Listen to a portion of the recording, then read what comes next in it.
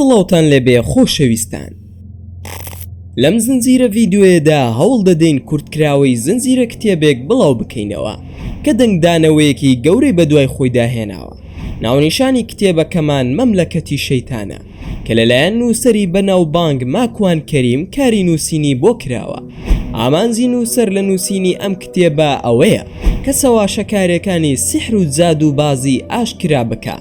هەروەها ئەم کتێبەی نووسەر باسی کۆمەڵێک ڕووداوی زۆر سیر لە خۆ دەگرێ کە خودی کەسایەتی ماکوان کەریم بەشداری مەیدانی لەم ڕووداوانەدا کردووە و لە کتێبەکەشیدا بۆمانی باز دەکا کە چۆن مامەڵەی لەگەڵ شەیتان و جنۆکەکان کردووە، هەروەها چۆن توانیوێتی ئەو سیحرانە بەتاڵ بکاتەوە کە لە خۆی و کەسانی چواردەوری کراوە و زۆر بابەتی تریش کە نووسەر لە کتێبەکەیدا ئاماژەیان پێدەکا.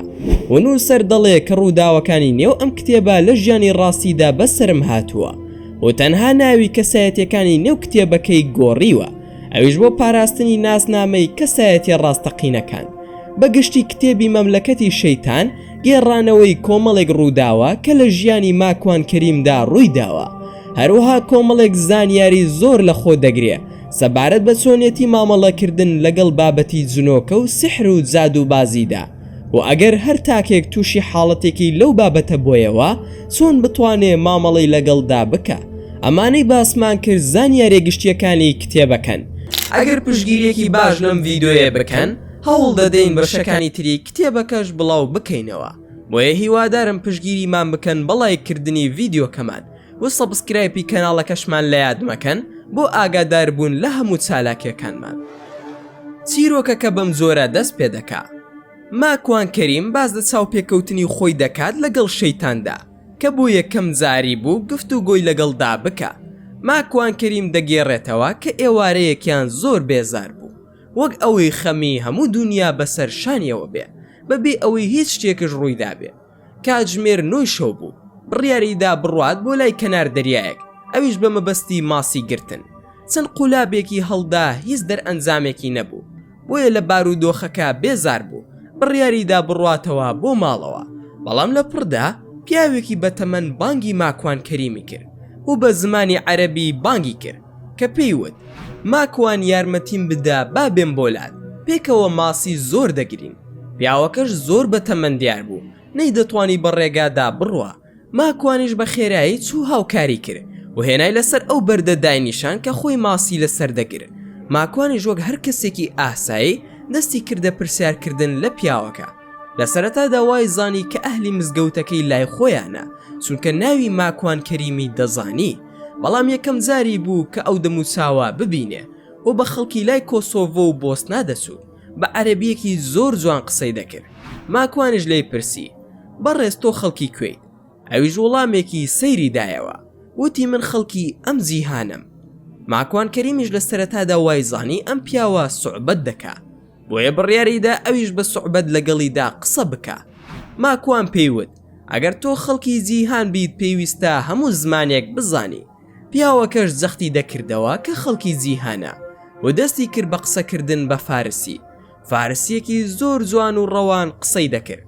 ماکوانیش ئەم شتەی بەلاوە سیر بوو، پێیوت دیارە تۆ خەڵکی ئەهوازی ئێرانیت وا بەم زۆرە بە عەرەبی و فارسی قسە دەکەی. پیاوەکەش دووبارە جەختی لەوە کردەوە کە خەڵکی جیهانە.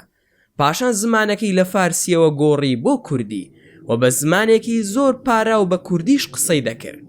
ماکوانیش سەری لێ شێوا بوو، نەی دەزانی ئەم کابرایە کێیە و چۆن ئەم هەموو زمانە بەم شێوەیە دەزانێ.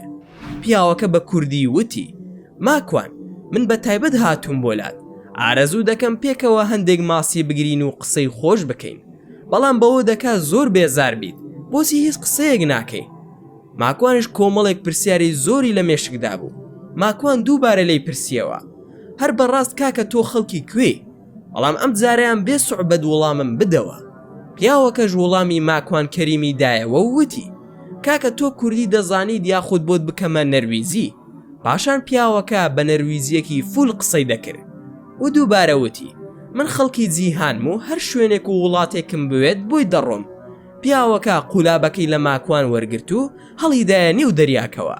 دواتر بە ماکوانی وت خۆت قولابەکە ڕاکێشە، من پشتم دێشێت ناتوانم ڕایکێشم. ماکوان قولابەکەی ڕاکێشا بینی زۆر قورس بوو. پیاوەکەش وتی دووسێ هاوڕێی خۆمەمم ناردۆتە ناو دەریاکە تا باشترین ماسیەکانت بۆ بهێنن. ماکوانش قولابەکەی ڕاکێشا بینی ماسیەکی گەورە دەرچوو و ماکوان تووشی شۆک ببوو چونکە پێش ئەوە چەندین خولەک بە دیار قولابەکەوە دانیشتە بوو و هیچ ماسیەکشی نەگرت.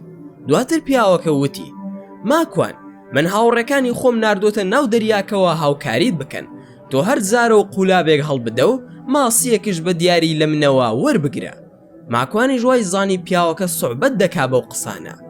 بەڵام سەیرەکە لەوەدا بوو ماکوان قولابەکەی هەڵدایەوە و ڕاستەوخۆ ماسیەکی تریشی کرد و بۆ جاری سێم قولابی هەڵدا دیسان ماسیەکی تریشی کرد. زیاتر لە 10 جار قولابی هەڵدا و بە بەردەوامی ماسی دەگرت. پیاوەکەش لە بەردەم خۆیەوە دەیوت ڕازید ماکوان یاخۆ زیاترت دەوێ. ماکوانش تووشی شۆک ببوو بەم ڕووداوە. دیسان لە کابراکەی پرسیەوە و گوتی بیکە بە خاتری خوا تۆکەیت تۆ تا ئێستا ناوی خۆتت پێم نەوتووە و نازانم خەڵکی چ وڵاتێکیت. پیاوەکەش لە وەڵامدا وتی من دۆستی هەمووتانم. ناوی منتان ناوە شەیتان. من ئەو شەیتانم کە ئێوە باسی دەکەن. ماکوانش کاتێک ئەم قسەی بیست ترسا بەڵام دەیویست وا خۆی نیشان بدا کە ترسی پێوە دیار نییە. بە کابراکەی وت مامە تۆ بەم تەمەنە پیرێتەوە هێندە لە وڵاتانە ماویتەوە پێدەسێت شێت بوو بێتی. ئێستا هاتووی هاوشێوەی شەیتان ڕەفتار دەکەی؟ پیاوەکەش وتی ماکوان تۆ پەروەردگارت بڕوان پێ ناکەیت؟ ماکوانش وتی نەخێر بڕوان بە قسەکانت نییە بگرە گاڵتە جاڕین بە قسەکان شت دێ تەنها پێم بڵێ من لەکوێ دەناسی. پیاوەکەش وتی ناسینی تۆ بۆ من ئاسانە بەس گرنگ ئەوەیە تۆ بزانی من کێم. ماکوانێژ وتی باشە مادام جەنابتان کێن. ئەویش دووبارە وتی من شەیتانم. ماکوانیش وەڵامەکانی ئەم پیاوەی زۆر بەلاوە سیر بوو. پێیوت باشە ئەگەر شەیتانیش بیت ئێستا دەردەکەوێت کە ڕاستەکەیت یاخودنا. ماکوان کەریم قولابەکەی هەڵدایەوە ناو ئاوەکە و دەستی کرد بە خوێندنی ئایەتل کورسی. لە دڵی خۆیدا وتی ئەگەر ئەم پیاوە شەیتانیش بێ ئەوە بەم ئایەتە پێویستان نەمێنێ. ماکوان دەڵێت گەشمە نیوەی ئایەتل کورسی کاتێک ئاوڕمدایەوە بینیم پیاوەکە دیار نەما بوو. چەندێک هاوارم کرد کە زوڵامی نەدایەوە. ماکوان کاتێک بینی پیاوەکە دیار نەما بوو ڕاستە و خۆترسا. وتی ئەم پیاوە هەر بەڕاستی شەیتان بوو قسەی لەگەڵم دەکرد. دواتر ماکوان شوێنەکەی بەجێهێشت و بەردەوام ئایەتی خوێن تا گەیشتەوە ماڵەوە چونکە هەستی بە ترس کردبوو. پاشان ماکوان کەریم گەڕایەوە ماڵەوە و زۆر بار و دۆخی تێکچ بوو. هاوسەرەکەی پرسیاری لێکرد و وتی ماکوان خۆ هیچ ڕووی نەداوە بۆچی ڕنگ و ڕوود گۆڕاوە. ماکوانیش باسی هیچ شتێکی بۆی نەکرد تەنها وتی کەمێک ماندووم و پێویستیم بە پشووە. دواتر ڕۆشە ژوورەکەی خۆی و لە بەردەم کۆمپیوتەرەکەی دانیش. پاشان لە گۆگڵ گەڕانی بۆ بابەتی جنۆکە کرد تا بتوانێت زانیاریان دەربارە کۆ بکاتەوە. چەندین سەرچاوی جیاوازی خوێندەوە و لە یوتیوب تەماشای چەندین گفتار و ڤیدیۆی جیاوازی کرد لە بارەیانەوە. ئەو ڕووداوەی کە بەسەری داهاتبوو تەواوی مێشکی داگیر کردبوو. ڕۆژێکیان ماکوان دووبارە بڕیاریدا بچێتەوە بۆ ئەو کەنار دەریایی کە چاوی بە شەیتان کەوتبوو تێیدا. پاشان ڕۆشتەوە بۆ هەمان شوێن. لەویانە کاتێکی زۆری بەسەر بر بە دیار ماسی گرتنەوە. وەکو خۆی دەڵێ نزیکی کیلۆی گوڵە بە ڕۆژەم خوار بە دیار ماسی گرتنەوە. بەڵام هیچ ماسیەکم نەگرت و هیچ کەسێکش دیار نەبوو. بەڵام ئەو بابەتە وەکو گرەیەکی لێ هاتبوو لە لای ماکوان. بۆیە بڕیاریدا شوێنەکە بەجێ نەهێڵێت تا ئەو کابرایە نەبینێتەوە. بۆ ماوەی 4 کاتژمێر لەو شوێنە دانیشتە بوو. پاشان هەستی بە ماندووبوون کرد. دواتر ماکوان بیری لەوە دەکردەوە کە ئەگەری هەیە تووشی نەخۆشی دەرونی بوو بێ. بۆیە زوو پرسیاری گشتی لە خۆی دەکرد کە پەیوەندی بە ژمێریاری و فیزیایی و ئاینی و بابەتی ترەوە هەبوو و زوو بابەتەکانشی دەگۆڕی و ئەوەی دڵنیابێت لەوەی کە هیچ کێشەیەکی دەرونی نییە. پاشان ئەو ڕۆژە ماکوان گەڕایەوە ماڵ بەبێ ئەوەی کابراکە ببینێتەوە. بەڵام وازی لەو بابەتە نەهێنا. چەند ڕۆژێکی تر گەڕایەوە بۆ هەمان شوێن تا دووبارە چاوی بە پیاوەکە بکەوێتەوە و ئەو جارەیان خێزانەکەی و منداڵەکانی خۆشی بردبوو بۆ کەنار دەریاکە. تەماشای کرد کابراکە لەسەر بەردێک لە نزیک کەناری دەریاکە دانیشتووە کە 6 بۆ 7 مەتر لە ماکوانەوە دوور بوو و دانیشت بوو خەریکی ماسی گرتن بوو. ماکوانیش ڕاستەوخۆ بە دەنگی بەرز بانگی دەکرد. یەکەم جار بە عەرەبی بانگی کرد و پێیوت ئەبوو ئیبلیس. بەڵام ئەو وەڵامی نەدایەوە. پاشان ماکوان بە فارسی بانگی کرد و وتی: ئاغای ئیبلیس خستە نەباشی. کابراکەش تەماشای ماکوانی ئەکرد و هیچ وەڵامێکی نەدەدایەوە. خێزانەکەی ماکوانیش پرسیاری لێکرد کە ئایا تۆ ئەو کەسە دەناسید یاخود نا. ماکوانیش وتی: بەڵێ دەیناسم، هاوڕێمە. خێزانەکەشی وتی: ئەگەر هاوڕێتە بۆچی وەڵامت ناداتەوە؟ لی گەڕێ و خەریکی ماسی گرتنی خۆت بە. ماکوانیش چەندین قولاپی هەڵدا، هیچ ماسیەکی نەدەگرت، بەڵام پیاوەکەی تر لە هەڵدانی هەر قولاپێکدا ماسیەکی دەگرت. خێزانەکەی ماکوانیش زوو دەیوت: تەماشای ئەو پیاوە بکە، چەند زوو ماسی دەگرێت. ماکوانیش هیچ ئارامێکی نەما، بڕیاریدا بچێ بۆ لای پیاوەکە و قسەی لەگەڵدا بکە. ماکوان ڕۆژ بۆ لای پیاوەکە و چەقۆیەکی بەرامبەری دەرکرد. پاشان چەند هەڕەشەیەکی لە کابراکە کرد و پێیوت: بۆچی بانگت دەکەم و هیچ وەڵامێک نادەیتەوە؟ کابراکەش دووبارە وەڵامی ماکوانی نەدایەوە. ماکوان لەو شوێنە نەڕۆیشت و چاوەڕێی وەڵامی دەکرد لێی. نیو کاتژمێر زیاتر لە تەنیشتی بوو، هیچ قسەیەکی ناکرد و نزیکەی 40 ماسیشی گرتە بوو. پاشان دوای کەمێک ڕووی لە ماکوان کرد و بە نەرویزی وتی: ئەو ماسیانی گرتومە هەمووی بەرە بۆ خۆت، من نامەوێ. ماکوانیش زۆر تووڕە بوو، زنێوێکی پێیدا و وتی: بۆچی بە کوردی قسە ناکەی؟ ئەی تۆ کوردیت نەدەزانی؟ پاشان کابراکە کە خۆی بە شەیتان دەناسان بە کوردی قسەی کرد و وتی: خێزانەکەت هیچ لەباری منەوە دەزانێت؟ ماکوانیش وتی: نەخێر، هیچ نازانێ. شەیتانیش وتی: بۆیە خۆم تێنەگەیاندی، دەمزانی کە بە شوێنمدا دەگەڕێی. سبەینێ لە قاوەخانەیەکدا دەنیشین و قسە دەکەین، بەڵام نابێ کەس بزانێ. و ناو نیشانی قاوەخانەکەی بە ماکوان کەریمدا. ماکوانیش داوای ژمارەی مۆبایلەکەی لێکرد، بەڵام شەیتان وتی: من بڕوام بە مۆبایل نییە و هەڵی ناگرم. پاشان شەیتان هەڵسا و جێگاکەی بەجێهێش و هەموو ماسیەکانی بۆ ماکوان کەریم بەجێهێشت تا بیباتەوە ماڵەوە. خێزانەکەی ماکوانیش وتی: ماڵی ئەو کابرایە ئاوا بێ، هەموو ماسیەکانی پێمان بەخشی، بەوە دەکات دەست و دڵی زۆر باش بێ. بەڵام لە ماکوانی پرسی کە بۆچی کابراکە خۆی ماسیەکانی نەبردەوە. ماکوانیش وتی: ئەو کابرایە موزەمی دەکەی ماسی زۆری تێدایە، بڕیاریدا ئەم ماسیانی کە گرتوێتی هەمووی بە ئێمە بدا. بەم شێوەیەش ماکوان و خێزانەکەی گەڕانەوە بۆ ماڵەوە و ماکوان کەریم بڕیاریدا سەردانی ئەو قاوەخانەیە بکە کە شەیتان ناونیشانەکەی پێدا بوو. دانیشتنی ماکوان و شەیتان پێکەوە بۆ یەکەمین جار.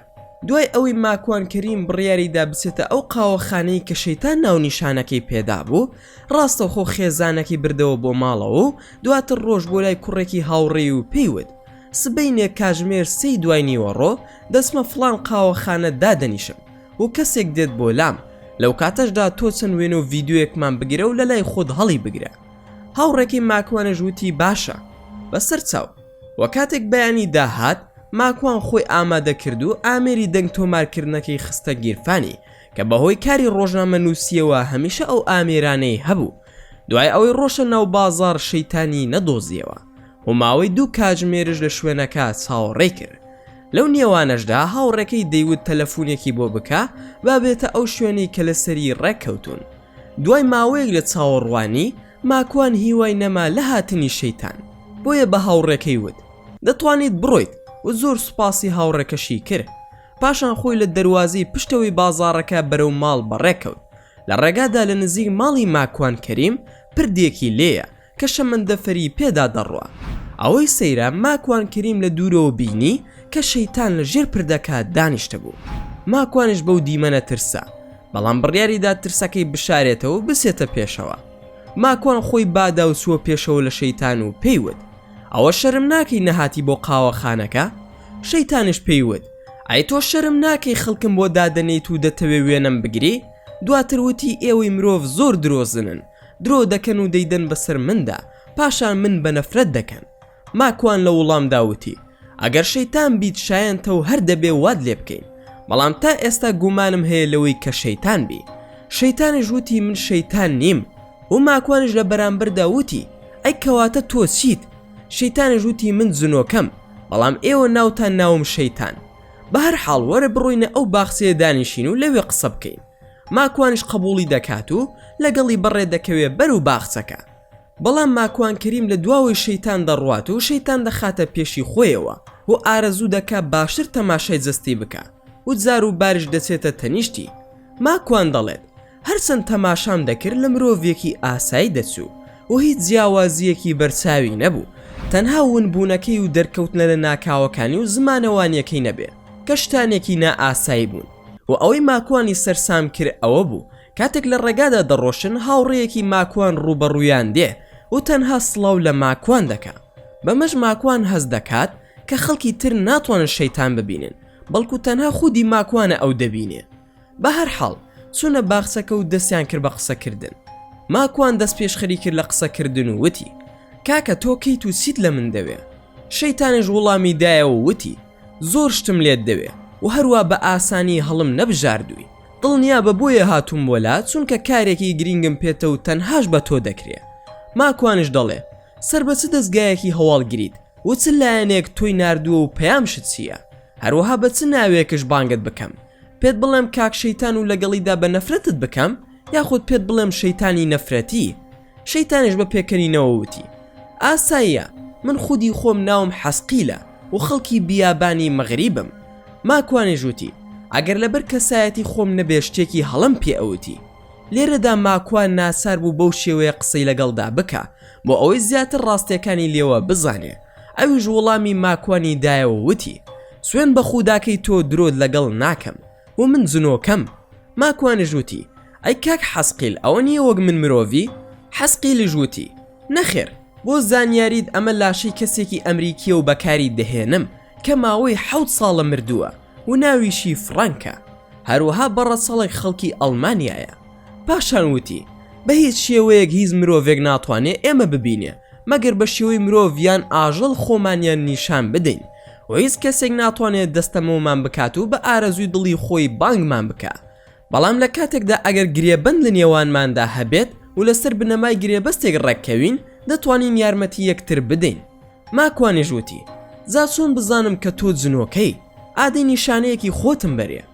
حەسقیل وتی: لە ڕاستیدا من جنۆکە نیم و من لە عەشیرەتێکی ترم بە ناوی عەفریت. ماکوانێ ژووتی: باشە کاک حەسقیل، ئایا عیفریت چییە و چیم پێدەکرێ بۆت؟ و بەو بۆنەیەوە ئایا تۆ موسڵمانی یاخود نا؟ حەسقیلش لە وەڵامدا وتی: ماکوانگیان، ئەزانم زۆر قورسە باوەڕکردن چونکە تۆ مرۆڤی و من شەیتانم و پەیمانێک لە نێوان من و ئەواندا هەیە و لەبەر ئەوەی تۆ ئیمانداری بۆیە بۆلات هاتووم تاوەکو ئەو پەیمان نامەیە هەڵبوەشێنیتەوە و منیش لە بەرامبەردا موسڵمان دەبم. پاشان ماکوان ئاوڕیدایەوە و تەماشای بەنزینخانەیەکی کرد کە لێوەی نزیک بوو. بینی حەسقیل لە سەربانی بەنزینخانەکە وەستا بوو، بەڵام دوای چەند چرکەیەک هاتەوە تەنیش ماکوان و وتی: تەماشای ئەو کڵێسایی ئەو لا بکە.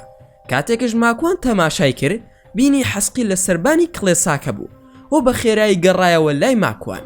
ئەمەش لە کاتێکدا بوو کە دووری ماکوان لە بەنزینخانەکە و کڵێساکە چەند کیلۆمەترێک دەبوو. ماکوان سەری سوورما و وتی: ئایا تۆ ساحیری دیاخود چی و هەروەها چیت لە من دەوێ؟ خێرا پێم بڵێ. حەسقیل ژووتی: ماکوان، تۆ هەندێک زانستت لایە پێویستە فێرم بکەی، منش هەندێک زانستم لایە فێرت دەکەم و لەوانەشە ببمە موسڵمانیش. ماکوانی ژووتی: باشە چی و چیت دەوێ؟ حەسقیل ژووتی: کتێبێکت دەدەمێ و زانستەکە لەوەدایە. ماکوان ژووتی: ئەی زانستەکەی من چییە تاوەکو پێتی بدەم؟ بەڵام حەسقیل وتی: جارێک کاتی نەهاتووە و لە کاتی خۆیدا پێتی دەڵێم و کتێبێکی لە پشتی دەرهێنا کە وەکو ماکوان باسی لێوە دەکا بە پێی دێڕەکانی لە کتێبێکی زۆر کۆن دەچوو. دواتر کوردێکی ڕۆژ هەڵات ماکوان دەبینێت و پێی دەڵێ: کاک ماکوان، خێرە بە تەنها لێرە دانیشتووی؟ ماکوانیش وەڵامی دەداتەوە و دەڵێت: قوربان، ئارەزووی شعرم هەبوو بۆیە حەزم کرد بێمە ئەم سروشتە و ئەو ئیلهامە شعرەی لە دڵ و دەروونمدایە دەری ببڕم.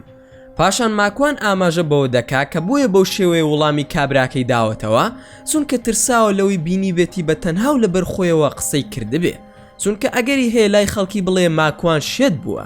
بە هەر حاڵ هاوڕێکەی وتی: لە ڕاستیدا هیچ کارێکم پێ نەبوو، تەنها ویستم سڵاوێکت لێ بکەم.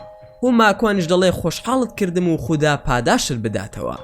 دوای ئەوە کابراکە ڕۆشت و حەسقیلش دیار نەما بوو، بۆیە ماکوان نەیتوانی کتێبەکەی لێوەربگرێ. ماکوانش نەی دەزانی هاوار بکە یاخۆ چی بکە بۆ ئەوەی حەسقیل دووبارە دەربکەوێتەوە. ئەمەش بۆ خۆی خەمێکی تری بۆ ماکوان دروست کرد. بە هەر حاڵ ماکوان گەڕایەوە ماڵەوە و بۆ بەیانی پێویست بوو بسێتە سەر کارەکەی. کارەکەشی خۆی لە خۆیدا ترسناک بوو چونکە شوێنی سەربڕینی قەل و مریشک بوو. ماکوانش پێویست بوو ئامێرەکان پاک بکاتەوە سەر لە نوێ پرۆگرامی بکاتەوە بۆ ئەوەی ئامادە بن بۆ ڕۆژی دواتر. شوێنی کارەکەش نزیکەی کاتژمێرێک بە ئۆتۆمبیل لە ماڵەکەیەوە دوور بوو کە دەکەوێتە ناوچەی میسن لە نەرویج.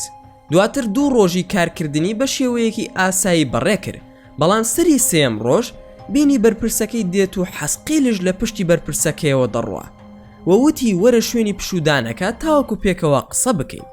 بەرپرسەکەی ماکوان هاتوو وتی ماکوان هیچ شتێکت پێویست نییە؟ ماکوانش وتی ناتەنها خۆشیت ماندووم و دەچم پشوێک دەدەم. بەڕێوبەرەکەشی وتی کارێکی باش دەکەی.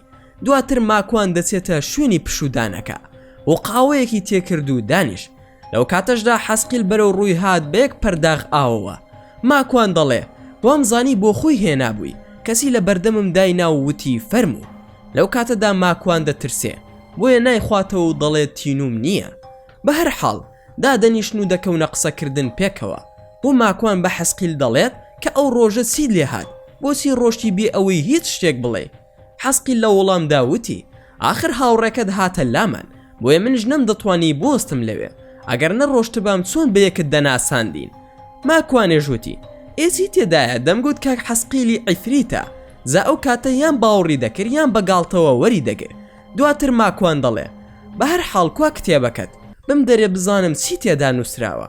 حەسقیلی ژووتی من کتێبەکەت ئەدەمێ بەڵام دەبێ بیخوێنیتەوە. ماکوانێژ وتی قابی لە پاقلەی تێدا بفرۆشم بێگومان هەردەی خوێنمەوە مەگەر کتێب بۆ خوێندنەوە نییە.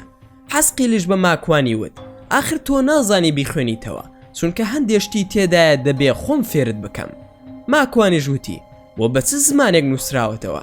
حەسقیل وڵامی دایە و وتی ئەم کتێبە بە چ زمانێک دەتەوێ هەیە. دواتر کتێبەکەی لە پشتی دەرهێنا و کتێبەکەشی وشەی عەرەبی و کوردی تێدا بوو. ئەمە ژواتای ئەوەیە زۆربەی کتێبەکە نووسین بوو لەگەڵ ژمارەش بەسەر و هەڵگەڕاوی. ماکوان لەو کاتەدا هیچ مانە و مەفهومێکی لە کتێبەکە بەدی نەکرد بۆیە ویستی دەستی لێ بدات و بیخوێنێتەوە، بەڵام حەسقیل نەیهێش دەستی بگاتێ بۆ هەڵی گرت و نای بە سنگەوە. دواتر بە ماکوانی وت ناماکوان بدەمێ یاخود لای خۆم بێت هەمان شتە و تۆش لی تێناگەی چونکە پێویستە خۆم فێری خوێندنەوەی کتێبەکەت بکەم. ماکوان وتی کتێبی چی؟ ئەو هەموو پیتە بەسەر یەکەوەی ئەڵی شەڕەپشیلەیە. ماکوان هەندێک گوشەی عەرەبی لە کتێبەکە بەدی کرد و وای زانی قورئانە، بەڵام لی دڵنیا نەبوو. لەو کاتەشدا حەسقیل دەیوت کتێبەکەت پێ نادەم چونکە پێشتر دەبێت زانستەکەت فێر بکەم. ماکوانیش وتی باشە قەیسێکە فێرم بکە. حەسقیل وتی مەرزێکم هەیە بەرامبەر فێرکردنت و مەرزەکەشم ئەوەیە کە هەرچیم پێوتی دەبێ بە قسەم بکەیت و نابێ لە قسەکانم دەربچی. ماکوان وەڵامی دەداتەوە و دەڵێ ئاخر چۆن تۆ هەرسی بڵێ بە قسەت بکەم، بەتایبەت ئەگەر کوفر بوو یا خوشتی ناشەرعی بوو، بۆیە بە دڵنیاییەوە بە قسەت ناکەم و هەرچیم بوێ لە خودای گەورەی داوا دەکەم. لە ڕاستیدا تۆ چی تاوەکوشتم بۆ بکەی؟ حەسقیل ژووتی ئاخ ماکوان لە دەست تۆ ها بیگرە خۆت بیخوێنەوە بزانە چی تێدایە، بەڵام لە کاتی گوێگرتن لە مۆسیقا بیخوێنەوە و ئەگەر شتێک تێنەگەشتی بە خۆم بڵێ بۆتی ڕوون دەکەمەوە و هەر کاتێک پێویست بە من بوو بانگم بکە، بەڵام لە کاتی بانگکردنم بڵێ حەسقیلی کوڕی سومیا وەرە لام، منش بە ناوی باو باپیرانتەوە بانگت دەکەم و تۆش بە زووی وەڵامم بدەوە، ئیتر منش دێمە لات، بەڵام با کتێبەکە هیچ کەس نەیبینێ. ماکوانیش وتی باشە، بەڵام من بە ناوی خودای گەورە خەڵک بانگ دەکەم نەک بە ناوی باو باپیرانی. لێرەدا ماکوان لە دڵی خۆی داوای دانابوو کە کتێبەکەی لێوەربگرێت و پیشانی کەسانی شارەزای بدا. بە هەر حاڵ لەم قسانەدا بوون لە ناکاو هاوکارەکانی ماکوان خۆیان کرد بە ژووری پشووەکەدا کە یەکێکیان کوڕێکی عێراقی بوو، ئەوەی تریان کوڕێکی فەڵەستینی بوو کە کوڕە عێراقێکە ناوی ماجید بوو. یەکسەر دەستیدایە پەرداخە ئاوەکە و خواردیەوە و بە ماکوانی ود ئەو ئاوە چەند سارد و خۆش بوو، ئەو ئاوت لەکوێ هێنابوو. دواتر کوڕە عێراقیەکە بەدەم گۆرانی کازم ساهیرەوە سەمای دەکرد، پاشان دەستێکی بۆ ماکوان بادا و بە هێواشی بە ماکوانی ود دەتبینمەوە. کوڕە فەڵەستینەکەش ناوی تەها بوو، هەروەها بە ماکوانی ود ماکوان نوێژەکانمان بکەین بە کۆمەڵ لەبەر ئەوەی کاتی نوێژی عەسرە. نوێژەکانیان بە کۆمەڵ کردو، پاشان ماکوان گەڕایەوە سەر کارەکەی خۆی، بەڵام ئەو کتێبە بووە مەراقی مێشکی و ئەو شەوە خەوی لێ نەکەوت، بۆیە بەیانەکەی پەیوەندی کرد بە کوڕێکی هاوڕێی لە ئۆسلۆ. پاشان بە هاوڕێکەی وت کێ شارەزایە لە بواری جنۆکە و سحر و ئەو بابەتانە؟ هاوڕێکەشی وتی ماکوان کەسێکەیە لە شارەکەی خۆت و ناوی عەلیە و خەڵکی یەمەنە و زۆر شارەزایە لەو بوارەدا کە ئەمەی ود ماکوان زۆر دڵخۆش بوو چونکە کارەکەی ئاسانتر بوو و ژمارەی تەلەفۆن و ئەدرێسەکەی وەرگر و دواتر پەیوەندی بە عەلیەوە کرد و کاتێکیان دانا بۆ ئەوەی لە مزگەوت یەکتر ببین و قسە بکەن. ماکوانش دەڵێ لە کاتی دیاریکراودا گەشمە مزگەوتەکە و چاوم بە عەلی کەوت و کاتێک بینیم بۆم دەرکەوت کە ناسیاوی خۆمە و پێشتر تەعاروفمان کردبوو بەڵام زۆر تێکەڵ نەبووین پێکەوە. ماکوان دەڵێ عەلی کەسێکی زۆر خۆشەویست و میهرەبانە بەو پێی خەڵکی یەمەنە چونکە سروشتی خەڵکی یەمەن بەو شێوەیەیە و زۆر میهرەبانن لەگەڵ یەکتردا و هەردەم پێدەکەنن بەڕووی هاوڕێکانیان. بە هەر حاڵ ماکوان بابەتەکەی بۆ گێڕایەوە بەڵام عەلی سەری داخست. بۆیە ماکوان دەڵێ لە دڵی خۆم داوتم بەخوا باوەڕم پێ ناکات و دەڵێت ئەم کابرایە شێت بووە. پاشان عەلی سەری بەرز کردەوە و گوتی هیچی لە کتێبەکەی خوێندەوە یاخود نا؟ ماکوان وتی نەخێر هیچم لی نەخوێندەوە، هەر نەیهێش کتێبەکە بخوێنمەوە بەپەلە لی سندم. عەلیش لە خۆشیدا 3000 وتی ئەحسەنت واتە ئافەرم و پاشان زۆر سوپاسی خودای کرد. ماکوانش وتی چییە ئەبوو حەسەن؟ ئەبوو حەسەن وتی ئەبوو ئەنا باشت کردوونەت خوێندۆتەوە چونکە ئەو ویستویەتی سحرت لێ بکە و ئەگەر بتخوێندایەتەوە بە هۆکاری ئەو خوێندنەوەیە سحری لێ دەکرد و دەچووە ناو جەستت. بزانە کام ساحیریان شەیتان نردویانە بۆ ئەوی بسێتە ناو لاشەتەوە. پێشتر هەوڵی داوە بێتە ناو لاشت بەڵام نەیتوانیوە بێتە ناو لاشت، ئەویش بۆ ئەوەی تووشی سەر ئێشە و ناڕەحەتی دەرونیت بکە. ئەوە قڕینەکەتە یاخود پەیوەندی بە قڕینەکەتەوە هەیە. ماکوانیش وتی قەرین چییە؟ منت ترساند ئەبوو حەسەن، زابۆچی سحرم لێ دەکەن؟ ئیشی چییە لە ناو جەستەی من؟ ئەبوو حەسەنیش وتی بزانە کێ نردوێتی تا ئەو کارە بکە. ئەگەر ویستت دەیستوێنین یان ڕاوی دەنین یاخود هەوڵ بدە بزانە نایکیتە موسڵمان، ئەی نازانی چ ئاینێکی هەیە؟ نەسڕانیە یاخود یەهودیە یان لە شەیتانە؟ ماکوان وڵامی دایەوە وتی نازانم چونکە ئەو پرسیارانەم لێی نەکردووە. ئەبوو حەسەنیش وتی ناوی نازانی چییە ئەو جنۆکەیە؟ ماکوانیش وتی با خۆی وتی کە ناوی حەسقیلە. ئەبوو حەسەنیش وتی ڕاست دەکەی بیرم چوو ئەو ناوە لەوانەیە جوولەکە بێ، مەرجش نییە چونکە ناوی سەیر و سەمەرەیان هەیە. بە هەر حاڵ تۆ هەموو شەوێک پێش خەوتن ئایەتل کورسی بخوێنە و 100 جاریش بڵێ لا إله إلا الله وحده لا شريك له له الملك وله الحمد يحيي ويميت وهو على كل شيء قدير. هەوڵ بدە سەرەتای سوورەتی ئەلبەقەرە بخوێنە تا ئایەتی 24 یاخود تا ئایەتی 30. ئەمانە بکە پارێزراو دەبی، بەڵام ئەگەر هاتەوە نە هیچی بدەرێ و نە هیچشی لێوەربگرە و هیچ خواردن و خواردنەوەیەکش بەدەستی مەخۆ. ماکوانیش وتی باشە کاک عەلیگیان ئەو وشە نهێنیە چییە کە داوێتی پێم؟ حەسقیلی کوڕی سومیا ئایا بە ناوی باپیرانیەوە بانگی بکەم دێت بۆ لام؟ ئەبوو حەسەنیش وتی لەوانەیە بێت بۆلات، ئەو دەیەوێت تووشی شیرکت بکات و خۆی بنوێنێ و دەیەوێت خۆی وانیشان بدا کە لە بەردەستتدا موسەخەر دەبێ، بەڵام ئاگادار بە ئەوان زۆر درۆزن و هەمیشەش درۆ دەکەن. ئەو دەیەوێت هەڵت بخەڵەتێنێت و بۆ کارێک بەکارت بهێنێ و دواتر بسێتە ناو لاشت یاخود تووشی سەرعەت بکە. ماکوانیش وتی سەرع چییە؟ واتای سەر ئێشەیە یاخود چی؟ ئەبوو حەسەنیش وتی بەڵێ سەر ئێشەیە، بەڵام سەر ئێشەیەکی قورسە کە هیچ دکتۆر و دەرمانێک ناتوانێت چارەی بکە، تاوەکو خۆیان لە بەردەستی خۆیاندا دەستە مۆت دەکەن و کە ئیشی کوفر و تاوانت پێ دەکەن سەر ئێشەکەت چاک دەکەن و جاری وا هەیە لە دڵەوە کوفرت پێ دەکەن. دواتر ئەبوو حەسەن دەڵێ ئەی نەتزانی نێرەیان مەیە؟ ماکوانیش وڵام دەداتەوە دەڵێ وەکو باسم کرد لەسەر شێوەی پیاو هات. دواتر لی دەپرسێ کە ئایا جنۆکە نێرومەی هەیە یاخود نا؟ ئەبوو حەسەن لە وڵامدا دەڵێت بەڵێ هەیانە.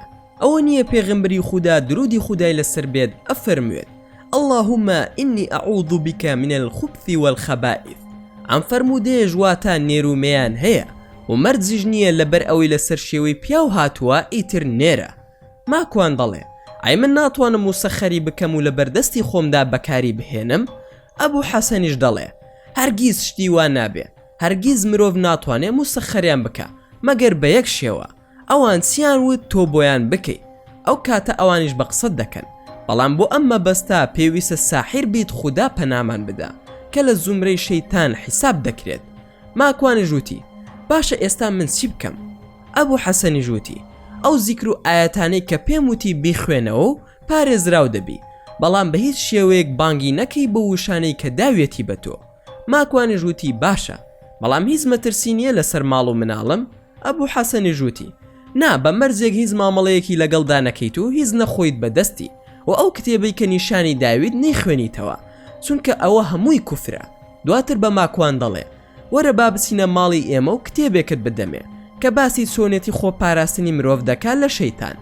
ماکوانیش لەگەڵی ڕۆشت و کتێبەکەی وەرگر کە ناوی وقایەت الئینسان من الجن والشیاطین بوو کە نووسەرەکەی وحید عەبدولسەلام بالی بوو.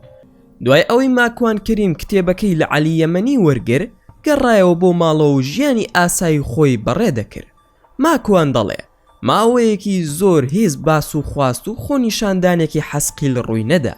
هەروەها ڕەوشەکە زۆر ئاسایی بوو لە لام و بەفرێکی زۆریش باری بوو، بە جۆرێک جادەکەی خلیسک کرده بوو. و ڕۆژێکیان کاتێک لە کار دەگەڕامەوە لە ڕێگادا کۆنتڕۆڵی نازنامەی شۆفێری دانرا بوو و ئۆتۆمبیلەکان دوا بە دوای یەکتر ڕیزیان بەستە بوو و زۆر بە هێواشی دەجوڵان.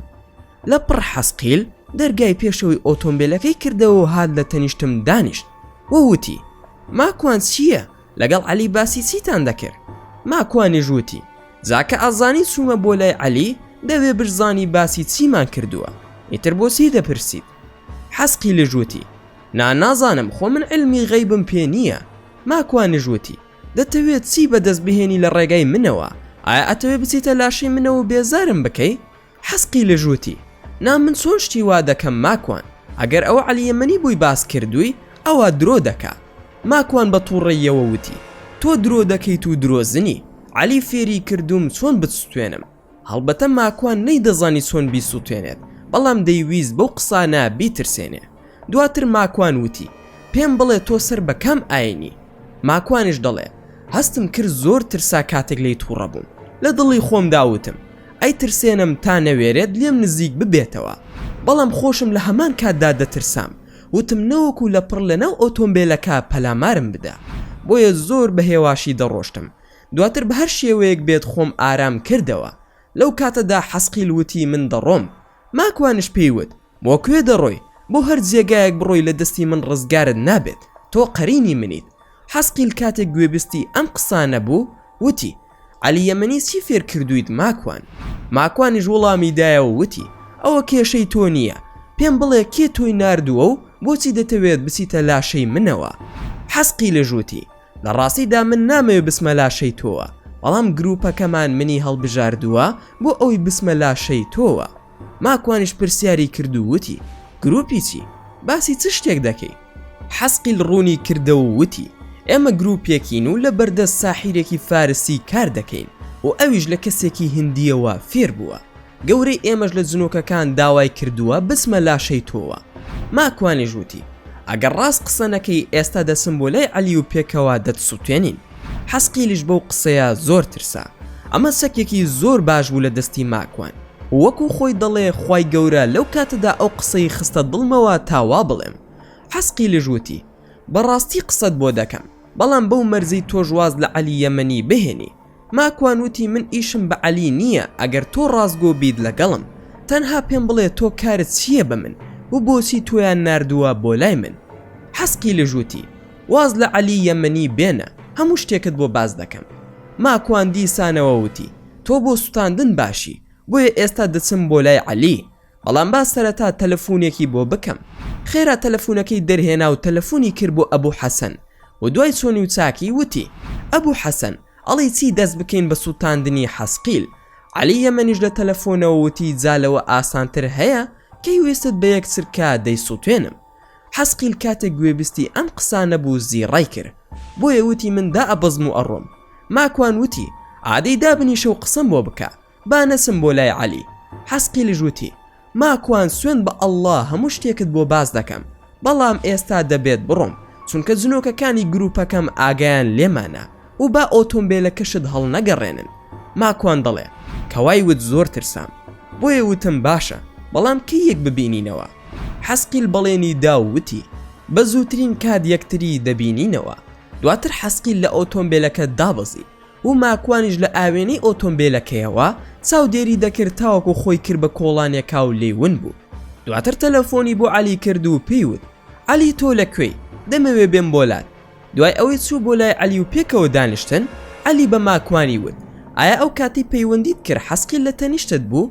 ماکوانیش وەڵامی دایەوە وتی: بەڵێ لە تەنیشتم بوو. دواتر عەلی وتی: هەستم کرد کە لە تەنیشتتە، بۆیە بەو شێوەیە قسەم دەکرد. دواتر ماکوان وتی: ئەبوو حەسەن، حەسقی لە هەڕەشەی کرد و وتی: دەتوانین ئۆتۆمبیلەکەت وەربگەڕێنین. عەلی یەمەنیش وتی: ناتوانن، ئەوە تەنها درۆ دەکەن، لەبەر ئەوەی تۆ هیچت بەدەستیان نەخواردووە و هیچ شت لێیان وەرنەگرتووە، بەو شێوەیە تۆ تەڵسیم نەکراوی تا توانایان بەسەرتدا هەبێ. ماکوانیش وتی: با ماسیم لیان وەرگرتووە و ژەمێکم لێی خواردووە و ئەوی تریش لە موزەمی دەدایە. عەلی وتی: شتێک کە ساغ بێت دەسەڵاتیان بەسەریدا نییە مەگەر تام و بۆنی بگۆڕن. ئاساییە خواردنی کاڵ ناتوانن دەستکاری بکەن وەک گۆشتی حەیوان و مریشک و ماسی و هەتا دوایی. ماکوان وتی: ئای چ شتێک دەتوانن کاریگەری بکەنە سەر؟ عەلی لە وەڵامدا وتی: هەموو جۆرە مەشروبێک و سرکە و تورشیات و خواردنی کوڵاوی سەردانە پۆشراو، هەروەها خواردنی کۆن وەک شەربەتی کۆن، واتە هەر شتێک کە لە ئەسڵی خۆی دەرچوو بێ. ماکوان وتی: کەواتە ماسی ئاساییە؟ ئەویش وەڵامی دایە و وتی: بەڵێ ئاساییە. هەرچەندە عەلی یەمەنی وتی ئاساییە، بەڵام ماکوان دەڵێ کاتێک گەڕامەوە بۆ ماڵ هەموو ماسیەکانم فڕێدا. بە هەر حاڵ عەلی وتی: وە زانیاریت ئەوان زۆر ترسنۆکن و لە مرۆڤەکانیش دەترسن و هیچ توانە و دەسەڵاتێکیان بەسەر مرۆڤ نییە مەگەر مرۆڤەکان خۆیان بواریان بۆ بکەنەوە و دەسەڵاتیان پێ بدەن. ماکوانیش وتی: بە چ شێوەیەک بواریان بۆ ئەکرێتەوە؟ عەلی لە وەڵام داوتی: بە هەڵواسینی وێنەی ڕوت لە ماڵدا و گوێگرتن لە گۆرانی و مۆسیقا بە زۆری و نەکردنی نوێژ و زیکر نەکردنی خودای گەورە، هەروەها ترسان لە جنۆکە و باوێشکدان و دەستنەگرتن بە دەمتەوە لە هەمان کاتدا نەوتنی ئەعوذ بالله من الشەیطان الرەجیم لەگەڵ پژمین و نەوتنی ئەلحەمدولله، سیرکردنی فلیمی ڕوت و شت خواردن و خواردنەوە لە توالێت، ناشکوری کردن و هەروەها سوپاسی خودای گەورەش نەکەی و لەسەر نان خواردن بسم اللهش نەکەی، زنێودان بە دایک و باوکی خەڵکی یاخو شەڕەت زنێوی نێوان خەڵکی، ئەمانە و زۆر شتی دیکە هەمویان بوار بۆ جنۆکە دەکەنەوە کە بە ئاسانی بێنە ناو جەستەی ئەو مرۆڤەی کە ئەو تایبەتمەندیانەی تێدایە. ماکوانیش وتی: جا عەلی گیان، بە قسەی تۆ بێت جنۆکە لە ناو لاشەی ئەو خەڵکە دووگۆڵی دەکا، کێ هەیە یەک دوانێک لەو سیفاتانەی تیان نەبێ؟ ئاخر با تۆزێک واقعی بین، خۆ من ئەو شتانشم تێدا نییە، کەسی هاتووە بۆم. عەلیش بە پێکەنینەوە وتی: مانای ئەوە نییە هەر کەسێک ئەو کارانەی کرد ئیتر یەکسەر بچێتە لاشەیەوە، بەڵکو ئەگەر بە زۆری بەردەوام بن لەسەر ئەو کارانە جنۆکە ئاسانتر دەتوانێت بچێتە لاشەیانەوە. گرنگترین شت ئەوەیە کە بەردەوامی هەبێت لەو کارانەدا. مەرجژ نییە هەموو جنۆکە و شەیتانێکەش بچێتە ناو لاشەی خەڵکیەوە. بابەتی چوونە ناو لاشەی خەڵکیەوە کارێکی هەروە ئاسان نییە بۆ ئەوان، بگیرە قورسترین کارە و زۆر پێیان ناخۆشە، چونکە زۆر ئازاری ئەوان دەدا. ماکوانیش وتی: باشە گریمان وا هاتە لاشەی منەوە، ئای ئەگەر ئەو تەحەکوم بکات و من بۆ خۆی مسەخەر بکە، ئای قەزا و قەدەری خودای گەورە چی بەسەر دێ؟ یاخود من تاوانم نییە لەو حاڵەتەدا ئەگەر کاری خراپەش بکەم لە دەسەڵاتی مندا نییە، وایە یان نا؟ یان با بڵین ئەگەر جنۆکە لە لەشی مندا بێت لە ڕووی شەرعیەوە ئەحکامی لەسەردا ئەمەزرێت، چونکە لەو کاتەدا من کارە خراپەکانم نەکردووە بەڵکو جنۆکەکانن کردویانە. بۆ نمونە ئەگەر ئۆتۆمبیلەکەم بفرۆشم ئەو فرۆشتنە باتڵە، یاخود خودای گەورە لە قورئاندا دەفەرموێت ئەو کەسانی کە ڕیبا دەخۆن شەیتان چۆتە لەشیانەوە. خودای گەورە لە سوورەتی بەقەرە لە ئاەتی ژمارە 275 دەفەرموێت: واتە ئەوانەی کە سوود دەخۆن هەڵس و کەوتیان وەک ئەو کەسە وایە کە شەیتان دەستی لێوەشان دەبێت، هەر لە دونیادا سروشتی نین و لە قیامەتشدا وەک شێت دەبن، چونکە ئەوان دەڵێن کڕین و فرۆشتن وەک سوو وایە، لە حاڵەتێکدا کە خودای گەورە کڕین و فرۆشتنی حەڵال کردووە و سوشی حرام کردووە. جا ئەوەی ئامۆژگاری پەروەردگاری پێگەیشت و وازی هێنا ئەوەی دەستی کەوتووە بۆ خۆی و کاری لێپرسینەوەشی دەکەوێتە لای خوددا، بەڵام ئەوەی دەست بکاتەوە بە سوخۆری ئەوانە جێنشینی ناو دۆزەخن و ژیانی هەمیشەیی تیادا دەبەنە سەر. ئەی ئەمەیان چییە و چۆن تەفسیری دەکەی کاک عەلی؟ یاخود پێغەمبەری خوددا درودی خودای لەسەر بێت دەفەرمێت: شەیتان بەناو دەمار و خوێنی مرۆڤدا دێت و دەڕوا. ئەی ئەمەیانم چۆن بۆ تەفسیر دەکەی؟ یاخود دەمەوێت بزانم کە ئایا جنۆکەکان تەنها دەچنە لاشەی موسڵمانانەوە ئەی بۆ ناسنە لاشەی خەڵکی ترەوە واتە بێزگە لە موسڵمان بۆچی ناچێتە ناو لاشەی کافرێک یان مولحیدێک و هەتا دوایی؟ ئەی خودای گەورە لە قورئاندا نافەرموێت کە شەیتان هیچ دەسەڵاتێکی نییە بەسەرتاندا کە تەنها وەسوەسە و گومانتان لەلا دروست دەکا. ئەی ئەمە مانای ئەوە نییە کە هیچ توانە و دەسەڵاتێکی نییە؟ ماکوان کەریم دەڵێ لە دوای ئەوەی کۆمەڵێک پرسیارم ئاراستی عەلی کرد، عەلی هەوڵیدا وەڵامی یەک بە یەکی پرسیارەکانم بداتەوە، بەڵام دیار بوو نەیدەویست لە خۆیەوە وەڵام بداتەوە. بۆیە ڕۆیشتە لای کۆمپیوتەرەکەی و هەندێک کاتی بەسەر برد. منیش بە دیاریەوە دانیشت بووم. دواتر عەلی وتی بۆ وەڵامی پرسیارەکانت شتێکم دەستکەوتووە لە کتێبخانەی شامیلەدا لە کتێبێک بە ناوی عالم الجنی والشەیاطین لەلایەن دکتۆر عومەر سولەیمان ئەلئەشقەر نووسراوە. یەکەم پرسیارت کرد دەربارەی ئەوەی کە قەزا و قەدەری خودای گەورە ڕۆڵی چی دەبێت لە کاتی چوونە ژوورەوەی جنۆکە بۆ ناو لەش. لە وەڵامدا دەڵێم بە پشتیوانی خودای گەورە ئەوەی کە ڕوودەدا بۆ خۆی قەزا و قەدەری خودای گەورەیە. قەزا واتە دروستکردن و بنیاندان و قەدەریش واتە ڕوودان. ئەو کەسی کە دەبێتە هۆی ڕوودانەکە مرۆڤەکە خۆیەتی یاخود بەهۆی دووریەتی لە خودای گەورە یاخود بەهۆی نەزانیەتی لە زانستی شەرعی. بۆیە تووشی ئەو قەدەرە دەبێت کە خۆی قەزای کردووە. پاشان بە هیچ شێوەیەک مرۆڤی موسڵمان مسەخەر نابێ بۆ جنۆکە و شەیتان مەگەر خۆی ئەو شتەی بوێت و لە تاوانەوە مسەخەری بکەن بۆ خۆشیەکانی خۆی. بەو جۆرە دەکەوێتە دەست شەیتانەوە. دووەمیش دەپرسیت من تاوانم چیە لەو حاڵەتەدا ئەگەر بێنە ناو لاشم؟ ئایا ئەگەر کاری خراپەش بکەم لە دەسەڵاتی مندا نییە؟ لە وەڵامدا دەڵێم بە هۆکاری تاوان و خراپەکاری مرۆڤەکان خۆیانەوە ئەو کارەیان توش دەبێت کەواتە خۆی بەرپرسە لەو حاڵەتە چونکە مرۆڤەکە هەنگاوی هەڵهێناوەتەوە بۆ ئەوەی جنۆکە بچێتە ناو لاشەی. ئەی بۆچی ناسێتە ناو لاشی موسڵمانێکی پابەند بە دینی خودای گەورەوە؟ سێمیش دەپرسیت ئەگەر جنۆکە بێتە لاشی منەوە ئەحکامی شەرعیم لەسەردا ئەمەزرێت یاخود نا؟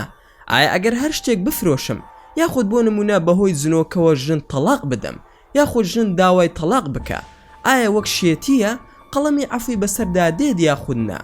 لە وەڵامی ئەم پرسیارشدا بە پشتیوانی خودای گەورە دەڵێم هەموو ئەحکامێکی لەسەردا دەمەزرێ چونکە مرۆڤەکە کاتێک ئەمری پێدەکەن ئاگای لە خۆیەتی و خاوەن توانای تەواوە بەڵام هەر هۆکارەکەی خۆیەتی کە کەوتۆتە ئەو بارە ناڕەحەت و ئازارە دەرونیە ناخۆشەوە چونکە شەیتان و جنۆکە کافرەکان بە دوو شێوە کار دەکەن. یەکەم جار بە وەسوەسە، دواتر لە ڕێگەی مەسەوە واتە چوونە ناو لاشەوە، دواتریش بە سەڕع یان ئازار و نەخۆشی زۆر کە زۆر زار مرۆڤەکە بە قسەیان ناکە. ئەوانیش لە بەرامبەردا تووشی ئەو ناڕەحەتیانەی دەکەن. تەنانەت هەندێک لە موسڵمانان ئەم سێ قۆناغەی کاری جنۆکە و شەیتانەکان لە یەکتری جیان ناکاتەوە بەڵکو هەمووی هەر بە وەسوەسە دەزانێ. بەڵام لە ڕاستیدا کارەکانی ئەوان قۆناغ بە قۆناغن و تا کۆتاییەکەی بە کافرکردنی کەسەکە کۆتایی دێ یاخود دەیکەنە ساحیر. سەرەتا لە ڕێگەی وەسوەسەوە وا لە کەسەکە دەکەن نوێژ نەکە، پاشان وای لێ دێ ڕۆژوو ناگرێت و قورئانیش ناخوێنێ و بە نیەتێکی پاک زیکری خودای گەورە ناکە. هەموو کارێکی بێشەرعیش دەکات و کارە ناشەرعیەکانش بۆ خۆی دەشەرعێنێت کە ئەمانەش هۆکارن بۆ خراپ بوون کەواتە خودی مرۆڤەکە تاوانبارە چونکە بەدەمی داواکاریەکانی ئەوانەوە دەچێت و بە قسەیان دەکا. چوارەم شتیش نمونەی ئەو ئاەتەی هێنایەوە کە خودای گەورە دەفەرموێت واتە ئەوانەی کە سوود دەخۆن و هەڵسو کەوتیان وەک ئەو کەسەوایە کە شەیتان دەسی لێوەشان دەبێت هەر لە دنیادا سروشتینین و لە قیامەتشدا وەک شێت دەبن چونکە ئەوان دەڵێن کڕین و فرۆشتن وەک سوو وایە لە حاڵەتێکدا کە خودای گەورە کڕین و فرۆشتنی حەڵال کردووە و سووی حرام کردووە. جا ئەوەی ئامۆژگاری پەروەردگاری پێگەیشت و وازی هێنا ئەوەی دەستی کەوتووە بۆ خۆی و کاری لێپرسینەوەشی دەکەوێتە لای خوددا، بەڵام ئەوەی دەست بکاتەوە بە سوخۆری ئەوانە جێنشینی ناو دۆزەخن و ژیانی هەمیشەی تیادا دەبەنە سەر. کەواتە وەک ئەوان وایە نەک حاڵەتەکە لەوانیشدا بێت چونکە بوارە دەرونیەکە قورسە کە وەکو نەخۆش هەژماریان دەکا. پێنجەمیش پرسیارت کرد کە ئایا شەیتان بەناو لاشی مرۆڤدا دەڕوات یاخود نا؟ لە وەڵامدا دەڵێم پێغەمبەری خوددا درودی خودای لەسەر بێ واقیعەکەمان بۆ ڕوون دەکاتەوە کە دەچێتە ناو لاشی مرۆڤ و وەک خوێن بەناو دەمارەکانیدا دەڕوا و بە خوێندنی زیکر و ڕوقیەی شەرعی دەڕوا کەواتە دەبێت جیاوازی لە نێوان دوو بواردا بکرێ ئەوانش وەسوسە کە شەیتان دروستی دەکا و چوونە ناو لەشەوە کە وەک خوێن بە دەمارەکاندا دەڕوا لە کاتێکدا کە مرۆڤ دوورە لە ئاینی خودای گەورە. شەشەمیش دەپرسی کە بۆچی هەردەچنە ناو لاشەی موسڵمانەوە. لە وەڵامدا دەڵێم وانە بەڵکو دەچنە ناو لاشەی هەر مرۆڤێکی لاوازەوە، جا موسڵمانە یان مولحیدە یاخود یەهودیە یان نەسڕانیە، ئەوان ڕقیان لە مرۆڤە چونکە ژیانی مرۆڤیان خۆش ناوێ. دەتوانی تەماشای یوتیوب بکەی، سەدان بەرنامەی تێدایە بە زمان و ئاینە جیاوازەکانەوە کە جن چۆتە لاشەی مرۆڤانێک کە موسڵمانیش نین و زۆرترین حاڵەتیش لە ئەوروپایە. حوتەمیش دەپرسی کە خودای گەورە دەفەرموێت شەیتان هیچ دەسەڵاتێکی نییە بەسەر مرۆڤەکاندا. لە وەڵامی ئەوەشدا دەڵێم لە ڕاستیدا وایە هیچ دەسەڵاتێکی نییە، ئەویش ئەگەر مرۆڤەکە خۆی بواریان بۆ نەکاتەوە، چونکە مرۆڤەکان خۆیان ئەو دەسەڵاتە ئەدەنە دەست شەیتانەکان کە کۆنتڕۆڵیان بکە. هەروەک خۆت ئاەتەکەت باس کرد کە خودای گەورە لە قورئاندا ئەفەرمێت خودای گەورە ئاگاداری کردوینەتەوە کە کامە چاکەیە و کامە خراپەیە و کامە حەڵاڵە و کامە خراپە. ئێمە خۆمان ئەنجامیان دەدەین و شەیتانیش ئیشی جوانکردنێتی، ئێمەش بەدەمیەوە دەچین و خۆمان دەسەڵاتی ئەدەینێ و بە قسەی دەکەین. ماکوانیش بە عەلی وت بارەکە الله فیکم ئەخی عەلی، ئەم دوعایەشت بۆ دەکەم، جەزاکە الله خەیرەن وەرەزەقەکە طەیرەن وەزەوەجەکە من حور العین. دواتر عەلی بە ماکوانی وت ماکوان من دوو زنۆکەی موسڵمانی هاوڕێم هەیە، ئارەزوو دەکەی پێتی بناسێنم؟ ماکوانیش وتی زا ئێستا ژنۆری ئەمانن، عەلی گیان خۆمان ڕەفیقمان کەم نییە، ئەنجا بچین زنۆکەش بکەین بە هاوڕێمان، کورە من گیرم بەدەست دانەیەکەوە خواردووە، ئێستا تۆ دوانی ترم پێ دەناسێنی؟ عەلی ژوتی ماکوان ئەمانە موسڵمانن و زنۆکەی زۆر باش و بەڕێز و خواناسن و ئێمەیان زۆر خۆش دەوێ. ماکوانیش وتی دەی باشە با ئەوانیش بناسین، ئادەی بانگیان بکە. عەلی ژوتی ئەوان لێرە نین بەڵکو لە یەمەنن و دەبێت بڕۆین بۆ لایەن. ماکوانیش وتی باشتر عەلی گیان کە چووی بۆ لایەن سەلامی منیان پێ بگەێنە و من ئیشم پێیان نییە. عەلی یەمەنیش وتی ماکوان بڕوا بکە ناوچەکانی یەمەن دارستان و شاخاوین و زۆر لە نەروی جوانترن. ماکوانیش وتی عەلی گیان من نایم بۆ ئەوێ و بۆ خۆت بڕۆ، بەڵام پێویستەکە من لەم کاتەدا چی بکەم؟ عەلی لە وەڵامدا وتی تۆ هەمیشە بە چاکی زیکرەکانت بخوێنە و لە کاتی خەوتن ئایەتل کورسی بخوێنە و نوێژەکانت لە کاتی خۆیدا ئەنجام بدە، بە تایبەتی بەیانیان و عیشایان، بۆ جۆرە پشتیوان بە خودا پارێزراو دەبی لە شەیتانی گەورەش. دواتر ماکوان دەڵێ گەڕامەوە بۆ ماڵە و خەریکی ژیانی ئاسایی خۆم بووم و بۆ ماوەیەکی دوور و درێژ چاوم بە حەسقیل نەکەوت. دواتر بۆ ماوەی هەفتەیەک مۆڵەتم لە کارەکەم وەرگر چونکە هەندێک کاری تایبەتم هەبوو ئەنجامی بدەم. من زۆر بە دارستان و شاخ و سەردەریا ئارەزوومەندم و حەزم لە سروشتی خودای گەورەیە. ڕۆژێک نانم زۆر خواردبوو، بە خێزانشم وت کە زۆرم خواردووە، حەز دەکەم بڕۆم کەمێک بگەڕێم بەو دارستانانەدا، نایت بەیەکەوە بڕۆین؟ خێزانەکەی ماکوانیش وتی کە ئەمڕۆ کارم زۆرە و ناتوانم لەگەڵت بێم. ماکوان دەڵێ بە هەر حاڵ وردە وردە ڕێگام گرتە بەرو چوومە ناو دارستان بۆ ئەوەی بە پێ بگەڕێم، بەڵام سوبحان الله چیم بینی؟ هەرچی ئافرەتی جوان بوو لەناو ئەو دارستانەدا بوو، ئەهاتن و ئەڕۆشتن بەلامدا، یەک پیاوێکم نەبینی لە نێویاندا، بەڵکو هەمووی ئافرەتی ناسک و کچی شاز و نازدار و جوان و باڵا بەرز و نازەنین بوون، هەمووی بەنازەوە پێ ئەکەنین بەڕووندا. ماکوانیش وتی ئەی خوای پەروەردگار فریام کەویت، ئەم هەموو جوانیە چییە؟ کەش و هەوای ناو دارستان و بناری دۆڵەکە و دامێنی هەوردابووی لە زەوی و لە هەندێک شوێن بۆنی دارستان و ئەو هەموو سروشتە جوانە سەرسامی کردبووم، بەڵام ڕێگاکەم لێ هەڵە بوو، نەم دەزانی ڕۆ و کوێ بڕۆم. وتم با پرسیارێک لەم کسانە بکەم، بەڵام ماکوان نەیدەزانی کە ئەو کۆبوونەوەیە فیستیڤاڵە یاخودچی و بۆچی ئەو شوێنە بەو شێوەیە قەرەباڵغا. هەرچی هاوارم کرد بە نەرویزی هیچ وەڵامێک نەبوو. هەر نزیک دەبوومەوە لە یەکێک لەو کچانە ڕاستەوخۆ زیاتر لێم دوور دەکەوتەوە. بە ئینگلیزی هاوارم کرد کەس وەڵامی نەدامەوە. ئاسکەکان ڕەوەزیان دەکرد و کچەکان بریقەیان دەهات و جار و بار بە دەستی کچەکانەوە سەگی ڕەشم دەبینی. ئیتر زۆر ترسام و نەمدەزانی چی بکەم. ئەوەی بیرم بەلایدا نەدەڕۆژ قورئان خوێندن بوو.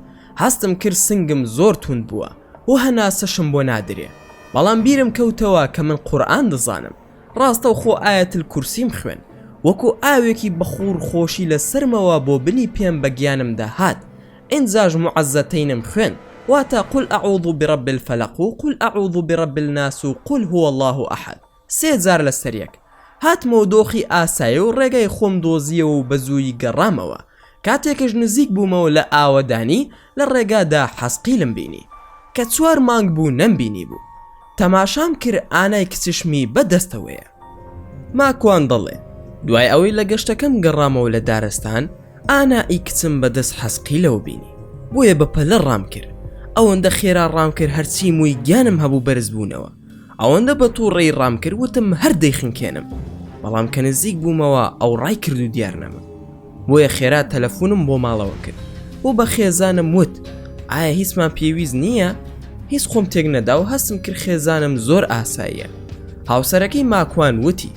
نەخێر هیچمان پێویست نییە ماکوانش وتی ئەی ئانا چی دەکا خێزانەکەی لە وەڵامدا وتی یاری دەکا ماکوانش وتی ئادەی بمدرێ با قسەی لەگەڵ بکەم دواتر ماکوان بە ئانایی وت هیچت ناوێ بۆت بکڕم ماکوانش بۆیە ئەو قسانەی دەکرد بۆ ئەوەی دڵنیا ببێتەوە لەوەی کە ئەو دیمەنی بینی بووی ڕاز نەبووە ئانا ئەوتی بابە بۆی نینۆکم دەوێ لەگەڵ کێکم دەوێت و دۆندرمەشم دەوێت لەگەڵ چەند شتێکی تریش ماکوانش وتی هەناسێکی خۆشیم هەڵکێشا و سوپاسی خودای گەورەم کرد و لە دڵی خۆمدا وتم من دەبێ پەیوەندی بکەمەوە بە عەلی یەمەنی بۆ ئەوەی ئەو ڕەوشم بۆ تەفسیر بکە چونکە هەر بەرگەی 2 جاری تری وا دەگرم دواتر تەلەفۆنم بۆ عەلی یەمەنی کرد بەڵام چەند زەنگم بۆی لێدا هەڵی نەگر دوای کەمێک نامەیەکی بۆ ناردم و وتی من لە یەمەنم ئەو مانگێکە گەڕاومەتەوە بۆ یەمەن و بەم نزیکانەش دەگەڕێمەوە ماکوان وەڵامی نامەکە دەداتەوە و دەڵێ باشە ژمارەکەی یەمەنتم دەرێ با پەیوەندیت پێوە بکەم عەلی لە وەڵامی نامەکەدا نووسی بووی من لە سعودیم و 2 ڕۆژی تر دەگەڕێمەوە بۆ یەمەن ئەو کاتە ژمارەکەی یەمەنت ئەدەمێ بەڵام ماکوان وتی ئیشم پێتا ژمارەکەی سعودیم بدەرێ و دەمەوێت قسەت لەگەڵ بکەم دوای ئەوەی ژمارەکەی بۆ ماکوان نار ماکوانش هەموو ئەو شتانی بۆ باس کرد کە بەسەری داهاتبوو لە بینینی ئاسک و ئافرەت و بینینی ئانایی کسی بەدەست جنۆکەوە عەلی لە وەڵامدا وتی زانیاریم نییە با بگەڕێمەوە قسەت لەگەڵ دەکەم ماکوان دەڵێ دوای ئەمە هیچ هیوایەکم نەما و نەمدەزانی چی بکەم ڕۆژان ڕۆشت و ژیانم ئاسایی دەبووە بەڵام ئێوارەیە کاتێک لە مزگەوت دەگەڕامەوە پیاوێکی نورانی بەجل و بەرگێکی سپیەوە هاتەلام دواتر وتی ماکوان کوڕم تۆ باشیت ماکوان لە وەسفی ئەو پیاوەدا دەڵێ ئەو دەم و چاوم تەنها لە فیلمی مێژووی دابینی بوو هەروە وەکو شتێکی خەیاڵی هاتە بەرساوم و لە کارکتری فیلمی عیسای کوڕی مەریەم دەچوو بە پیری پیاوەکە ڕیشی درێژ و سپی بوو هەروەها باڵای بەرز بوو قژی لەسەر شانی بوو لە هەمووی سەیرتر بە زمانی کوردی قسەی لەگەڵ دەکردم پیاوە نورانێکە وتی من یەکێکم لە پیاو چاکانی خودا و پێشتر بۆ باوک و باپیرانشت هاوکار بووین من لە مەودووە هەمیشە لەگەڵتدا دەبم بێخەم بە ناهێڵم هیچ کەس ئازارت بدا ماکوان دەڵێ کاتە قسەی لەگەڵ ئەکردم لە پڕ لە ڕێگا دیار نەما و منش لە خۆشیدا خەریب و سیارێک بم خات بە ژێرەوە 1000 جار سوپاسی خۆم کردووە و دەموت خوایە گیان سوپاس کە تۆ کەرامات بە من پێشان ئەدەی ئایا من گەیشتومەتە خاوەن ئەو ئاسەی کە ببمە خاوەن کەرامات لە ڕاستیدا زۆر دڵخۆش بووم و تامەزروی بینینەوەی ئەو پیاوە نورانیە بووم ئەی هاوار لەو خۆشی و ئیمانی لە دڵمدا دروست ببوو بۆ ڕۆژی دواتر پیاوە نورانیەکە گەڕایەوە لام بەڵام من دەچوم بۆ سەرچاکردن لە ناو بازار پیاوە نورانیەکە وتی ماکوان 2 کتێبم بۆ داناوی بە ناوی مەندەل و جەفرەش کەی کاتت بوو بیان خوێنەرەوە ماکوانش دەڵێت قوربان بەڕێز ناو چییە چۆن بانگی جەنابتان بکەم پیاوە نورانیەکە ناوم سەسیلی کوڕی لەیلامە ماکوان ئەی جەنابەت خەڵکی کوێیت سەسیل من کەسێکی ڕوحانیم وەک کەراماتێک خوددا ناردوومی بۆ لای تۆ ماکوان یاخوا بەخێربەی سەرچاوم بۆ من ئەوەندە کەسێکی باشم سەسیل وتی بەڵێ ماکوان تۆ یەکێکی لە ئەولیا و پیاو چاکانی خوا ماکوانش وتی خوای گەورە لێمان قبول بکە بەڵام من ئەقڵم نایبڕێ خۆم پیاو چاک بم سەسیلش وتی ماکوانی کوڕی ئامینە کتێبەکانت بدەمە بیخوێنیتەوە تا زیاتر باوەڕ بکەی؟ ماکوان وتی سەسیلی بەڕێز ئەو کتێبانە چین کە باسی دەکەی؟ سەسیل وتی ئەوانە دوو کتێبی کۆنی پیاو چاکانن بە ناوی مەندەل و جەفرەش، پارێزدەرت دەبن لە هەموو خراپەکاریەک و دەتوانی بەهۆیانەوە زۆر نهێنی ناو جیهانی ڕوحانی بزانی. ئەو کاتی کە ناوەڕۆکی ئەم کتێبانە زانی و خوێندتەوە بەدەیان خزمەتکار لە ڕوحانی لەگەڵت دەبن و خزمەتت دەکەن، زۆر دەوڵەمەند دەبی و هەموو کەس دەستت ماز دەکەن و دەبیتە گەورە و ئەولیا و شێخ و پیاو چاک و هەموو شتێکت دەبێت لەم دنیاەدا. لەم قسانەدا بوو کە بینیم دەبوو 12 کەس بەڕێز و بە ئەدەبەوە دەستیان لەسەر سکیان دانابوو و ڕوبەڕووی من وەستا بوون بە چوار دەورمدا. وتی ئەوانە هەمویان خزمەتکاری تۆن و لەگەڵتدا دەبن، بەڵام بە مەرجێک ئەو کتێبانە بخوێنیتەوە و خۆشم دەبما مامۆستان. بەڵام کاتێک کتێبەکانی پیشانی ماکواندا هەمان پەرتووکی حەسقیل بوو، هەمان خەت و خطوط و نووسین و ژمارەکان بوو.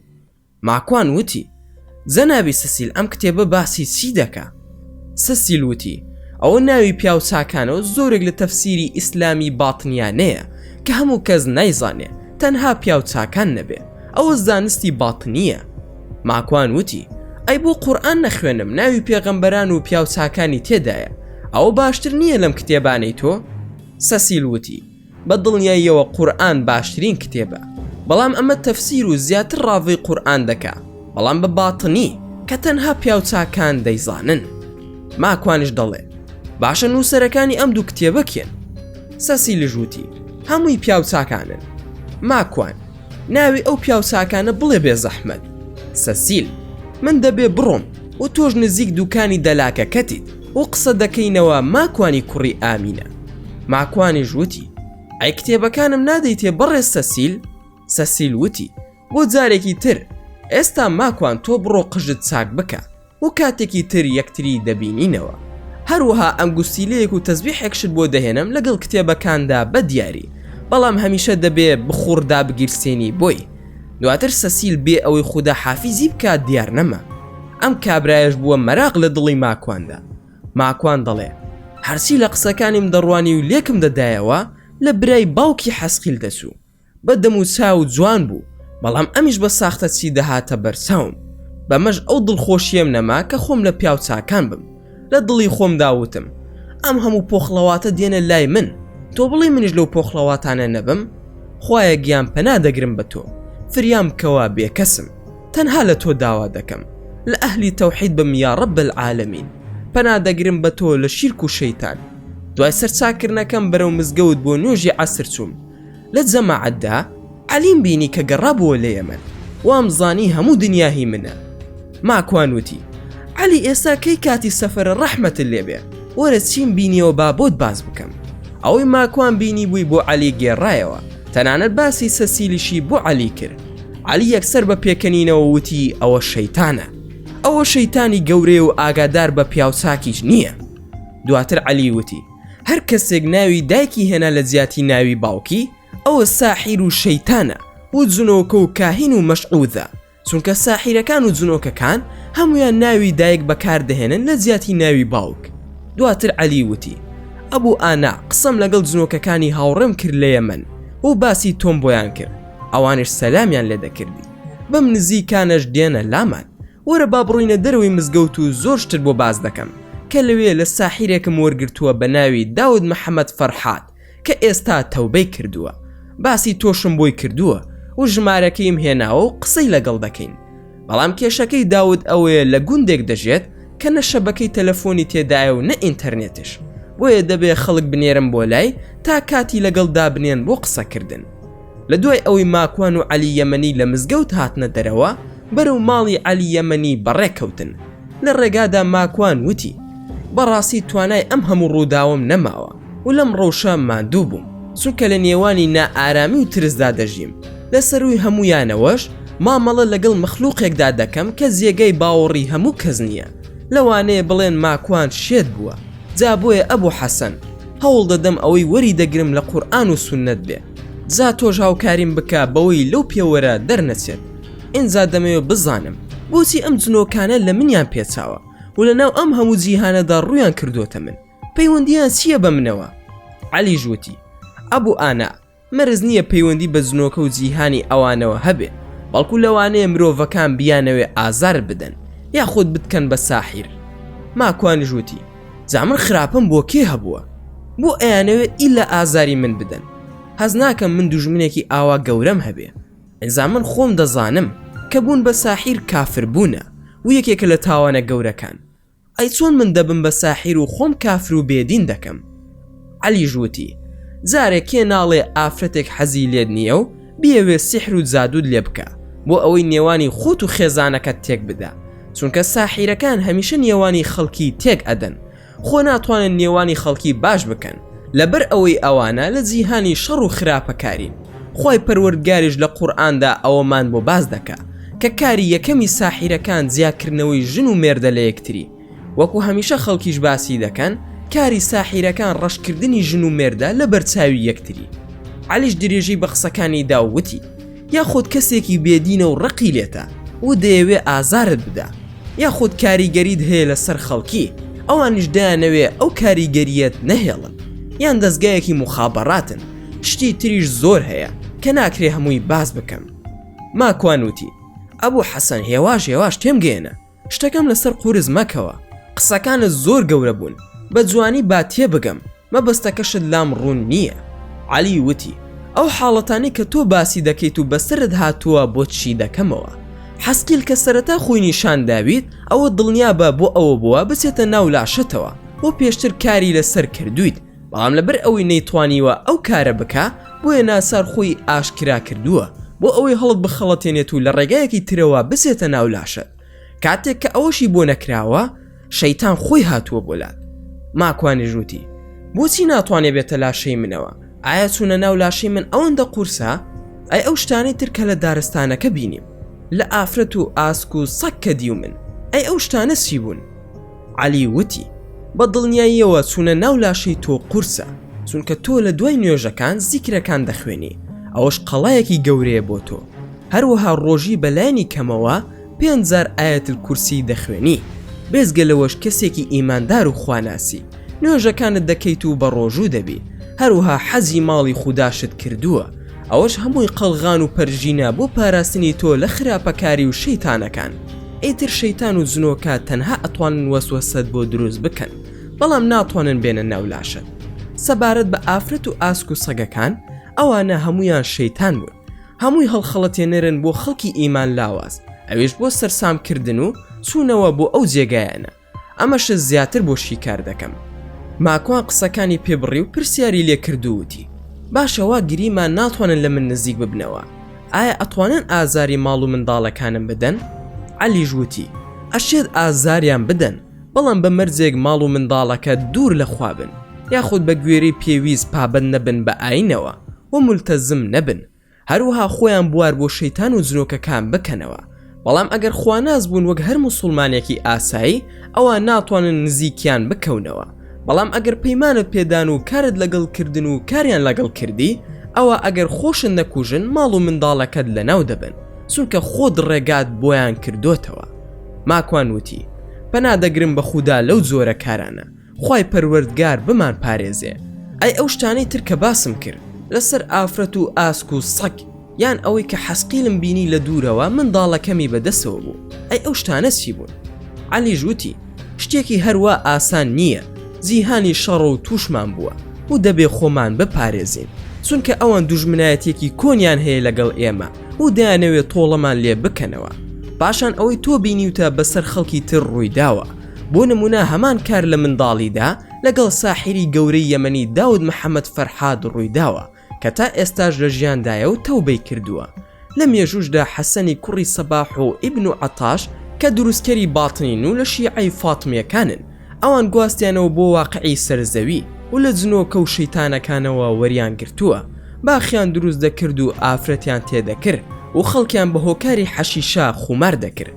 دەڵێن بۆ یەکەم زار گوڵی خاشخاش شیعەی فاتمی یان ئیسماعیلی یان شیعەی حیشاشی دۆزیانەوە، لە ڕاستیدا جنۆکەکان دۆزیانەوە کە ئیمامی غەزالی لە کتێبی فەضائح الباطنیە باسی لێوە کردوون، بەکاریان دەهێنا بۆ خومارکردن و سەرخۆشکردنی خەڵکی، ئەوێش بۆ ئەوەی هەرچی کاری پیاوکوشتن و تیرۆرە بیکەن و بە زووی بگەڕێنەوە بۆ ئەو باخە، چونکە حەشیشەیان لێ دەبڕا و نەیان دەتوانی لەو باخە دوور بکەونەوە، بۆ ئەویان بوو کە بچنە هەر جێگایەک بە زووی بگەڕێنەوە.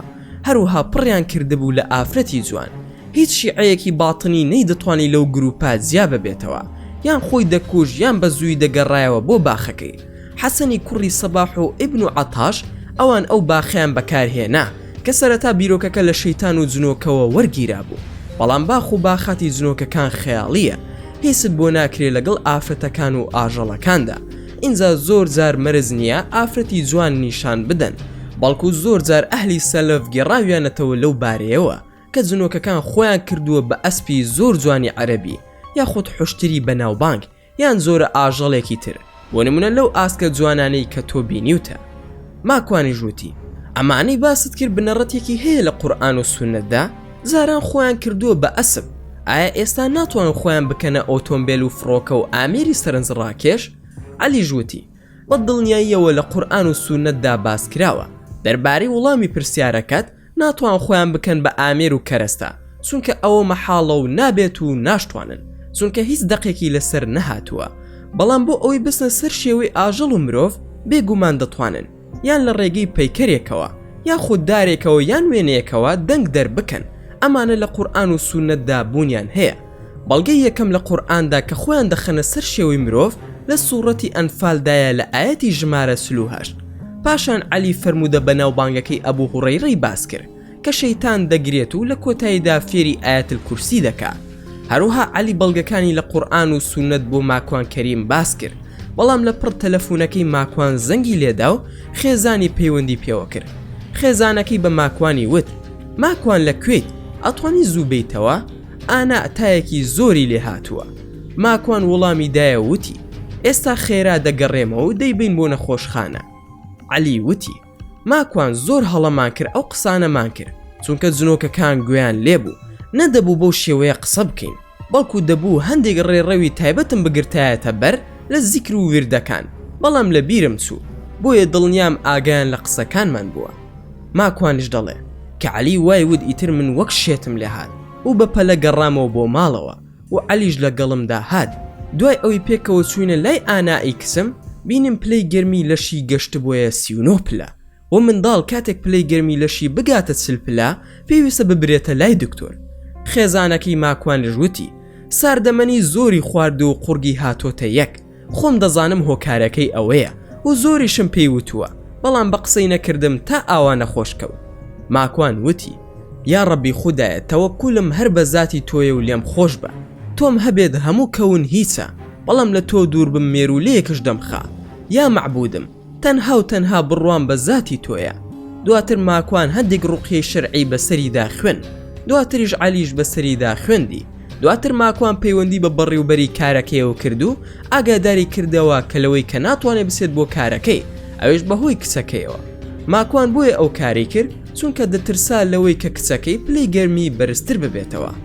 ماکوان دەڵێ سوپاس بۆ خوانی و کاژمێری نەبەر دوای ڕوقی شەرعەکەی من و عەلی شیفا بۆ کچەکەم هات لەلایەن پەروەردگاری شافیەوە و پاشانش دایکی شەربەتی تای پێدا.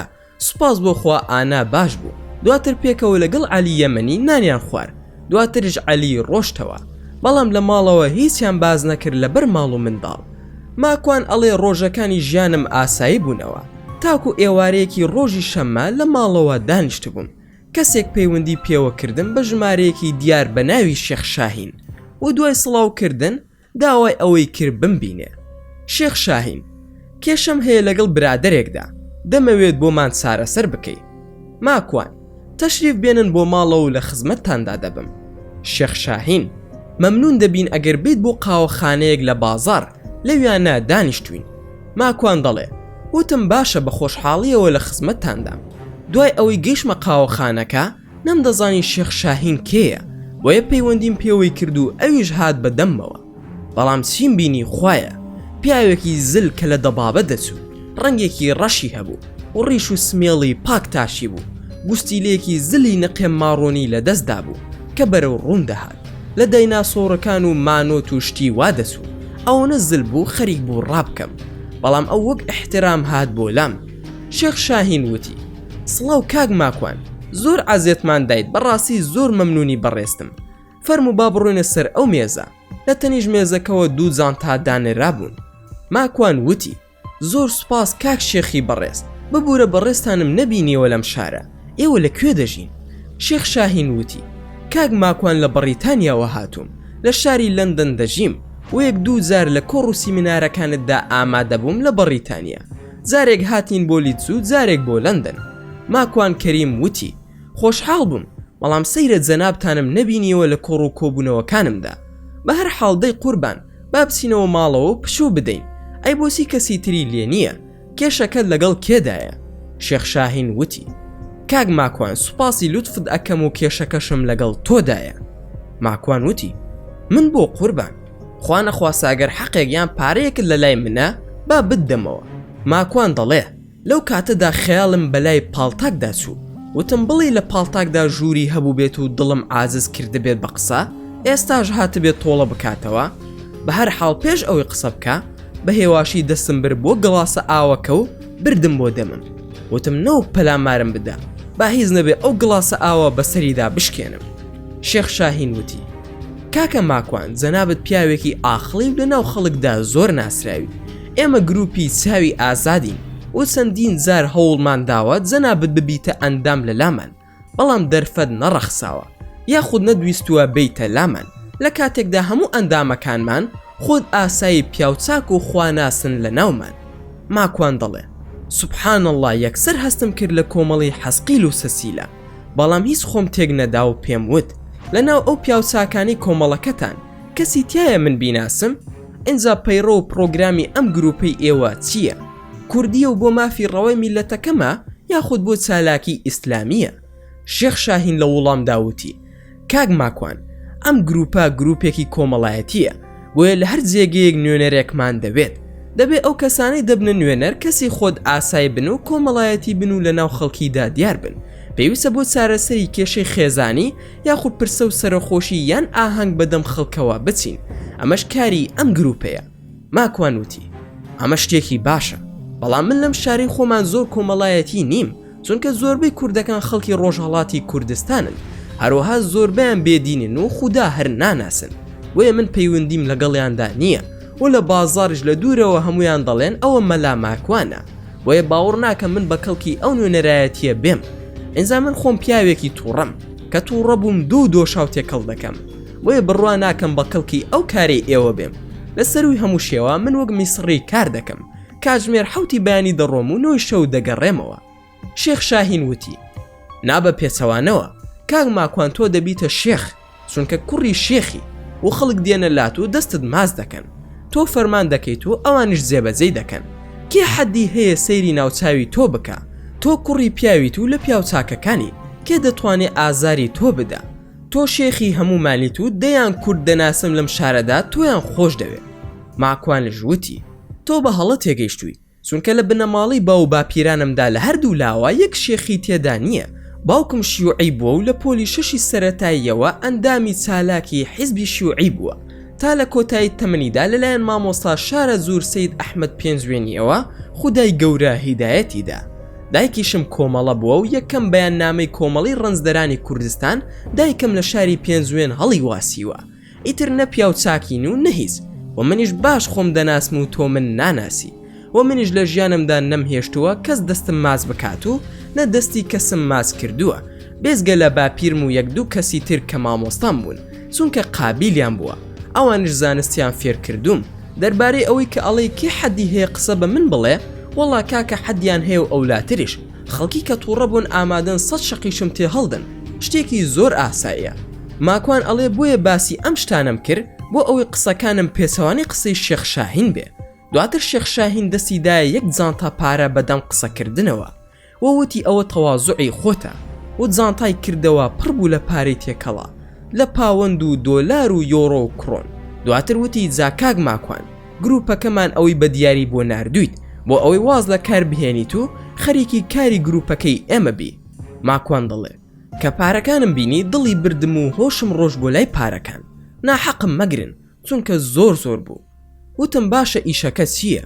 شێخ شاهین وتی شێخی گەورەمان پیاوی خواناس و خاوەن کەرامە سەسیل فێرت دەکا، ماکوان وتی ئەها ئەم پارەیە بۆ کڕینی دینەکەی منە بە ژیانەکەی ئێوە.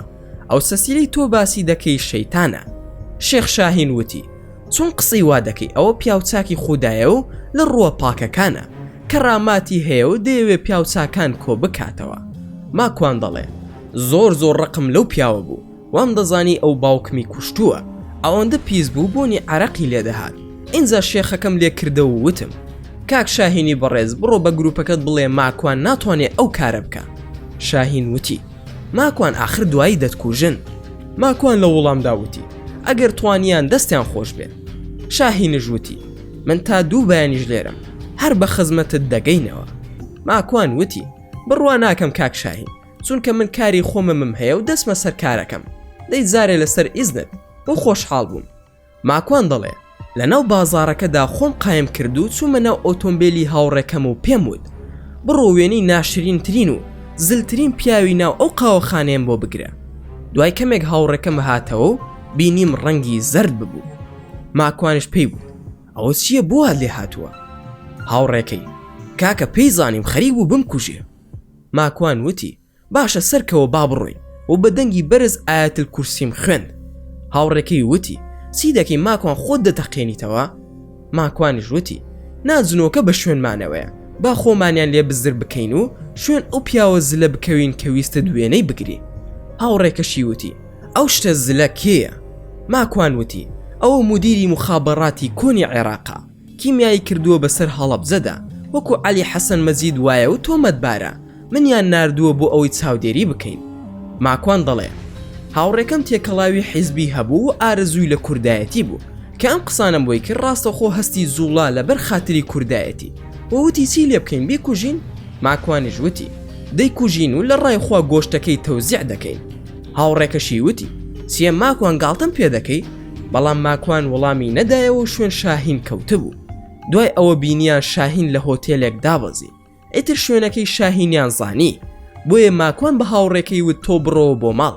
دواترش ماکوان بەرەو ماڵی خۆیان بەڕێکەوت و لە ژێر پردەکەی نزیک ماڵی خۆیان سەسیلی بینی کە لە ژێر پردەکە دانیشتووە. ماکوان دەڵێ وردە ڕۆشتم بۆ لای پردەکەی ماڵی خۆمان، زۆر بێزار ببووم لەو ڕۆشەی کە تێیدا بووم وە سەسیلم بینی کە دانیشتبوو لە ژێر پردەکە و چاوەڕێی منی دەکرد کە گەیشتمە لای نەسەڵاوم لی کرد و نە هیچ شتێک وەک ئەوەی هەر نەمبینی بێ، تا گەیشتمە لای زەردەخەنە لەسەر لێوی بوو کە جێم هێژ هیچ قسەی نەکرد. کاتێک پردەکەم بەجێ هێژ لە ناکاو لە پێشمەوە پەیدا بوو. سەسیل شێخ ماکوان تۆ باشیت؟ بۆچی قسەمان لەگەڵ ناکەی؟ ماکوان ئەی پیاوچاک نازانم پیاوی یان ئافرەتی یاخود جنۆکەی، هەرچیەکیت بۆ سەلام ناکەی، ئایا ئەگەر بڵێ سەلام و عەلەیکوم لاڵ ئەبیت؟ سەسیل شێخ ماکوان ئەوە سەلامی سەر زەوی ئێوەیە، سەلامی ئاسمانی ئێمە شێوەیەکی ترە، بۆیە منش بەو جۆرە نەمکرد. ماکوان ڕاز ناکەی، ئەوە سەلامی ئیسلام و خوای متعالە و سەلامی ئەهلی بەهەشتە، تۆ درۆ دەکەیت و شەیتانی. عەلی یەمەنی فێری کردم ئەگەر بڵێم بسم الله الذي لا إله إلا هو، زنۆکە و شەیتانەکان کوێر دەبن و ناتبینن، هەرچەندە ئەم دوعایە بۆ کاتی لە بەرکردنی جل و بەرگە بۆ ئەوەی شەیتان و جنۆکەکان لە ئاستدا کوێر بن و نەتبینن. فەرمودەکەش سەحیحە. تاقیم کردەوە بە دەنگی بەرز وتم بسم الله الذي لا إله إلا هو. هەر ئەوەندەی کەوام وت سەسیل لە پێش چاوم دیار نەما، پاشان سوپاسی خودام کرد و دیسانەوە ئایەتل کورسی و مەعوذەتەین و سوورەتی ئیخلاسم خوێن و بەرەو ماڵەوە ڕۆیشتم، بەڵام هێشتا شەیتانی مرۆڤ ماوە. هەروها عەلی یەمەنی لە کتێبەکەی وەحید عەبدسەلام بالی ئەوەی نیشاندام کە هەر دەرگا و پەنجەرەیەک کە ناوی خوداد لێی هێنا هیچ جنۆکە و شەیتانێک ناتوانێ بیکاتەوە، بۆیە کاتێک هاتمەوە دەرگام کردەوە وتم بسم الله و دواتر دامخست، بە هەمان شێوە بۆ پەنجەرەکانی ژوام کرد. بۆ ئێواری یەکشەمە شاهین بە تەلەفۆن پەیوەندی پێمەوە کرد و وتی کاک ماکوان ئەتوانین یەکتری ببینین؟ منیش تەلەفۆنەکەم داخستە و خێرا پەیوەندیم بە عەلی یەمەنیەوە کرد و پێم وت عەلی دەی لەگەڵمدا بۆ لای کەسێک کە لەلایەنی سەسیلەوە هاتووە. عەلی ژووتی کاتم نییە و سەرقاڵم بە کارێکی تایبەتەوە و لە ماڵیش نیم و لە شارەکەی خۆشمان نیم. ماکوان کاتێک عەلی وایود هیچ هیوایەکم نەما و دیسانەوە شاهینش پەیوەندی پێم کردەوە. شاهین کاک ماکوان ئەتوانین بۆنی و کاژمێر یەک ببینین چونکە بەیانی دەگەڕێمەوە بۆ لەندەن. ماکوان کاک شاهین بڕوا بکە زۆر سەرقاڵم و ناتوانم، بۆیە ببوورە سەرقاڵی ماڵ و مناڵم. شاهین: ماکوان تەنها نیو کاژمێر دەتوانم بتبینم، تەنها نیو کاژمێر و هیچی تر. ماکوان: شاهین بۆ ماکوان لە تۆ بۆەوە بانگم دەکەی؟ ئەمە ئەدەب و ڕێزەکەتە؟ ئەو تۆ خەڵکی کوێ؟ بۆچی ناڵی کاک ماکوان؟ شاهین: ببوورە کاک ماکوان، تەنها لەبەر خۆشەویستی بە ماکوان بانگم کردی. من خەڵکی کەرکووکم و توورکمانم و لە شیعەکانی گەڕەکی تسعینم. ماکوان: بە هەر حاڵ خەڵکی هەر کوێیەک بیت بزانم دەرفەتێک نادۆزمەوە، دوایی تەلەفونت بۆ دەکەمەوە. شاهین: لە خزمەتتاندام کاک ماکوان گیان، تۆ برا گەورەمانی و چاومانیت. ماکوان: باشە کاک شاهین، ئاگادارت ئەکەمەوە پاش کەمێکی تر. دەمویست من جێگەیەک هەڵبژێرم نەک ئەو. تەلەفونم بۆ کوڕێکی هاوڕێم کرد و داوای هاوکاریم لێ کرد. ئەویش ئامادەی خۆی نیشاندا. کامێرایەکم داپێ و بردم بۆ وێزگەیەک لە نزیک شەمەندەفەری شار. لەوێ قاوەخانەیەکی لێبوو کە ڕۆژانی یەکشەممە دەکرایەوە. بە خاوەنی قاوەخانەکەم وت: ئەو مێز و کورسیە بۆ من و میوانێکمە، بۆیە کەس لەو جێگەیە دانەنیشێ. بە هاوڕێکەشم وت: تۆ تەنها گوێ دەگری و بە کامێراکەش وێنەمان دەگری و بە ڤیدۆش ئەوەندەی توانیت بیگرە. هاوڕێکەم وتی باشە و منیش دەرچووم بۆ نەو بازار و لە ڕێگا تەلەفونم کرد بۆ شاهین. ماکوان: کاک شاهین لەکوێی دێم بە شوێنتدا؟ شاهین: کاک ماکوان جەنابەت دەزانی لەکوێم، لەو هۆتێلەم کە دوێنێ بە دوامەوە بووی لەگەڵ هاوڕێکەت. ماکوان: ئەوە باسی چی دەکەی؟ بۆ تۆ چیت هەتا بە دواتەوە بێم؟ لەکوێیت با بێم بۆلات؟ شاهینش وتی: وەرە بۆ هۆتێل کلاسیک لە نزیک سنتەری شارە. ماکوان: نەمزانی چۆن زانیوێتی، بەڵام دڵنیا بووم لەوەی کە جنۆکە و شت پێیان وتووە. بە هەر حاڵ چوم هەڵم گرت و چوین بۆ ئەو جێگایی کە دەستنیشانم کردبوو. کاتێکیش گەیشتنە شوێنەکە، شاهین یەکسەر چوو تەوقەی لەگەڵ هاوڕێکەم کرد و پێیوت: برادەر، ماکوان دەڵێ کارەکەمان تەواو بووە و با بڕوا. هاوڕێکەشم یەکسەر تەماشای منی کرد ووتی: باشە برا، من دەڕۆم. ماکوانیش دەڵێ من زۆر ئێحراز بووم، زانیم جنۆکەکان ئاگایان لە ئێمە بووە و هەواڵەکەشیان داوەتە شاهین. بە هاوڕێکەم وت: پەلەمەکە ئێستا دەتگەێنم. وتی: نا، پێویست ناکە، خۆم دەڕۆم و دواتر قسە دەکەینەوە. بە هەر حاڵ هاوڕێکەم ڕۆشت. شاهینش وتی: کاک ماکوان، حەز ناکەی ئاوا هەموو شتێک بزانی وەکو من؟ ماکوانش وتی: نەوەڵا، ئەو شتانە ئەوەندە گرنگ نین بۆم. دەزانم ئەوە جنۆکەن کە هاوکاریت دەکەن، ئەوان تۆیان موسەخەر کردووە و تۆش دنیا و قیامەتت لە دەست داوە. شاهین: براکە منیش وەکو تۆ موسڵمانم، بەڵام ئەوانە هاوکاریم دەکەن و هەرچیم بوێ بۆم دەکەن، بە هەمان شێوە منیش بۆیان دەکەم. ماکوان: ئاساییە. قسەکەم تەواو نەکرد، سەسی لە دەرگای قاوەخانەکە خۆی کرد بە ژووردا و هات بە پێکەنینەوە دانیشت. سەسیل وتی: ئەسەلام عەلەیکوم. ماکوانیش وتی: من هەر وەڵامم نەدایەوە، تەنها وتم ئەهلەن و سەهلن. شاهینش لە جێگای خۆی نەجوڵا، تەنها وتی: سەیدی بەخێر بێ. ڕوون کردە شاهین و وتم: بەردەوام بە.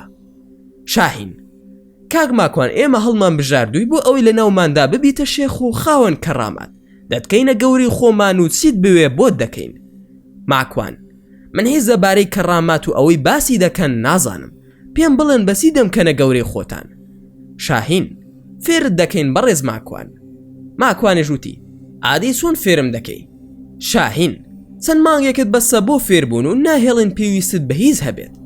ماکوان: دەبێت چی بکەم بۆ ئەوەی ببمە شێخ؟ سەسیلش وتی: من پێت دەڵێم. ماکوانش پێی وت: بۆت نییە هیچ قسەیەک بکەی، من لەگەڵ مرۆڤ قسە دەکەم نەک تۆ. سەسیلش وتی: باشە، تووڕەمە بە، با شاهین قسە بکاتەوە. شاهین: باشە کاک ماکوان، من قسە دەکەم. سەرەتا پێویستە خۆت پێشکەش بە ئێمە و پیاو چاکان بکەی، دواتر لە نێوان خۆماندا پەیمان نامەیەک دەبەستین و هەمومان ئیمزای دەکەین. پاشان جەنابەت چل شەو دەسیتە خەڵوەتەوە لە جێگایەک کە ئێمە بۆتی دیاری دەکەین. لەوێش قورئان دەکەی بە دوو کەرتەوە لە ناوەڕاستەوە، واتە لە سوورەتی کەهفەوە. بەشەکەی لای ڕاستی سوورەتی کەهف دەکەی بە نەعل و لە پێی دەکەی، بەشەکەی تریش پڕپڕ دەکەی. ئەو چل ڕۆژە نەخۆت دەشۆیت و نەغوسڵ دەردەکەیت و نەخۆت پاک دەکەیتەوە. ئەگەر پیسایت کرد دەبێ بەلاپەڕەکانی قورئان خۆت پاک بکەیتەوە.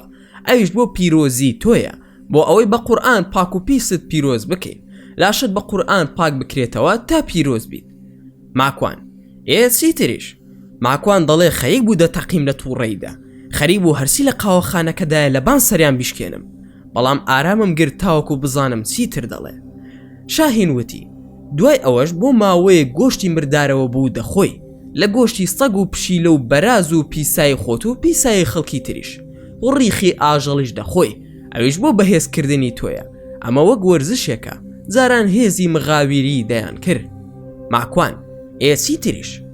شاهین ئەگەر ویست پلت بەرز ببێتەوە دەتوانی گۆشتی مرۆڤیش بخۆیت و لە منداڵەوات بەس پێ بکەیت. ماکوانیش وتی جا ئەم گۆشتە نەرم و ناسکە لەکوێ هەیە؟ شاهینش وتی خۆمان بۆت پەیدا دەکەین، پاشان دوو کتێبی گرنگ هەیە بە ناوی مەندەل و جەفرش. ماکوان ئەی دوای ئەوەی کە ئەوانم کرد دەبێت چی بکەم؟ شاهین ئەبیت بە شێخ و موریدت دەبێ کە لە بەرچاویاندا چەقۆ لە خۆت دەدەی، یان فیشک بە خۆتەوە دەنێ یان شیش دەکەی بە خۆتدا. لەو حاڵەتەدا تۆ کەراماتت دەبێت و هیچ لێ نایە. ماکوان ئەی ئەگەر شتم لێ هات گرنتی ئێوە چییە؟ شاهینیش وتی تەماشای من بکە. لە ناکایەکدا چەقۆیەکی دەرهێنا لە گیرفانیدا کە بە قەدەر نیو خەنجەر دەبوو. 3000 لە پێش چاوی من چەقۆکەی لە خۆیدا و هیچی لێ نەهات، دەسوە ناو لاشی وەک ئیسفەنج و دەهاتە دەرەوە. ماکوان کاکەوە باسی چی دەکەی تۆ؟ ئەوە نە کەراماتە و نە هیچ شتێک، بەڵکو ئەوە سیحر و جادووی شەیتانە. شاهین ناکاک ماکوان ئەوە کەراماتە، سیحرش دوو شێوەی هەیە، چاک و خراپی هەیە. لە خۆیەوە بە زمانی جڵفەی عێراقی قسەی دەکرد و دەیوت ئەمە قورئانە، بەڵام من دەمزانی کە درۆ دەکا. ماکوان بە هەر حاڵ کاکە ئەوەی تۆ باسی دەکەی بە من ناکرێ، تۆ بازارێ ئەم شەیتانی تەنیشم ڕاو بنێم ئەو کات قسە لەگەڵ دەکەمەوە. ماکوان دەڵێ دیسانەوە دەستم کرد بە خوێندنی ئایەتل کورسی و مەعووذەتین و سوورەتی ئیخلاص. دواتر چەند جارێک وتم بسم الله الذي لا إله إلا هو. إنزا چەند جارێکش وتم لا إله إلا الله وحده لا شريك له له الملك وله الحمد يحيي ويميت وهو على كل شيء قدير. ماکوان دەڵێ کاتێک ئەم ویردانم خوێن ئەوەندەم زانی سەسیل لە تەنیشمانەوە دیار نەما و ڕای کرد. بە شاهینشم وت کاکی من هەتا زۆر لە پێرساوم ون بە، بڕۆ تا تووشی کێشەیەک نەبوومە لەگەڵتدا، چونکە یان من ئەتکوژم و ئەسمە زیندان یان تۆ ئەم کوژیت و دەچیتە زیندان، دەی بگەڕێەوە بۆ مەملەکەتەکەی خۆت بۆ لەندەن. ماکوان دەڵێ من ئاگام لە خۆم نەبوو، بە دەنگی بەرز قسەم دەکرد. خاوەنی قاوەخانەکەش چەقۆکەی بەدەست شاهینەوە بینی بوو، بۆیە وای هەست کردبوو کێشەیەک هەیە، بۆیە پەیوەندی بە پۆلیسەوە کردبوو. ئەوە نەمزانی پۆلیس خۆی کرد بە ژوورا و هاتنە لای من و وتیان بێ زەحمەت نازنامەکەتمان بدەرێ. منیشدام پیان و بەنەرویزی قسەم لەگەڵ کردن. پۆلیس ئەم کەسە کیە لە تەنیشتت؟ ماکوان نایناسم، دەڵێ لە لەندەنەوە هاتووم و بە دوای کارێکەوەیە، پرسیار لە من دەکا چونکە هەردووکمان خەڵکی عێراقین، بۆیە قسە و باسمان کردووە لەو بارەیەوە. پۆلیس هیچ کێشەیەکن نییە لەگەڵیدا؟ ماکوانیش وتی نەخێر. پاشان ڕووی کردە شاهین و وتی بێ زەحمەت پاسەپۆرتەکەتمان بەرێ. شاهین من پاسپۆرتم پێ نییە و ماکوانش قاچاقچی منە، ئەو منی هێناوە بۆ نەرویج و داوای پارەم لێ دەکا. ماکوانیش وتی لە دوای ئەوەی شاهین منی کردە قاچاقچی لە بەردەم پۆلیسەکاندا، پۆلیس منیان بر بۆ فەرمانگەی پۆلیسی ئەو شارە، دواتر ناوی پارێزەرەکەمیان وەرگرت و 2 کاتژمێر کردمیانە زیندانەوە و پاشان بانگ کرام لەلایەن پارێزەرەکەمەوە. پۆلیس وتی ماکوان تۆ ئێستا ئازاد کرای، بەڵام ماکوان دەڵێ کاتێک لە زینداندا بووم بیرم لەوە دەکردەوە کە بەلایانی کەمەوە هەفتەیەک بند دەکرێم، بەڵام ئەویش فەزلی خوددا بوو کە ئازاد کرام. خۆمدا نابوو دنیای قسە بکەم و بەڵگە بخەمە ڕوو کە من بە هیچ شێوەیەک پەیوەندیم بەوەوە نییە، خەریکی گەڕان بووم بۆ بەڵگە و قسە، بەڵام خودای گەورە ئەوەنە ئاسانی کرد کە هەر هێندەی قاوە خواردنەوەیەکی پێچوو. پارێزەرەکەم ئەو کەسە ناوی زوادە و لە وڵاتی ڕۆمانیاوە هاتووە بۆ نەرویز وە درۆژ دەکا، لە بەریتانیاوە نەهاتووە، لە فڕۆکەخانەوە چاویان لەسەری بووە، بۆیە ئێستا زیندانیان کردووە و دوای چەند ڕۆژێک دەینێرینەوە بۆ ڕۆمانیا. ماکوان باشە ناتوان بیبینم تۆزێک داخی دڵی خۆمی پێ بڕێژم؟ پارێزەرەکەم باش نییە بیبینی، ئەحمالی بکە و لی گەڕێ. کاتێک هاتمەوە بۆ ماڵەوە وتم سوپاس بۆ خوددا لەم کابرایە ڕزگارم بوو، لە هێستری چەموش دەچوو. دواتر ماکوان دەڵێ سەری ساڵ بوو، لە کار گەڕامەوە و داوام لێکرا بوو ئەو ڕۆژە کار بکەم، چونکە ئەوروپیەکان حەز دەکەن لەو ڕۆژەدا مۆڵەت وەربگرن، بۆیە منش وەک ڕۆژێکی ئاسایی بوو لەلام، بۆیە وتم کار دەکەم و پارەکەی ئەو ڕۆژەش 2 بەرامبەری وەک ڕۆژانی ئاسایی بوو بۆ من. پێشتر خێزان و کچەکەمم بردبوو بۆ ماڵی باوکی و کەس نەبوو لە ماڵەوە، وتم کەس نییە لە ماڵەوە، ئەم شەو گوێ لە شێخی شەعراوی دەگرم بۆ تەفسیری قورئان و خۆم سەرقاڵ ناکەم بە دروستکردنی خواردنەوە چونکە ڕستەی شەعراوی زانستی لێ دەچۆڕێت. نزیکەی کاتژمێرێک لە دەرەوە گەڕام و لە بازاڕ نانم خوارد و چاوەڕێی چایەک بووم کە بۆم بهێنن. بەڵام لەو کاتەدا ئافرەتێک هاتەلام وتی بێ زەحمەت جەنابەت کاک ماکوانی؟ ماکوانی ژووتی بەڵێ منم. بەڵام کاتێک تەماشای ئافرەتەکەم کرد خەریک بوو ڵاڵ بم. باش بوو نەمود ماکوان کێیە من نایناسم. دەستی هێنا تەوقە بکا لەگەڵم. منی ژووتم دەستنوێژم هەیە ببوورە، دنیا ساردە و ناتوانم دەستنوێژ بگیرمەوە. فەرموو ئەمر کە بزانم چیت دەوێ. بەڵام جوانیەکەی سەرسامی کردم. وا هەستم دەکرد لە تابلۆکانی لیۆناردۆ داڤینچیدا بینیومە. هەستم دەکرد کە ئەو پەری دەریایە کە باسی دەکەن کە دانیش لە خۆشیدا خەریب و بڵێم نانم نەخواردووە، با پێکەوە نان بخۆین. بەڵام نەمتوانی نانی تر بخۆم. چاو جوان و باڵا جوان بوو، زل و بەرگ و هەموو شتێکی جوان بوو. بەڵام لەو ساتانەدا بیرم کەوتەوە کە من موسڵمانم و پابندم بە دینی خوداوە و لە ناو خەڵکیشدا ناسراوم. ئەی کوا ڕەوشی ئیسلامیم. سوپاس بۆ خوددا هاتمەوە سەرخۆم و لە دڵی خۆمدا وتم ئەعوذ بالله من الشەیطان الرەجیم. ئینجا هاتمەوە سەرخۆم و وتم فەرموو لە خزمەتتاندام خوشکی خۆم، ئەمر کە بزانم چیت دەوێ. بەڕێستان ناوی منتان زانی؟ ئەی ناوی جەنابتان چییە؟ ئافرەتەکە کاک ماکوان من ناوم ئازیزە. ماکوان فەرموو ئازیزی بەڕێز چیت دەوێ؟ ئازیز کاک ماکوان من گۆرانی بێژم و زۆر حەزم دەکرد جەنابتان بناسم. لە ڕێگەی فەیسبوک و سایتەکانتەوە هەندێک هۆنراوی بەڕێستانم لایە وەویستومە بیکەمە گۆرانی ئەگەر ئیجازەم بدەیت. ماکوان منیش وەک موزامەلەیەک گوتم بەڕاستیانی من هونەرمەندم، بە شاعیرشم دەزانیت. ئەوە چ شعرێکە کە جەنابەت ئاوا سەرسامی بووی تا بیکەیتە گۆرانی؟ ئازیزی ژووتی کاک ماکوان بڕوا بکە ئەوەندە جوانە و ئەوەندەم هۆنراوەکەت خوێندۆتەوە لەبەرم کردووە. ماکوان بەڕاست من هیچ شعرێکی خۆمەمم لەبەر نییە، تەنها شعری هەڵەبجە نەبێ، ئەوەش لەبەر ئەوەی بەخۆشی خەڵکی هەڵەبجە و کیمیا باران نووسیومە بۆیە لەبەرم کردووە. دەنا هیچ شعرێکی خۆمەمم لەبەر نییە، ئادەی بزانم کام هۆنراوی منە. دوای ئەوەی ئازیز ناوی هۆنراوەکەی وە دەستی کرد بە خوێندنەوەی، بەڵام بە چ شێوەیەک ئەوەندەی تر هۆنراوەکەی جوان کرد. ماکوان ڕاستەکە ئەوە شعری منە و لە ساڵی 2003 لە دیمەشق دانیشتە بووم لە جێگەیەک بە تەسجیلدایاننا بە دەنگی نزار قەبانی. شعری ئەو بوو. منیش شعرەکەم لا جوان بوو، بۆ یەک دوو جاری تر بە خاوەن دوکانەکەم وت هەڵی کەرەوە باگوێم لێبێ. ساڵی 2009 منیش لە مشکمدا دام ڕشتەوە، بەڵام بە تام و بۆنی خۆم. ئازیز زۆرێکی تر لە هۆنراوەکانتم لەبەرە وەک سروە و گوارەی شعر و تا دوایی. ماکوان ئازیزی بەڕێز تۆ بە سەلیقەتری وەک لە من، بە هەر حاڵ لە خزمەتتدایە و بڕۆبی کە گۆرانی. بەڵام لێرە شتێک هەیە بیزانە، لەوانەیە تۆ باش بزانی من کەسێکی ئیسلامی و پابندم بە ئاینی پیرۆزی ئیسلامەوە. جەنابیشت سیمای دینداریت پێوە دیار نییە. ئایا هەز ناکەی لەسەر من و جەنابیشت بکەوێ؟ ئازیزش وتی کاک ماکوان من موسڵمانم و ئیسلامیشم خۆش دەوێ. ماکوانش وتی نامەبەستم ئەوە نییە، بەڵکو مەبەستم ئەوەیە سیمای پابندبوونی ئیسلامیت پێوە دیار نییە. بۆ نمونە وەک حیجاب و بابەتەکانی تر. دەنا شکور بۆ خودا موسڵمانی، ئەی شکور نوێژ دەکەی یاخود نا؟ ئازیز ئەی چۆن هەموو نوێژەکانم دەکەمەوە هەموو ڕەمەزانێکش بە ڕۆژوو دەبم. ماکوان باشە ئازیزی بەڕێز بڕۆ بۆ خۆت بیکە گۆرانی، بەڵام ناوی منی لەسەر مەنووسە. ئازیزیش وتی بۆ کاک ماکوان با ناوی تۆش بنووسین لە تایتڵەکەیدا. ماکوانیش وتی مەنووسە ماکوان کەریم، بەڵکو لە جیاتی ئەوە بنووسە MAX. ئازیزش وتی دەزانم زیاتر ئەو ناوت بەکارهێناوە بۆ شعرەکانت، بەڵام نەمزانیوە واتای چییە. ماکوانش پێیوت ئەوە کورد کراوەی ناوی خۆم و باوکم و باپیرمە. ئازیزش وتی زۆر جوانە.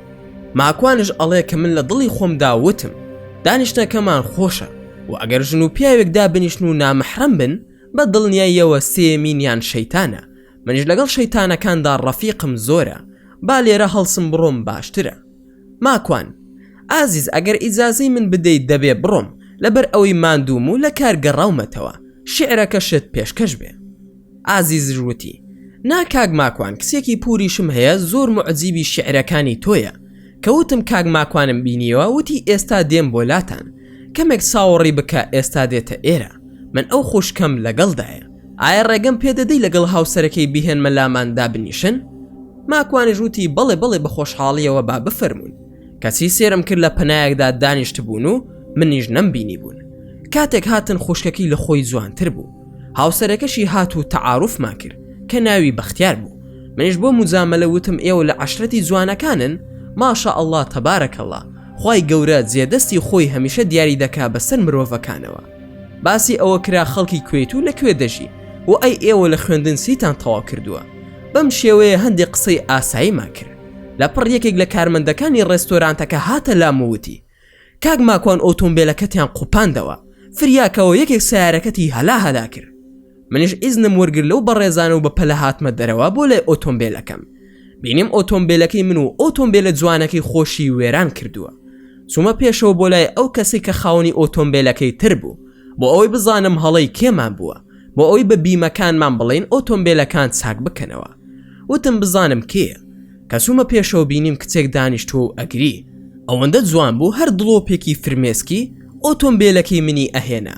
بەو گریانە بە خەفەتباری و دەم و چاو تەماویەوە خەریک بوو بڵێم بابە بۆچی دەگری، من ئۆتۆمبیلەکەی تۆش و خۆشم چاک دەکەمەوە. نزیک بوومەوە لێی و بە نەرویزی پێم وت ئازارت پێ نەگەیشتووە؟ پێویستەکە بتگێنمە نەخۆشخانە یاخود نا. کچەکەش وتی ئاساییم کاک ماکوان، بەڵام ئەو ئۆتۆمبیلی لێم داوە نازانم هی کێیە. ماکوانێژ وتی من خاوەنیم بەڵام فیدات بێ. کچەکەش وتی من کچی پوری ئازیزم. کاتێک لەم قسانەدا بووین خزمەکانی کە لە ڕێستۆرانتەکەدا یەکتریمان ناسی ئەوانش داتنە دەرەوە وتیان هێرۆ ئەوە چی بووە؟ هێرۆژ وتی لە سیارەکەی کاک ماکوانم داوە. بەختیاری هاوسەری خوشکی ئازیزش وتی کاک ماکوان با بڕۆین دانیشین، من ئۆتۆمبیلەکە دەبەم چاکی دەکەم چونکە ئەو ئۆتۆمبیلە بە ناوی منەوەیە و منیش سوپەر بیمەم هەیە. ئێستا تەلەفۆن بۆ بیمەکان دەکەین و چاکی دەکەینەوە. ناوی بیمەکەی منی وەرگرت و خۆی کارەکانی ڕێخست. دواتر هەمومان پێکەوە دانیشتینەوە. ماکوان دەڵێ دەی هێرۆ خان خۆشحاڵم بەناسینتان. هێرۆ کاک ماکوان زۆر ببوورە نەدەبوو ئەوە ڕوو بدە. ماکوان ئاساییە خوشکی من ئەوە قەدەری خودای پەروەرگارە. لەو کاتەدا خێزانم تەلەفۆنی بۆ کردم وتی ماکوان نانت خواردووە یاخود نا؟ هەر هەواڵێکی پرسیم چونکە خێزانم دەزانێت کە نازانم خواردن بۆ خۆم دروست بکەم، بۆی هەواڵی پرسیم تاوەکو بزانێ خواردنم خواردووە یاخود نا. منیش وتم خەریکی نان خواردنم. لێرەدا بینەرانی خۆشەویست تێبینێک دەخینە ڕوو بۆ ئێوەی خۆشەویست. سیستەمی بیمە و دابینکردن لە ئەوروپا وەک سیستەمی کوردستان نییە. لە ئەوروپا ئەگەر هەر ڕووداوێکی هاتووسۆ ڕوو بدا کۆمپانیای بیمەکان چاکی دەکەنەوە چونکە مانگانە هەمووان بەشدارن لە کۆمپانیای بیمەدا. بە هەر حاڵ دەسینەوە سەر تەواوکەری ڕووداوەکان. خێزانەکەی ماکوان کەریم وتی نای بۆ ماڵی باوکم؟ ماکوانیش وتی بڕوان ناکەم بتوانم بێم.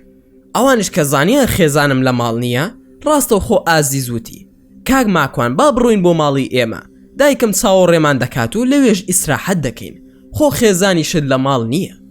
هێرۆژ وتی ڕاست دەکا کاک ماکوان منیش دێم.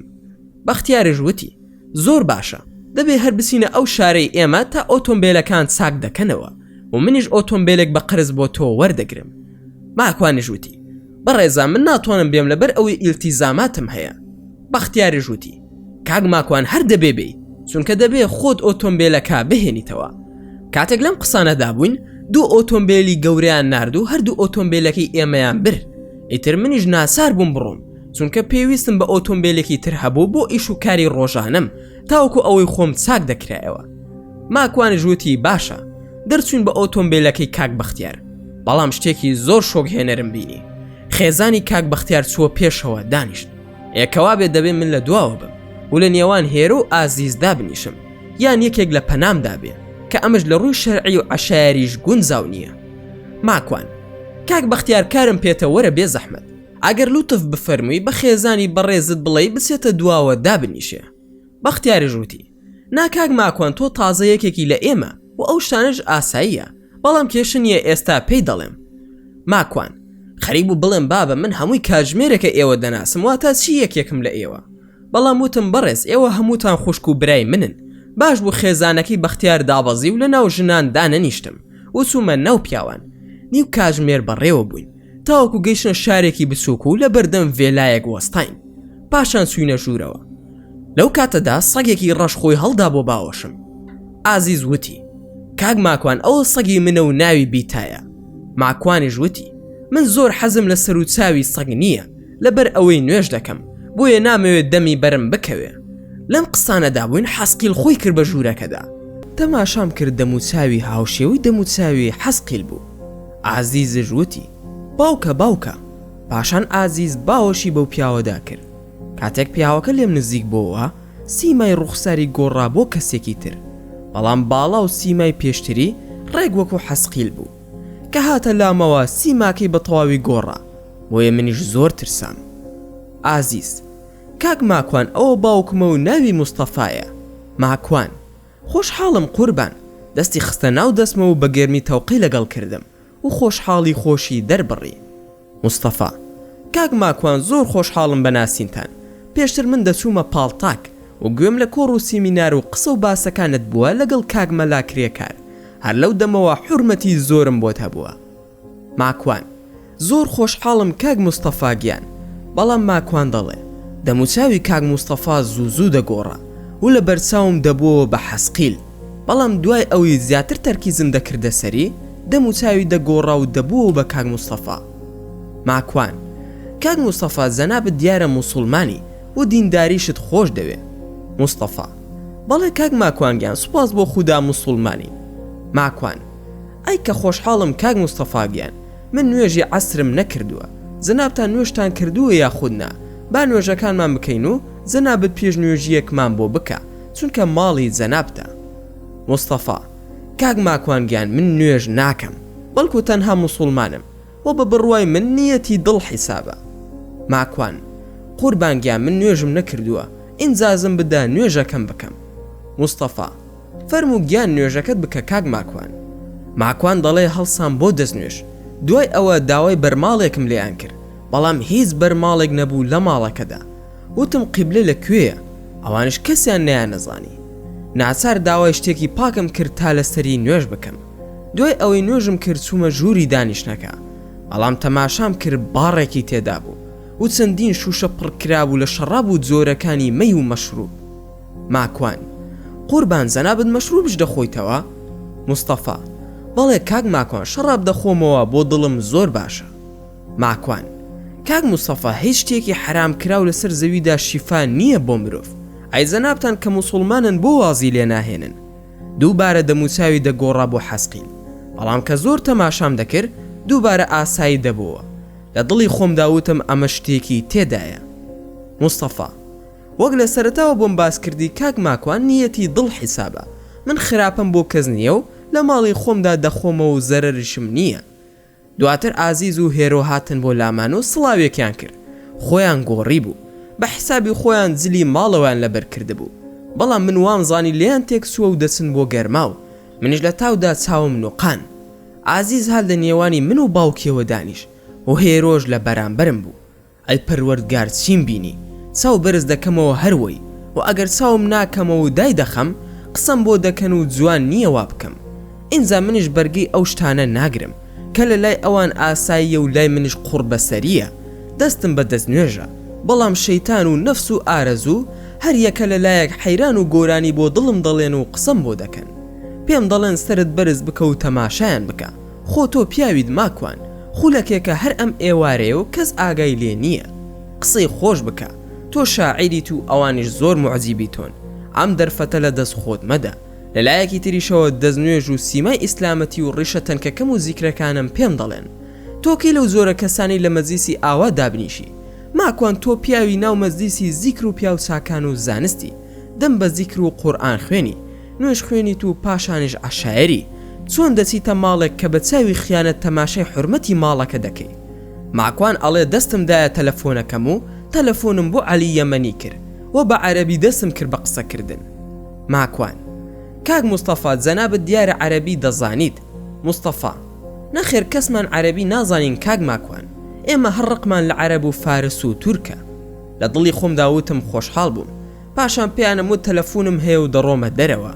عەلی یەمەنی تەلەفۆنەکەی هەڵگرت و منیش چوومە دەرەوە و وتم عەلی هەرچیەکت کردووە بگەرە لام، تووشی کێشەیەکی زۆر گەورە بوو. لە وەڵامدا عەلیش وتی تۆ لەکوێ؟ چەند کەسێک لەگەڵ خۆم بێنم لە جەماعەتی مزگەوت؟ عەلی وای دەزانی شەڕم توش بووە لەگەڵ مولحید و نەرویزی و خەڵکی تر. ماکوان نا هەر خۆت وەرە ڕزگارم بکە، من لای حەسقیل و کۆمەڵێک کچم. علی ژووتی ئەدرێسەکەتم بۆ بنێرە. ماکوان یەک خولەک بانگم کرد لە کاک مستەفا. قوربان ئەدرەسی ماڵەکەتان چییە بم دەرێ؟ ئازیز لە جیاتی باوکی هاتووە ئەدرەسەکەی دامێ کە پێی دەوتم منش لە دوای ئەو دەموتەوە دڵم بە پەلەپەل لێ ئەدا. لە خۆمم دەپرسی کە بۆچی وام لێ هاتووە. خۆشم نەمدەزانی خۆ پێشتر ئافرەتم بینیوە بەڵام هەرگیز خۆم ئەوەندە بە جۆش و خرۆژ نەدیبوو. بە هەر حاڵ ئەدرێسەکەم دایە عەلی. ماکوان ئەگەر بۆت کرا بە فڕۆکە وەرە. ئەویش وتی باشە هەر ئێستا دێم. منیش ناچار چوومەوە دانیشم لای کاک مستەفا و هەندێک قسە و باسی ئاساییمان کرد. بەختیاریش لەگەڵمان نەهاتبوو بۆ ژوورەوە چونکە خەریکی وەرگرتنی ئۆتۆمبیلێک بوو بۆ من. ئەویش تا ئەو کاتی ئۆتۆمبیلەکەم چاک دەکردەوە. باوکیان لە پڕ هەڵسا و وتی من کارێکم بۆ پێش هاتووە دەچم دەخولەکم پێدەچێت و دەگەڕێمەوە. کاتێک هەڵسا و ڕۆژ لە پشتیەوە حەسقیلم بینی. لە دڵی خۆم داوتم ئەگەر دەڵێم ئێوە هەمووتان جنۆکەن کێشە دروست ئەبێ. ئەگەریش پشتەمەلی مستەفا دەگرم و دەڵێم چی دەکەی لێرە دەترسم کچەکان سکاڵام لێ بکەن لای پۆلیس و بڵێن ئەم کابرایە دەست درێژی دەکا. جوانی ئەم کچانە ژوای لێ کردوم هەرچی ئایەتل کورسی و قورئان هەیە دەیخوێنم لە نیوەیدا لێم تێک دەچێ.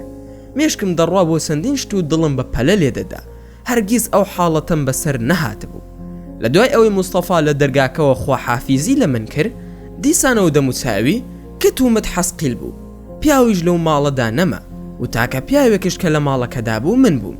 ئازیز وتی کاک ماکوان جەنابەت بووە بێدەنگی و سرت داخستووە بیری چی دەکەی؟ ماکوان حەزم دەکرد هاوسەرەکەم ئێستا لەگەڵمدا بووایە. ئازیز بۆ ئەوەندە خۆشت دەوێ؟ ماکوان ئەی چۆن ئازیز خۆ نەمدۆزیوەتەوە لە هەموو ناڕەحەتیەکدا لەگەڵم بووە بێگومان حەزم دەکرد ئێستا ئەویش لەگەڵماندا بووایە. هێرۆ کاک ماکوان جەنابەت عاتفی دیاری. ماکوان نەخێر هەستەکانی من لە تەبلۆکە بڕوان بە عاتیفە و شتی وان نییە. هێرۆ ئەی مادام چۆن بیری خێزانت دەکەی؟ ماکوان ئەوە پەیوەندی بە عاتیفەوە نییە بەڵکو پەیوەندی بە خۆشەویستی و ڕەحمەتی خوای و بەندایەتیەوە هەیە لە نێوانی من و هاوسەرەکەمدا چونکە من هاوسەرەکەمم خۆش دەوێ واتە لەبەر خودایە کاتێک داوای ئاوی لێ دەکەم مانای ئەوە نییە کە خێزانمە و ئەرکی سەرشانێتی بەڵکو بەدەستی ئەو چێژی هەیە و ئەویش دەزانێت کە تێرکردنی تونوێتی من بەو ئاوا پاداشی لەسەر وەردەگرێت لە قیامەتدا. ئازیز کاک ماکوان تۆ هەرگیز عاشق نەبووی؟ ماکوان نەخێر بە قسەی بێماناشی دەزانم من قسە لە عاشق وەرناگرم چونکە بە شێتی دەزانم. ئازیز ئەی ئەو هۆنراوە جوان و عاشقانەیە چۆن نووسیوە؟ ماکوان ئەوە دنیای شعر و خەیاڵ و فەنتازیایە. هێرۆ شعرت بۆ هیچ ئافرەتێک نەنووسیوە؟ ماکوانیش وتی نەخێر. هێرۆ ئەی بۆ هاوسەرەکەشن نەنووسیوە؟ ماکوان یەک هۆنراوم بۆ هاوسرم نووسیوە بەڵام باسی عیشقم نەکردووە بەڵکو باسی ژیانی خۆم و ڕاستی خۆم و هەستی خۆم بۆ کردووە کە دوای مارەکردنی بۆم نووسیوە. ئازیز ئەی هۆنراوی سروت بۆ کێ نووسیوە؟ ماکوان بۆ کەس تەنها خەیاڵ و فەنتازیایەک بووە و بە مێشکمدا هاتووە. ئازیز بڕوا ناکەم وابێ. ماکوان ئازادی بەڵام تەلەفۆنێک بکە بۆ بەختیار و بزانە چی کردووە. ئازیز هەستا و ڕۆیشت منیش بە تەنها لەگەڵ هێرۆ مامەوە کە جلێکی لەبەردایە هاوشێوەی جلی سەماکەرەکان کە لە دەلاوە دڕابوو. هێرۆ کاک ماکوان تۆ پرسیارە لە ژیانی ئێمە نەکرد بۆ ئەوەنە شەرمن دیاری. ماکوان من شەرمن نیم هێرۆی خوشکم ئەوەی تۆ باسی دەکەی من دەمێکە تێمپەڕاندووە. ئایا بپرسم حەزت لە چ ڕەنگێکە دوایە تۆش بڵێ پەمەی هەروەها بڵێم منیش وەکو تۆ ئینجا بپرسم کە حەز لە چ فیلمێک دەکەی منیش بڵێم وەک تۆ بەمەش وەک یەک دەردەچین و هەمووشی درۆ دەبێ تەنها بۆ نزیک بوونەوە بێت لە بەرامبەر بپرسم ئارەزوو چییە و بۆ شوون نەکردووە یان بۆ تەڵاق دراوی من هەرگیز لە ژیان و کەسایەتی کەس ناپرسم چونکە ئیشم پێی نییە بەڵام زانست و فکر و هونەر و ئەدەب لەگەڵ کەسی خۆیدا پێم خۆشە باسی بکەم من سروشم وایە و حەزم بەو جۆرە بابەتانەیە حەزم بە پەمەیی و ناسک بوونەوە لە بەرچاوی جنسی لەتیفدا نییە هەر ئەوەشە وای لێ کردوم کەمترین مامەڵەم لەگەڵ ئافرەت هەبێت. هێرۆ ئەی چۆن هاوسەرەکەت ماوە لەگەڵتدا بەم شێوەیە من دوو هاوسەرگیریم کردووە و نەمتوانیەوە بژیم لەگەڵیاندا. ماکوان هێرۆگیان خۆ زیندانیم نەکردووە ئازادە و لە ئەوروپایە هەر کاتێک ویستی ئەتوانێت بڵێت ماڵ ئاوە خۆت دەزانی هەموو کەس لێرە ئازادە پاشان دیارە کەسایەتی منی بەدڵ بووە بۆیە خۆشحاڵە و لەگەڵمدا ماوەتەوە. هێرۆ ئەی بۆ لە شیعرەکاندا وا دەرناکەویت. ماکوان: هێرۆی بەڕێز، من بەس لای تۆ ئازیز شاعیرم، ئەگینا کەس ئەوەندە بە قۆڵی نەچۆتە ناو شیعری من. ئازیزیش لە دوورەوە گوێی لە قسەکانمان دەبێت و دەڵێ: کورە ماڵت ئاوا بێ کە شیعرەکانت دەخوێنمەوە دەم باتە دنیایەکی تر. ماکوان: سوپاس بۆ مجامەلەکەت، بەڵام لە ڕاستیدا وا نییە، چونکە من شتی خۆم باش دەناسم. ئازیز: ئێستا دێم شعری سروەت بۆ دەخوێنمەوە، بزانم تۆ خۆشتر خوێندوتەتەوە لە ئەنیستیتۆی کوردان لە بەرلین یان من خۆش دەیخوێنمەوە. ماکوان: چۆن دەزانی من لە بەرلین خوێندومەتەوە ئازیز؟ ئازیز: چونکە کاک ماکوان من خۆم لەوێ بووم. ماکوان: بەڕاستە؟ ئازیز تۆش کەم نیت. ئازیز: بە پێکەنینەوە هەندێک شتی هێنا بە قاوەوە بیخۆین و میوزکێکی گیتاری بەحمەنی ئێرانی خستە سەر و بە خوێندنەوەیەک شعری سروەی خوێندەوە کە ئەوەندی تر منی معجیبی خۆی کرد. هێرۆ: کاک ماکوان، ئەم شەو لێرە بە، هێرۆ گۆرانی خۆشمان بۆ دەڵێ، ئەم شەو دەیکەینە ئاهەنگ. ئازیز: ئەگەر وا بێ هێرۆش سەمایەکی جوانی عەرەبی و فارسی دەزانێ، ئەم شەو سەمامان بۆ دەکا، هەرچەندە من دوو شعرم خوێندەوە بۆ کاک ماکوان، بەڵام ئەو هەر نەیوت دەنگت چۆنە. ماکوان: دەستتان خۆش بێ خوشکەکانی من، بەڵام من زۆر حەزم لەو جوانە نییە، هەروەها بۆیە باسی دەنگی بەڕێستم نەکرد، چونکە بۆ خوێندنەوەی شعرەکان زۆر خۆش بوو، جا بۆ گۆرانی هەر باسی مەکە، بەس دەزانی دەنگی تۆ بۆ گۆرانی بۆ من زائیز نییە و نامەحرەمەوە حرامە، لەبەر ئەوە هەرگیز پێت ناڵێم ئاگۆرانیەکم بۆ بڵێ، نە تۆ تووشی تاوان دەکەم و نەخۆشم. بەنیسبەت ئەوەی هێرۆ سەمامان بۆ بکە، من چۆن کەڕامەتی ئەو کچە بەڕێزە دەشکێنم، من وەک ئاغادا بنیشم و ئەویش سەما لە بەردەمی مندا بکە، پاشانش لە ڕووی شەرعیەوە هەر جائیز نییە، وێ من لە کۆڕی ئاوادا دانانیشم. ئەی ئازیز، قسەت لەگەڵ کاک بەختیار نەکرد؟ ئازیز: بەڵێ، هەموو ئیشەکانی چاک کردو، ئێستا دێتەوە. ماکوان: ئەی دەستەکانت خۆش بێ، ئاگام لێبوو هێرۆ دەموچاوی دا بە یەکدا و منیش هەر چاوەڕێ عەلیم دەکرد، بۆیە بانگی عەلیم کرد بۆ ئەوەی هیچ نەبێ ببین بە دوو پیاو، لەوە دەترسام هەوا و هەوەز غەدرم لێ بکە.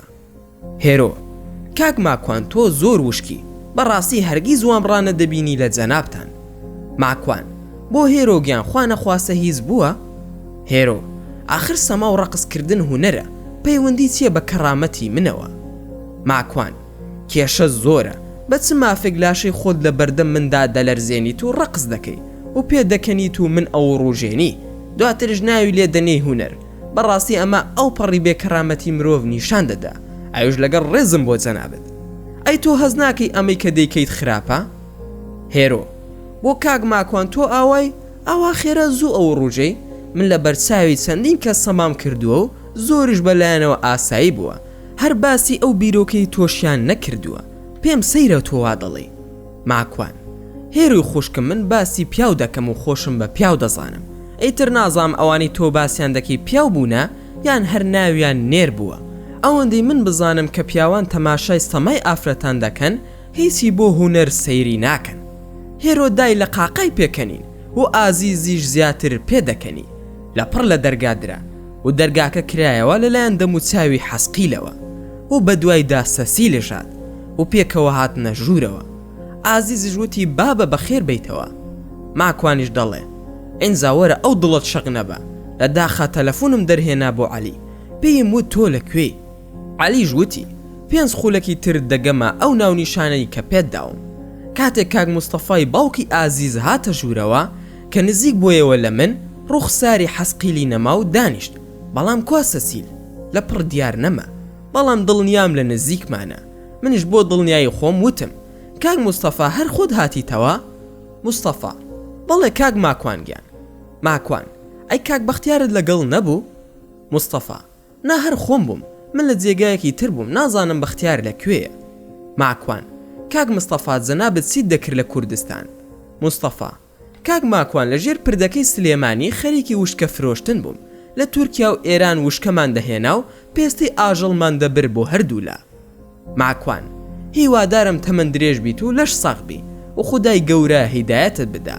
ناوی هەندێک کەسایەتی سلێمانیم لی پرسی هەمویانی ناسی، وتم ئەگەر جنۆکە بێت نازانێ، هەروەها هەندێک ناونیشانی باس کرد، هەمووی تەواو بوو.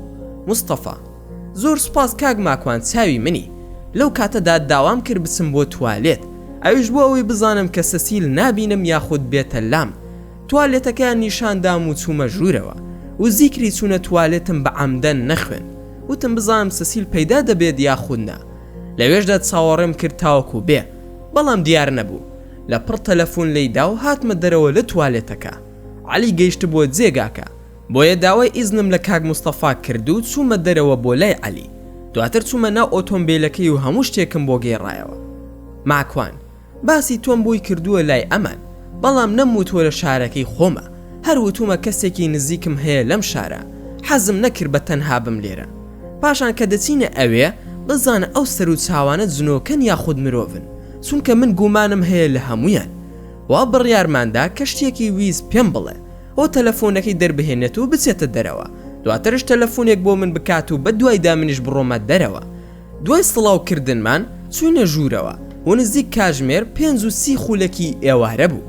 لە هەمان کاتدا بەختیار گەڕایەوە وتی: کاک ماکوان، ئۆتۆمبیلەکەم بۆ وەرگرتووی، وا لە دەرەوەیە، ئۆتۆمبیلەکەی خۆشت چەند هەفتەیەکی پێدەچێت. وا بزانم عەلی یەمەنی 10 خولەک دانەنیشت، ڕاستەوخۆ تەلەفۆنەکەی دەرهێنا و چۆوە دەرەوە. چەند خولەکێکی پێچوو تەلەفۆنی کرد بۆ من. عەلی: ماکوان خێرا وەرە دەرەوە. ماکوان: باشە ئێستا دێم. عەلی وتی: ماکوان، ئەو ماڵە مەعبەدی شەیتانە، هەموو ماڵەکە جنۆکەی تێدایە و بە خۆشیان نازانن، وەرە با خێرا لێرە بڕۆین و بەجێیان بهێڵین.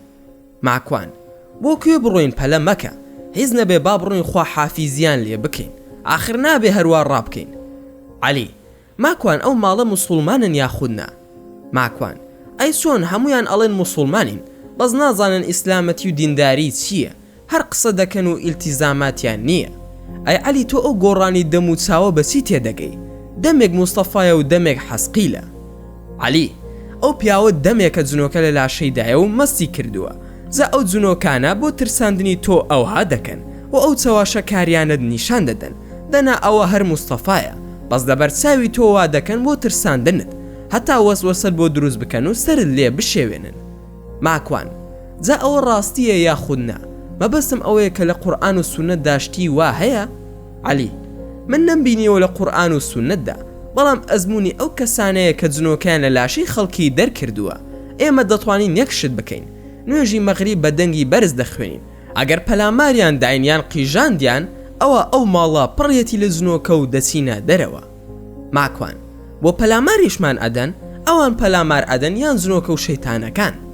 عەلی: ئەگەر جنۆکەیان تێدا بێ ئەوان هانی ئەو ماڵە ئەدەن پەلامارمان بدەن، بەڵام هەمیشە لە بیرت بێ جنۆکە ترسنۆکە و زۆر ئەو توانایی نییە، لەوانەیە بەسەرماندا هاوار بکەن و بمانکەنە دەرەوە. ماکوان: ئەی ناکرێ بە یەکێکیان بڵین پێشتر؟ عەلی: آخر نازانین کامیان جنۆکەی تێدایە و کامیان تێیدا نییە، ئەگەر بزانن کارەکەمان فەشەل دەهێنێت و ئەوان ئازاری ئەو مرۆڤانە نادەن بۆ دەرکردنمان. ماکوان: ئەی ئەو جنۆکانە ئاگایان لە قسەکانی من و تۆ نییە ئێستا؟ عەلی: نا ئاگایان لێ نییە، چونکە من زیکرەکانم هەمووی خوێندووە و لە ڕێگاش دووبارەم کردەوە. ماکوان: زۆر باشە مادام با بڕۆین. کاک مستەفا وتی: کاک ماکوان، فەرمون با نانەکەمان بخۆین. عەلی یەمەنی یەکسەر ئاگاداری کردمەوە وتی: نان خواردن لەم ماڵەدا شتێکی باش نییە. منش بە هێواشی وتم: کێک و قاوەم خواردووە لەم ماڵەدا، ئاساییە یان کارێکی هەڵم کردووە؟ عەلی ژووتی: کێشە نییە و ئاساییە. ماکوان: با نوێژەکانمان بکەین. ڕوون کردە کاک مستەفا وتم: من و عەلی نوێژی مەغریب دەکەین بە جەماعەت، ئیجازەمان بدە دوای دەین نان دەخۆین.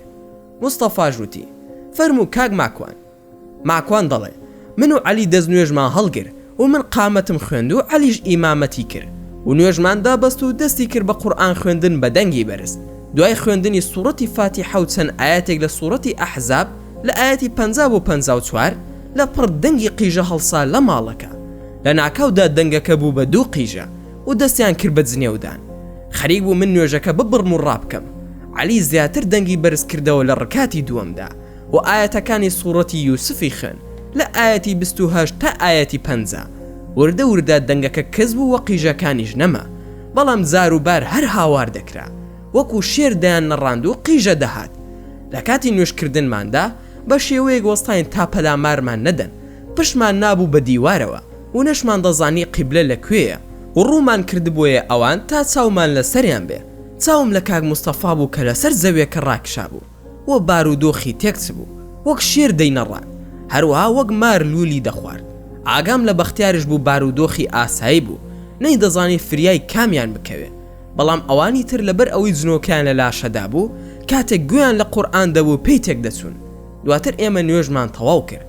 عەلی ژووتی ماکوە نەچی بەلایەندا. ئیشارەتی کرد بۆ بەختیار و پێمی وت کە ڕێگەی پێ نەدەم پەیوەندی بە ئەمبوڵانسەوە بکە. ماکوانیش دەڵێ چوومە لای بەختیار و بە دەنگی بەرز هاوارم کرد بە سەریدا و پێی مود لە جێگاکەی خۆت دابنیشە، ئەوان جنۆکەیان لە لاشەدایە، ئێستا عەلی چارەسەری دەکا. کەوا مود لە جێگاکەی خۆی دانیشت. عەلی هەڵسا و چووە لای موستەفا و بە عەرەبیەکی فوسحە قسەی کرد لەگەڵیدا. لە کاتێکدا کاک موستەفا عەرەبی هەر نەدەزانی، گوێم لە دەنگێک بوو لە موستەفاوە دەردەچوو بە عەرەبیەکی فوسحەی زۆر چاک. عەلی بە جنۆکەکەی وت تۆ چی دەکەی لە ناو لاشەی ئەم پیاوەدا؟ جنۆکەکە من 23 ساڵە لە ناو لاشەی ئەم پیاوەدام. عەلی دەرسۆ لە ناو لاشەی دەنا بە ڕوقیە شەرعی دەرت دەکەم و دەتسووتێنم. تۆ دەزانی لە دنیا و قیامەتش زەرەرمەند دەبیت؟ تۆ خۆت سوور دەزانی کە زوڵم لەم پیاوە دەکەی، ئیتر بۆ چوویتەتە لاشەیەوە. داوا لێ دەکەم دەرسیتە دەرەوە لە لاشەی و ئیمان بهێنە و لە خودا بترسە. جنۆکەکە من فەرمانم پێکراوە بچمە لاشەی و هەر بە تەنها من نیم، زۆرین کە چوینەتە لاشەیەوە، زیاد لە 20 جنۆکەین. عەلی هەرچەندێکن من ئێستا دەرتان دەکەمە دەرەوە. دەستی کرد بە قورئان خوێندن. دوای نزیکەی 20 خولەک موستەفا هەڵسایەوە و هەموو گیانی ئارەق بوو وەک ئەوەی تازە خۆی شۆرد بێ. عەلی قسەی لەگەڵ دەکرد هیچ تێنە دەگەیشت. عەلی وتی ماکوان پێی بڵێ تەوبە بکە، جنۆکەکان لە لاشەی دەرچوون، ئەگەر ڕازیە بچینە لای مناڵەکانی جنۆکەکانی لاشەی ئەوانیش دەردەکەین. ماکوان کاک موستەفا هەز بەسی دەکەی؟ موستەفا دەستی کرد بە گریان و وتی ئەوە چی بوو؟ ماکوان هیچ نییە، جنۆکە لە لاشەتدا بوو. عەلی دەریانی کرد و دەڵێت با تەوبە بکە، ئەویش بۆ ئەوەی نەگەڕێنەوە بۆ نێو لاشت، بڕۆ خۆت بشۆ و دەست بکە بە نوێژکردن. موستەفا بەخوا کاک ماکوان نوێژ نازانم و لە بیرم چۆتەوە، بەدەم گریانەوە لیک بەدەمیدا هاتبۆیە خوارەوە. عەلی ماکوان با بچین لە لاشی ئەوانیشدا دەریان بکەین، بە باوکیان بڵێ ڕێگەمان پێ بدە. موستەفا کوا منداڵەکانم با بڕۆین بۆ لایەن، بەختیار بزانە ئەوان لە کوێن بۆچی دەنگیان نەماوە. بەختیار چوونەتە ژوورەکەی سەرەوە.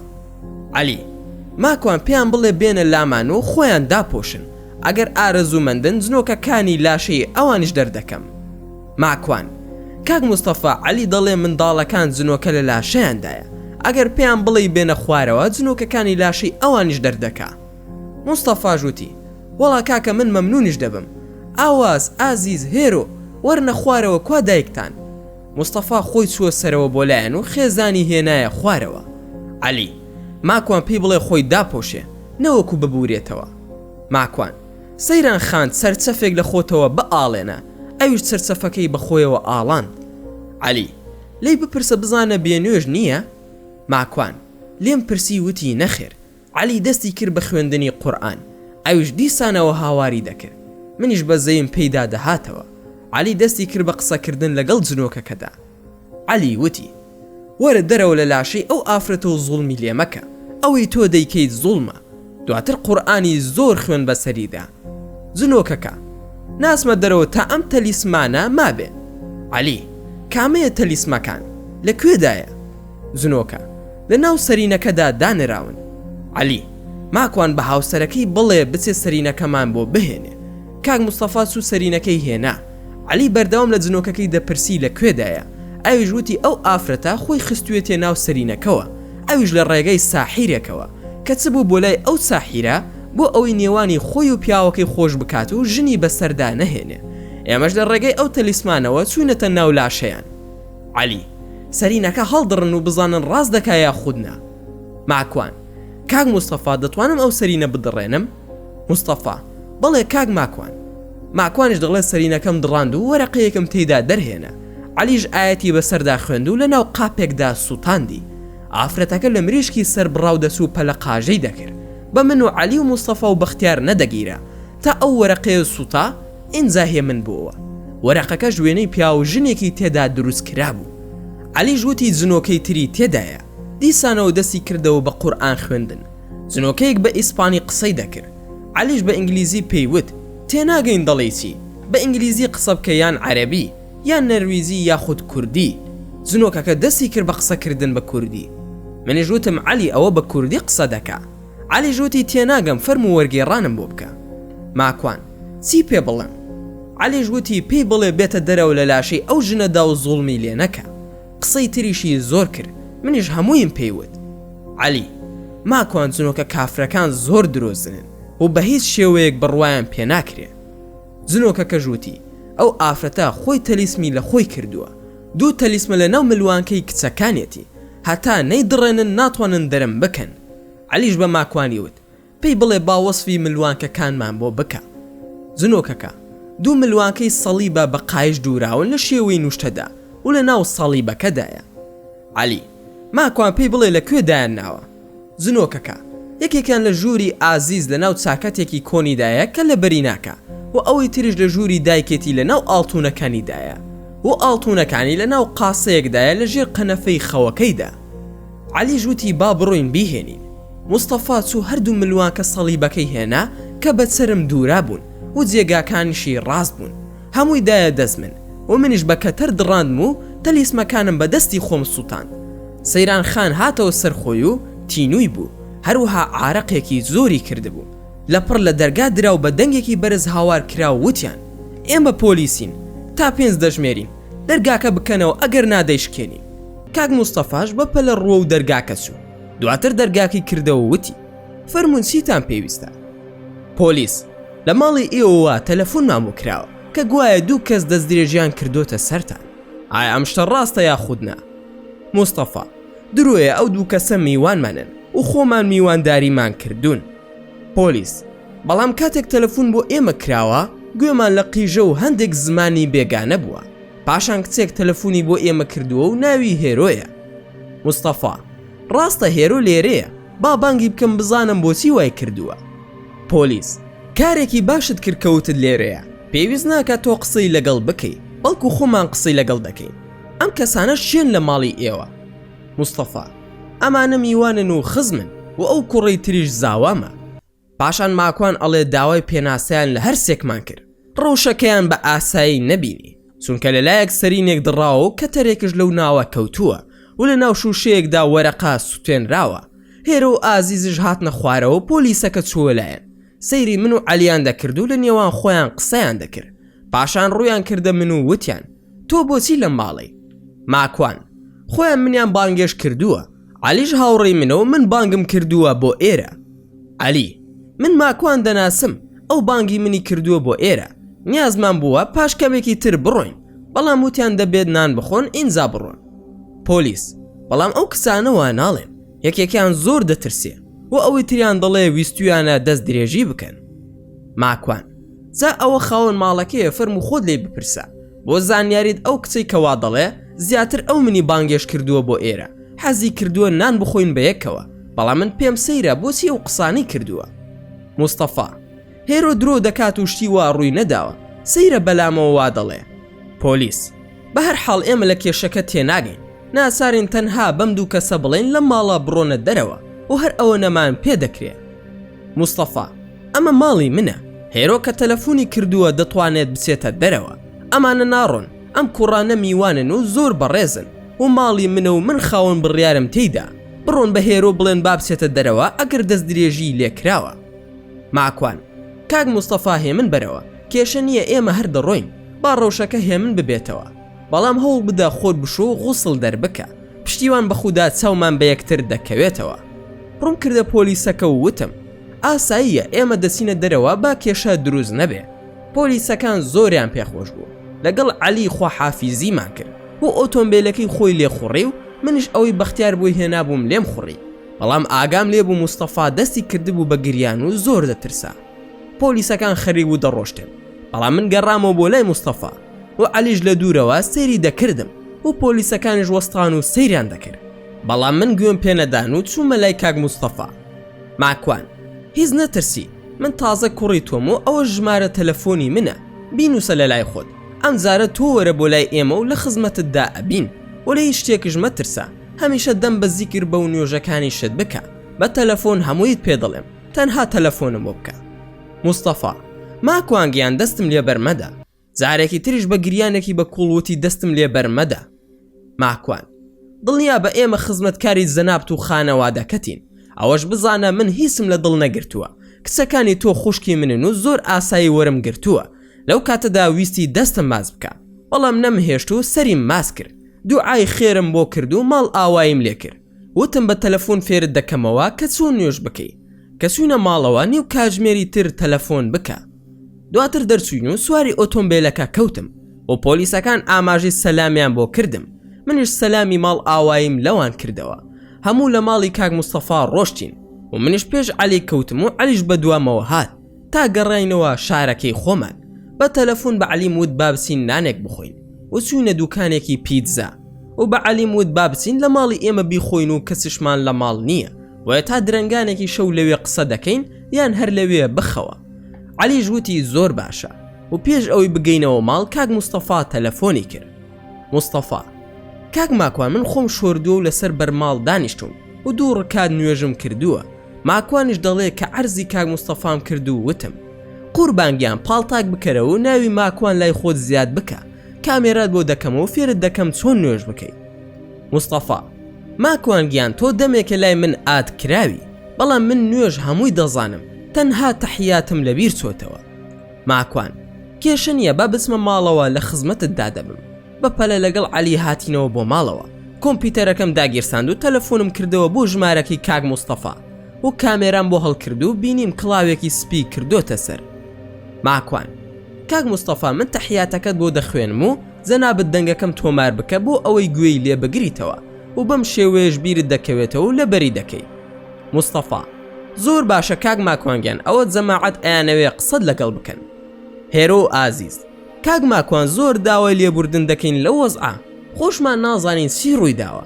سەیران خان زۆر دەترسا و هەر دەیوت ماکوانگیان ئەوە چی بوو بۆچی وامان لێ هات عەلی ماکوان باسی هیچیان بۆ مەکە تا کاتێکی تر ماکوان هەر زۆر ئاساییە هێروی بەڕێز و ئازیزی خوشکم سەیران خان تۆ هەر دایکی ئێمەیت و بەداخەوە نانی دەستمان نەخواردی بەڵام ئەم جارە بۆ کفتە و شۆربا دەینەوە خزمەتتان ماڵ ئاوایم لیان کرد و پاڵتاکم داخستەوە پاشان لەگەڵ عەلی دانیشتین بۆ نان خواردن ڕوم کردە عەلی و وتم تێم بگەێنە شەیتان و جنۆکە بۆ دەکەن بۆ دەچنە ناو لاشی مرۆڤ و ئاوا شەڕمان پێدەفرۆشن عەلی لە ڕاستیدا ئەوان هەر دەبێ وا بکەن پێش ئەوەی مرۆڤ لەسەر زەویدا بژی ئەوان لەسەری ژیاون ئەم زەویە ئەوان خاوەنی بوون بەڵام بە هۆکاری خراپەکاری خۆیان و شەڕی نێوانیان خودای گەورە لەناو ئەم زەوی و هەسارەیە دووری خستنەوە هەندێکیان بۆ کەناری دەریاکان و ناو دەریاکان نێردران و هەندێکی تریش بۆ بیابانەکان و هەندێکیش دەربەدەربوون بۆ ماڵەکانی ئێمە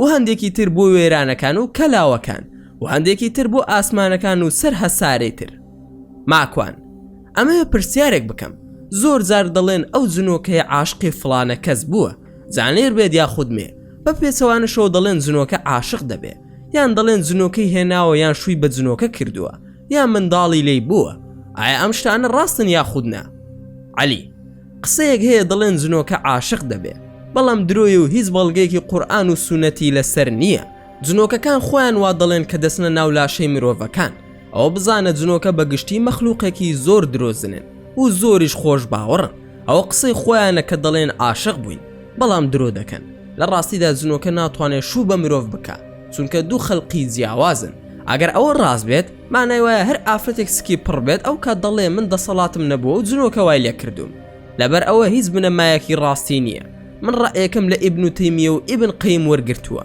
هەمان ڕایان هەیە کە مرۆڤ و جنۆکە پەیوەندی خۆشەویستی و جنسی و کۆمەڵایەتی لە نێوانیاندا نییە جا لەبەر ئەوە درۆیە کەسیان عاشقی کەسیان نابن بەڵام ئەوان ڕقیان لە ئێمەیە وەک مرۆڤ ماکوان باشە بەس بۆچی ڕقیان لە ئێمەیە عەلی ئێمەنەوەی ئادەمین و پێمان دەوترێ ئادەمی زاد ئەوان پێش ئێمە دروست بوون بە هەزاران ساڵ لەنەوەی یەکەم جنۆکەن کە دروست بوون بە ناوی سومیا چۆن باوکی مرۆڤایەتی ئادەمە باوکی جنۆکەکانش ناوی سومیایە ماکوان باشە من ئەم زانیارەی جەنابتم لە قورئان و سونەت نەبینیوە لەکوێ هێناوتە عەلی لە تەوراتەوە هێناومە ماکوان باشە بەڵام عەلی تەورات کەی باوەڕ پێکراوە عەلی خۆ ئەگەر بڕۆی پێناکەی ناتوانی بە درۆی بخەیتەوە چونکە کتێبی ئاسمانیە ئەگەر کێشەی نەبێ لەگەڵ بیر و باوەڕی ئیسلامدا هیچ کێشەیەکی تێدا نییە واتە ئەگەر بەیەکدا نەکێشێ لەگەڵ تەوحید و بنەماکانی بیر و باوەڕی ئیسلامی لە یەکتاپەرستی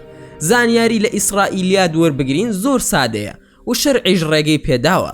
پێغەمبەری خودا درودی خودای لەسەر بێت دەفەرموێ هیچ کێشەیەک نییە شت لە بەنی ئیسرائیل وەربگرین واتە زانیاری کە بوخاری ڕیوایەتی کردووە. کورت و پوخت لە گێڕانەوە مێژوویەکانیاندا دەتوانین نە باوەڕیان پێ بکەین و نە بدرۆیان بخەینەوە. ماکوان شتی وا چۆن دەبێت تێناگەم. عەلی واتە نەدەبێتە سەرساوە بۆ ئێمە و نە بە درۆی دەخەینەوە چونکە ئەشێت ڕاست بێ و نە بڕواشی پێ دەکەین چونکە ئەشێت درۆ بێ. ئەمە مەزهەبی ئەهلی عیلمە ڕوونە یاخودنە. ماکوان زۆر ڕوونە دەست خۆش. عەلی کەواتە سەرەتا کە جنۆکە دروست بوون لەنەوەی سومیان و بە باوکی جن ناسراوە پاشانش ئەم جنۆکانە بوون بە دوو بەش ئەوانش بەشێکیان باشن و بەشێکیان زۆر خراپن. هەروەک ئاماژەم پێدا بەشە چاکەکە زۆر کەم بوون تا فریشتەکان هاتنە خوارەوە لەگەڵیاندا جنگان و سنووریان بۆ دانان بۆ ئەوەی چیتر پێڕانەکێشن و لە ئاستی خۆیاندا بن. شەیتان یاخود ئیبلیس وجودی هەیە و لە بنەڕەتدا ناوی عەزازیلە و لەو سەردەمەدا منداڵ بووە و لە یەکێک لە شاخەکاندا بووە. مەلائیکەتەکان لە کاتی جەنگدا دۆزیویانەتەوە و بردویانەتە ئاسمان و لەوێ لەگەڵ فریشتەکان ژیانی بردۆتە سەر وەکو ئەوان خەیەکی بەندایەتی بووە بۆ پەروەردگار وەیە خودای گەورە خستوێتیە پلەی فریشتەکان و فەرموویەتی بە فریشتەکان سوزەی ڕێزبەرن بۆ ئادەم هەمووان سوزەیان بۆ بر تەنها شەیتان نەبێ. خۆ شەیتان لە فریشتە نییە واتە مەخلوقی مەلائیکەت نییە بەڵکو جنۆکەیە. بەڵام بزانە بۆچی خودای گەورە فەرمانی پێدەکا کە ئەویش سوز دەبەرێ لەبەر ئەوەی ئاستی بەرز بۆتەوە بۆ ئاستی فریشتەکان و خودای گەورە چوار باڵی پێبەخشیوە.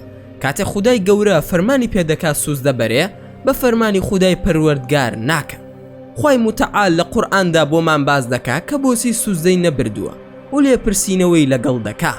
کێشەی شەیتان لەوەدایە کە پێوەر بە عەقڵی خۆی دەکات و دەڵێ من لە ئاگر دروست بووم و ئەویش لە قوڕ کەواتە من باشترم لە ئادەم ئیتر بۆچی سوزدەی بۆ بەرم.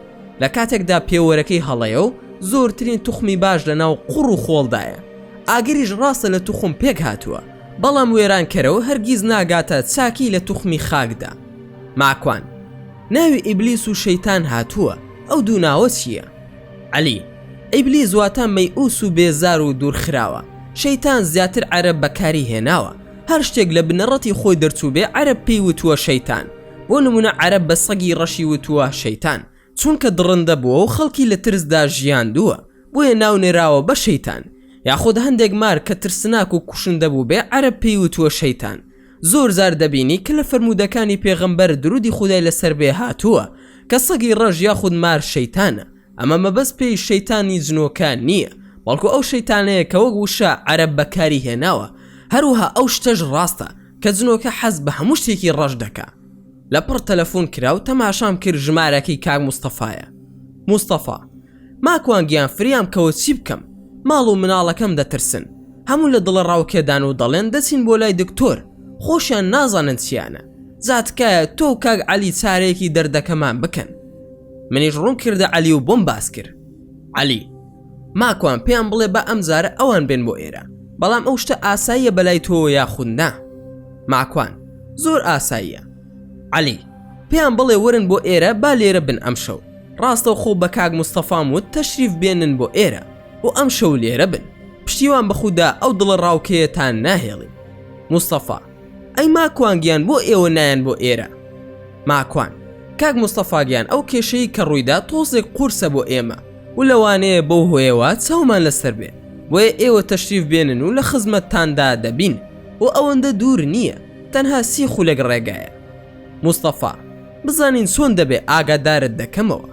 ماکوان لە خزمەتتانداین. دووبارە لەگەڵ عەلی دەستمان کردەوە بە قسەکردن و باسی ئەوەم بۆ کرد باشە خۆ ئادەم لە بەهەشت دروست کراوە و شەیتانش دوور خراوەتەوە لە ڕەحمەتی خودای گەورە. چۆن ئەم شەیتانە چۆتە ناو بەهەشت و ئادەمی هەڵخەڵەتاندووە. چۆن ئادەم لە بەهەشتدا بۆی نییە خواردن بخوا. ئەی ئەمەیان چۆنە؟ لەگەڵی داوتم پەلە مەکە با چایەک دروست بکەم و ئینجا دەست دەکەینەوە بە قسەکانمان. عەلی دەچم ئۆتۆمبیلەکەم دەخەمە شوێنێکی باش تاوەکو چایەکە ئامادە دەبێ. عەلی هاتەوە نزیکەی 10 بۆ 15 خولەکی پێچوو دانیشتەوە بۆ وەڵامی پرسیارەکانی من و قسە و باسی تر. عەلی ویستی دەست بکاتەوە بە قسەکردن بەڵام لە پڕ زەنگی تەلەفۆنەکەم لێی دایەوە بەڵام بە ژمارەیەکی نەناسراو بوو. ئازیز کاک ماکوان هاتوینەتە نزیک شارەکەی ئێوە بەڵام ئۆتۆمبیلەکەمان خلیسکاوە وەرگەڕاوە بۆیە بەپەلە ئێمەیان بردۆتە نەخۆشخانە باوکم هەرویستیوتی هەواڵت بداتێ و شکر بۆ خودا سەلامەتین بەڵام پێی وتوم بە کاک ماکوان بڵێ عەزیێت نەکێشێت بێت بۆ لامان ئێمە زۆر باشین و تەنها دوای پشکنین بۆ خۆمان دەین بۆ ماڵتان ماکوان نا ئێستا دێم لە خزمەتتاندام چۆن شتی وا دەبێ بەڵام باوکی تەلەفۆنەکەی لە ئازیز وەرگرت و وتی کاک ماکوان پێویست ناکا بێ ناونیشانی ماڵی جەنابتم لایە و خۆمان بە تەکسی دەین بۆ ماڵتان ماکوان باشە عەلی ژووتی ماکوان چی بووە دوای ئەوە هەموو شتێکم بۆ عەلی باس کرد عەلی ژووتی با من بڕۆم ماکوان نابێ بڕۆیت قسە دەکەین ئەو خانەوادەیە بۆ لای تۆ دێن ئەوانە زنۆکەیان هەیە ئێستا ماڵی منیش پڕ دەکەن کە لەوان دەرت کرد لە ماڵەکەی منیش دەریان کە بۆم باز بکە ئەو پرسیارەی لێم کردی چۆنە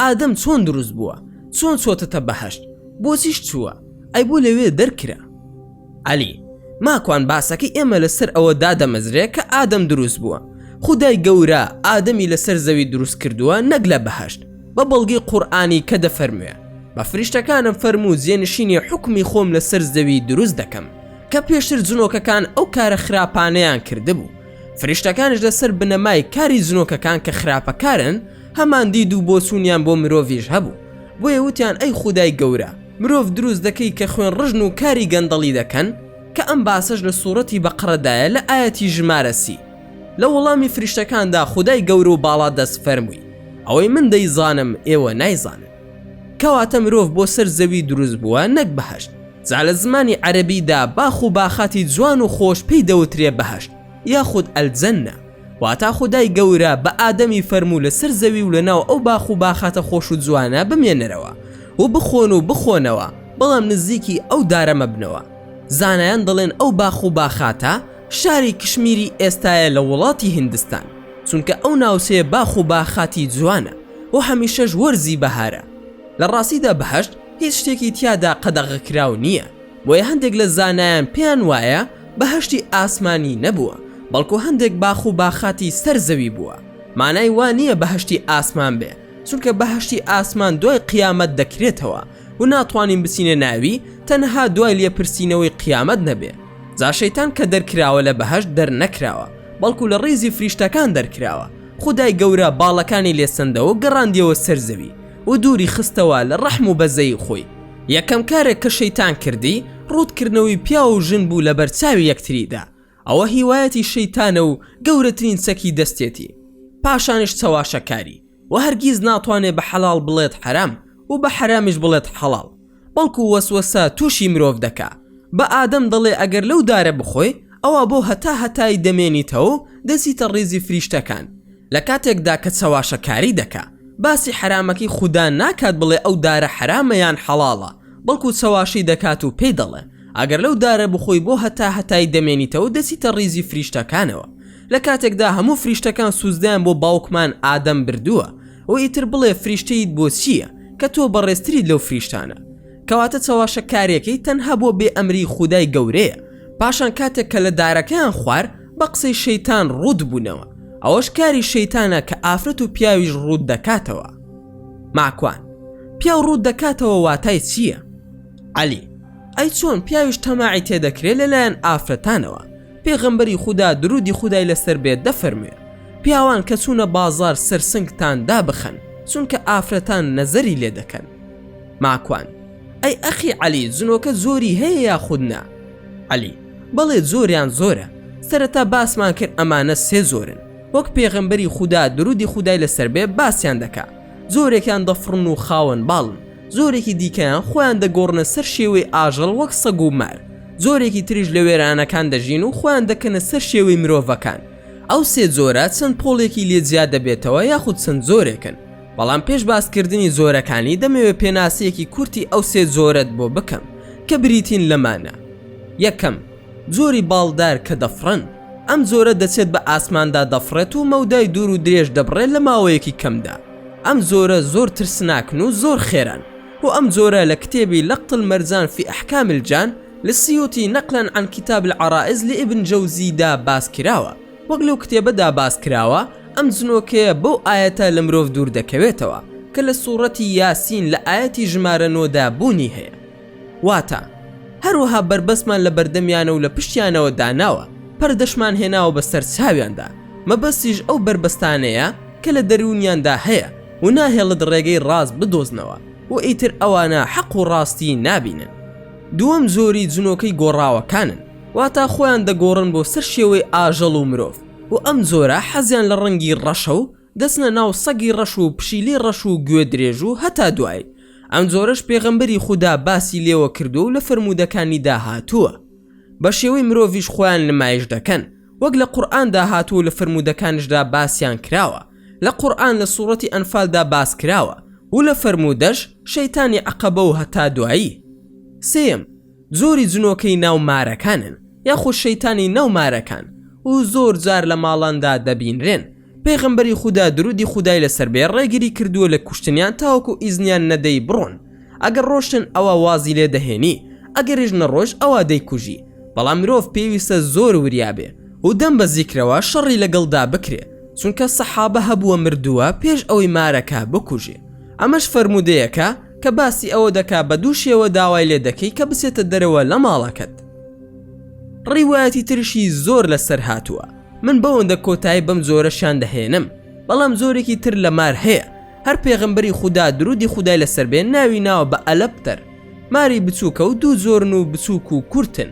پێغەمبەری خوددا درودی خودای لەسەر بێ ئەمری کردووە بە کوشتنیان ئەگەر لە ماڵەکانتاندا بوونی هەبوو، چونکە خاوەن ژەهرن. ئەمانش زۆرەکانیانن.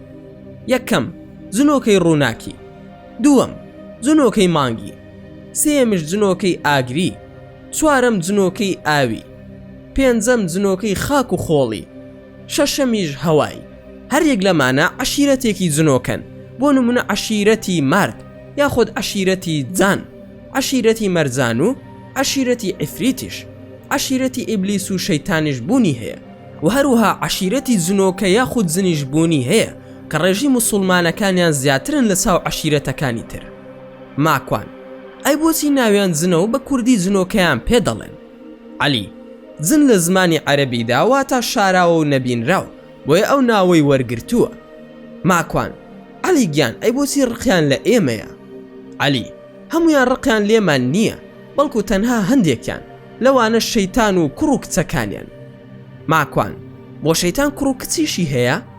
عەلی ئەی چۆن ناوەکانیانت پێ بڵێم یاخود نا؟ ماکوان ئەرە وەڵڵا مەمنونیشت دەبم. عەلی منداڵەکانی زۆرن، هەر یەکە و ئیشێکی پێسپێر دراوە. بۆ نمونە کوڕە گەورەکەی ناوی عەزازیرە، دەچێتە حەمام و خۆی لەسەر شێوەی فیل نمایش دەکا، ئەویش بۆ ئەو کەسانەی کە دەبنە ساحیر و جادوگەر تاوەکو دەستەمۆیان بکات و سوزدەی بۆ بەرن. ئەم شەیتانە زیاتر لە ناوچەکانی هیندستان و چین و ڕۆژهەڵاتی ئاسیا دەژی. تەنانەت زۆر جار هەیکەلی فیلی بۆ دروست کراوە بە ناوی گانیشا. ئەم پەیکەری فیلە لە هیندستانیش دەیپەرستن. کوڕێکی تریشی بە ناوی زیتونە، ئەمە زیاتر خۆی دەکاتە پشیلەی ڕەش و لەو کاتانەدا دەردەکەوێت کە مرۆڤ زیکرەکانی نەخوێندووە، یان دەبێتە هۆکاری دڵە ڕاوکێ و خستە خوارەوەی شت بۆ ترساندنی مرۆڤەکان. یەکێکی تری بە ناوی دەنهەشە، بەهێزترین کوڕی شەیتانە کە کردوێتی بەسەرکردا بەسەر هەمویانەوە، زیاتر لە ناو مەسیحەکاندا کار دەکا و دەستێکی ڕەشە و دەستێکی خاچی هەڵگرتووە. کوڕە گەورەکەی ئیبلیس واتە شەیتان ناوی ساڕوخە، دەچێتە لای ئەوانەی کە هەمیشە جەستەیان ڕوتە و گاڵتەیان پێدەکا. کوڕێکی تریشی گەورەی هەموو ساحیرەکانە و ناوی ناسوورە، هەموو ساحیرەکان لی دەترسن و زەلیلیان دەکا، زۆر ترسناکە و بە ناوی ئەویش زادوو دەکەن. کوڕێکی تریشی هەیە ناوی مەیمون نیکاحە، ئەمە لە جوولەکەکانە و زیاتر هەست و سۆزی جنسی خەڵک دەجوڵێنێ و هەوڵەکانی بۆ ئەوەیە خەڵکی خەرێکی کاری فەساد و فاحیشە و زینا بن. یەکێکی تریشی کە بەردەوام لەگەڵ پیاوچاکاندایە بە ناوی سنجاب کوڕی دەرگاوان، بۆیە ئەم ناوی لێنراوە چونکە هەمیشە بە قاچی خەڵکیەوە دەنووسێت و لی نابێتەوە. کوڕێکی تریشی زیاتر لە نێوان منداڵان و لاوەکاندا کار دەکا، بە عەرەبی ناوی زەعزوعە، کەواتای منداڵی دەم بە پێکەنین دەگەێنێ. سحر و جادوو لە منداڵان دەکات و گەنجان چەواشە دەکا، بە تایبەتیش دەمە و ئێواران کار دەکا. بۆیە پێغەمبەری خوددا درودی خودای لەسەر بێ ئەفەرموێ لە ئێواراندا شەیتانەکان بڵاو دەبنەوە، بۆیە دەرگاکانتان دابخەن. کۆتا کوڕیشی ناوی باوکی زەعازیعە، کاری ئەم کوڕەشی دوژمنایەتی دووبەرەکی دەخاتە ناو خەڵکیەوە و بەگشتی ژن و مێرد و دایک و باوک و منداڵەکانیان. ماکوان: ئەی عەلی گیان شەیتان کچی نییە؟ عەلی: بەڵێ کچیشی هەیە. ماکوان: ئەو کچە تیوانە ناویان چییە و کاریان چییە؟ عەلی: بۆ زانیاریت هەندێک لە زانایان دەڵێن ئەگەر بتەوێت کچانی شەیتان بانگ بکەی وەک سیحر و جادو، خۆیان دەکەنە سەر شێوەی مرۆڤ و دەبێت لەگەڵیاندا ڕابێری، یان خۆیان دەکەنە ئاژەڵ و دەبێت لەگەڵیاندا ڕابێری. کچە گەورەکەی ناوی خەناسە، واتە ئەو کەسەیە کە پیاو ئەبەستێتەوە و لە پیاوەتی ئەخا، تەنها موسەخەری دەکا بۆ خۆی لە ڕێگی سیحر و جادووە. ماکوان: ئەمە ئەوە نییە کە لە شەرعدا پێی دەوترێ ئیحتیلام و کوردیش پێی دەڵێ شەیتانی؟ عەلی: نا ئەوە هیچ نییە، ئاوی زیادی لەشە ناوی مە نییە، هۆرمۆنەکان وای لێ دەکا فڕێ بدرێتە دەرەوە. کچێکی تریشی هەیە ناوی مەحاسنە و ئەمە لە ساحیرەکاندایە و لەسەر قەبرەکاندایە و دەبێت لەگەڵ ساحیرەکان ڕابێرێ. چەند ڕاستە و درۆیە ئەمانە هیچ سەرچاوەیەکم لا نییە، بەس ئەم شتانم بیستووە لەو پیاوانەی کە هەمیشە ڕازگۆ بوونە و ناشزانم کە ئەوان ئەم زانیاریانەیان چۆن دەست کەوتووە. کچێکی تریشی ناوی ئائنە و ساحیرەکان و جنۆکەی تر و شەیتانەکانی تر فێری نووسینەوەی تەلیسم دەکا، ئەوێش بۆ ئەوەی بانگیان بکەن بۆ لای خۆیان. کچێکی تریشی هەیە ناوی نائەلەی قش درێژە، ئەمە لە قش درێژیدا ئەو ناوەی لێ نراوە. کچێکی تریشی هەیە ناوی زەیونەیە و لەگەڵ موشفەقە، هەر یەکە و کارێکی هەیە. ماکوان: عەلی برام بەڕاستی ئەوانش جیهانێکی سەیریان هەیە؟ عەلی ژووتی: ماکوان گیان ئەوان دەوڵەتێکی تەواون و پاشایان هەیە و ئەمیریان هەیە و سوپایان هەیە، شەیتان خۆی عەرشی هەیە، جیهانێکی زۆر ڕێک و پێکن لە ناو خۆیاندا کە هەمویان کار دەکەن بۆ دژایەتی کردنی مرۆڤ. ماکوان دەڵێ من و عەلی لەم قسانەدا بووین، لە پڕدا جەڕەسی تەلەفۆنەکە لێیدا، منیش هەڵم گرت کاک موستەفا بوو. وتی: کاک ماکوان، ئێمە لە بەردەم دەرگاکەدا وەستاوین بۆمانی بکەرەوە. خێراسوم و دەرگاکەم کردەوە و بینیم کاک موستەفا و سەیران خان و ئازیز و هێرۆ و ئاواز و هاوسەرەکەی کاک بەختیار بوون.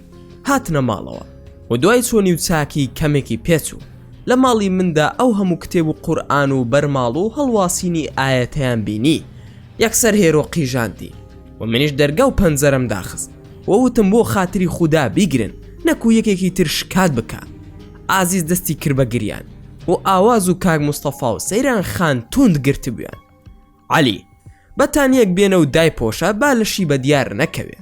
عەلی چووە پێشەوە و تۆزە قورئانی خوێند و بانگی کرد لە جنۆکەکە، بەڵام هیچ دەنگێک نەبوو. بە منی وت ئەمە درۆزنە و هیچی تێدا نییە، بەڵام نازانم بۆچی وا دەکا. بەڵام پێی نەوت کەذاب، بەڵکو وتی نەساب، ئەویش بۆ ئەوی خێزانەکەی تێنەگەن. ماکوان: ئەی عەلی مادامم ئافرەتە بۆچی وا دەکا؟ عەلی: پەلەمەکە ئێستا چارەی دەردەکەی ئەکەم. ماکوان: بەسکین دەڵێن چی بە کوردی؟ ماکوان: پێی دەڵێن چەقۆ. عەلی: ئاماکوان چەقۆیەکم بۆ بێنە. هەرکە باسی چەقۆ کرا هێرۆ ڕۆحی تیا هاتەوە. ئەم شەو شەوی 1001 شەوەیە و هێرۆ دەستی کرد بە قیژە قیژ و هەمومان ترسمان لێنیش. دوای ئەوەی عەلی هەستی کرد ڕاز نییە، ئاگاداری کردمەوە و ترساندی بەوەی کە چەقۆیەکی بۆ بەرین. هێرۆ هەستایەوە و دانیشت و ئاومان بۆی هێنا و ڕەوشەکە ئارام بۆیەوە. سەیران خان: هێرۆ ئەوە چی بوو؟ هێرۆ: نازام ئەو حاڵەتە چی بوو بەسەرم هات. ماکوانش دەڵێ: خۆمە من پێڕا نەگیرە، ڕاستە خۆ پێیان نەموت. هێرۆ خان تۆ درۆ دەکەی، لە ژیانمدا کێشەیەکم هەیە، وەکو هەندێک کەس نیم بتوانم موجامەلە بکەم، بۆیە لە ژیانشمدا زۆر زەرەری لێداوم. ئەوەی درۆزن بێت لای من درۆزنە و پێویستی بە تەریقکردنەوەیە. ناتوانم بڵێم هەڵت کردیان ڕاستن نەکرد، بەڵکو ڕاستەو خۆ وتم. هێرۆ تۆ درۆت کرد بۆ خۆت بوراندەوە. ئەمویست زیاتر بڵێم، بەڵام لەبەر ئەوەی ماڵی خۆم بوو زۆر لەسەری نەڕۆشتم. بەڵام ئاگام لێ بوو کاک موستەفا ڕەنگی تێکسوو و هەروەها سەیرێکی خێزانی کرد و هەستم بە ناڕەحەتی ئەو دەکرد. بۆ حورمەتی ئەو باسەکەم گۆڕی و دانیشتمەوە. کاک موستەفا و عەلی کەوتبوونە قسە و بە نەرویجی باسی دینی بۆ دەکرد. منیش زۆرم پێخۆش بوو.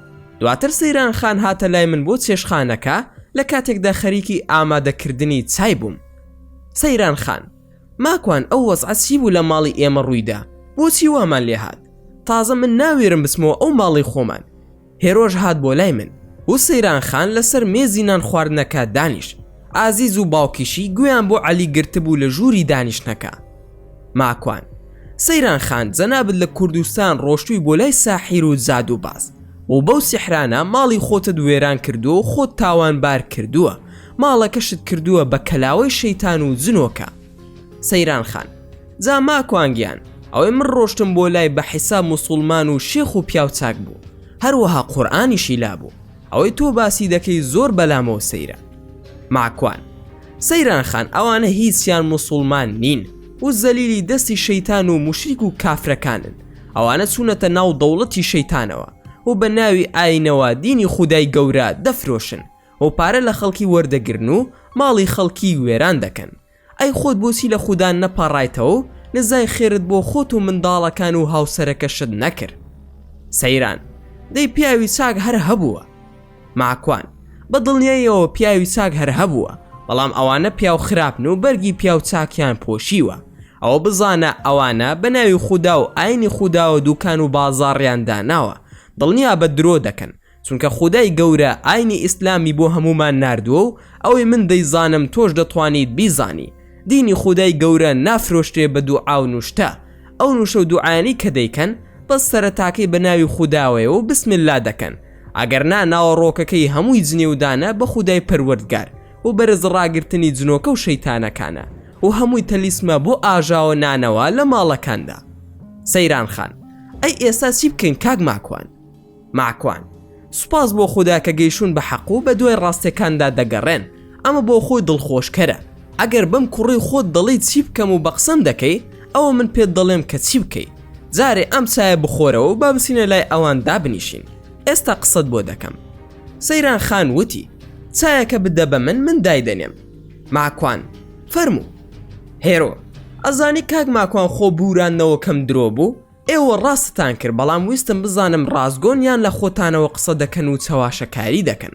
زۆر داوای لێبوردن دەکەم، هەستم کرد کە ئازیز و سەیران وایان کرد درۆیان دەکرد، بەڵام ڕاستی دەوێ من نە بڕوان بە جنۆکەیە و نە بڕوان بە خودایە و نە بڕوان بە شەیتانە و بڕوان بە هیچ ئاینێک نییە. ماکوان: واتە کە کێشاوتە بە ئۆتۆمبیلەکەمدا ئەوە تۆڵەیە؟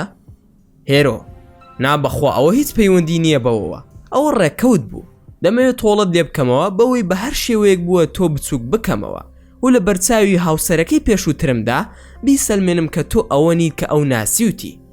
ماکوان: زاهێرۆ خۆ تۆ ئێستا وتت من بڕوان بە خودا نییە، ئیتر چۆن ئەم سوێندە دەخۆی؟ بە هەر حاڵ خۆ من سەر ڕێگای قوتابخانەم لێ نەگرتوویت و داوای پەیوەندیم لێ نەکردووی، ئیتر بۆچی مێردەکەت و تۆ لەسەر من زیابوونەتەوە؟ من بڵێم چی، خۆ من هەر نادناسم. پاشان تۆ ئازیز وتان سەرسامی توین و شاعیریت، من خۆم لێ ببوو بە نزار قەبانی لە بەرچاوی ئێوەدا، وا بەشان و باڵی مندا هەڵتان دەدا، وامزانی مەحووی شعری لە من وەرگرتووە و ئێستاش تۆڵم لێ دەکەیتەوە. هێرۆ: نا، بەم شێوەیە نییە کە تۆ بیری لێ دەکەیتەوە، بەڵکو دەمویست خۆم لە تۆ نزیک بکەمەوە بۆ ئەوەی هەر چۆنێک بێت بە شێوەیەک لە شێوەکان دەست تێکەڵ بکەین و بۆ سەروەری هاوسەرمی بسەلمێنم کە تۆ ڕازگۆ نیت، چونکە ئەو تۆی زۆر بە ڕازگۆ دەزانی، من ژویستم بیسەلمێنم کە تۆ وانیت. ماکوان: ئەی هاوار تۆ خەتەر و ترسناکی، جا باشە گریما من لاواز بووم و ئەوەی تۆ ویستت بیکەیت ڕوویدا، من تاوانم چی بوو لەم نێوەندەدا کە ڕامەتی منت دەشکاند و ماڵ و منداڵیشت لێ دەکردم؟ ئایا ئەمە مرۆڤ دۆستیە؟ هێرۆ: ئای تۆ ئەزانی چ داخێکت کردووە بە دڵی مندا؟ ماکوان: نەخێر نازانم، بۆ کاک سەروەری هاوسەرت ئیسلامی بوو یاخود نا؟ هێرۆ: نا، بەڵام تۆ کردت بە ئیسلامی. ماکوان: چۆن؟ ئایا من دەیناسم؟ پەیوەندیمان هەبووە پێکەوە؟ هێرۆ: بەڵێ دەیناسیت، بەڵام بە ناوی سەروەر نایناسی، بەڵکو لە پاڵتاک ناوی توی مەلیک بوو. ماکوان: ڕاست دەکەی کاک توی مەلیکم دەناسی، بەڵام نەمدەزانی ئەوە هاوسەری تۆیە، بەڕاستی کوڕێکی بەڕێز بوو، من کە ناسیومە لە پاڵتاک هەر کوڕێکی دیندار و خواناز بوو. هێرۆ: ڕاست دەکەی، بەڵام شەوان دەهات گوێی لەوانەکانی تۆ دەگر و زۆر حەزی بە ژیانی حەزرەتی موحەممەد بوو، هەرچەندە هێرۆ کاتێک ناوی پێغەمبەرمانی هێنا سەڵاواتی لێ نەدا، بەڵام ئێمە دەڵێن صلی الله عليه وسلم، چونکە کاتێک گوێمان لە ناوی پێغەمبەر موحەممەد بوو ڕاستەوخۆ سەڵاوات دەنێرین. ماکوان: باشە کێشەکە چی بوو؟ هێرۆ: دڵی پیس بوو، دەیوت دەبێ خۆت داپۆشی و حەزی بە هەندێک ڕەفتار بوو کە نۆرماڵ نەبوون. ماکوان: واتە چۆن نۆرماڵ و ئاسایی نەبوو؟ هێرۆ: وەک پێم وتی من زۆرم خۆش دەویست، بەڵام نەدەگونجا لەگەڵم بە منی دەوت تۆ زۆر خۆت ڕوود دەکەیتەوە، نابێ بە دەنگی بەرز پێ بکەنیت، نەیدەهێشت تێکەڵاوی خەڵک ببم. ئەیوت تۆ لە ناو مەزیسی پیاواندا قسە زۆر دەکەی، دەیوت بۆ دەرەوە بۆن لە خۆت مەدە، بە زۆر خەریب و نوێژی پێدەکردم، پارەی دەنار بۆ هەژارەکان لە کوردستان، بیزانی بە هەر کەس هەژارە ڕاستەوخۆ پارەی بۆ دەنارد. منیش دەموت کێ ناڵت درۆ دەکا و زۆر شتی تر بە مێشکم دەهات. ئەمانە هەمووی لە پاڵتاک لای تۆ فێر بوو، چونکە پێشتر خۆی وان نەبوو، بەڵام کە گوێی لە تۆ دەگر زۆر دەگۆڕا. سەیران خان: کاک ماکوان و هێرۆ چایەکەتان ساردەوە بوو، وەرن. ماکوان دەڵێ: منیش زۆر تووڕە بووم، ڕاستەوخۆ وتم: هێرۆ ئەو کاک سەروەرە دڵی زۆر پاک بوو، ئەو دڵپیز نییە، و ئەگەر خوشکی من یان خێزانی منیش بوویتایە بە دڵنیاییەوە لێم قبول نەدەکردی. تۆ ئافرەتێکی نۆرماڵ نیت و نەخۆشی، دەستی کاک سەروەر خۆش بێ کە جێی هێشتوویت. تۆ کەی شایانی ئەوەی پیاوێکی وەکو کاک سەروەر هاوسەرت بێ؟ تۆ پێویستە یەکێکی شەیتان پەرز هاوسەرت بێ، ئەو ویستویەتی حیا و حورمەتی تۆ بپارێزێ، کەسی تۆ دڵی نۆرماڵ نییە. تۆ شایانی گوێ بادانی و پێویستە عاقڵ بکرێ، ئەی چۆن لێت زیان نابێتەوە بە نیازی ببیتە دایکیش بەو شێوەی کە هەیت؟ هێرۆ: باشە ئابڕوم مەبە. ماکوان: ئابڕوو؟ ئەگەر ئابڕوود هەبوایە لەو کوڕە بەڕێزە زیان نابوویتەوە، دوایش بیت دەست لەگەڵ من تێکەڵ بکەی بۆ ئەوەی بیستەلمێنیت کە ماکوان درۆزنە یاخود ئیسلام ڕاز نییە. کاک مستەفاش دەنگی بەرز کردەوە وتی: کاک ماکوان چییە، بۆچی تووڕە بووی؟ وەرنە ئێرە بۆ لامان. ماکوان: قوربان وە هاتمە خزمەتت، خات و هێرۆ تۆ ژمارەی تەلەفۆنی کاک سەروەرم بدەرێ. هێرۆ: کاک ماکوان تەلەفۆنی بۆ نەکەیت. ماکوان: بۆچی؟ بۆ ئەوەی لە لودبەرزی خۆت نەیتە خوارەوە؟ ئەگەر بمتوانایە و پێم بکرایە دەم ناردی بۆ ئەوەی دەستی سەروەر ماز بکەی. با بڕۆین دابنیشین لای ئەو میوانانە و قسەیەکش لەسەر ئەو باسی تۆش دەکەین دواتر. هێرۆ: کاک ماکوان با مامە مستەفا ئەم شتانە نەزانێ. ماکوان: خوای گەورە ئاسانی بکە. چوونە لایەن و هەمووان پێکەوە دانیشتین و جارێکی تروتم یاخوا بەخێر بن. مستەفا: کاک ماکوان لەگەڵ کاک عەلی قسەمان کردووە و بڕیارم داوە هەرچی پەیکەر و مەشروب و ئەوەی کە حرامە لە ماڵەکەدا لای بەرین. بە پشتیوانی خۆدا منیش ئیتر نوێژ دەکەم و مەشروبیش ناخۆم و ئەو شارەش بەجێ دەهێڵم، خانووەکەم دەفرۆشم و دێم لەم شاری ئێوەدا خانوویەک دەکڕم. ئەی کاک ماکوان، وامزانی عەلی لە شارەکەی ئێمەیە، کەسی ئەویش لێرە دەژی. عەلی خۆی ئاشکرا کرد و منیشی بە درۆ خستەوە. ناچار وتم بەڵێ لێرە دەژی، بەڵام زاروبار دێت بۆ شارەکەی ئێوە و ئەو کاتیش لەوێ بوو. عەلی هات بۆ لام و وتی: ماکوان وەرە ئیشێکم پێتە. بۆیە ڕۆشینە ژوورێکی تر. عەلی: ماکوان ئاساییە داوای عەزیزە بکەم لە عەموو مستەفا؟ ماکوان: عەلی حەیامان نەبێ، چونکە کللتوری ئێمە وان نییە، ئینجا عەزیزە نییە، ئەو ناوە خۆشت بووە سەقەت کرد، ناوی ئازیزە، بە پیتی ئەلیف دەست پێ دەکا نەک پیتی عین. ئینجا عەموو مستەفای چی؟ چەند کاژمێرێک لەمە و بەرحەسقیل بوو، ئێستا کوێ ڕەبوو بە عەموو؟ عەلی: باشە بەس داوای دەکەم لە باوکی. ماکوان: عەلی ئاخر تەنها شەوێکە ئێمە لەگەڵ ئەواندا بووینە بە ناسیاوی یەکتر و ژیانی تۆ ئەو کسە بەیەکەوە ناگونجێ، ئەو هیچ ئیلتیزامێکی نییە و تۆش جنۆکە ڕەفیقتە. بیر لەوە مەکەرەوە جارێ، با بزانی ئەمانە کێن. کێشی زۆربەی کەس ئەوەیە هەر کسێک دەبینن جوان بێت یەکسەر دەیخوازن، ئاخر وا نابێ عەلی گیان. عەلیش سەرچاویدا بەیەکدا وتی: باشە. ڕۆیشتین دانیشتنەوە کاژمێر 11 شەوە و عەلی داوای ئیزنی کرد بۆ ئەوەی بڕواتەوە بۆ ماڵەوە، بەڵام من حەزم نەدەکرد. وتم: عەلی مەڕۆ، من و تۆ لەم ژوورە دەبین، بەڵام بە قسەی نەکردم و ڕۆشت. لای دەرگاکەش پێمی ود ماکوان عەزیزەم بۆ مارە بکە، وای دەزانی من وەلی ئەمری ئەوم. من نوێژی عیشام نەکردبوو، بۆیە داوام کرد لە کاک مستەفا و بەختیار کە بەیەکەوە نوێژەکانمان بکەین. هەڵسایم بۆ نوێژکردن و وتم: کاک بەختیار فەرموو نوێژ بکەین. بەختیارش وتی: قوربانت بم، سوپاست دەکەم، وای دەزانی داوەتی یەکەم. ماکوان: مامە بەختیاریانی نایکەی جەنابەت؟ بەختیار: نەخێر، بۆ جارێکی تر. ئێمەش نوێژمان دەست پێ کرد لەگەڵ کاک مستەفادا و بە دەنگی بەرز سوورەتی فاتیحە و سوورەتی زلزالم خوێن. دیسانەوە قیژە لە ئازیز بەرز بۆیەوە، باوکی نوێژەکەی بڕی و منیش بەردەوام بووم. دوای ئەوەی نوێژم تەواو کرد ڕاستە خۆ تەلەفۆنم کرد بۆ عەلی. ماکوان: عەلی ڕاکە ئازیز ئەقیژێنێت دووبارە. ماکوان ئەڵێ نازانم چۆن بوو، چەند خولەکێکی نەبردای لە دەرگاکە وتی بیکەرەوە من عەلیم. ماکوانش پێیوت: عەلی کاتێک من کارم پێتە تۆ لە یەمەنی، بەڵام کە بۆ ئازیز بانگم کردی بووی بە عەفرید. عەلی ژووتی باشە یانی بگەڕێمەوە؟ ماکوان نا دەوەرە دەی ماڵەکەت پڕ کردووە لە جنۆکە دەریان بکە بۆم. هاتە سەرەوە و سڵاوی کرد و ئازیزیش لە باوشی باوکی بوو. عەلی ماکوان بە تانیەکی پێدا بدە، دواتر بە دەنگێکی خۆش ئایەتل کورسی خوێن و هەندێک ئایەتی لە سوورەتی تەها خوێن و کۆتایی سوورەتی بەقەڕەی تەواو کرد، بەڵام ئازیز سرکەی نەبوو. ماکوان منیش بۆ خۆشی وتم دیارە لەسەر سامت دادناوە. عەلی بەخوا ئەمیش زنۆکە و شتی تێدانیە و بە قەستی وا دەکا. ماکوان یاری چەقۆکەی لەگەڵ بکەینەوە دووبارە؟ عەلی ژووتی نا بەخوای گوناحە. ماکوانیش ئەڵێ قاقای پێکەنینم لێدا و کاک مستەفاش تەماشای دەکردم و بە چاوێک تەماشای ئازیزم کردو ئەویش تەماشای دەکردم. مستەفا کاک ماکوان ئەوە بووە پێدەکەنی چی بووە؟ ماکوان ئەمیش وەک هێروی پوری درۆی کردووە. مستەفا واتە زنۆک و شتی وان نییە؟ عەلی ژووتی نا ئاسەوارێکی وای تێدا نییە کە زنۆکە لە لاشەی دابێ. ماکوان ڕوون کردە عەلی و ئەوم بۆ باس کرد، وتم ئەو ئافرەتە نەخۆشە و ئازاری هەیە بۆیە بەم هۆکارە دەری دەبڕێ. عەلی ژووتی چۆن دەزانی؟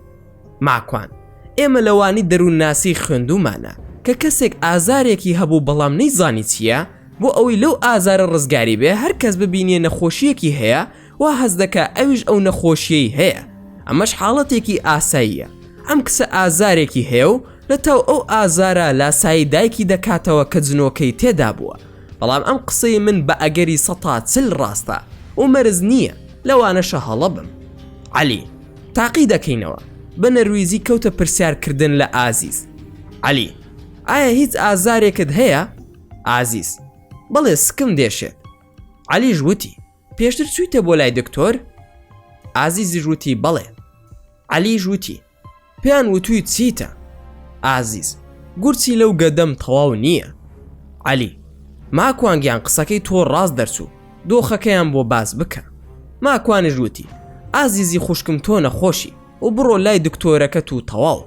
ئینجا بانگی عەلیم کردو لە تەنیش کاک مستەفا دامنا و هەمومان دانیشتین و منیش دەستم کرد بە قسەکردن. بە عەلیم وت ببوورە کە بە کوردی قسە دەکەم، بەڵام وردە وردە بۆ دەکەم بە عەرەبی. عەلی ژووتی نا ئاساییە تۆزێک کوردیش تێدەگەم. ماکوانیش ئەڵێ بە عەرەبی بە عەلیم وت عەرەب دەڵێ هەتا 40 ڕۆژ معاشەرەی قەومێکت کرد دەبیت بەوان، تۆ ئەو یاسایەشت تێکدا. لەو کاتەدا عەلی مۆڕەی لێ کردم، ڕوون کردە هێرە و وتم هەرکەس بڕوای بە خودا نەبێ کافرە، واتە لە جەهەنەمدا دەمێنێتەوە بۆ هەتا هەتایی. خوای گەورەش قورئانی بە فریشتەکاندا ناردووە بۆ پێغەمبەر موحەممەد صلی الله عليه وسلم، ئەویش بۆ ئەوەی قیامەتمان پێ بناسێنێ کە دوا ڕۆژمانە و بۆ هۆکاری قەزا و قەدەر کۆی کردوینێتەوە لێرەدا. ماکوان سەیران خان پێشتر ژیانت چۆن بوو؟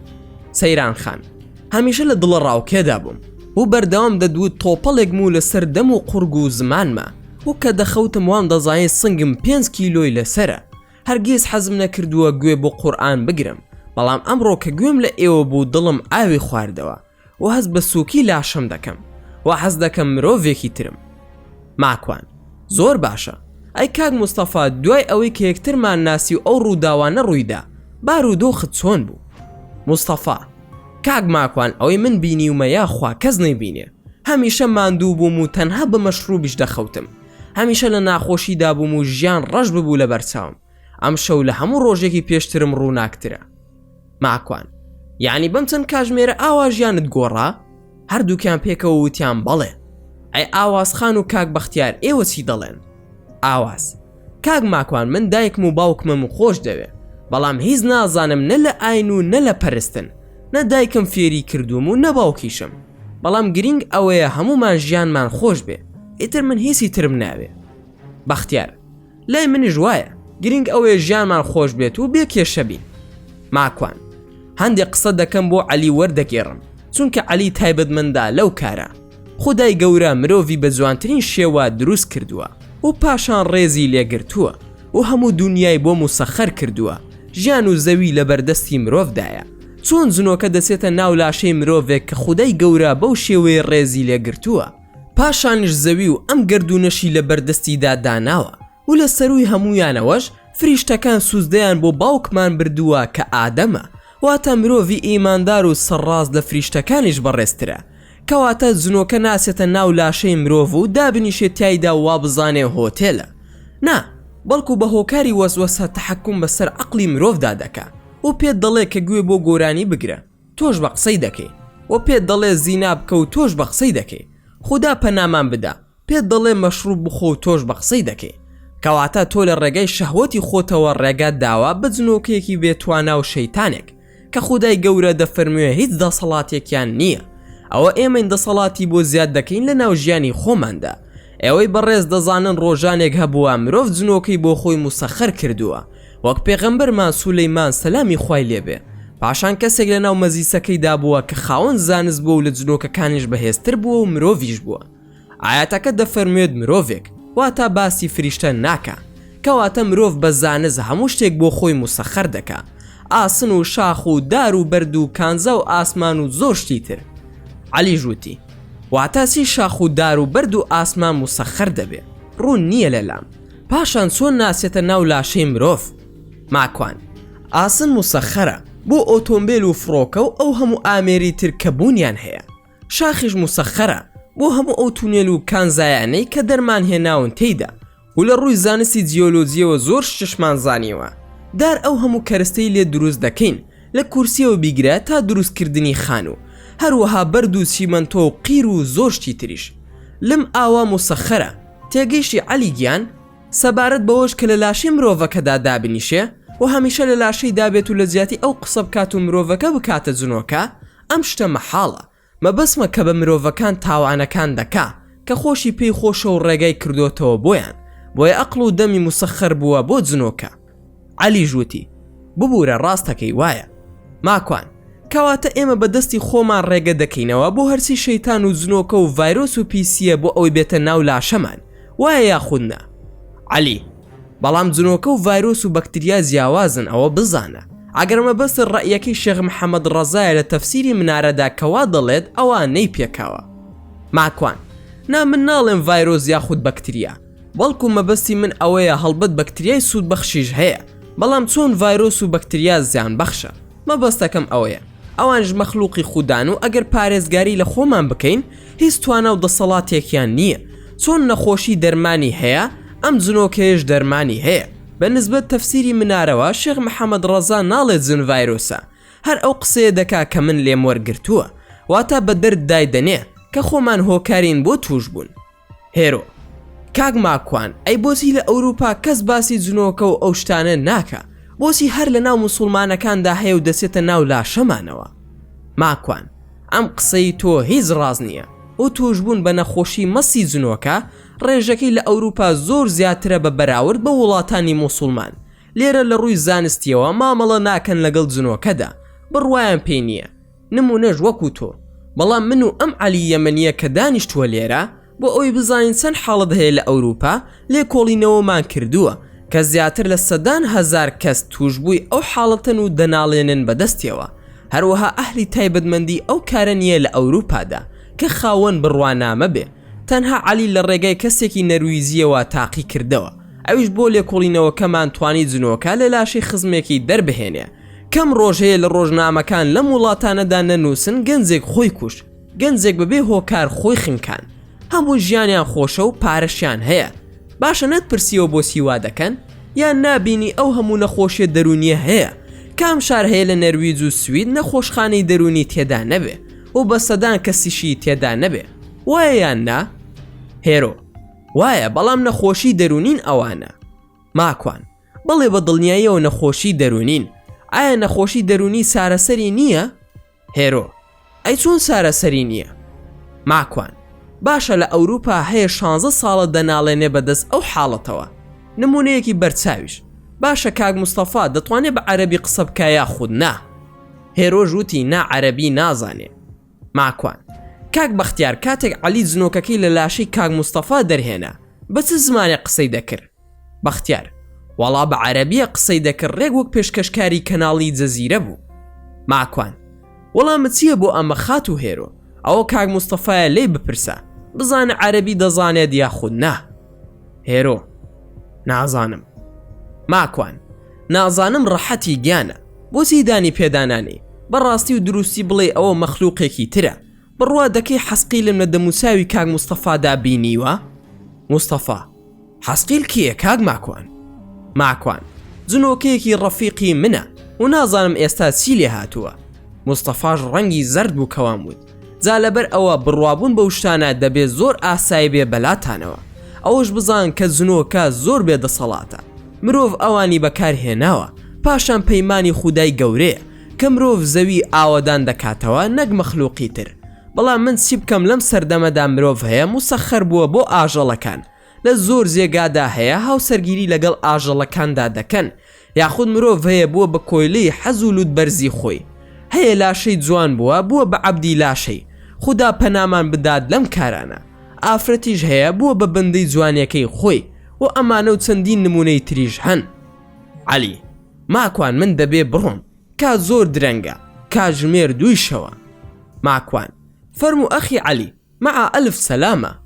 عەلی ڕۆشت و هاتمەوە بۆ لای میوانەکان و تۆزێ قسەی ترمان کرد و ویسمان بخەوین بەڵام لە پڕ لە دەرگادرا. خوایە بەم شەوە کێ لە دەرگا ئەدا؟ بانگم کرد کێ لە دەرگا ئەدا بەڵام هیچ وەڵامێک نەبوو. چوومە دەرەوە و دەرگاکەم کردەوە کەس نەبوو. هاتمەوە سەرەوە خەریکی جێگا دابەشکردن بووین بۆ ئەوەی بخەوین بەڵام دیسانەوە لە دەرگا درایەوە. وتم کێیە بەڵام دووبارە وەڵام نەبوو. بۆیە بە پەلە ڕام کرد بۆ لای دەرگاکە بۆ ئەوەی بیکەمەوە. کاتێک دەرگام کردەوە کەس دیار نەبوو. بۆیە تۆزێک وەستام دەرگای دراوسێکەمان کرایەوە وتی: ماکوان من بووم دوو جار لە دەرگاکەتانمدا بەیانی دەچم بۆ کار ئێوەش دەنگە دەنگتان زۆر بووە تکایە تۆزێک هێمنتر قسە بکەن. ماکوانش دەڵێ: منش داوای لێبوردنم لێ کردو وتم ڕاست دەکەی میوانم هەیە ئەم شەو بەڵام ناهێڵم دووبارە ببێتەوە. هاتمەوە لای میوانەکان و ئاگادارم کردنەوە کە دراوسێکم بووە. هەموو چوونە ناو جێگا بۆ خەوتن بەڵام شەو من خەوم لێ نەکەوت. بۆیە لاپتۆپەکەم ڕۆشن کردەوە و پاڵتاکم کردەوە و نامم نار بۆ هاوسەرەکەی هێرۆ پەیامێکم بەجێهێشت کە بە زووترین کات پەیوەندیم پێوە بکە. پاشانیش خەوتم. بۆ بەیانی سوپاس بۆ خودا بە ئاگا هاتین و کاک مستەفا وتی: ماکوانگیان بۆ نای بەیەکەوە تا ماڵی ئێمە بڕۆین هەرسی مەشروبە بیدەم بە نەرویجیەکان و ماڵەکەشم پاک بکەینەوە. ماکوان: ئاساییە لە خزمەتت دام بەڵام بۆچی مەشروبەکان دەدەی بە نەرویجیەکان و خۆت تاوانبار دەکەی بۆ فڕی نادەی لەبەر خاتری خودا یان دەی ڕێژین و شوشەکانی فڕێ دەدەین. مستەفا: تۆسی بڵێیت هەروە دەکەین. چوین بۆ ماڵی کاک مستەفا و هەرسی وێنەی ئافرەت و پەیکەر و مەشروب و فڕێماندا. مەشروبەکانم ڕژاندە ناو توالێتەکە پاشان باڕەکەیم کرد بە کتێبخانە و زیاد لە 10 کتێبم لەگەڵ خۆمدا بۆی هێنابوو و هەروەها قورئانیشم بۆی هێنابوو. سوپاس بۆ خودا نانی نێوە ڕۆمان خوار و دواتر عەرزی کاک مستەفا و خێزانەکەیم کرد کە خودای گەورە مرۆڤی خۆش دەوێت. ڕاستە بۆ بەندایەتی دروستی کردووە بەڵام بەندایەتی لە ئیسلامدا تەنها نوێژ و ڕۆژ و حەج و زەکات نییە بەڵکو هەموو کارێکی باش لە ئیسلامدا بەندایەتیە. نوێژ و فەرزەکانی تر بەگشتی دروشمە ئاینیەکانن دەنا هەموو کارێکی موسڵمانان بەندایەتیە. خودای گەورەش پێویستی بە نوێژ و ڕۆژوەکانمان نییە بەڵکو ئێمە لە ڕێگای نوێژ و بەندایەتی کردن و ڕۆژوەکانمانەوە خۆمان نزیک دەکەینەوە لە خودای گەورە و ئەوەی پارێزراو بین لە فتنەی شەیتان و تەنانەت مرۆڤە شەیتانەکانیش. جا سەیران خان سحر و جادو ئەم کارانەش هەر بەدەستی خودای گەورەیە و ئەگەر ویستی لەستر نەبێت ڕوونادا. هێرۆ: باشە کاک ماکوان واتە خودا ڕێگەی داوە ئەو سحر و جادوانە بکرێ؟ ئەگەر وانە خودای گەورە بۆچی خۆی لە ناویان نابا؟ ماکوان: لەبەر ئەوەی تۆ بێ باوەڕیت و لێی تێ نەگەیشتووی. هێرۆ: واتا چۆن؟ ماکوان: بۆ ئەوەی بزانی هەر کەسێک لەم ژیانەدا دینی نەبوو هەر کەس هەڵسا یاری پێدەکا چونکە بێ ئامانجە لەم ژیانەدا و زۆر بێهودەیە. ژیانی بەگاڵتە و گەپ و پێکەنین و گۆرانی دەباتە سەر و هەرچی کردو و کۆشیوە لە بیری خۆی دەباتە و تەنها خۆی مەشغوڵ دەکا یان بڵێم ئەوێ خۆی سەرقاڵ بکات تا ئەو کاتی دەمرێت و مردن ڕێگای لێ دەگرێ. هۆکارەکەی تۆش کە ئەم پرسیارە دەکەیت و خەڵکانێک ناتوانن وڵامی بدەنەوە ڕاستەوخۆوە دەزانی زۆر زیرەک و تایبەتمەندی لە کاتێکدا کەوا نییە.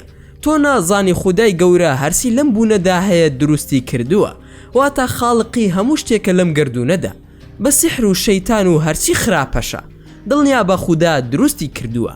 بەڵام ئەوەی کە تۆ نمونەی وەک تۆش لێ تێناگات ئەوەیە کە خودای گەورە ئەمری بە خراپان نەکردووە واتە ئازادی داوەتە دەست مرۆڤ و مرۆڤەکان خۆیان دەتوانن هەڵی بژێرن. یاسای نێو مرۆڤەکانی ژوایە کە ئازادن لە هەڵبژاردننی چاکە و خراپە. بۆ نمونە فریشتەکان یاسایان وایە هیچ خراپەیەک ناکەن چونکە ئەوان ئازادیان نییە، بەڵام کە خودای گەورە ڕێزی لە مرۆڤ گرتووە بە هۆکاری 5 خاڵە. یەکەم ئازادی داوەتێ، دووەمش ئەقڵی پێبەخشیوە، سێمش قورئانی بۆ ناردووە، چوارەمش پێغەمبەرێکی ناردووە بۆ ڕوونکردنەوەی قورئانەکە، پێنجەمیش سروشت و فیتڕەتی پاکی داوا بە مرۆڤ هەر لەسەر ئەو ئازادی و ئەقڵ و قورئانەیە کە پێغەمبەرشی بۆ ڕەوانە کردو و سروشتی پاکی داوەتێ و لێپرسینەوەی لەگەڵ دەکا. هیچشی لە نێو چەوانی مرۆڤەکان نەنووسیوە وەکو چۆن کە پیرێژنەکان باسی دەکەن، بەڵکو خودی مرۆڤەکە خۆی هەڵی دەبژێرێ. بۆ نمونە سحر و جادو هیچ توانایەکی بەسەر مرۆڤدا نییە. ساحر و جادو بازەکە هەردووکیان دوو سەگی دڕی بەستراون و خودای گەورە بەستوینێتەوە. تۆی مرۆڤیش ئازادی و ئەقڵ بەکار ناهێنی و گوێ بۆ قورئان ناگری بۆ ئەوی بزانی خودای گەورە چۆن ئامۆژگاری دەکا، شوێن کەوتوی پێغەمبەرەکەشن نی.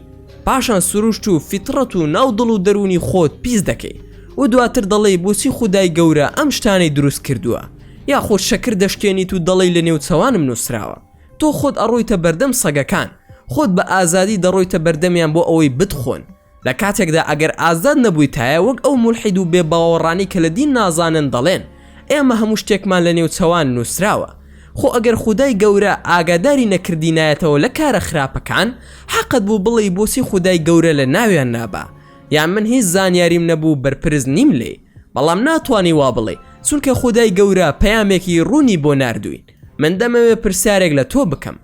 هێرۆژ وتی فەرموو ماکوان، باشە ئێستا کی ڕێگەی لە تۆ گرتووە هەڵسیت و نوێژەکەت بکەی، ئەقڵت یان ئارەزوود یان تەمبەڵی یاخود خودا؟ هێرۆ من خۆم بڕوان پێی نییە و ئەقڵم نایبڕێ. ماکوان زۆر باشە، خۆ گومانی تێدا نییە هەمومان دەمرین، وایە یاخود نا؟ هێرۆژ وتی وایە. ماکوان ئەگەر پاش ئەوەی مردیت و بینیت خودایەک بوونی هەیە و قسەکەی تۆش هەڵە دەرچوو، لەو کاتەدا چی دەڵێ؟ هێرۆ دەڵێم عەفوم بکە. ماکوان بەڕاست لە ژیانتدا سوزدەیەکت نەبردووە و بە قسەت نەکردووە و سەڵاواتێکت نەناردووە بۆ پێغەمبەرەکەی، هەروەها ڕۆژوویەکت نەگرتووە. پێت وایە هەروە ئاسانە تۆ بە قسەی خاوەن کارەکەت ناکەی لەسەر ئیشەکەت، چیت لێ دەکا کە لەوانەیە 10 ساڵ بێت کارت بۆ کردبێ؟ هێرۆ بێگومان دەرم ئەکا. ماکوان ئەو خودایی وا نزیکەی 30 ساڵە چاوەڕێت دەکا، هەموو شتێکی پێداوی لە ئەقڵ و جوانی و زیرەکی و پارە و لەش ساغی و هەتا دوایی کە چوویتە بەردەمی مستحق بەوەی لێت خۆش بێ، خۆی دروستی کردووی.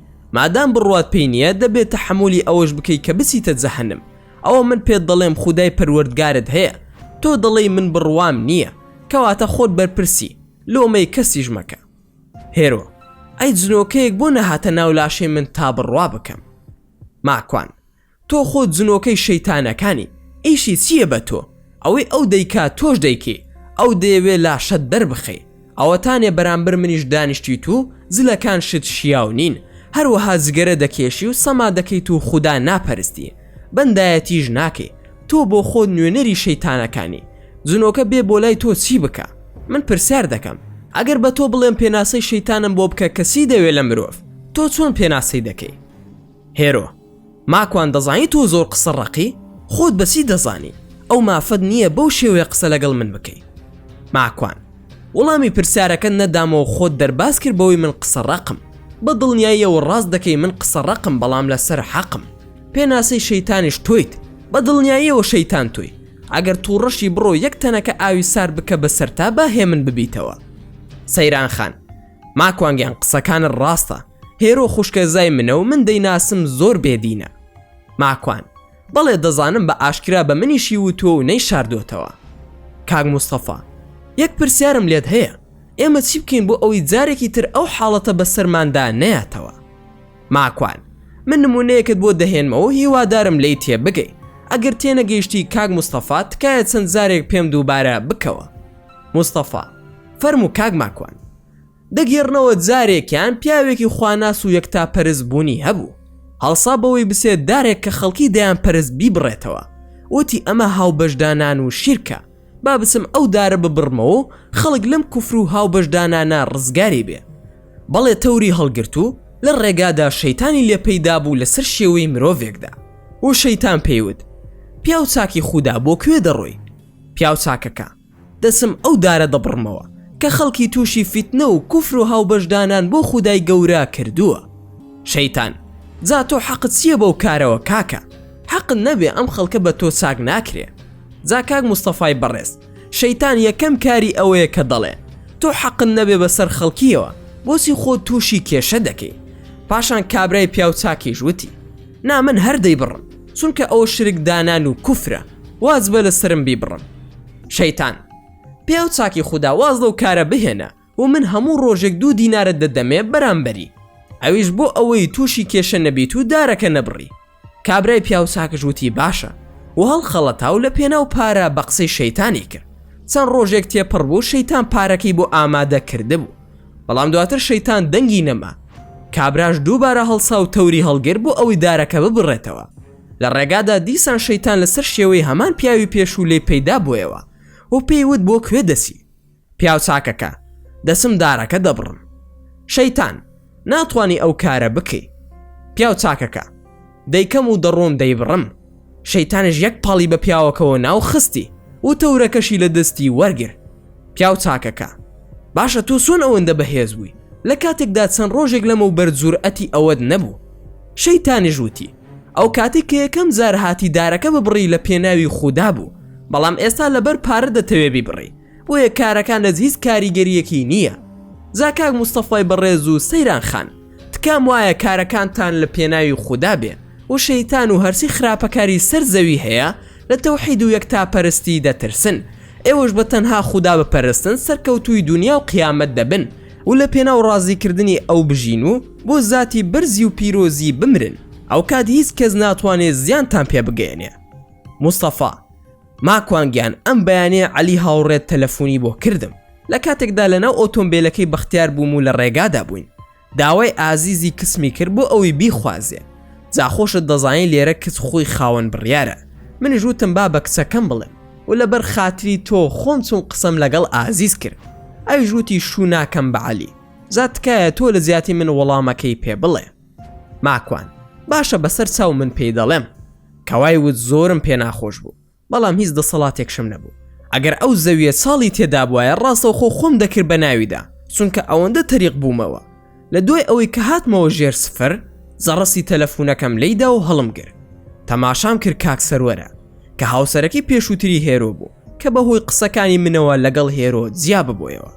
سڵاوی کرد و منیش لە مەزیسەکەدا هەڵسام و بە سەروەرم وت و عەلەیکومە سەلام برا و ناوەکەیم نەهێنا. سەروەر مامۆستا ماکوان خۆشحاڵ بووم بەوەی داوای ئەوەت کردبوو قسەت لەگەڵ بکەم لە خزمەتتاندام ئەوەی بە من بکرێ. ماکوان سوپاس کاکە سەروەری بەڕێز زەنابت لە کام شار دەژی؟ سەروەر لە شارێکم نزیکی ئۆسلۆیە بە ناوی ئۆپەگۆرا و نزیکی کاژمێرێکش لە جەنابت دوورم. ماکوان بەڵێ دەزانم ماڵی غەزوریشم هەر لەو ناوچەیەیە.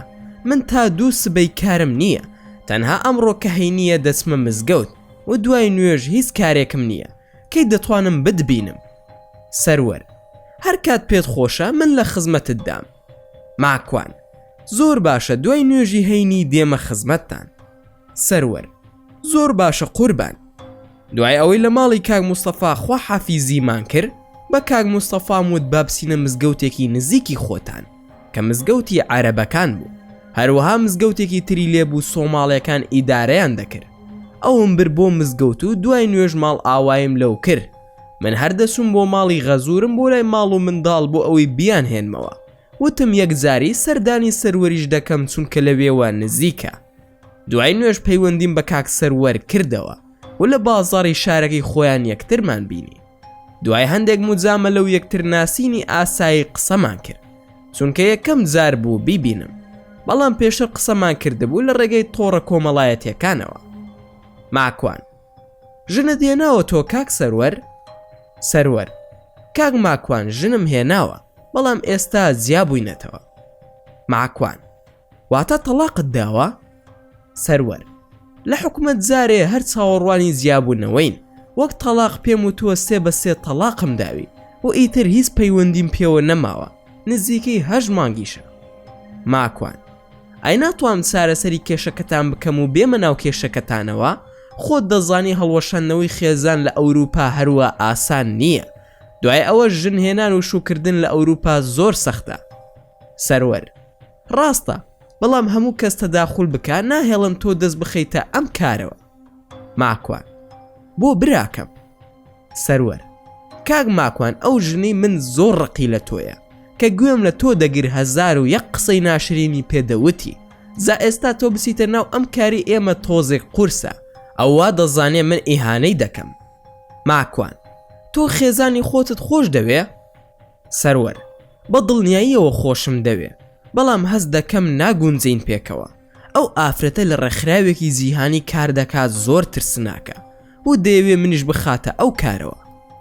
ماکوان ڕێکخراوی چ شتێکە؟ سەروەر کاک ماکوان بیرتە شەوێکیان پێکەوە لە پاڵتا قسەمان دەکرد، وتم کە باڵا و غەنووسی چییە؟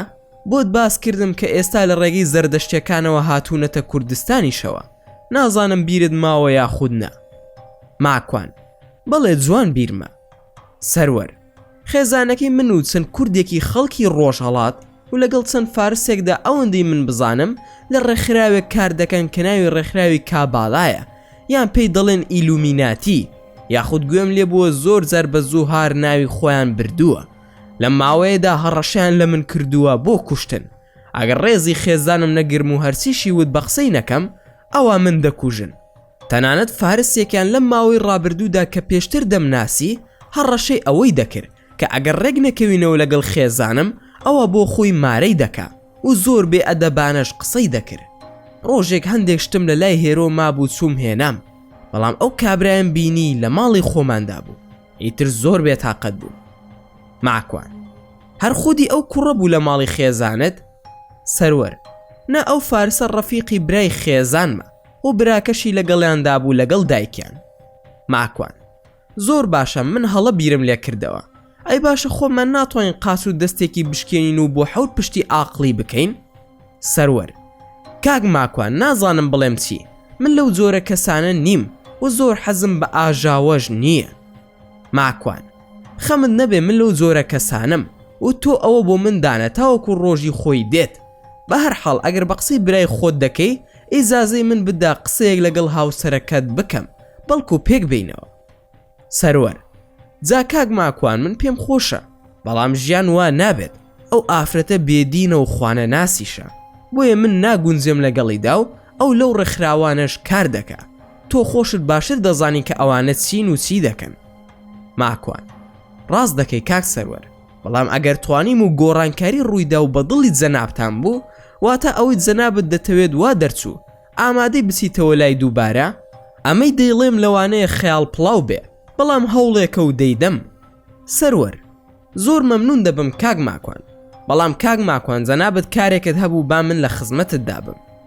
ماکوان ڕاستی من لەگەڵ هێروی خێزانی جەنابت تووشی ڕووداوی هاتوچۆ بووین لە شاری فرێدری کاست، ماڵی پوری لەگەڵدا بوو، خەڵکێکی بەڕێز بوون و دوای ئەوەی کە قسە کرا، هێرۆ خۆی ئەوەی درکان کە بەهۆی منەوە لە تۆ تووڕەبووە و ڕقیشی لە منە. لە ڕاستیدا زۆر خەفەتم پێخوار کە ژیانتان بەهۆکاری من تێک بچێ، هەرچەندە من نازانم جەوهەر چییە مەگەر ئەوەی خۆت باست کرد، بەڵام سوپاس بۆ خوددا شتەکان لە باشیدایە. کاک مۆستەفا وازی لە مەشروب خواردن هێناوە و ئێستا خەریکی نوێشکردنە، ئەوە ڕاستی و دروستی کارەکەیە. سەروەر بەڵێ ڕاست دەفەرمووی، ئاساییە بۆ من و خۆشحاڵش دەبم بەو کارە. بۆ زانیاریت کاک مۆستەفا پیاوێکی باشە و سەیران خانی خێزانشی ژنێکی چاکە، بەڵام خەسووم زۆر نالەبارە و زۆر جیاوازە لەگەڵ ئەو خوشکەیدا. بۆ زانیاریشت دەڵێن کە بە دەستی خۆی مێردەکەی خۆی کوشتووە. دوای دانیشتەکەمان لەگەڵ کاک سەروەر خوا حافیزیمان کرد و منیش چووم بۆ لای ماڵ و منداڵ، بەڵام مێشک و هزدرم لای ئەو بوو کە چۆن دەبێ ئەو ئافرەتە لە ڕێکخراوێکی ئاوا ترسناک کار بکە، هەرسی ڕێکخراوی تیرۆریستی هەیە لەمەوە دەردەچێ. پەیوەندیم کرد بەو بەڕێزانەی کە پێشتر هاوکاریان کردبووم لە زانکۆ و خەڵکی ئەکادیمی بوون و داوای زانیاری تەواوم کرد لەسەر ئەو گروپانە. زانیاری تەواوم کۆ کردە و لە دڵی خۆشمدا دەموت ئاخر ڕەوایە کچێکی کورد یان کورد لەناو ئەم جۆرە ڕێکخراوانەدا کار بکەن. زۆر مێشکم مەشغوڵ بوو بەو باسەوە، لە کاتێکدا هەموو ئەم باس و خواستانە بە کورد نامۆیە چۆن کورد خۆی تووشی ئەو دەردە دەکا لە کاتێکدا هیچ پەیوەندی بەسەر میلەت و کلتور و تەنانەت دین و ڕێکخراوە عیلمانیەکان شەو نییە لە کوردستانی ئێمەدا. ناچار تەلەفۆنم کرد بۆ کاک موستەفا و داوای ژمارەی هێرۆم لێ کرد. موستەفا ئەوە ژمارەکەیەتی دەیدەمە سەیران ئەو دەزانێ. کاک موستەفا گلەی لە من دەکرد کە سەردانی ناکەم. سەیران خان ماکوان لەو ڕۆژەوەی کە تۆ ڕۆشتووی لەم ماڵە ئەو کچەش نەهاتووە بۆ ماڵمان. پاشان ژمارەکەی دامێ و تەلەفۆنم کرد بۆ هێرۆ. ماکوان هێرۆ خان حەز دەکەم بتبینم. کاتمان دانا و شوێنمان دەستنیشان کرد. چاوەڕێم کرد تاوەکو هاتە ئەو جێگایی کە دەستنیشانم کردبوو. بە ئۆتۆمبیلێک هاتوو چەند کوڕ و کچێکی لەگەڵدا بوو. هاتە لای من و دەستمان کرد بە قسەکردن بەدەم پیاسەوە. ماکوان هێرۆ خان لە ڕووی نەفسیەوە زۆرم پێ ناخۆش بوو کە لەسەر من لەگەڵ کاک سەروەر جیابوونەتەوە و لە یەکتریش عاجز بوونە. سەروەر هاوڕێمە و لەم ڕۆژانەدا کاتێک چوون بۆ ماڵی غەزوورم بینیم باسی ئەوەی کرد کە چەندە تۆی خۆش دەوێ. ئەش زانم تۆش سەروەرت خۆش دەوێ.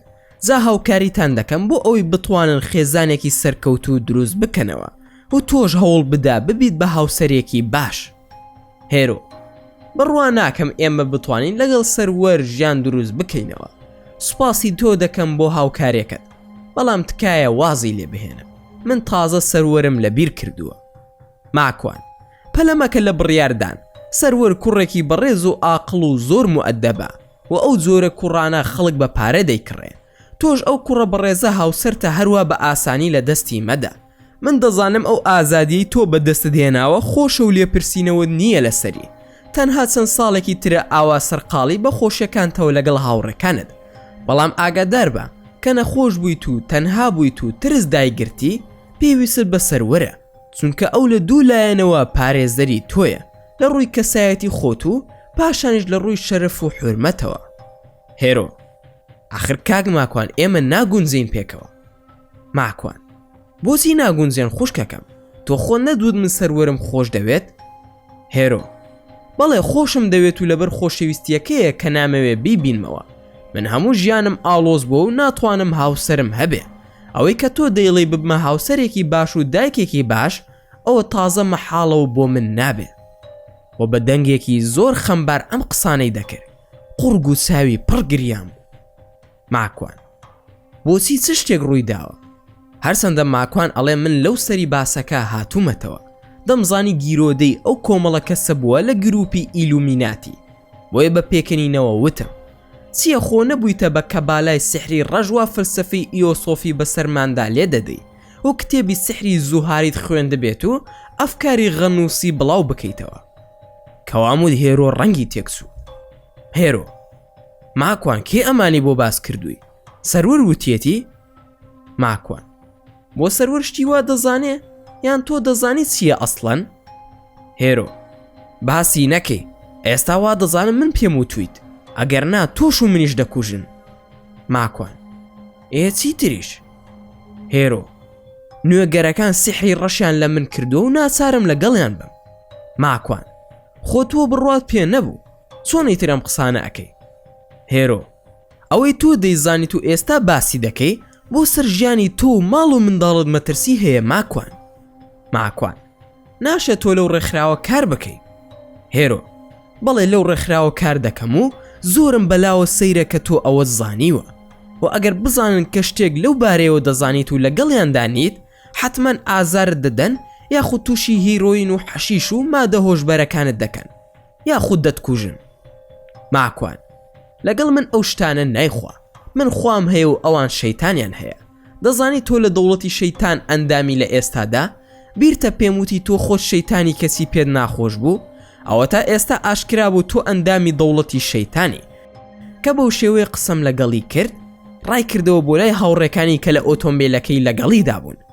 منیش ڕاستەوخۆ شوێنی کەوتم و کە نزیکی بوومەوە وتم ڕاوەسە قسەت بۆ دەکەم مەڕۆ. ئاگام لێ بوو یەکێک لە کوڕەکان وتی هێرۆ شەڕێتی لەگەڵ ئەو کوڕەدا کە مەبەستی ماکوان کەریم بوو. بە زمانی فارسی بە کوڕێکی وت بابسین یارمەتی بدەین. دوو کوڕ و دوو کسی لەگەڵدا بوو واتە بە خۆیەوە 5 کەس بوون. هەمویان ڕۆ من هاتن بۆ ئەوەی پەلاماری من بدەن. منیش زانیم ئەمانە نیازێکی خراپیان هەیە ڕووم لە هێرۆ وەرگێڕا و ڕوون کردە هاوڕێ کوڕەکانی و لە دڵی خۆم داوتم ئای خوایە ئێستا چیم لێ دەکەن شەق بە شەق دەڵێت جێگام بکەوە هەر سوارەیان پێکەوە بۆم هاتن و منیش دەستم لە خۆم شوشتە بوو کوڕێکیان لێم نزیک بۆیەوە خوددا کردی هەر هاتە لام و یەک شەقم تێسرەواند و کەواندم بە زەویەکەدا ئەوانی تریش لە جێگەی خۆیاندا ڕاوەستان ماکوان دەڵێ من بە پاوەچوومە سەرسکی هاوڕێکەیان وتم با ئەوانی تریش زیاتر چاوترسێن بن هاوڕێکەیان زۆر هاواری کرد و بە یەکیەکیانی وت کوسکەش بۆ یارمەتیم نادەی ها کوشتمی ماکوانیش دەڵێ زوو چوومە پێشەوە بۆ ئەوەی تر هەتا زلەیەکی لێ بدەم و چاوترسێن بێ هێرۆ هات و دەستی منی گرت و وتی تو خواکە دوازمان لێ بهێنە با بڕۆین ماکوان باشە بڕۆ بەڵام وازت لێ ناهێنم دەبێ یان ببیتەوە بە هاوسەری سەروەر یان دێم لە ناو گروپەکەتاندا شەڕ دروست دەکەم من و تۆ دەبێ بکوژرین لە ناویاندا خەڵکی شوێنەکەش کە ئێمەیان بینی خەریکی شەڕ بووین پەیوەندیان بە پۆلیسەوە کردبوو و پۆلیسەکان هاتنە لای من و وتیان چی بووە ماکوانی ژووتی هیچ نەبووە پۆلیس ئەی ئێوە شەڕتان نەکردووە ماکوان شتی وا ڕووی نەداوە کوڕە فارسەکانیش بە هەمان شێوە ئینکاریان دەکرد لەوەی شەڕمان کردبێ بە پۆلیسەکانم وت لەوانەیە ئەو دوو هاوڕێیە یاریان کردبێت و خەڵکەکەش بە هەڵات تێگەشتە بن پۆلیسەکە داوای لێبوردنی کرد کە ئیزعازی کردوین ماکوانی ژووتی ئاساییە کێشەمان نابێ بەڵام دەنگێک لە پشمەوە هات ناسراو بوو بە زمانی نەرویزی وتی بەڕێز ماکوان هاوکاریت ناوێ ئەمانە چیان دەوێت لە تۆ کە ئاوڕمدایەوە تەماشا دەکەم حەسقیلە منیش لە ڕووی دەرونیەوە زۆر باش بووم و لە دوو کەسیشم دابوو پاشان بەرەو ڕووی حەسقیل بە پێکەنینەوە ڕۆشتم لە دڵی خۆمدا وام دانابوو هەتا هێزم تایە یەک دانەی پێدا بکێشم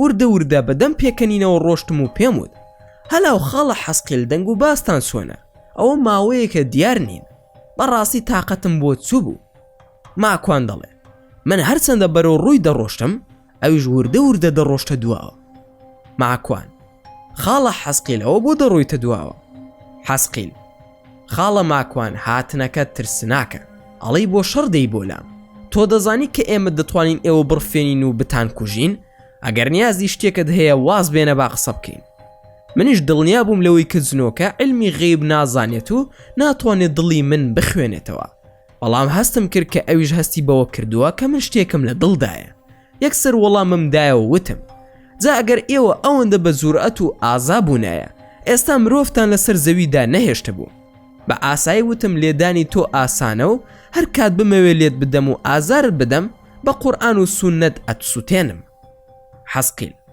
ماکوان دەزانی لە سەردەمی پێغەمبەرەکەتاندا ئێمە دوو هاوڕێ ئەومان ڕفاند و یەکێکیمان سەربڕی و ئەوی تریشیمان کوشت ماکوان ئەزانی تۆش زۆر درۆ دەکەی من بە خزمەتی ئەو فەرمودەیە گەیشتوم هەندێک دەڵێن ڕاستە و هەندێک دەڵێن ئەوە لە دیاری ثەموددا بوون پێغەمبەر درودی خودای لەسەر بێت فەرمووی دوور مەکەونەوە بەڵام بە قسەی پێغەمبەریان نەکرد و پاشان با بردوونی نەک ئێوە ئەو فەرمودانەی کە هاتووە گوایە جنۆکە مرۆڤ دەڕفێنێ هەمووی خوڕافیاتە ئەگەر گریما قسەکەی تۆش ڕاست بوو چونکە هەندێک لە زانایان ئاماژەیان پێداوە کە جنۆکە خەڵکیان ڕفاندووە ئەوە لە شەیتانی مرۆڤە و هاوکاری خۆتانە بۆیە ئێوەش تواناتان هەیە بەسەریدا حەسقیل وەرە با هەندێک گفتوگۆ بکەین ماکوان بەڵام تکایە هیچ مەکە بۆ ئازاردانی من باشە پێم خۆشە قسەت لەگەڵ بکەم ماکوان بەمەرجێک ئەگەر ڕازگۆ نەبوویت ئەوەندە ئاەت ئەخوێنم ئەدنێرمەوە بۆ ئەو شوێنەی کە لێوەی هاتووی تەنها ڕازگۆ بە لەگەڵم حەسقیل باشە بەمەرجێک تۆش نەڕۆیتە ناو ژیان و جیهانی ئێمە تۆ داواکاری دەکەی دەبێت تۆش داواکاری من قبول بکەی چەندم بە قسە دەکەی منیش ئەوەندەت بە قسە دەکەم ماکوان من هەموو شتێک قبول دەکەم لە چوارچێوەی دینەکەمدا خۆ من وەک تۆ کافر نیم ناتوانیت بە ئارەزوی خۆت مەرزم لەسەر دابنێ پێت خۆش نییە دەتوانی ئێستا بڕۆیت ئەگەریش ناڕۆی خۆم ئەدڕفێنم حەسقیل فەرموو بزانم چیت دەوێ بەس زۆر بێنیازی بووە خۆت نیشان دەدەی کە پێویست بە هیچ نییە و خۆتان دەڵێن زۆر لە خۆت ڕازی ماکوان بە دڵنیایەوە لە خۆم ڕازیم چونکە خاوەنی ئیسلامم من تەنها پێویستیم بە خودایە مەخلوقێکی زەلیلی وەک تۆ چییە تا داوات لێ بکەم ئادەی پێم بڵێ تۆ کەیت بۆچی هاتووی چیتان لە من دەوێت و پەیوەندی تۆ چییە لەگەڵ سەسیلدا ئەمانم پێ بڵێ حەسقیل ساحیرێک هەیە لە کوردستان سیحری لە تۆ کردووە، کەسێک داوای لێ کردووە کە سیحرت لێ بکە، زۆر هەوڵی داوە لەگەڵ تۆ چەند کەسایەتیەکی تریش، بەڵام نەیتوانیوە کاریگەری جادووەکەی بگێنێتە تۆ. داوای کردووە لە ڕێگەی ئێمەوە کارەکەی ئەنجام بدەین. ماکوان، ئەو ساحیرە کێ و ناوی چیە و لە کام شارە و بۆچی بە تەنها منتان لە کوردستانەوە هەڵبژاردووە؟ حەسقیل، من نازانم بۆچی تۆیان هەڵبژاردووە، ئەوەندە دەزانم کە ئەو ساحیرە داوای کردووە تۆ ببەستین و پاشانیش بسینە ناو لاشەتەوە. ئینجا ئەو کەسەش کە کێ داوای کردووە من نایناسم، تەنها فەرمانەکەی جێبەجێ دەکەم. ساحیرەکەش بە هەمان شێوە نایناسم کێیە. من لە ناو گروپێکدا کار دەکەم بۆ ڕوحانیەکی ساحیر و لە ڕێگەی ئەوە سپێردراوم. ماکوان، بەستنی چی باسی چی دەکەی؟ من 3000 ژنم هێناوە. حەسقیل، لە ئێستاوە هەوڵمانداوە و نەمانتوانیوە. ماکوان، لە دڵی خۆمدا وام بە باشزانی بانگەوازی ئەم جنۆکێ بکەم بۆ ئیسلام، چونکە پێغەمبەری خودا درودی خودای لەسەر بێ پەیامی بۆ ئەوانیش هێناوە و ئیسلام دینی هەمومانە. ماکوان وتی، باشە حەسقیل، تۆ لەوە ناترسی بمریت و بسیتە بەردەم خودای پەروەردگار؟ تۆ نازانی من و تۆ هەردووکمان خودای گەورە ئیسلامی بۆ ناردوین؟ ئێمە بۆ بەندایەتی دروست بووین، بەڵام تۆ بۆ سوزدە نابەی بۆ پەروەردگارەکەت، دژایەتی دینی خوددا دەکەیت و شوێن پێغەمبەرەکەی ناکەوی. پێم بڵێ بۆچی وا دەکەیت حەسقیل؟ ئەی نازانی بەهەشت و جەهەنەم بوونی هەیە؟ خۆت بۆ کێ ئاوا زەلیل دەکەی؟ بۆ نابیتە پیاو چاک؟ لە خوددا بترسە و واز لە کۆیلایەتی بهێنە. بۆ کار لەگەڵ ساحیر و شەیتان دەکەی؟ خودای گەورە تەنها ڕێزی لە ئێمە و جنۆکە گرتووە و ڕێزی پێبەخشیوین و تەکلیفی بەندایەتی لێ کردوین، واتە ڕێزی گرتوین و کەرامەتی پاراستوین. ئیتر تۆ بۆ کەرامەتی خۆت دەشکێنی حەسقیل؟ تۆ دەبوو زووتر بڕوات بهێنایە. هەز ناکەی بە قورئانی خودای گەورە ڕاوت دەنێن و لە مسلمانان دەترسن؟ ئەمە مانای ئەوە نییە کە دینی ئیسلام دینێکی پاک و بێگرد و ڕاستە؟ تۆ نازانی ئیبلیسی شەیتانی خزمتان نەفرەت لێکراوە لە دنیا و قیامەتدا؟ پاشان ماکوان وتی، من وا هەستم کرد ئەوان ژیانیان وەک خۆمانە، بۆیە وتم وا گریمان 50 ساڵی تریش گیایت. لە خوددا بترسە، زوڵم بۆ لە خەڵکی تر و منیش دەکەی. زوڵم کردن لە خەڵکی جا چ لە جنۆکە بێ یان لە مرۆڤ لە تاوانە گەورەکانە و سووتاندنی لە دوایە و لە دۆزەخدا دەمێنیتەوە. بۆچی دەبێ بچیتە ئاگری دۆزەخەوە لە پێناو کەسێکی تردا؟ تۆ وەکو قامچی دەستی خۆی بەکارت دەهێنێت و لەم سەر تا ئەو سەری دنیا دەتگێڕێت. هەز ناکەی ژیانت وەک ژیانی باڵدارێکی ئاژەڵ و پەلەوەرە؟ ئینجا باسی ئەو کۆمەڵە جنۆکەیەم بۆ کرد کە ئیمانیان بە پێغەمبەری خودا هێناوە و سوورەتی جنم بۆ خوێندەوە. حەسقیل وتی، بۆ تۆ وا دەزانی هەروە ئاسانە؟ ئەگەر بزانن من موسڵمان بوومە جنۆکەکانی تر دەمکوژن. ماکوان، من نازانم ژیانی ئێوە چۆنە و سیستەمی ژیانتان چۆن دەڕوا، بەڵام بە دڵنیاییەوە ئیسلام بوون هەر زۆر ئاسانە. تۆ خواد هەیە، ئەی ئەوان کیان هەیە پێم ناڵێ؟ ئەی مەگەر لە ناو ئێوەدا موسڵمان بوونی نییە؟ ئەی بۆچی ئەوان ناکوژن؟ بڕۆ ناو ئەوان و لەوان نزیک بەرەوە بە دڵنیاییەوە دەتپارێزن. تۆ تەمەنت چەندێکە حەسقیل؟ ماڵ و منداڵت هەیە یاخودنا؟ حەسقیل، من تەمەنم 330 ساڵە و 18 منداڵیشم هەیە. 2000 هاوسەرگیریم کردووە و 2 منداڵم بەدەستی ئێوەی مرۆڤ کوژراوە. هەر ئەوە ژوای لێ کردم کە دژی مرۆڤەکان کار بکەم. دەنا من کەسێکی مەسیحی بووم و پێشتر لە مەسیحیە ئەرتۆدۆکسەکان بووم. ماوەیەک بوومە جوولەکە و دوای ئەوەش ئێستا هیچ دینێکم نییە و لەگەڵ گروپی شەیتانێکی ساحیر کار دەکەم لە دژی ئێوەی مرۆڤ. زۆریش گەڕاوم و ئەوەنەی ئەم کاری سیحر و جادووە دەکەم هەستم کردووە کە تەنها ئاینێک کە ڕاست بێت ئاینی ئیسلامە. ماکوان، کێ منداڵەکانی تۆی کوشتووە؟ پێم ناخۆشە حەسقیل، بریا خۆت بوویتایە، بەس بۆچی منداڵەکانت؟ بەڕاستی پێم ناخۆش بوو. ئەی پێم ناڵی مناڵەکانت چۆن مردوون؟ حەسقیل، منداڵەکانم مرۆڤ کوشتونی، یەکێکیان سوتاوە لە نێوان جەنگی عێراق و ئێراندا بە هۆکاری کیمیا باران و دانەیەکی تریشم لە ئەوروپادا کوژراوە کە لە جەنگی دووەمی جیهانی ئێوەی مرۆڤدا پێوە بوو. ماکوان، ئەی باشە تۆ تەمەنت 330 ساڵە، پێم بڵێ ئێوە چەند ساڵ دەژین؟ ئەم لاشەی ئێستا بەکاری دەهێنیت چییە و چۆنە؟ حەسقیل، ئێمە وەک ژیان 1000 بۆ 1200 ساڵ دەژین. وەک ئێوە لاشەمان هەیە و ڕۆحیشمان هەیە، بەڵام ئێمە وەک وزە واین. ئێوەی مرۆڤ نامان بینن، هەر ئەو وزەیە کە دەتوانین خۆمانی پێ بگۆڕینە سەر لاشەی مرۆڤ و ئاژەڵ. ئەوەش هەموو جنۆکەیەک ناتوانێ ئەو کارە بکە تەنها هەندێکمان نەبێ. ئێمە وەک ئێوە دەژین و دەمرین و نان دەخۆین، وەک ئێوە خاوەن ماڵ و حاڵی خۆمانین. من تەمەنم گەنجە، زۆریش گەنجم لە چاو جنۆکەکانی تردا. ئەوەش بزانە ژمارەی ئێمە لە ئێوەی مرۆڤ زۆرترە. ئێمە 10 هێندەی ئێوە دەبین. ماکوان ئەی بۆ مسلمان نابیت حەسقیل، ژیانت بەخۆشی بەریتە سەر و ئەو کات من و تۆ دەبینە برا.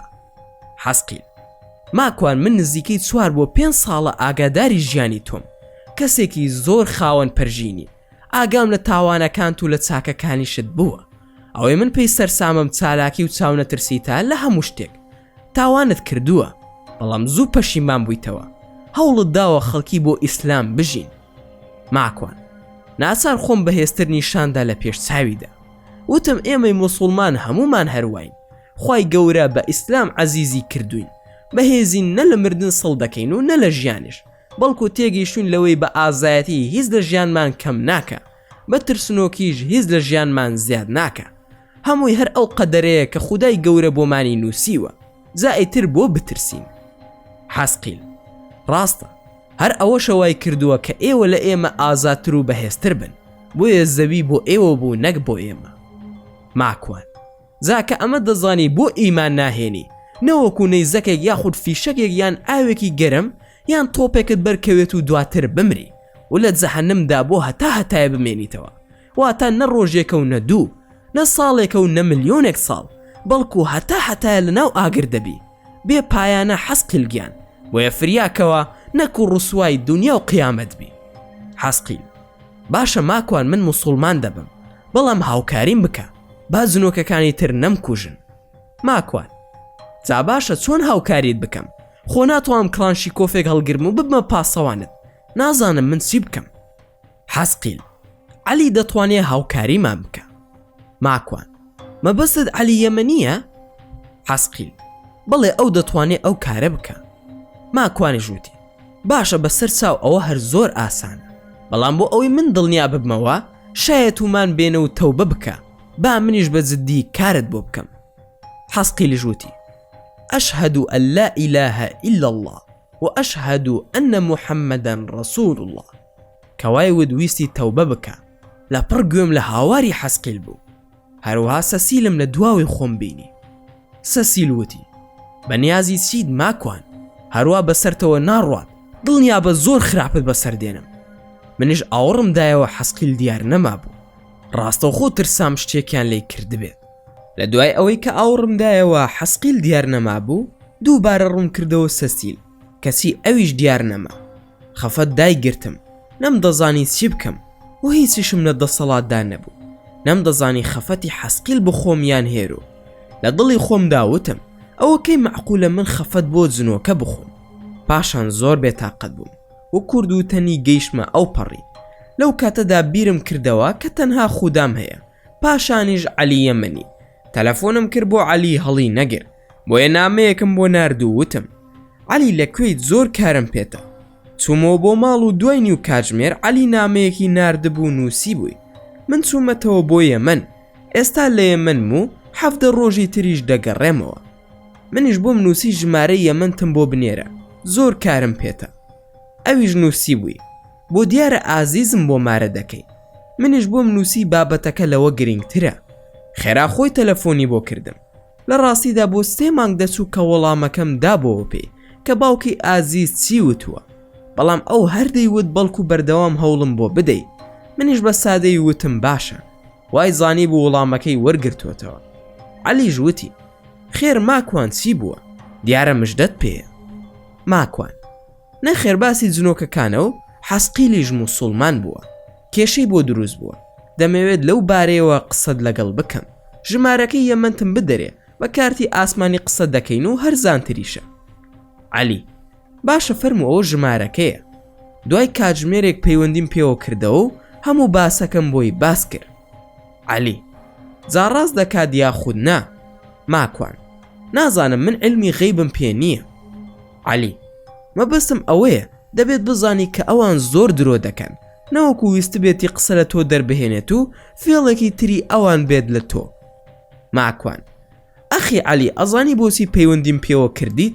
بیرتە جارێکیان وتت شێخێک هەیە پەیوەندی لەگەڵ جنۆکەی موسڵماندا هەیە و خۆشت وتت قسەم لەگەڵ کردوون و سەلامیان لێ کردووی. جا بزانە لە ڕێگەی ئەوانەوە هەموو حەسقیلمان بۆ نادۆزنەوە هیچ نەبێ هاوکاریەکی بکەن، ئەوە هەموو کارەکەی منە. عەلی: ڕاستە وا بوو، هەموو هەوڵێکی خۆم دەدەم. لە پاشاندا من کە گەڕامەوە ماڵەوە ماوەیەکی زۆر ژیانی ئاساییم بەسەر دەبر. ڕۆژێکیان کاک مستەفا پەیوەندی پێمەوە کرد و وتی: ماکوانگیان، ئۆتۆمبیلەکەم و خانووەکەم و هەندێشتی ترم هەبوو فرۆشتومە، تەنها شوقەیەکم لێ کڕیوە و کردومە بە ناوی ئازیزەوە. 140,000 دۆلارم هەیە و دەمەوێ هەمووی بکەم بە خێر و بیبەخشم. جاچی لێ بکەم و چۆن بیدەمە دەستت؟ ماکوان: واتە مەبەستت 14 دەفتەرە وایە؟ مستەفا: بەڵێ وایە. ماکوان: قسەیەک بکەم عاجز نابی؟ مستەفا: فەرموو کاک ماکوان. ماکوان: باشە کاک مستەفا، خۆ سەرخۆش نیت و دەستت دابێتەوە مەشروب بۆ ئەم قسانە دەکەی. مستەفا بە پێکەنینەوە: ماکوانگیان، گەر باوەڕ ناکەی فەرموو قسە لەگەڵ سەیران بکە. ماکوان: پێم خۆشە با مەرحەبایەکشی بکەم. دوای چۆنی و چاکی و پرسینی هەواڵی وتم: سەیران خان، ئەوەی کاک مستەفا باسی دەکا ڕاستە یاخود نا؟ سەیران: بەڵێ ماکوانگیان، قسەکانی تەواوە، ماڵی ئێمەی کاول کردووە و ئەوە حاڵ و گوزەرانەکەمانە. دەڵێ هەمووی دەبەخشم لە پێناوی خودا و ماکوانیش با وەکیلم بێ. ماکوان: کاک مستەفام بدەرێ با قسەی لەگەڵ بکەمەوە. آخر کاک مستەفا، تۆ نابێ هەمووی ببەخشی، تۆ پێم بڵێ بەشی ماڵ و منداڵت لێداناوە یاخود نا، زوڵم لە خێزانەکەت مەکە. مستەفا: بەڵێ بەشی هەمویانم داوە بە زیادەوە، ئەمە بەشی خۆمە و لە هەمویان کەمترم بۆ ماوەتەوە. من بەشی خۆم دەکەمە خێر و کەس بۆی نییە قسە بکە. ئەگەر هاوکاریم ناکەی بە یەکێکی تر دەڵێم. ماکوان: جا قوربان، من لە خزمەتتاندام، چەند پرۆژەیەکت پێ دەڵێم، ئەگەر بە قسەم بکەی تا قیامەت خێرت پێدەگا. ئەگەر بە قسەم دەکەی لە ئەوروپا بیکە مزگەوتێک و ئەگەر بە قسەم دەکەی لە ئەوروپا بیکە مزگەوتێک و دەبێتە سەدەقەیەکی جاری، یاخود بیدە چاپخانەیەک و دەینێرینەوە کوردستان و لەوێ تەنها پەرتووکی ئیسلامی و شەرعی پێچاپ دەکەین، ئەوەش هەر سەدەقەیەکی جاریە. یاخود بینێرەوە بۆ نەخۆشخانەی هیوا یان ئەیدەینە منداڵانی هەتی و لە کوردستان. نەیهێش قسەکەی ترم بکەم. مستەفا وتی: ئەوە تۆم کرد بە وەکیل، بیکە بە مزگەوتێک لە نەرویج. دوای خواحافیزی تەلەفۆنی داخستەوە. منش قسەکەیم بە هەند وەرنەگرت و زۆریش گوێم پێ نەدا. ڕۆژێک چووم بۆ ئۆسلۆ بۆ سەردانی هاوڕەکانی خۆم و لە دوکانی شیرینیەکی ئێرانیدا لامدا و دەستم کرد بە شیرینی و قاوە خواردن و هەر خۆم بووم و چاوەڕێی کوڕێکی هاوڕێم دەکرد. کەسێک هاتە ژوورەوە و سڵاوی کرد و تەماشای دەکردم. هاتە پێشەوە وتی: جەنابەت کاک ماکوانی؟ ماکوان: بەڵێ. لەبەری هەڵسام و خوڵقم کرد، دانیشت و قاوەیەکم بۆ بان کرد لەگەڵ هەندێک زلوبیا و بامێ و شیرینیەکی دیکە. عەرزم کرد کە جەنابتان کێن، لەکوێ بە خزمەتی یەکتر گەیشتوین؟ کەسەکە: من ناوم سەریاسە و ساڵی 2002 هاتمە نەرویج. ئێوارەیەکی زۆر سارد بوو لە وێزگەیەکی شەمەندەفەر. هاتم لێم پرسید کە عەرەبی یاخود کوردی؟ تۆ ژوتت فەرموو من کوردم. منیش وتم تازە هاتوومەتە نەرویج و نازانم چی بکەم. ئەو ئێوارەیە منت بردەوە بۆ ماڵەکەی خۆت و لەگەڵ پیاوێکی تریش دەژیای کە ناوی کاک مەلا یاسین بوو. ماکوان: ڕاست دەفەرمووی، من هەر بیریشم نەما بوو. دەی ئێستا چۆنی شکر بۆ خودا، ئیقامەت وەرگرتووە یاخود نا؟ سەریاس: بەڵێ، وا چەند ساڵێکە ڕەگەزنامەی ئەم وڵاتەم هەیە و ژنم هێناوە و 2 منداڵیشم هەیە. سوپاس بۆ خودا. ئەزانی کاک ماکوان، من جاروبارش لە پاڵتاک گوێت بۆ دەگرم؟ ماکوان: ڕاست دەکەی، خۆشحاڵ بووم. ئەی تۆ لە ئۆسلۆ دەژی یاخود شارەکانی تر؟ سەریاس: نەخێر، لە شارێکم نزیکی بێرگن. بەسەردان هاتوومەتە ئۆسلۆ و مزگەوتەکان دەگەڕین.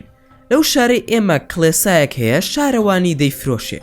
کەس ناسێتە ناوی و کڵێساکە ئەندامی نەماوە. داوای 3 ملیۆن کڕۆنی لێ دەکەن و مزگەوتە کەشمان لە گەڕەکێکدایە کە خەڵکی ئەو گەڕەکە دەڵێن نابێت لەو گەڕەکەدا مزگەوت هەبێ. بیناکەشی کرێیە و ئەگەر مانگی داهاتوو سۆڵی نەکەین ئەوە دەرمان دەکەن. جا هاتووم بۆ ئۆسلۆ لەگەڵ هەندێک برای تردا لە سۆماڵی و عەرەب و ئەفغانی و چیسانی و بۆستنی، ئەویش بۆ کۆکردنەوەی پارە لە ئۆسلۆ خۆشمان ئەهلی مزگەوتەکان نزیکەی ملیۆنێک کڕۆنمان هەیە، کڵێساکەش کراوەتە موزایەدەوە و ئێمەش دەتوانین ملیۆنەکە دابنین و وەری بگرین. بەڵام کابرایەکی نەرویجی کە نازی و ڕەگەز پەرستە دەڵێ من دەیکڕم و 2 ملیۆن کڕۆن دادەنەم بۆ ئەوەی نەیکەن بە مزگەوت و بیکەن بە بازار. جا ئێمەش ئەو کێشەیەمان هەیە. ماکوان، یەک خولەک پەلە مەکە، بزام هەموو پارەکەتان بۆ دابین ناکەم بەو مەرزەی مزگەوتەکە ناو بنێن موستەفا.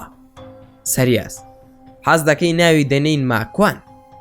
ماکوان، نا موستەفا بەلامەوە گرینگە چونکە ناوێکی پیرۆزە و ئەو کەسەشی کە پارەکە ئەداد ناوی موستەفایە. جارێ با بزانم پارەکە ماوە یاخود نا. سەریاس، کاک ماکوانم قسانت بەڕاستە؟ هەر زۆر بەڕاستمە و بەجددیمە. پەلەمەکە با هەڵی بگرێ.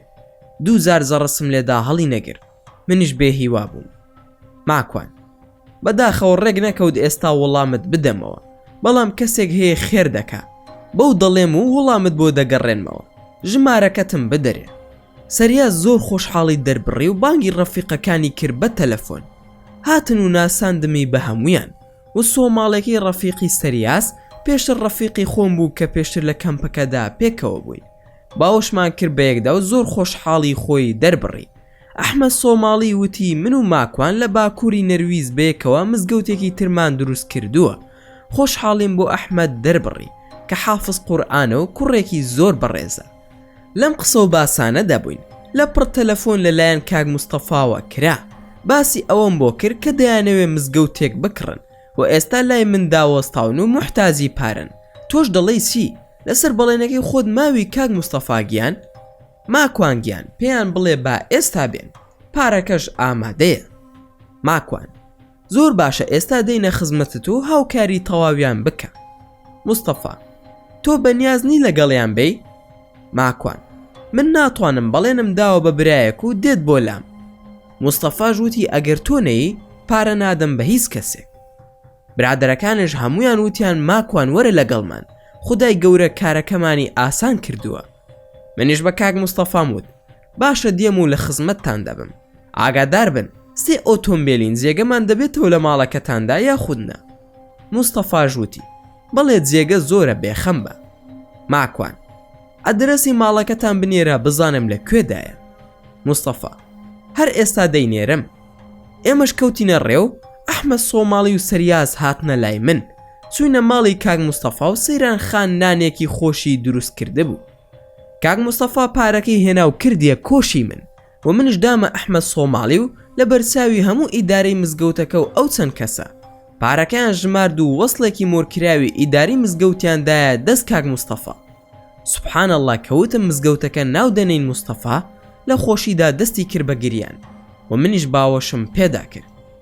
ئەحمەد وتی ئەمساڵ لەگەڵ قافڵەی خۆمان بەیەکەوە دەچین بۆ حەز وەک دیاری مزگەوتی موستەفا. لە ڕێگادا باسی ژیانی موستەفام کرد بۆ ئەحمەد سۆماڵی و سەریاس. ئەوانش سەفەرێکی حەزیان بۆ ڕێخست بە دیاری. ماڵ ئاواییمان کرد و بە سەیران خانیشم وت دەنگ و باسی هێرۆ چۆنە؟ سەردانتان دەکات یاخودنا؟ سەیران خانیش وتی هیچ ئاگام لێ نییە، ئەوەندە نەبێت کە دایکی وتویەتی زۆر نەخۆشە. جارێک ئازیز ڕۆشتبوو بۆ لای، بە ئازیزی وتبوو ئیتر مەیە بۆ لام و دەریشی کردبوو. ماکوان، ئەی ئازیز چۆنە لەگەڵ نوێژەکانیدا باشە یاخودنا؟ سەیران، هەر خەریکی میوزیک و جیقە جیقە، بە زۆر نوێژی پێدەکەین، ئەگەر ناخۆی نایکە، ئیتر ئاوایە. ماکوان، چۆن ژمارەی تەلەفۆنی هێرۆم دەست بکەوێ؟ ئەو ژمارەی لای منە داخراوە. سەیران خان، بۆت پەیدا دەکەم ئینشاءالله. ئیدارەی مزگەوتی موستەفا پێش من دەرچوون و ڕۆشنەوە بەرەو شاری بێرگن، چونکە شارەکەی ئەوان 8 کاتژمێر لە شارەکەی ئێمەوە دوورە. منیش 20 خولەک دوور بووم، بۆ یەکەمێک مامەوە لە پارکی شوقەکاندا لەگەڵ کاک موستەفا و سەیران خان. وتم کاک موستەفا چی وای لێ کردی ئەو هەموو پارەیە ببەخشی؟ موستەفا، ماکوان، لەوەتەی من بیرم بێت هەمیشە پارەم هەبووە. لە ساڵی 1996 ئەوەی بینیومە لە سلێمانی بۆتی باز دەکەم. شەوێک خەوم بینی بە تۆوە و لە خەونمدا لە ماڵە کۆنەکەمان بووین کە فرۆشتم. لەوێ وتت موستەفا چیت هەیە بیفرۆشە بۆت دەکەم بەخێر. ڕۆژان ڕۆشت و لە ساڵی 2014 بە ئەمری خودای گەورە تۆم لەو ماڵی خۆماندا بینی. چەند مانگێک لەمەوبەر خەونەکەم هاتەوە یاد و ئەو خەونەم بیرکەوتەوە کە لە ساڵی 1996 بینی بووم وێ بڕیارمدا خەونەکە بهێنمەدی. ماکوان ڕاستە کاک مستەفاگیان ئەوە خەوی قەدەریە، مرۆڤ ڕۆحی لەگەڵ قەدەریدا تێکەڵ دەبێ و زۆر جار ڕووداوێک بە خەو دەبینێ دواتر دووبارە دەبێتەوە لە واقعدا. دوای ماڵ ئاوایکردنم لە ماڵی کاک مستەفا سواری ئۆتۆمبیلەکەم بووم بەرەو ماڵی خۆمان. لە ڕێگادا پیاوێکم بینی زۆر لە باوکم دەچوو. منیش باوکم لە ساڵی 1992 کوژراوە، خوای گەورە بە شەهیدی قبول بکە. منیش نەسوبوومە سەر زادەی خێرا، هەر لە کۆڵانەکانی شارەکەی ماڵی کاک مستەفا بووم. ئۆتۆمبیلەکەم هێواش کردەوە و دەم و چاوی باوکم بوو. لە خۆشیدا دابەزیم باوەشی پێدا بکەم. بە نەرویزی وتی ببوورە، من و تۆ یەکتری دەناسین یاخودنا. منیش بە کوردێکی خۆم وتم کاکە ئەوە تۆی؟ چونکە من بە باوکمم دەوت کاکە. پاشان وتم من ماکوانم. ماکوان کابراکە لە باوکم دەچوو. بە نەرویزی وتی تێناگەم دەڵێیسی چیت لە من دەوێ؟ منیش بە زووی دەستم کردەوە بە قسەکردن بە نەرویزی و وتم ببوورە، وامزانی کەسێکی خۆمی هەڵە تێگەیشتە بووم. ئەوم بەجێ هێش بڕۆمە ناو ئۆتۆمبیلەکەم. تەماشام کرد کەسێک لە پێشی ئۆتۆمبیلەکەم دانیشتووە. منیش بە پەلە ڕام کرد. تەماشام کرد خاڵە حەسقیلە. لە خۆشیدا وتم حەزە گیان ماوی؟ خەریک بوو بە هەڵە لە دەرگاکەی ئەوەوە سەرکەوم. تاسوومە شوێنی خۆم و دانیشتم. وتم بێنە ماسێکت بکەم، ماڵت ئاوا بێ ئەزانی چەندە پەرۆشت بووم؟ حەسقیل ماکوان تو دوو چاود لەسرە، چاوی هەواڵگیری ئەوروپا و چاوی هەرچی خوانە ناسی لای ئێمەیە. منیش دوو منداڵم دەستی بەسەردا گیراوە لەلایەن ئەو گروپەی کە پێشتر کارم بۆ دەکرد، ناوی زولا زولایە. خوای گەورە پاداشتی شێخ وەزدی بداتەوە کە چەند هاوڕێیەکی ئێوەی ناردووە بۆ لام و ئێستا لای ئەوان قوتابیم و چەند منداڵێکی تریشم دەرباز بوون. بۆ ئەوە هاتووم تا پێت بڵێم هەڵ نەخەڵەتەی. ئەویش ئەوەیە هەر کات منت بینی هاتم بۆ لات بۆ دڵنیای خۆت ئایەتل کورسی بخوێنە. ئەگەر خۆم بووم ئەوە ناڕۆم، چونکە ئەو گرێ و قوفڵە سوپاس بە خوددا لەسەر من لاچووە. پێدەچێ ئەو شێوەیە کە من بەکارم هێناوە ئەوان بەکاری بهێنن و هەڵت خەڵەتێنن. ماکوان ئەی خوددا پاداشت بداتەوە حەسقیل گیان، واتە ئێستا بە ئیسلام تۆ کۆدەکەت شکاندووە و ڕاناکەی بە ئایەتل کورسی. ئادەی با بیخوێنم. ئایەتەکەم خوێن، تەماشا دەکەم لە جێگاکەی خۆیەتی و مل با ئەدا. وتم ئەی هەزار جار سوپاس بۆ خوددا. حەسقیل ماکوانگیان ڕاستی دەوێ من ناوم حەسقیل نییە، بەڵکو من ناوم هومە. ئێستا شێخ وەزدی و هاوڕێکانی خۆم ناوەکەیان گۆڕیوم بە عەبدولڕەحمان. ماکوان کەواتە خاڵە عەبدولڕەحمان ئێستا توی بە برای جنۆکەمان. باشە ئەی ئەم شێخ وەزدیە کێیە؟ عەبدولڕەحمان ئەمە مامۆستای شێخ داود محەممەد فەرحانە، ساحیری گەورەی یەمەنە، ئەوەی کە تەوبەی کرد. عەلی یەمەنی هاوڕێت باسەکەی بۆ باس کردویت، هەندێک هاوڕێی هەبوو لە ئێمە ناردبووی بۆ هاوکاریکردنی من. ماکوان ئەی چۆن تۆیان دۆزیەوە؟ عەبدولڕەحمان لە ڕێگەی جنۆکە موسڵمانەکانی نەرویج و بانگەوازی موسڵمانەتی نێوان خۆمان بۆ زانیاریت ئازاترین گەل و هۆز لە نێو ئێمەدا موسڵمانەکانن، چونکە هەموو شەیتانەکان لێیان دەترسن. سیستەمێکی جیاوازمان هەیە لەگەڵ ئێوەدا، ئەوان هۆکارێکی باشن بۆ ترساندن و وەستاندنی شەیتان. ماکوان ڕاست دەکەی عەبدولڕەحمان، ئەی من چیم پێ دەکرێت تا لە خزمەتتاندا بم؟ عەبدولڕەحمان هاتووم ئیتر ماڵ ئاوایت لێ بکەم و نامبینیتەوە نە لە دونیا و نە لە قیامەت. ماکوان بۆچی لە قیامەت ناتبینم؟ ئەی ئەگەر خودای گەورە بمان خاتە بەهەشت خۆ لە ناو ناچی. عەبدولڕەحمان خودای گەورە لەم دنیا ئێوەی وا دروست کردووە کە ئێمەی جنۆکە نابینن. لەو دنیا وا تا قیامەت شتەکە پێچەوانە دەبێتەوە، ئێوە ئێمە دەبینن بەس ئێمە ئێوە نابینین. ماکوان وەڵا ئەمە خۆشە، چۆن خودای گەورە کەڕەمی کردووە تۆم بینیوە هەر بە پشتیوانی خۆشی دێمەوە خزمەتت لەولاش. خودای گەورە لە ئەهلی بەهەش بمانگێڕێت و زۆر خۆشحاڵ بووم بەناسینت. برام خۆت دەزانی من ڕۆژنامە نووسم و حەزم دەکرد زانیاری زۆرم لێوەربگرتی تایە تاوەکو بۆ خەڵکیم بڵاو بکردایەتەوە. هەر چۆنێک بێت زۆر خۆشحاڵ بووم کە جنۆکەیەکی برام هەیە و سڵاوم بگەێنە بە جەماعەتی خۆتان. زار و باریش سرم لێ بدەن خۆشحاڵ دەبم بۆ ئەوەی هەز بە بوونتان بکەم. پاشان ئەیسی دەکەیت و بەچیەوە خەریک دەبی کاک عەبدولڕەحمانی برام؟ عەبدوڕەحمان: ئەمەوێ ژیانێکی دیندارانە بەسەر برم و خەریکی بەخێوکردنی ماڵ و منداڵ و ژیان و بژێوی تایبەتی خۆم بم. ماکوانیش بە پێکەنینەوە: ئەگەر کاسبیەکی باشت دەستکەوت بەیەکەوە بزنسێکی باش دەکەین. عەبدوڕەحمان: من دەڕۆم ماکوانگیان ئۆتۆمبیلەکەت بوەستێنە. بیرم سو پێت بڵێم ئەو کەسەی کە لە باوکت دەچوو هاوڕێیەکی خۆمانە، ئەویش بۆ ئەوەی ڕابوەستیت ئەو کاری لە پێش چاوت کرد وە سڵاوی هەیە بۆت، بۆ زانیاریشت حافظ قورئانە. ماکوان: بەسەر چاو ئێستا لە جێگایەکی شیاودا سیارەکە دەوەستێنم. زۆر خۆشحاڵ بووم عەبدوڕەحمانی برام. ئۆتۆمبیلەکەم وەستاند و دابەزیم. پێم وت ئەتوانین باوەش بکەین بە یەکتردا؟ عەبدوڕەحمان: بەڵێ ئاساییە، بەڵام ئەم پەیامم بگەێنە بە هاوڕێکانی خۆت. ئێوەی مرۆڤ بۆ ئێمە زۆر باشن و خاوەنی زانست و زانیاری زۆرن. زۆرێک لە ئێوە بەبێ ئەوەی بە خۆتان بزانن سەدان جنۆکەی وەک ئێمە موسڵمان دەکەن.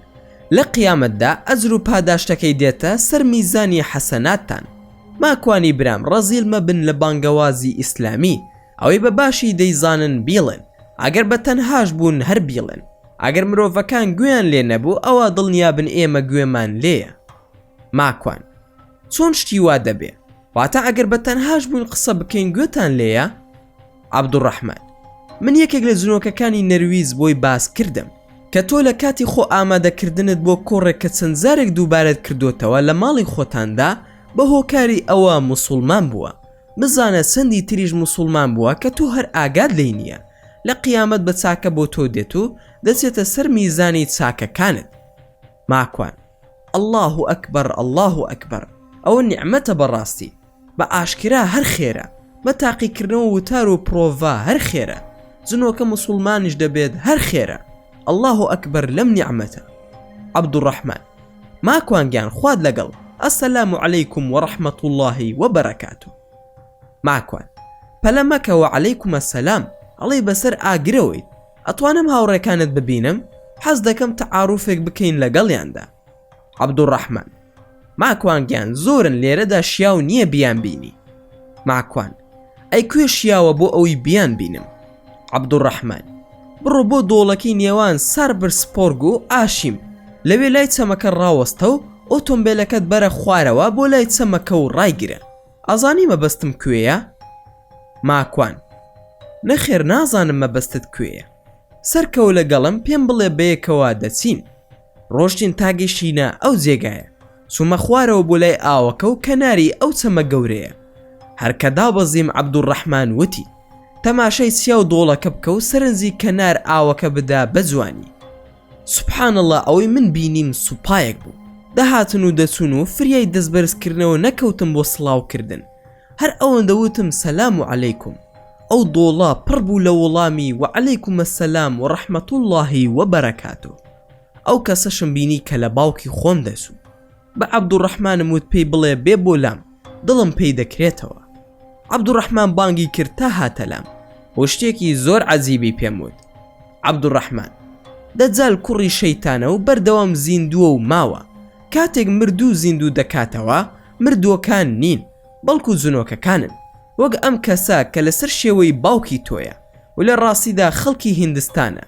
ئەمانەی دەیبینی هەمویان موسڵمان و پیاو چاکن. جنۆکەکەی کە لە باوکم دەچوو هاتە لام و سڵاوی کرد.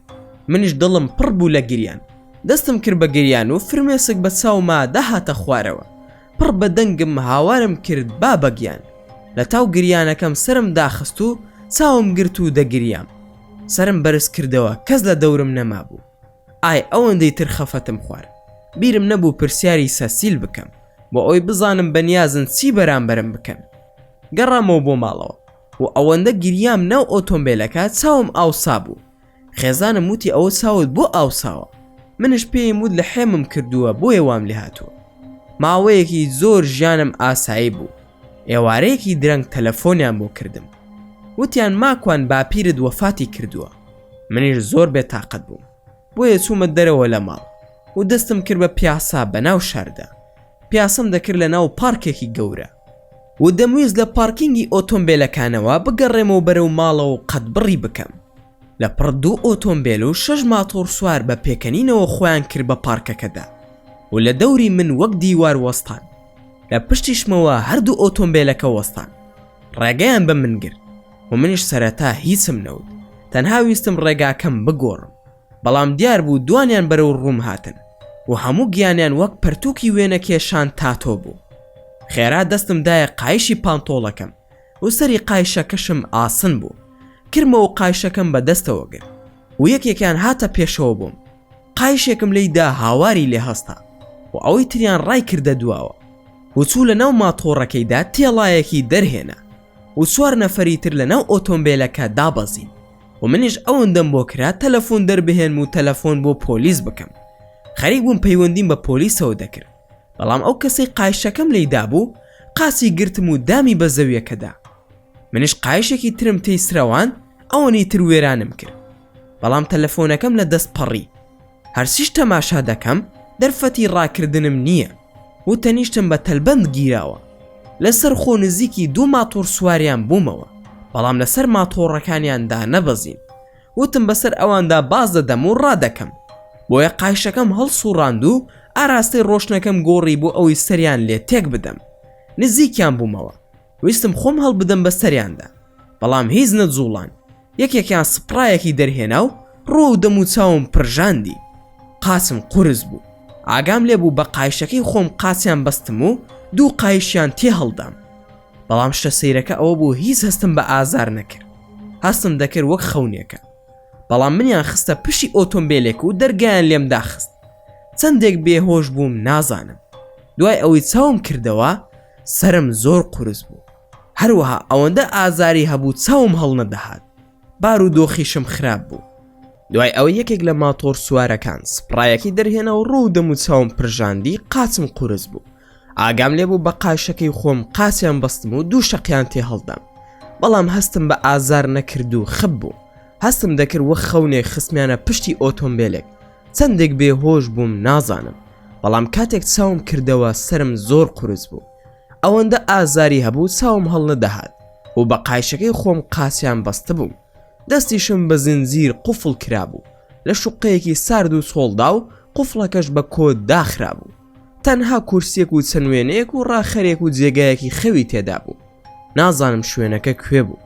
خوێن بەلوتمدا دێتە خوارەوە و سرم ئازاری زۆرە. هەست دەکەم لە 2 لاوە شکاوە. پەردەکان دادرابوونەوە و نازانم کاتکەیە و نازانم بۆ چیش گیراوم. زۆر ماندووم و دیسان بێهۆش بوومەوە و کە هۆشم هاتەوە 2 کوڕە فارسەکە لە ژوورەکەمدا بوون، ئەوانەی کە پێشتر لەگەڵیان بە شەڕدا هاتبووم کە لەگەڵ هێرۆدا بوون. یەکێکیان وتی ماکوان ئەبینی چۆن زەلیلی لە بەردەستماندا، ئێستا وەکو سەگ قوروسکەت لێ هەڵدەستێنم. خەریک بوون حەشیشیان دەکێشا و ئەوەیان کە لێم دابوو هاتوو بە ئارەزووی دڵی خۆی یەک زلەی لێدام و دیسان خوێنی لوتم بەربوو. من هیچ دەسەڵاتێکم نییە و بند کراوم و ناشزانم لەکوێم. هاوارم نەکرد چونکە زۆر توانای هاوارم نەبوو، وەک ئەو وابوو بەنج کرابێتم. چارە نەما، لە پڕ لە دەرگادرا. کەسێکی نەرویجی هاتە ژوورەوە و تەمەنی لە سلەکاندا بوو. کوڕە فارسەکان بەڕێزەوە وەستان و وتیان ئەوە ماکوانە. کابرای نەرویجی: ئەوە لێتان داوە؟ فارسەکان: بەڵێ لێمان داوە چونکە قسەی پێوتین. ئەویش تووڕە بوو لیان و دەری کردنە دەرەوە. کلێنسی بۆ هێنامەوە خۆی پاکی کردەوە وەوتی ئاو دەخۆیتەوە یاخودنا. منیش وتم دەخۆمەوە، بەڵام زۆریان لێداوم و پێویستم بە ئازار شکێنە. چەند ڕۆژە لای ئێوەم زۆرم برسیە. کابرای نەرویجی: ئێستا نان و ئازار شکێنت بۆ دەهێنم، بەڵام ئاقڵ بە و هاوکاریم بکە. با لەوە زیاتر ئازاری تۆ نەدەن و ئازاری ئێمەش مەدە. ماکوان: چیت دەوێ؟ پەیامەکەی تۆ چییە؟ کابرای نەرویجی: تەنها گوێڕایەڵیمان بکە. باشە؟ ماکوان: بۆچی وە لەسەر چی گوێڕایەڵیتان بکەم؟ کابرای نەرویجی: کە سەرۆکەکەم هات بۆ دڕوون دەکاتەوە. کەمێکی پێچ و ئەو کەسی کە بە قایشەکە لێمدا بوو هاتە ژوورەوە و کیسەی خواردنی بەدەستەوە بوو. بە دوایدا پیاوێکی ورگزل خۆی کرد بە ژووردا و 1-2 پاسەوانی لەگەڵ بوو. دەستی کرد بە قسەکردن لەگەڵ کابرا نەرویجیەکە و وتی: ئەمەیە ماکوان؟ پیاوە ورگزلەکە: ئەمە بە کەڵکی ئێمە نایە و بەسەر و چاوی دیارە کە درۆمان لەگەڵ دەکات و ماندوومان دەکات. من دەڕۆم بە هیوای کاتێکی خۆش. قسەکانی زۆر کورد بوو و ڕۆشت و نانیان بۆ هێنام لەگەڵ ئازار شکێن. و دەستیشم بە قوفڵ و زنجیر بەسترا بوو. خواردنەکەیان لە بەردەممدانا و ڕۆشتن. ماکوان: بەچی بیخۆم؟ کابرای نەرویزی: بە تەنها لێرەم، با یەک دوو کەسی تر بێنم بۆتی دەکەمەوە. ڕۆشت و کابراکەی کە لێدانی قایشەکەی خواردبوو لەگەڵ دوو فارسەکەی هێنا. دەزانم هەمویان داغ لە دڵن و ئەگەر دەست بوەشێنم لەوانەیە بمکوژن. بیریشم لەوە دەکردەوە هەر چۆنێک بێت یەکێکیان بخنکێنم و چیش لەوەی خۆشم دەکوژێرێم. گرنگ ئەوەیە سەر بەسەر دەرچم. تەنها یەک دەستمیان کردەوە و نان و ئاوم خوارد لەگەڵ ئازار شکێنەکە و کەمێک بارودۆخم باشتر بوو. دوای تەواوبوونم دەستیان بەستمەوە. ئینجا بە فارسی دەستم کرد بە قسەکردن لەگەڵ ئەوەی کە لێم نەدابوو. بانگم کرد: ئاغا هەمشری، من فارسم نەبینیوە ئەوەندە نامەرد بێ، وەرە بزانم بووە لە من دەکەن. کوڕە فارسەکە: هیچ قسە مەکە، دەنا دەمت بە تێب دەبەستم، دەمت داخە. ماکوان: من بزانم فارس خاوەنی شەهامەتن، کەی دەمی کەسێک دەبەستن لە کاتێکدا بند کرابێت و دەستی بەسترابێت و خەڵکی یەک وڵاتیش بێ. کوڕە فارسەکە: بۆ تۆ ئێرانیت؟ ماکوان: ئای چۆن، من خەڵکی سنەم و باوک و باپیرم گڵباخیە و لە بنەماڵی مردووخی سنەیم. کوڕە فارسەکە: ئەی بۆ هێرۆوتی تۆ عێراقیت؟ لەم قسانەدا بووین کۆمەڵێکی تر خۆیان کرد بە ژووردا و لە ناو جانتایەکدا وا هەستم کرد هێروین و ئەو شتانی تێدا بوو دایانە دەستی فارسەکان و ئەوانیان ناردە دەرەوە. نەرویزیەک هاتە لای من و وتی: جگەرە ناکێشی بۆ داگیرسێنم؟ ماکوان: با، بەڵام بە دەستی خۆم تامی هەیە بیکێشم. کابرا: ئاخر ناتوانم بیکەمەوە، تۆ ترسناک دیاری. ماکوان: هەرگیز بینیوتە پیاو لە پیاو بترسێ؟ کابرا: تۆ بە قایشێک منیش کوێر دەکەی، ئەوە هەمووی چەند ڕۆژێکە کچێکم لە دیسکۆ ناسیوە، ناشرینم مەکە با ئەویشم لە دەست دەرنەچێ. بە پێکەنینەوە چوونە دەرەوە و شەو خەوتم لەسەر کورسیەکە و نوێژەکانم هەر لەسەر کورسیەکە دەکرد. بەداخەوە میزیشم هەر لەسەر ئەو کورسیە دەکرد چونکە چارەم نەبوو. شەو بە خەیاڵی خۆم هەڵسام بۆ نوێژی بەیانی. عەبدوڕەحمان و ئەو جنۆکەی کە لە باوکم دەچوو هاتنە لام و بە دەورمەوە تەماشایان دەکرد. منش ئایەتل کورسیم خوێن. عەبدوڕەحمان: ماکوان، هەز ناکەی ئێمە بۆ ئێستات باشین؟ ماکوان: ڕاست بڵێن لە کام تەرەفن ئێوە، لەگەڵ منن یاخود ئەولە؟ عەبدوڕەحمانیش بە پێکەنینەوە وتی: بێگومان تەرەفی ئیماندارانین. ئەوانش بە هەردووکیان کۆدی قفڵەکەیان کردەوە و ئازاد بوون. کاتژمێر 5 بەیانیە. عەبدوڕەحمان و هاوڕێکی وتیان ئێمە دەڕۆین و دڵنیا بە لەوەی دەرەوە کەسی لێ نییە و بەهێمنی خۆت بڕۆ. ماکوان: ناوی شارەکە چییە کە منی لێم؟ عەبدوڕەحمان: بڕۆ دەرەوە و لە ئەدرەسی ماڵەکان دەیبینی و شار نییە بەڵکو لادەیە. بەلای سەبدا بڕۆ دەچیتە سەر جادەی 110، لەوێەوە دەگەیتە ماڵەکانی شاری ڕۆدا کە وای وت زانیم نزیکی شارەکەی خۆمم و نزیکەی 15 خولەک دوورم بە ئۆتۆمبیل. سەرەتا چوومە چێشخانەی شوقەکە و دوو چەقۆی لێبوو. هەردووکیم لەگەڵ خۆم هەڵگرت و چوومە دەرەوە و ژمارە و ئەدرەسی ماڵەکەم هەمووی لەبەر کرد و لە ڕێگادا نوێژەکانم کرد. هەروەک عەبدوڕەحمان وتی بەلای چەپدا ڕۆشتم و چوومە سەر جادەی 110 و بۆ کاتژمێر 9 بەیانی گەشتمەوە ماڵی خۆمان. لە خێزانم پرسی چەند ڕۆژە دیار نیم. خێزانیشم وتی 3 ڕۆژە نازانین لەکوێ. خەڵک باوکی دەمرێ ئاوای بۆ ناکە. تو چویت بۆ کوێ؟ ئەوەی تۆ بناسێ تەلەفۆنم بۆ کردووە، کەس نەیزانیوە تۆ لەکوێ. تا ناچار ئەمڕۆ پۆلیسم ئاگادار کردوتەوە. سەر و چاوشت بووای لێ هاتووە، چی بووە خۆشەڕت نەکردووە؟ ماکوان: خێرا پۆلیس ئاگادار بکەرەوە بڵێ هاتۆتەوە، تەنها لای هاوڕێکانی بۆ باپیری مردووە، بۆیە باری دەرونی باش نەبووە و ئێستا لە ماڵەوەیە و هیچ کێشەیەکی نییە. دوای هەموویت بۆ باز دەکەم، جارێ وەرە ئەو برینانم بۆ ساڕێژ بکە با بچم حەمامێک بکەم. خێزانم برینەکانمی بۆ شۆردم و بۆی پێچام. دوای خۆشۆردن چوومە ناو جێگا و چەند کاتژمێرێک خەوم لێکەوت کە لە خەو هەڵسام خەریب و دڵم ئەتەقی و نەمدەزانی چی بکەم. ماڵ و منداڵم پێچایەوە بۆ ماڵی غەزوورم. ئینجا گەڕام بە دوای هاوڕێ کۆنەکانمدا کە پێشتر لە کەمپ یەکترمان ناسی بوو. لەوانە سەردار و ڕێبوار و دوو هاوڕێی کۆنم بوون کە لە ساڵی 1998 بەیەکەوە بووین لە هەموو ڕێگاکانی قاچاقدا. هەردووکیان خەڵکی کەلار بوون و دەمزانی سڵیان لە هیچ نەدەکردەوە. بانگم کردن، دوای چۆنی و چاکی هێشتا هیچم نەوتە بوو. سەردار وتی بەخوا 3 ساڵە شەڕم نەکردووە، گیانم داوای شەڕ دەکا، پێم بڵێ ماکوان کێ وای لێ کردووی با بچینە سەری.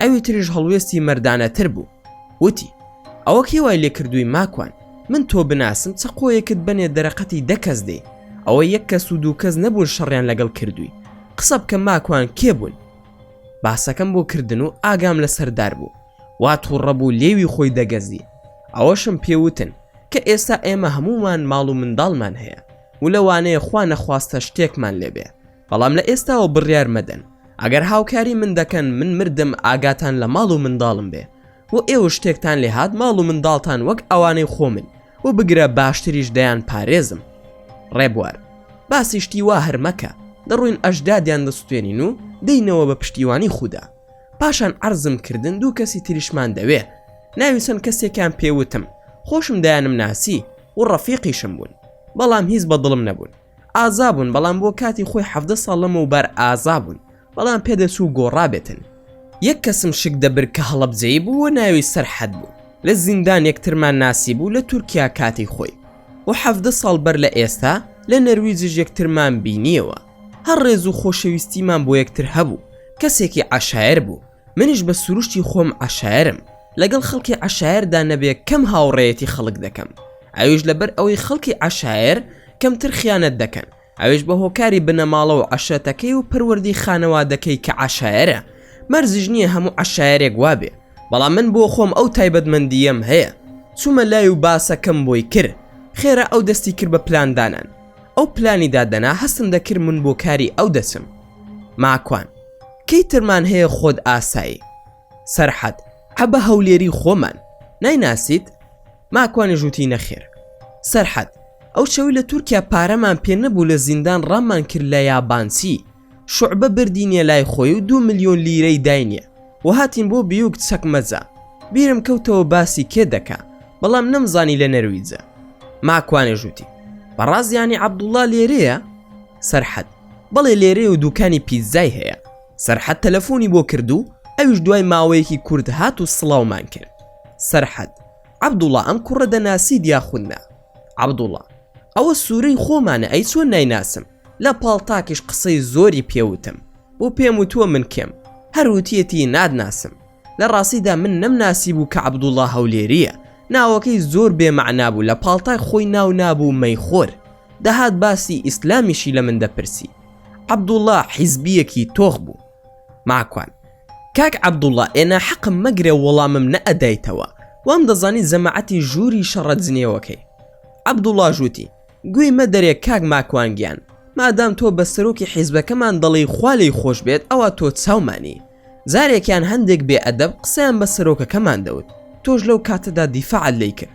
لەو کاتەوە زۆرم خۆش دەوێ ماکوان عەبدوڵڵا گیان تەنها لەبەر ئەوەی دیفاعم لێی کردووە منت خۆش دەوێ ئاخر خۆ من لەبەر تۆ نەم کردووە یان لەبەر حیزبەکەش نەم کردووە ئەو پیاوە کەسایەتێکی کووردە بۆیە وام کردووە مەرز نییە حیزبی بیت چونکە سەرکردەیەکە و مردووە بە هەڵە و ساکەیەوە جێگەی شانازیمانەوەکو کورد بەڵام من حیزبی نیم و لەبەر حیزب دیفاعم نەکردووە عەبدوڵڵا ئەدی دەزانم ئەمن هەر کەس سەرکردەکەمانی خۆش بوێ منش خۆشم دەوێ ماکوان تەماشای سەرحەدم کرد و پێم وت بە کەڵک نایە سەرحەدش وتی لێی مەترسە ماکوان گیان لەسەر من عەبدوڵڵا ژووتی چی بووە پێم بڵێن سەرحەدش بۆی باس کرد عەبدوڵڵا کاک ماکوان من بە کەڵک نایم زۆر عیبە بۆت کەوا دەڵێ من لە خزمەتت دام برام ماکوان زۆر سوپاسم کرد و پێم وتن کات دیاری دەکەین بەڵام زۆرم بەلاوە سیر بوو سەرحەد کۆنە حیزبێکی تر بوو ئەمی تریش سەر بە حیزبێکی تر بوو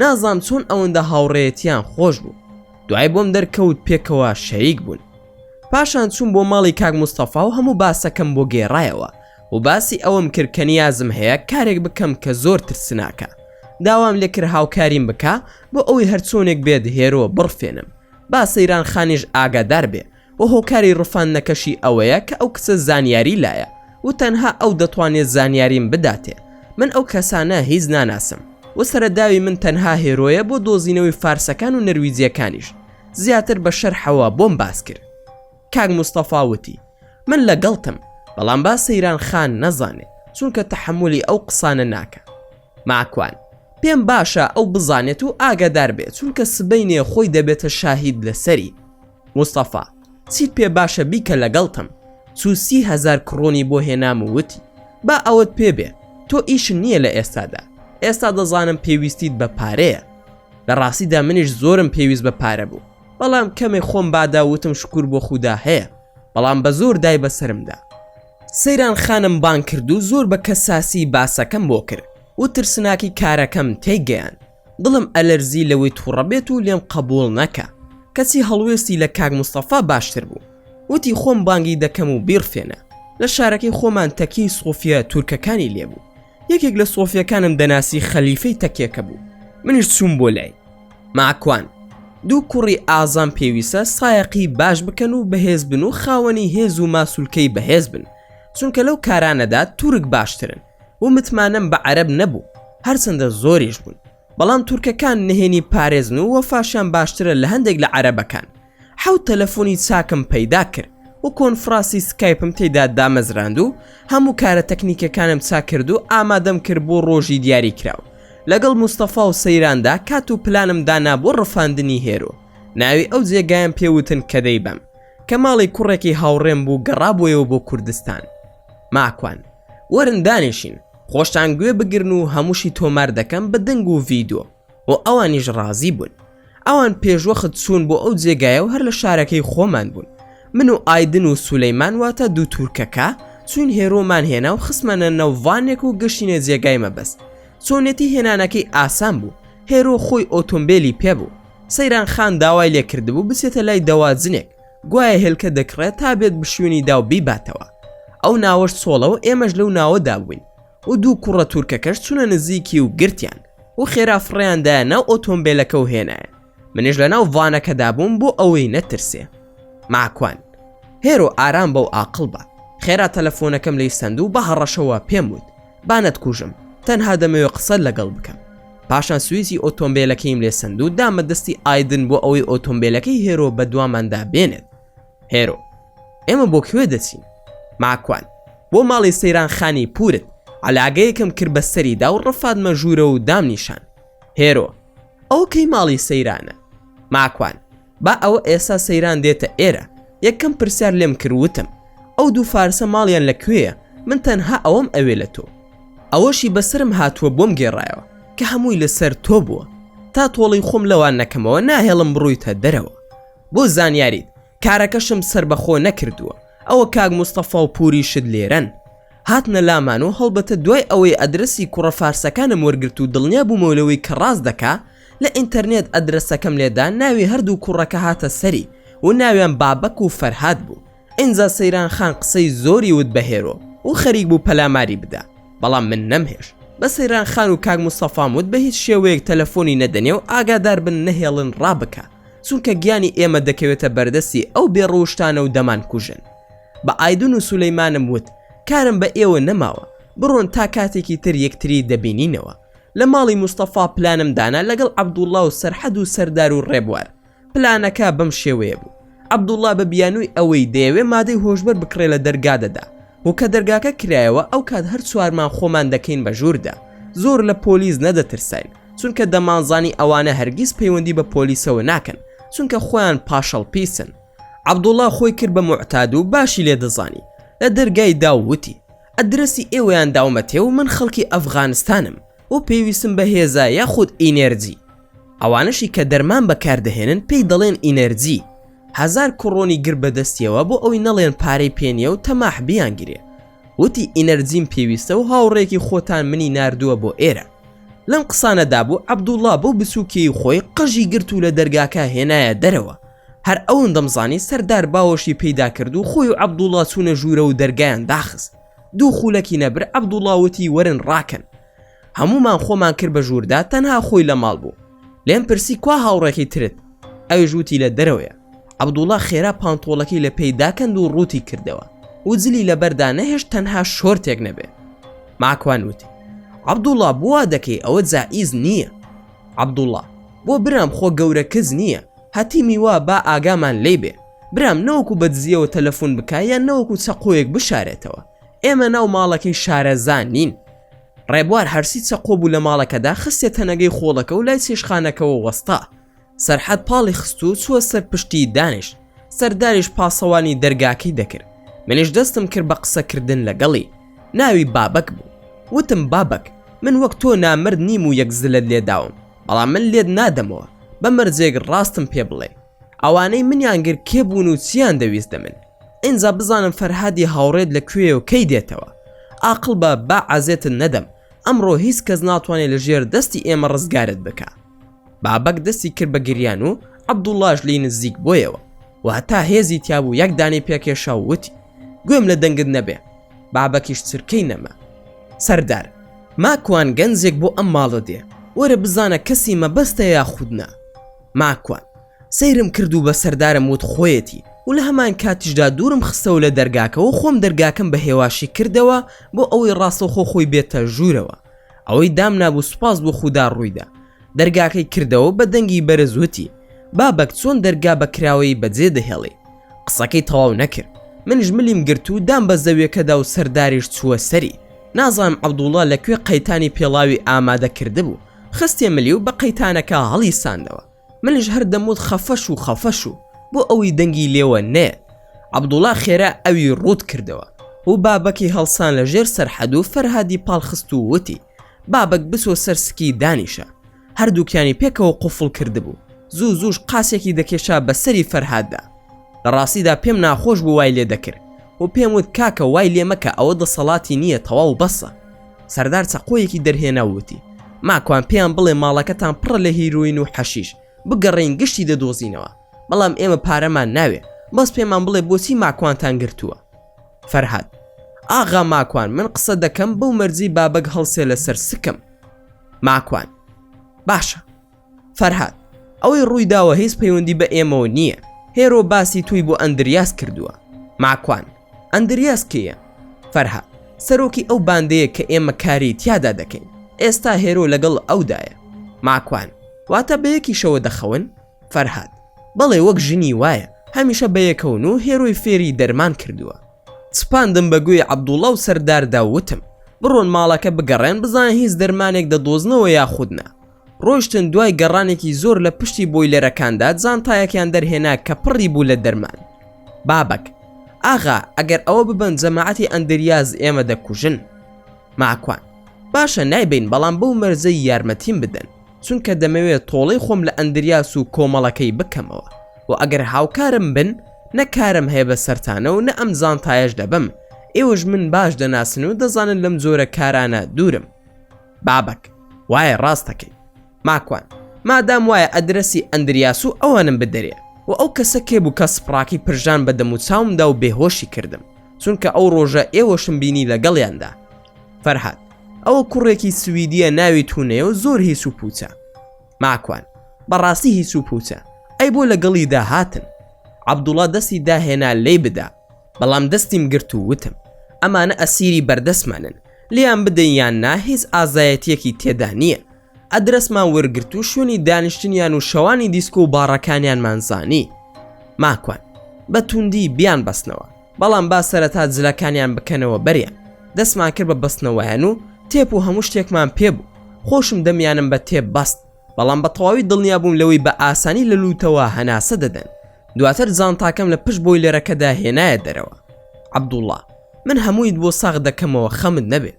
ماکوان: منیش وەڵامیم نەدایەوە و هەموو دەرمانەکان و هەندێک پارەی تێدا بوو لەسەر کورسی و شتەکان بڵاومان کردەوە. سەردار: کاکە بیان سوێنین یاخودنا. ماکوان: کورە ئەوە باسی چی دەکەن؟ من ئەیان پارێزم بۆ ئەوی ڕزگارێن بێ لەو دەردەی کە هەیەنە. تەلەفۆنەکەی خۆم دەرهێنا وتم هەمووتان بسنە دەرەوە ئۆتۆمبیلەکە بهێننا بەر دەرگا. هەموو سواری ئۆتۆمبیلەکە بوون و تەنها من لە ژوورەوە مابوومەوە. تەلەفۆنم کرد بۆ پۆلیس و ناوی خۆمم وت و بە سروشتی حاڵ لای پۆلیس کە بە تەلەفۆنی خۆت بیکەی ڕاستەوخۆ ناوەکەت و ئەدرەس و تەنانەت ئەو جێگای لێی وەستاوی دەزانن. منش هەموویم بەڕاستی وت وچوومە بەر دەرگایان، بەڵام یەک گۆڕانکاری بچووکم تێدا کرد. ئەوی ژوتم لەو جادەیەوە ڕۆشتوم و لە بەر دەرگای ماڵێکدام کە تووشی شەڕ بوونە، فریایان بکەون. بەدەم تەلەفۆنەکەوە بەرەو ئۆتۆمبیلەکە ڕۆشتم و بەوانم وت ئێوە بڕۆن، من نایم، نیوەی کارەکەمان تەواو نەبووە، بۆیە ئێوە لەم ناوە نەمێنن چونکە پۆلیس بەڕێوەیە. بەڵام وتیان ئەی تۆ؟ وتم خەمی منتان نەبێت، دواتر تێتان دەگەێنم. ئەوانش خێرا ڕۆشتن.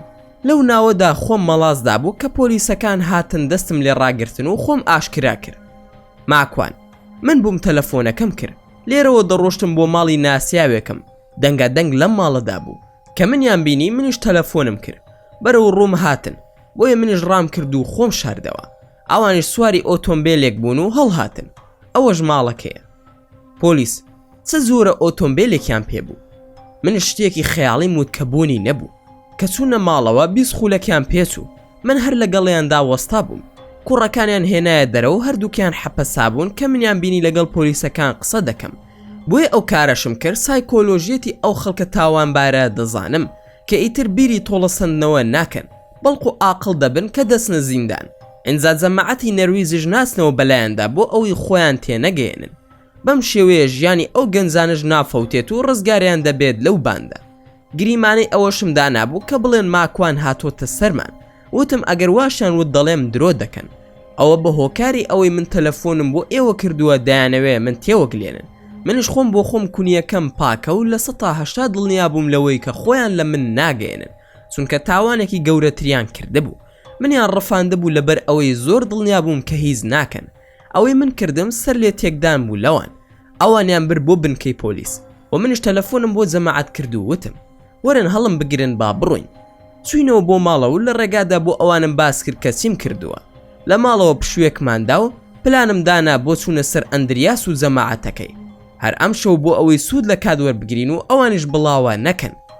سەیران خان تەلەفۆنی کرد و وتی ماکوان فریاکەوە هێرۆ بە من و مستەفا ڕناگیرێ و خەریکە دەمرێت و هاوار دەکە ئێمە چی بکەین؟ ماکوان هەوڵ بدەن هێوری بکەنەوە تا دەگەمەلاتەن ویست تەلەفۆنێکی لە بەردەست نەبێت و ڕانەکە هەموو هەڵساین و چوونە لای کاک مستەفا و سەیران خان تەندروستی هێرۆمان بینی زۆر خرابوو کە منی بینی کەوت بەسەر قاسمدا و وتی تکات لێ دەکەم لێرە ئازادم بکە ئاگام لە سەیران خان بوو دەستی کرد بە گریان و کاک مستەفاش دڵی پڕ بوو عەبدوڵڵا کاکە ئەوە وەزعی زۆر شڕە بۆ دەرمان. ماکوان کاک مستەفا ئێستا بۆ من ئاساییە ئازادی دەکەم بەڵام بڕوە لەگەڵ نەرویزیەکی بێڕەوشی خاوەن گروپەکە ڕابێرێت و دەرمانەکەی بداتێ و بیکاتە کۆیلەی خۆی ئایا ئەمە چارەسەر یاخود ئەوەی من یان بە قسەی من دەکەن پەیوەندی بکەین بە نەخۆشخانەوە و بە ئۆتۆمبیلی فریاگوزاری بڵێن بێت و بیباتە نەخۆشخانە تاوەکو چارەسەری بکەن و لەو حاڵەتی کە ئێستای تێدایە دەربچێت. هێرۆ ئەگەر ئازادم نەکەن بە پۆلیس دەڵێم ئەمانە دەست درێژیان کردوتە سرم. مستەفا خۆی تووڕە کرد لە هێرۆ هاتە لای من و وتی ئەگەر بە پۆلیسی وت چی دەکەی؟ ماکوان ناتوانێت هیچ بە پۆلیس بڵێت خەمت نەبێ گریمان پێشی وتن ئەوە پورێتی لەگەڵیدا و هاتوون بۆ میوانی و ئۆتۆمبیلەکەی لێخوڕیەوە و ئۆتۆمبیلەکەشی لەبەر دەرگایە پاشان بە حاڵەت ناتوانێت لێرە بێ چۆن خۆی دەخاتە زیندان دڵنیاش بە ئەو کارە ناکە چونکە بڕوای پێ ناکەن ئەم دەرمان بەکاردەهێنێ ئەگەر بڕواش بکەن لە ڕووی یاساییەوە هیچمان لەسەر ناکەوێت ئێمە نە لێمان داوە تا جێگای لێدانی پێوە دیار بێ نە دەست درێژیشمان کردوتە سەری ئەگەر بە قسەی من دەکەن با بە نەخۆشخانە بڵین و ئەوان کێشەکە بگرنە دەست ئێوەش بڵێن ئەو بارودۆخی بەسەردا هاتووە بۆیە نەمان هێشوە بڕواتە دەرەوە و هیچش نازانین چییە. کاک مستەفا و سەیران خان ڕازی بوون و هاوڕەکانی منیش چوونەوە بۆ ماڵی ئێمە لەوێدا بڵاوم پێکردن بە هۆکاری ئەوەی ماڵی هاوڕەکی خۆم لە بەردەستی من بوو نەدەکرا سۆڵی بکەم خۆم پەیوەندیم کرد بە فریاگوزارێ و هەمووی چەند خولەکێکی پێچ و خێرا هاتن و دوو کەس هاتنە لای هێرۆ کە بینیان منیان بان کردووە وتیان ئەم کەسە پێویستی بە دەرمانە و بەکاری دەهێنێ منیش خۆمم وا پیشاندا کە هیچ نازانم. ماکوان ئەوە پورێتی وەک دایکی وایە لەگەڵ هاوسەرەکەیدا ئەو هێناونی بۆ ئێرە و لە پڕوەکشێتی لێ هاتووە ئەوەش ئۆتۆمبیلەکەیەتی و نەمهێشوە لێی بخوڕێ لەسەر قسەی پوری وتومە نەوەک شتێکی لێبێ هەرچەندە قسەیەکی سەیری کردووە و وتوێتی ڕێگەم نەدەن بڕۆم ئەڵێم دەست درێژیان کردوتە سرم و هەندێک قسەی تریشی کرد بەس زۆر گوێمان پێ نەدا. یەکێک لەو کەسانی لەگەڵ ئۆتۆمبیلی فریاگوزاریەکەدا هاتە بووتی ئەو قسانە زۆر ئاساییە و جێگای بڕوای هیچ کەسێک نییە ئەگەر ڕازین ئێمە دەیبین و چارەسەری دەکەین بەڵام دەبێت پەیمان نامەیەک بنووسن کە ڕازین بەو کاری لە نەخۆشخانە چارەسەری بۆ بکرێ. سەیران خان ڕازین و منیش دێم لەگەڵتاندا ئەوانش خۆشحاڵی خۆیان دەربڕی و هێرۆیان بەستەوە بە نەرویزی هاواری دەکرد و دەیوت ماکوان تیرۆریستە دەیەوێت دەست درێژی بکاتە سرم. ئەوانی دەور و پشتی دایانوت ئارام بە لەگەڵ کاک مستەفا کەوتینە شوێنیان تا دایان مەزراند و سەیران خانمان بە دیارەوە بەجێهێشت. ماکوان سەیران خان هەوڵ بدە دایکی ئاگادار بکەرەوە بەڕاستی پێی بڵێ ئەو وەزعەکەیە. سەیران خان ئاگاداریشی بکەمەوە نایە، من دەیناسم ئەو دڵی چۆنە، بەڵام هەر ئاگاداریشی دەکەمەوە. چوو بۆ لای کاک موستەفا و پێیوت هەموو ئەمانە بۆ ئازیز بگێڕەوە، بەڵکو بترسێت و تووشی هیچ هەڵەیەک نەبێ، با هێرۆ ببێتە عیبرەتێک بۆی. ماکوان لە دوای چەند کاژمێرێک لای سەیران خانمان بەجێهێش، بەڵام هێرۆ زەلیل و داما و گوناح بوو، لیک بەدەمیدا دەهاتە خوارەوە. ئەو کسە جوانە هەموو کەس بێزی لێ دەکردەوە. دواتر مستەفام گەیاندە ماڵەوە و تەلەفۆنم کرد بۆ هاوڕەکانم و وتم چی دەکەن؟ وتیان کاکە ئابە خواردنی دروست کردووە، فریاکەوە بەشت نەماوە. نزیکی ماڵەوە بوومەوە تەلەفۆنێکم بۆ هات، بەڵام ژمارەکە دەرنەچوو. بە هۆکاری ئەوەی شۆفێریم دەکرد هەڵم نەگرت تا گەیشتمە لای هاوڕەکانم و نانمان خوارد. دواتر خۆمان ئامادەکرد بۆ پلانێکی تر. بە جۆرێک لە شەوی شەمە و یەکشەمەدا لە دیسکۆدا دەستیان لێ بوەشێنین. لە کاتی قسەکردندا بووم هەمان تەلەفۆنم بۆ هاتەوە. کاتێک هەڵمگر ئەندریاس بوو. ئەندریاس ماکوان یاریەکەت جوانە، دەتەوێ هەروە یاری بکەی؟ ماکوان هیوام وایە یاریەکەت بەدڵ بێ. ئەندریاس ماکوان بەنیازی چیت؟ ماکوان خواردنی کە لەسەری تۆ بە شەرابی خوێنتەوە. ئەندریاس زا ئەو قسەیە بۆ تۆ قەڵەو نییە؟ ماکوان تاقی دەکەینەوە ئیشمان چییە؟ جێگا و شوێنی یەکتر دەزانین و یارەکەمان خۆشتر دەکەین. ئەندریاس ئاخر من یاری فیشەک دەکەم. ماکوان یاری من سوتاندن بوو، بەڵام ئاساییە مادام تۆ حەز بەو یاریە دەکەی، ئەوە ئێمەش گۆڕیمان بۆ یاریەکەی تۆ. هەموو دیسکۆکانی شوێنی دانیشتن و هاوڕەکانت لەمەولا لەژێر ڕەحمی دەمانسەی کوردەکان و تورکەکان و عەرەبدا دەبێ، جا بزانین کاممان ناوچەوانی ئەوی تر دەهێنینە خوارەوە. ئەندریاس باشە ئەتوانین یەکتر ببینین؟ ماکوان بۆنە کام گۆڕستان دوورە لە شار وەرە ئەوێ، یان وەرە تەنیش دەریای شاری ڤالەر بۆ ئەوی بەلاشەکانتانەوە ماندوو نەبین و بتان خێنە ناو دەریاکەوە. ئەم ئێوارەیە خۆشحاڵم و دەمەوێ هەموو ماسیەکانی دەریای ڤالەر دەعوت بکەم. وا هەستی کرد ئەترسم و هەر خۆمم، بۆیە ئەو هەڕەشانەی دەکرد. ئەو جۆرە ئسلوبی قسەکردنە ئەوروپیە و زیاتر بە ڕەمز قسە دەکەن، بۆیە ئسلوبی خۆیانم بەکارهێنە. ئەندریاس جارێ زووە بۆ ئەوە، وەرە بۆ لای ئەو جێگایی وەک بەتانیمان لێ کردی، لە بەردەستماندا کەوتبوویت و بە شەقتێمان هەڵ ئەدەی. بۆ ترساندن وای پێوتم، وای دەزانی من ناچم. ماکوان من نزیکم لەو جێگایە و ئەتوانم دەخولەکی تر لەوێ بم. ئەندریاس جا تۆ دەی یاخودنا؟ ماکوان وەگوتم لە ئێستاوە تاقی بکەوە، بزانە خاوەن قسەی خۆمم یاخودنا. ئەویش تەلەفۆنەکەی داخستەوە. پێش ئەوەی هیچ بڵێم لەگەڵ هاوڕەکانم تەلەفۆنم بۆ ئایدن و سلێمان کرد. ئەوان وەک کارکردن بە کاژمێر لەگەڵمدا بوو، واتە هەر کاژمێرێک بۆ شەڕکردن بە 700 کڕۆن ڕێککەوتبووین بە ئۆتۆمبیلی خۆیانەوە. پێم وتن تا چەندی تر دەگەنە لام. ئایدن لە تەکێکەوەین و 4 خولەکی تریش لای تۆین. ماکوان 2 کەسی تر زیاتر بێنە لەگەڵ خۆت باشە؟ ئایدن حەز دەکەی هەموو تەکێکە دەهێنم. ماکوان 4 کەس بەسە، بەڵام با لاواز و زەعیف نەبن و هەمویان خاوەن هێز و ماسوولکە بن. ئایدن خەمت نەبێ وا هاتین بۆلات. دوای ئەوەی ئایدن وتی خەمت نەبێ وا هاتین، ڕوون کردە هاوڕەکانی خۆم و وتم تورکەکان کێشیان نییە، ئەوان دەمانچیان هەیە و بە پارەش گرتو من. خۆم لەگەڵ ئەواندا دەسمە پێشەوە، ئێوەش لە دواوە بن. ئەگەر لە تواناماندا نەبوو ڕوو بە ڕوویان ببینەوە، ئێوە هەڵدێن و خۆتان دەپارێزن. پەیوەندیکردنیش بە پۆلیسەوە هیچ بەرهەمێکی نییە و بیریشی لێ مەکەنەوە، چونکە ئەوان وا دەزانن ترساوین ئەگەر پەیوەندی بە پۆلیسەوە بکەین، پۆلیسش بێت تەنها بڵاوەمان پێدەکات. منش لەبەر ئەوەی هەموو هاوڕەکانم لەگەڵ بوو، بۆیە خێرا ئامادەیم نیشاندا و تورکەکانش ئامادەییان دەربڕی بوو. ویستم عەرزی عەزەڵات بکەم و ئەوانش چاوترسێن بکەم. لە هەمان کاتدا دەمزانی نەرویجیەکان ترسنۆکن و ئەهلی شەڕ نین. پلانماندانا و گروپی ئایدنش گەیشتن و لەگەڵ ئەوان سەرکەوتم. 2 ئۆتۆمبیلی ڤانیان پێبوو، بە ئۆتۆمبیلەکەی منەوە 3 ئۆتۆمبیلمان لابوو. دەرچوین و داوام لە ئایدن کرد کە من 100 مەتر لە پێشەوە دەڕۆم و دواتر هەر چوارتان پێکەوە لە ئۆتۆمبیلەکەدا بەزن و وەرنە لای من. بە سەردار و عەبدوڵڵاشم وت ئێوەش لە دوای تورکەکانەوە بوەستن، سەرحەد و ڕێبواریش بە ئۆتۆمبیلەکانەوە بێنە ئەو جێگایە، بەڵامدا نەبەزن، لایتەکان دابگیرسێنن و با کەس نزانێ ئۆتۆمبیلەکە چەند کەسی تێدایە و فول لایت بدەن لەوان. من خۆم زۆر تووڕە بووم، بە وەزعی هێرۆ و ئەوەشی کە پێی وتم وەک بەتانی لە بەردەستماندا بوویت و بە شەختێم هەڵ ئەدای. خەفەتم لە دڵا بوو، بۆ شەڕکردن گیانم دەخورا. ئێمە چەند خولەکێک دوا کەوتین. ئەندریاس تەلەفۆنی کردەوە وتی تاقیتم کردەوە هیچ مریشکێکم نەبینی. کەوای وت قسەم نەکرد و وەڵامم نەدایەوە، چونکە نزیکی جێگاکە بوومەوە و زۆرم نەمابوو بگەمە ئەوێ. وتم ئاوڕ بدەوە شێرێک لە پشتەوەیە کە ئاوڕی دایەوە منی بینی دابەزیم و چەقۆیەکی ماسی گرتنم خست بووە ژێر قۆڵی چاکەتەکەم. ئامادەم کردبوو بۆ ئەوەی بیدەم لە قورگی ئەندریاس بۆ ئەوەی بە یەکزاری نەزاتی بدەم. زۆر داغ لە دڵ بووم بووی و ئایدن و سلێمان و دوانەکی تریش دابەزین. ڕوو ئەو هاتم و پێم وت مریشک ڕادەکات و شێر هەمیشە ڕوو نێچیرەکەی دەڕوا. تۆ پیاوی ئەوەی بوەسی لە بەردەمی مندا؟ ئەندریاسیش بە پێکەنینەوە چەپڵی بۆ لێدام و وتی بڕوای ئەوم نەبوو ئەوەندە ئازابی، تۆ پێویستە بیتە ناو گروپەکەی منەوە.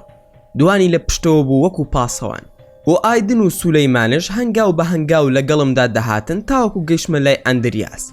ماکوان خوێڕی ترین پیاوی نەرویز، ئەوە من هاتم بۆت، ئێستا تۆ دەبێ پێڵاوەکانم پاک بکەیتەوە. وەستاین لە بەردەمی یەکتردا و لە دواوە 4 ماتۆر سوار هاتنە نزیکمان. ئیتر من ئاگاداری دواوەی خۆم نیم، نازانم تورکەکان چی دەکەن، ئایا پلانەکەەوە خۆی دەڕوا یاخوننا. ئاگاداری هیچ نیم، بەڵام ئەوەندە دەزانم 4 تورکم لەگەڵدایە و زۆر متمانەشم بە ئایدنە. ئەندریاس ئەو پیاوە خوێڕەی باسی دەکەی لەگەڵ باشترین کچی کورد ڕادەبوێرێ، چۆنم بوێ ڕادەبوێرم لەگەڵیدا. پاشان قسەی زۆر ناشرینی کرد. منیش شێت بووم و هیچ تەحەمولێکم نەما، هەتا توانیم کلکی چەقۆکەم لە سەریدا نوقم کرد. کەوتمە سەر و گوێلاکی و تەماشام کرد عەبدوڵڵا هەولێری لە پێشی منەوە بەسەر یەکێک لە پاسەوانەکانی ئەندریاسدا سەرکەوت. هەر ماتۆر سوارە و ئایدن بەدەمان سەر ڕاویان دەنێ. من دوای ئەوەی کێشەم بەسەری ئەندریاسدا خۆم بۆ مردن دانابوو.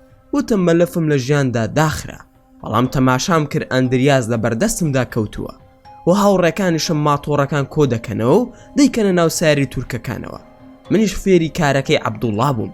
ڕاستە خۆ ئەندریاسم ڕوود کردەوە بەو سەرمایە. پاشان پێم وت پێڵاوەکانم ماچ بکە. بەو شێوەیە پێڵاوی هەموو هاوڕێکانم پێپاک کردەوە. دەستی بەکارەکەی کرد تا هاتە سڕی عەبدوڵڵا و ئەویش هەتا هێزی تیابوو بە شەق کێشەی بەدەمیدا. بەداخەوە چەقۆیەک بەر باڵی سولەیمانیش کەوتە بوو، بەڵام من و ئەوانی تر وەک گوێزی ساغ بووین. تەنها دەم و چاوم کەمێک جێی سڕنووکی ئەندریاسی پێوە بوو.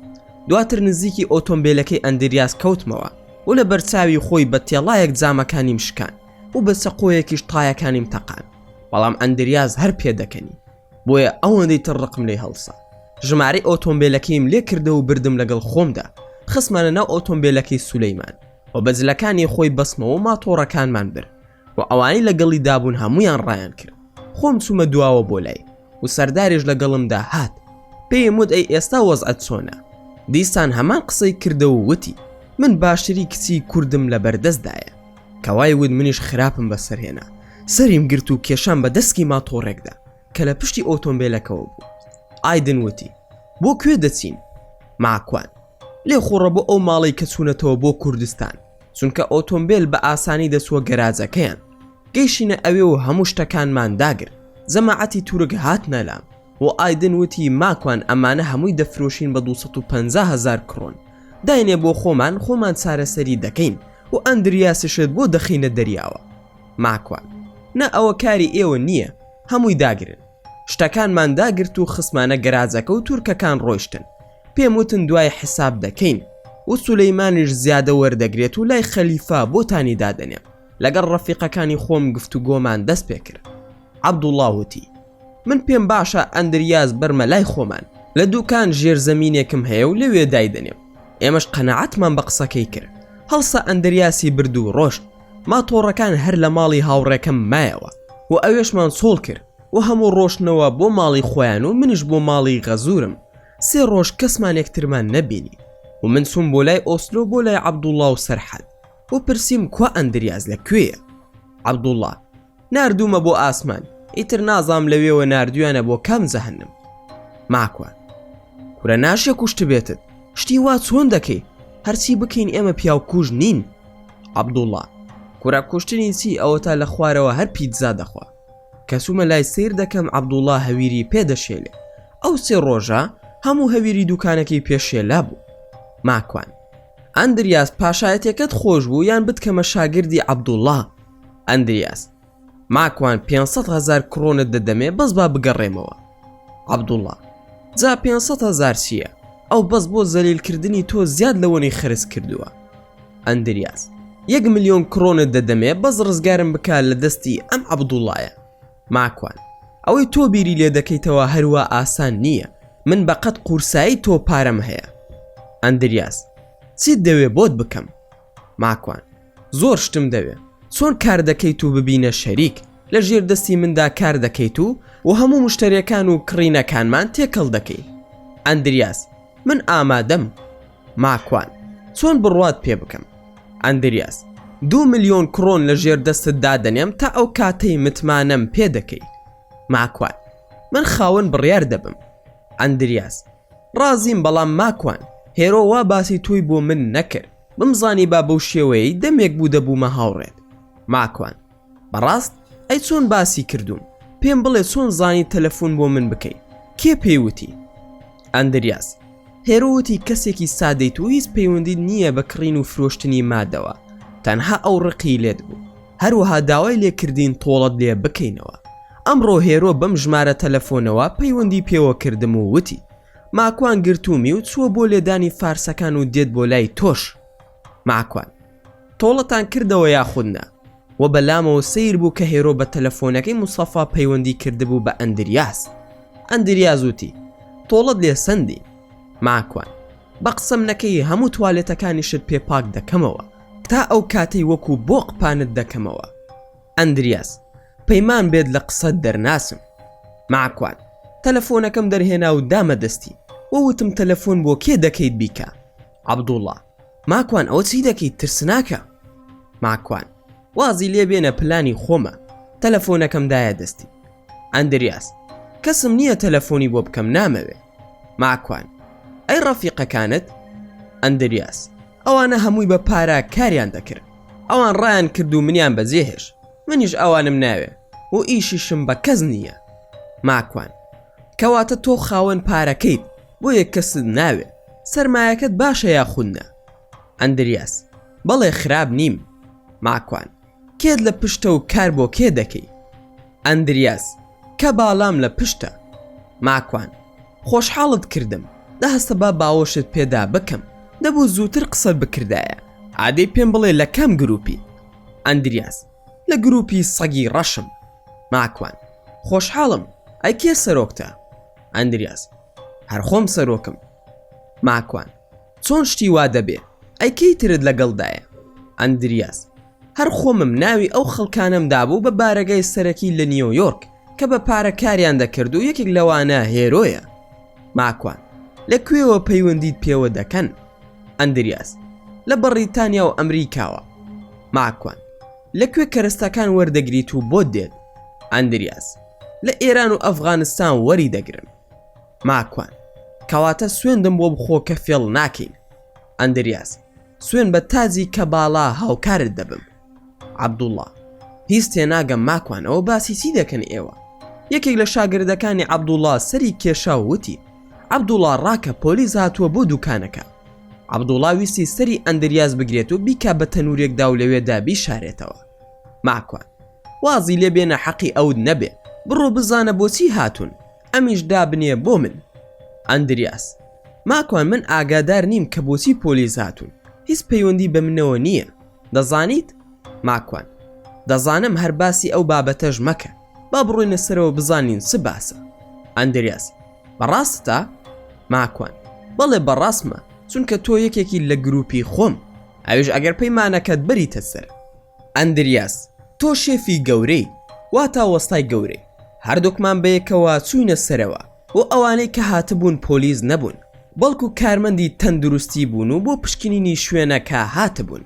شاگردەکەی عەبدوڵڵا بەڕەش کاری دەکرد و زمانی نەرویجیشی نازانی و بە پۆلیس تێگەیشتە بوو. عەبدوڵڵا قسەی لەگەڵ ئەوان دەکرد و زوو زوو سەیرێکی منیشی دەکرد و دەیوت ئاگاد لێ بێت ڕانەکە. ماکوان کاکە تۆ خەریکی ئیشی خۆت بە، من خواخوامە ڕابکە، ئەو پیاوەتیە بکە، من مەمنونی دەبم. تازە ئەو چۆن ڕادەکە، تۆ خەمی خۆتت بێت و خەمی ئێمە نەبێ، پێکەوە چوینە بازاڕ و کراس و پانتۆڵم بۆ کڕی و 1000 کڕۆنم داپێ. وتم بڕۆ ئیسراحەت خۆت وەربگرە و یەکتر دەبینینەوە.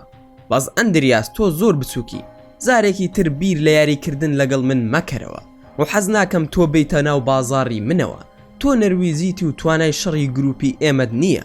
پیاو کوشتن لای ئێمە ئاسانە. لای ئێوە ئەگەر زۆر سزا بدرێ بندکردن سوار بۆ 7 ساڵە. مەیە ناو ئێمە لەوانەیە لە یەکەم جاردا لەگەڵم بکوژرێ. بۆیە واموت بۆ ئەوەی بترسێت و بڕوات مەشغوڵی سەرسەرەتی خۆی بێ و منیش لە دەستی ڕزگارم بێ. ئەندریاس هەرسی بیت من قبولمە. ماکوان ئێستا فەرموو بڕۆ. دەمزانی ئەوروپیەکان ئەو کێشەیان هەیە، بە تایبەتی ئەوانەی کە زۆر حەز بە تاوان دەکەن و ئارەزووی ئەوە دەکەن لەگەڵ گروپ و کەسانی بەهێزدا بن و بیان پارێزن وەکو کۆیلەیان لێ دێت لە بەردەستیاندا. بە پێسەوانەشەوە ئەو کەسانی کە لە ئەوروپا لەسەر بنەمای تەندروست پەروەردە دەبن هەمیشە هاوکاری یاسا و پۆلیسن و هەڵە قبول ناکەن. ئەندریاز لەو شێوە مرۆڤانەیە کە حەز بە تاوانکردن دەکا. دیار بوو کاریگەری فیلمی ئەمریکی و خوێندنەوەی ڕۆمانە مافیایەکانشی لەسەر بوو. لەسەروی هەموو شێوە لە ناو گروپی کەباڵادا کار دەکا. چوومەوە بۆ لای عەبدوڵڵا و تەماشام کرد سەرحەد و سەردار و ڕێبوارش لەوێن. بە پێکەنینەوە وتم هەر لە منتان کەمە. دوای سڵاوکردن و دەربڕینی خۆشەویستی بۆ یەکتری پرسیم خێرە هەمووتان کۆبوونەتەوە؟ سەرداریش وتی مامە ماکوان عەبدوڵڵا تەلەفۆنی کرد و دەڵێت فریاکەون ئەندریازی بردووە نەوەکو شتێک لە ماکوان بکە. ماکوان برام ئەو کابرایە زیڕەی کردووە. ئێمە چی لێ بکەین؟ خۆ مافیانین تا داوای پارەی لێ بکەین. هەر دەبێ بڕات و ئێمە ڕزگارمان بێت لە دەستی. ئەیوان نییە؟ عەبدوڵڵا خۆزگا لێرە بواە تا 1 ساڵ هەویرم پێدەشێلە. بەس ماکوان پێم بڵێ کەبالا چییە؟ لەم نەرویزەدا هەرسی فیعلە دەیزانم، بەڵام نازانم ئەم کەبالای ئێوە چییە؟ ماکوان کەبالە لە بنەڕەتدا گەل و هۆزێکی مەزهەبی جوولەکەن، واتە لە مەزهەبەوە خۆیان جیا کردوتەوە توانی ویانە کاریگەری دروست بکەن بەسەر هەموو دەوڵەت و ئاینەکاندا بە ئیسلام و مەسیحی و ئاینەکانی ترەوە بە هۆکاری فیکری غەنووسی و تیۆسۆفی. سەردار شەرحی بکە برا هیچ تێناگەم. ماکوان کەبالا کۆمەڵێکن خۆیان لە سەروی هەموو شتێکەوە دەزانن، واتە سیاسەت و دین و تەنانەت کتێبە ئاسمانیەکانش. بڕوایان بە هەموو پێغەمبەران هەیە، تەنانەت بڕوایان بە پێغەمبەری خۆشمان هەیە درودی خودای لەسەر بێ. بە بڕوای خۆیان هەموو پێغەمبەران بەهێزی شاراوە ناو دەبن و لەلایەن تاجی کەبالاوە توانایان پێدراوە و تێکەڵ بووە بە گیانی ئەوانیش. پێیان وایە خوا تێکەڵ بووە بە گیانی پێغەمبەران. خوای کەبالا وەک ئەو خوایانیە کە ئێمە بڕوامان پێێتی. خوای کەبالا پێک هاتووە لە دەبەش پەنا بە خودا. بڕوایان وایە سەرەتا خوا هەبووە، بەڵام هیچ توانە و قودرەتێکی نەبووە تا وردە وردە لە نەبوونی خۆی بە دەپێک هاتا خۆی دروست کردووە کە پێک هاتووە لە تاجی شاهی، حکمت، معریفەت و زانست، ڕەحمەت، تووڕێی و تۆڵە سندەوە، بەرزی و شکۆمەندی، گەورەی و پیرۆزی، شاهانە و شاهی، بنیاد و سەرەتا، توانە و دەسەڵاتی شاهی. ئەم پێک هاتانە ناویان ناوە خودا یان کەباڵا کە ناتوانێت بە تەنها هیچ بکە بەڵکو پارچە پارچەیە. تا ئەو کاتی یەهود بە سەرۆکایەتی ئەم گەل و هۆزی کەبالایە کۆ دەبنەوە حکمی دنیا دەکەن لە فەڵەستینەوە. پێیان وایە ئەو سەرکردانەی کە گەورن هەموو ڕوحی پاکن و دەبێ ئەمان پیرۆزیان پێ بدەن وەک پێغەمبەران وان، ئەوەی لەگەڵ ئەمانش نەبێت ڕوحی پیسە و لە ناوی دەبن و دەیکوژن، وەک یەکێک لە سەرۆکا کۆنەکانی ئەمریکا بە ناوی جۆن کەنەدی کە کوشتیان. پێیان وایە هەموو پێغەمبەران سەردار و خاوەن توانابوون بۆیە گەیشتونەتە ئەو ئاستا. پێیان وایە خودا لە ناو لاشەیاندا تواوەتەوە و کتێبی زیاتری بۆ ناردون. بۆ نمونە بڕوایان وایە کە موسا عەلەیه السەلام جگە لە تەورات کتێبی تری بۆ هاتووە بە ناوی تەلمود. ئەم تەلمودەش تایبەتە بەم تایەفەیە و دەما و دەم لە موسایان وەرگرتووە و کتێبی باتنی ئەوانە، ئەوەی کتێبی باتنی نەبێ بە جاهیلی دەزانن. ئەمانە پێیان دەوترێت کە بالای جوولەکە، کە بالای مەسیحیشمان هەیە کە ئەم زۆرە تائیفەیە بڕوایان وایە بێزگە لەو کتێبەی کە بۆ عیسا هاتووە واتە ئینجیل 12 حەواری هەبووە و دەما و دەم فێری کتێبی باتنی کردوون.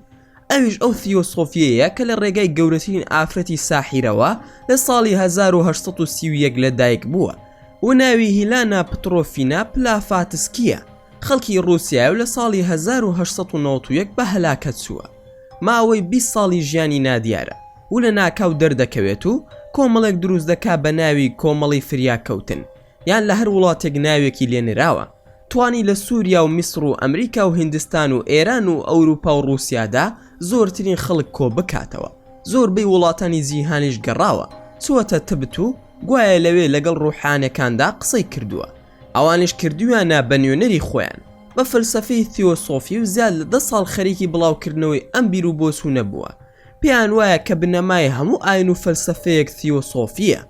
سەرحەد ئەی بێ زەحمت تیۆسۆفی چییە؟ ماکوان ثیۆ واتە ئەڵڵا، سۆفی واتە حکمت، واتە حکمەتی ئەڵڵا. سەردار ماکوان کەباڵە لە ناو ئیسلامدا هەیە یاخودنا؟ ماکوان بەڵێ بە دڵنیاییەوە کەباڵا هەیە لە ئیسلامدا. کەباڵای جوولەکە و مەسیحی ئیعتراف بە کەبالای ئیسلام دەکەن، دەڵێن ئەوە ئیسلامی ڕاستە. ئەوانش تەنها ئیعتراف بە شیعە دەکەن. هەروەها دەڵێن قورئان بۆ محەممەد صلی الله عليه وسلم هاتووە و ئەویش عەلی فێری باتنیاتی ئیسلامی کردووە و کتێبەکەی داوەتە دەست ئەو تا سەردەمی مەهدی دێ. ئەوانش باتنی دەزانن و ئەهلی کەباڵان، ئیمامەکانیان فێری باتنی دەکەن. ئەگەر تەماشای هەموو ئەو ئاینانە بکەی دەبینیت لە یەک نزیکن یاخود لە یەک دەسن. سەردار واتە شیعە کەباڵان؟ ماکوان ئەو قسەی کەباڵا جوولەکە و مەسیحیەکانن، دانی تاو دەنێن بە شیعەدا، پێیان وایە ئاینی ئاسمانیە، بەڵام ئەهلی سونەت نا، بە ئاژاوە گێڕ و خراپە کار ناساندویانن. جا ئەمانە گروپێکیان هەیە لە هەموو جێگەیەکدا و خەریکی سحر و جادون، بە ناوی سحری ڕەشەوە ناسراون. گروپی تریشان هەیە وەک زەردەشتیەکان و بوزیەکان، لەگەڵ مانیەکان، ساتانیستیەکان و نوێگەرەکان، ماسۆنیەکان و سۆفیە کڵاوسورەکان کە نزیکن لە شیعەوە و جاران پێیان دەوترا قزڵ باشیەکان. بینەرانی خۆشەویست باسی هەموو ئەو گروپانە لە پارتی کۆتاییدا دەخینە ڕوو. هەندێکی تریش کە بە ناوی شێخ و فاڵگرەوە کار دەکەن و سەقۆ و شمشێر بەکاردەهێنن لەم کۆمەڵانن، جا هەر یەکە و ناوێکی وەرگرتووە. لە هیندستان زۆرن و لە ئەمریکاش بە تایبەت و لە ڕووی مادیەوە زۆر بەهێزن. عەبدوڵڵا دانیشتنەکەمان خۆشە، با بڕۆم 2 پیتزا دروست بکەم و بیخۆین. سەرحەد کاک ماکوان من نیازم وابوو لەم ماوەیەدا ببمە زەردەشتی، ئەوش چونکە ئەوەندە وتیان ئاینی کووردە. سەردار ئەوەندەی من بزانم زەردەشت کورد نەبووە و فڕی بەسەر کوردیشەوە نییە. لای فارسێکیان ئەفغانیەک بڵی زەردەشت کووردە ڕاستەخۆ ئەکێشە بەدەمتدا، یان لای پاکستانی و هندی بڵی زەردەشت کووردە ئەوە پێت ڕادەبوێرن. کوردی چی فڕی بەسەر کوردەوە نییە. ڕێبوار کاکە دەپەلە مەکەن سەرتان لە منیش و ماکوانی براشم تێکداوە، هیچ نەبێ با بگەینە ئەنجامێک لەسەر کەباڵا. مەوزوع مەگۆڕن، چیمان داوە لە زەردەشتی؟ ئادەی ماکوانی برام بەردەوام بە. ماکوان ڕاستە باسەکان دەڕوات و دێن، بەڵام هەمویان یەک سەرچاوەن و لە جوولەکەوە سەر دەردێنن. جارێ ئەم زەردەشتی کە ئێستا لە کوردستان هەیە هەمووی قسەی جاد و سحرە و هەندێکشی هەڵخەڵەتاندنی ئێرانە بۆ نفوزی خۆی لە ناوچەکەدا. هەروها تەماشا بکەن لە ماوەی ڕابردوودا دەنگۆی ئاینی زەردەشتی و فەلسەفەی زەردەشتی و ئاینی کوردانی باوک و باپیران لە ناوەندی شەقامی کوردیدا سەری هەڵدا. ئەوانەی بانگەشیان بۆ دەکرد لە ناوەڕاستی نەوەدەکاندا کۆمەڵێک کەس بوون بە ناوی کوردۆلۆجی و دواتر ئەم سنتەرە کرایە ئەکادیمی و بە ناوی لێکۆڵینەوە لە مێژووی دێڕین و نوێی کوردستان و بەرەو سەربەخۆی کوردستان ناونرا. ئەو کەسانی کە زیاتر سەرپەرشتی ئەم سنتەرە ئەکادیمیایان دەکرد زۆربیان لە چەپەکان و کۆمۆنیستەکان یاخود ڕوونتر بڵین بێ باوەڕەکان بوون بە ئاینی ئیسلام و تا ڕادەیەک بەناو ئاینەکانی تر. لێرە و لەوێ بزوتنەوەیەکی نادیار و ڕێکخراوی نهێنی لە ناو دەستگا و پێشمەرگە دێرینەکاندا لە ناو دەرەوەی وڵات دروست ببوون. زیاتر گرنگی ئەدرا بە وازیهەکانی ناو ئەو دەستگایە و خەڵکی ئیعلامی و پێشمەرگە ناودارەکان و بەستنی کۆڕ و سیمینار لەسەر ئەم باسانە. تەنانەت ڕەمزی دەستگا ئەمنیەکان لەسەر شێوەی ڕەمزی زەردەشتیەکان دروست کران، وەک نمونەی دروشمی دەستگای دژە تیرۆر، هەروەها وشەی زێرەڤانی کە بەواتای پاسەوانی ئاگردێ. دواتر هەندێک بڕیاری کوردی دروست بوون بە تایبەتی لە ئەوروپادا کە بانگەشی زەردەشتی بوونی خۆیان و خەڵکیان ڕادەگەیان. لە ناسراوترینیان پۆڵا سەعید و بابان سەقزی بوون. هەروەها لەم دوایانەش پیر لوقمان پەیدا بوو. هەرچەندە چەند جارێک لە ناو مەڵبەندی پێشمەرگە دێڕینەکان کۆر سازدرا لە نێوان ئێمە و کاک بابان سەقزیدا. لە تۆڕە کۆمەڵایەتیەکانی پاڵتاک من دەمویست بیسەلمێنم کە مێژووی زەردەشت زۆر نادیارە و لە ڕووی ئاینی و مێژوویەوە تا ڕادەیەک وەک هێلکەی کەڵەشێر وایە و ساغ نابێتەوە. ئەوانش جەختیان لەسەر ئەوەیە وەک فەلسەفەیەکی ئیرادی و هەندێک ئاکاری ڕەوشتی و دژایەتی کردنی ئیسلام خۆیان نمایش دەکرد. هەڵبەتە زۆر جار بە ئاشکرا و بەناڕاستەوخۆ ئاماژەی ئەویان ئەدا کە بڕوایان بە ئاینێک وەک ئەوەی کە زەردەشتی بۆ خۆی ئاین بێت نییە. ئەوەندەی گرنگیان دا و بەسەمکی دیرۆک و بیری نەتەوە پەرستی و کوردبوونێکی ڕەگەزپەرستی ئەوەندە گرنگیان بە خودی ئاینەکە نەداوە. هەڵبەت ئەم باسا دەگەڕێتەوە بۆ ساڵی 2005 تا 2006. هەروها لە ڕووی مەیدانیەوە ئێمە زەردەشتیەکانمان ناسیەوە، لە ڕووی لێکۆڵینەوەی فکری و فەلسەفی و مێژوویشەوە.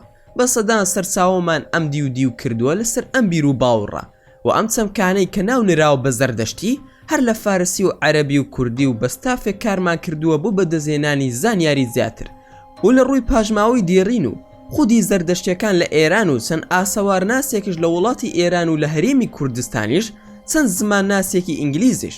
ئینجا ئەم پێشەکیەمان بۆ دەرخستنی ئەو ڕاستیەیە کە سەرحەد و ئێوەش بەرچاوڕوون بکەم. ماندووترین و بێسەلیقەترین و پەرش و بڵاوترین زانیاری لەناو ئەم باسەوە سەرساوی گرتووە. ئەکادیمی ئەوروپیەکان و بیرمەندەکانی جیهان بەگشتی بە شێوەیەک باسییان کردووە کە تووشی ماندووبوون دەبی. ئەوش لە باسەکانی نێوان کردیان سەندی دانیمارکی و فریدریک نیسەی ئەڵمانی و ئەنتیگل دۆبرۆنی فەڕەنسی و عەبدوڵڵای موبەلیغی ئابادانی و پرۆفیسۆر ڕاسین زەهنەری ئینگلیزی و هەتا دوایی. تەنانەت زۆر جار لە ئاینی یارسانی وەک کاکەی و یەزیدەکانی کوردستان و خودی زەردەشتیەکانیش هەندێک پرسیاریان ئاراسە دەکرا دەربارەی زەردەشتیەت. تەنان ڕۆشنبیرەکانشیان نەیان دەزانی چی باسە. یەزیدیەکان خۆیان بەرپرسی ئەویان دەدایەوە کە هیچ پەیوەندیان بە زەردەشتیەوە نییە، تەنها کاکەیەکان نەبێ کە خۆیان بە نزیک لە زەردەشتیەکان دەزانی. بەڵام نووسەر و ناسراوی ئێرانی عەشرەتی قەلغانی کاکە عەباسی پژوهی ئەوەی ڕاگەیان کاکەیەکان زەردەشتی نین، بەڵام نێوانمان خۆشە لەگەڵ زەردەشتیەکاندا. هەردووکمان باوەڕمان بە تەنسیخی ڕۆح و دۆنادۆن هەیە، واتە تێکەڵبوونی ڕۆح دوای مردن بەگیان لە بەرانی دیکە. لە یەکێک لە ئاتاشگەکانی یەزید پرسیارمان کرد کە ئایا وێنەی زەردەشت کێ دروستی کردووە؟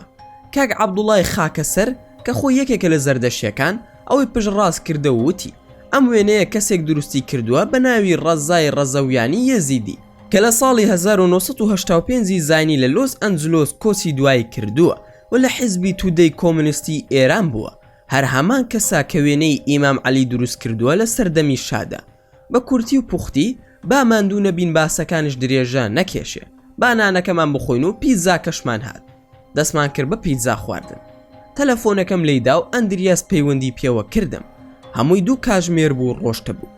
ئەندریاس، من 2 ملیۆن کڕۆنەکەم بۆ ئامادە کردووی، وەک پێشەکی بالات بێت بەیەکەوە کار دەکەین. لەکوێیت با بۆت بهێنم؟ من ئێستا لە شاری مۆسم. ماکوان، نا من پارەم ناوێ. لە تەلەفۆنیش ئەو قسانە مەکە تا یەکتر دەبینین. تەلەفۆنم داخستەوە بەسەریدا، بەڵام ئەو ژمارەی کە کردبووی دیار بوو. باسەکەم بۆ برادەرەکانم کرد، هەمووی حەپەسا بوون. تۆ بڵی ڕاست بێدیان فێڵە. دیسان تەلەفۆن زەنگی لێدایەوە، وامزانی ئەوە، بەڵام تەماشام کرد عەلی یەمەنی بوو. وتی ماکوان پێویستە هەواڵێکی ناخۆش بدەمێ. ماکوان، خێر عەلی چی بووە؟ عەلی، هاوڕێکەمان کە تۆ بینیوتە کوژراوە لە ژیاندا نەماوە. ماکوان، مەبەستت حەسقیلە؟ عەلی، بەڵێ مەبەستم ئەوە. ماکوان، ئێستا لەکوێیت عەلی؟ عەلی، لە فریدریکستادم. ماکوان، ئەی چۆن زانی کە ئەو نەماوە؟ عەلی، شێخ وەزدی پێیوتم. خدا حافیزی کرد و تەلەفۆنی داخستەوە.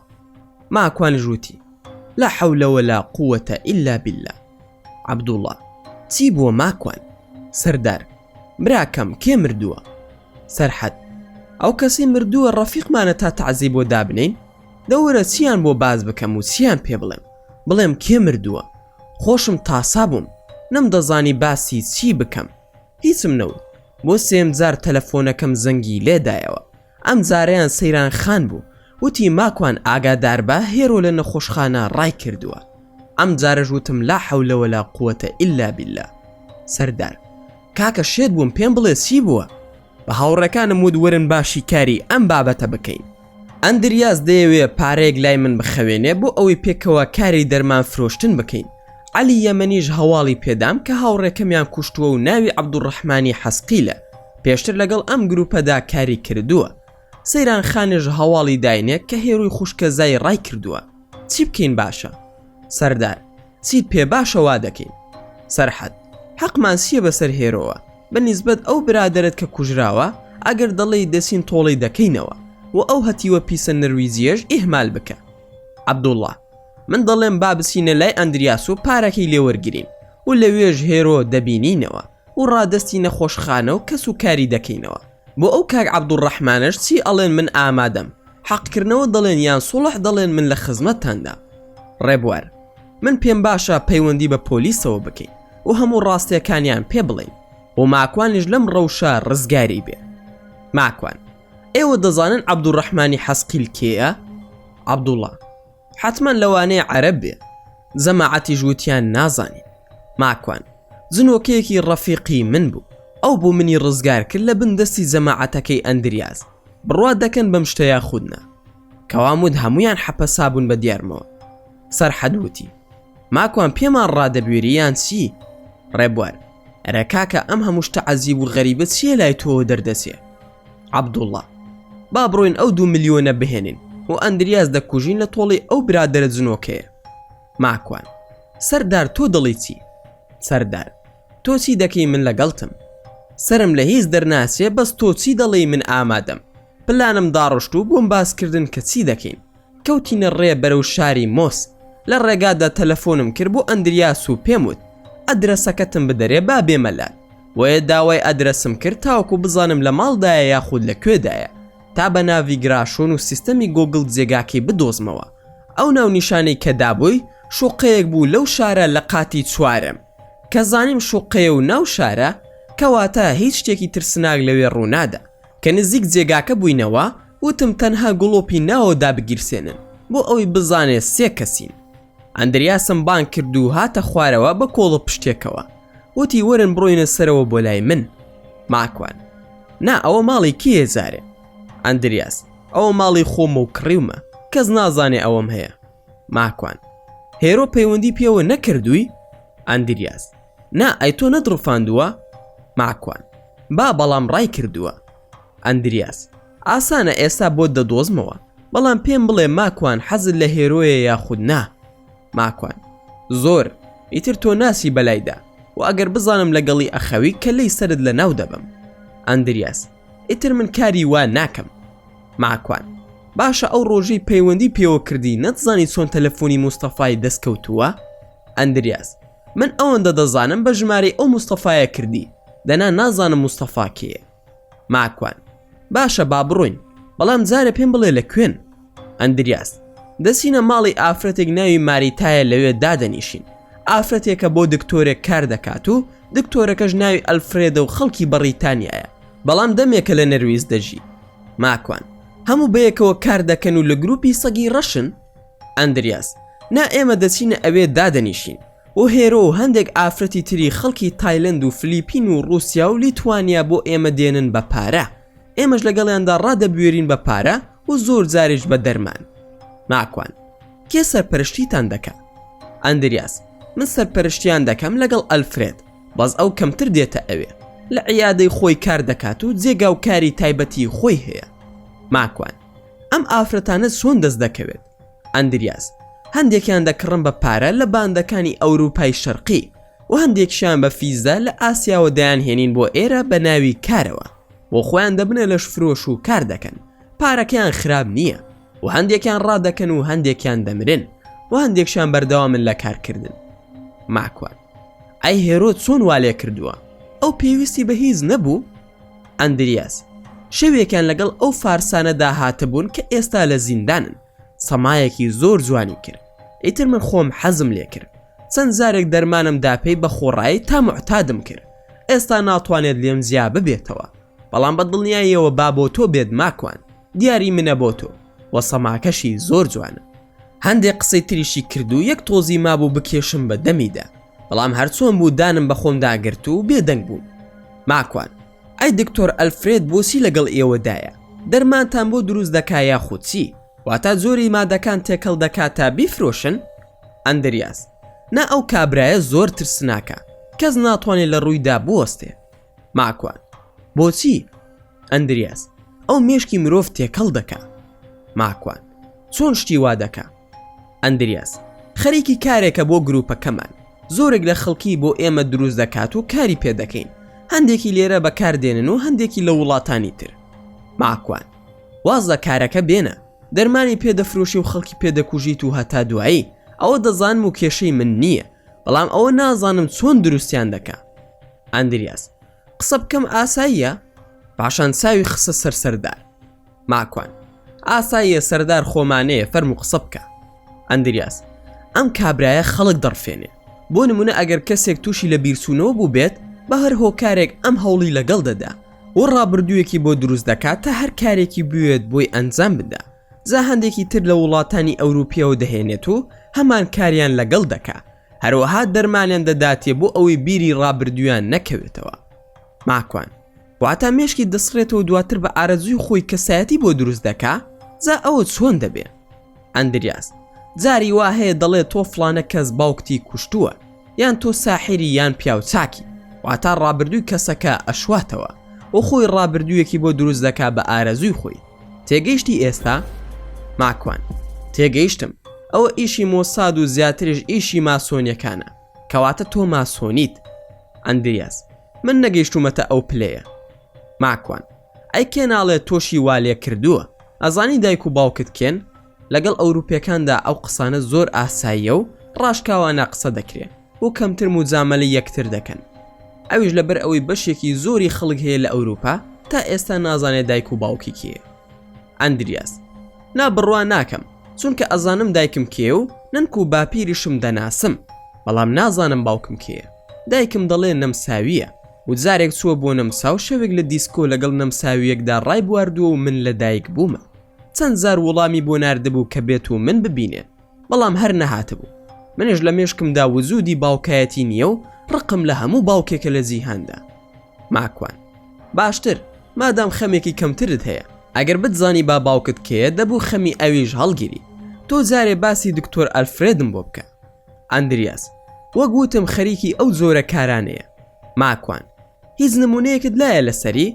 ئەندریاس ئەو کوڕی کە هاتە لات ئەو کاتی لای ئێمە بوویت و ویستی زگەرەیەکت بداتێ، ئەوە لەو جۆرانەیە و لە ڕووداوێکدا سەری ئازاری پێگەیشتە بوو و تووشی فەرامۆشی ببوو، لای خۆی چارەسەری کرد و هەموو مێژۆکەی سڕیوەتەوە.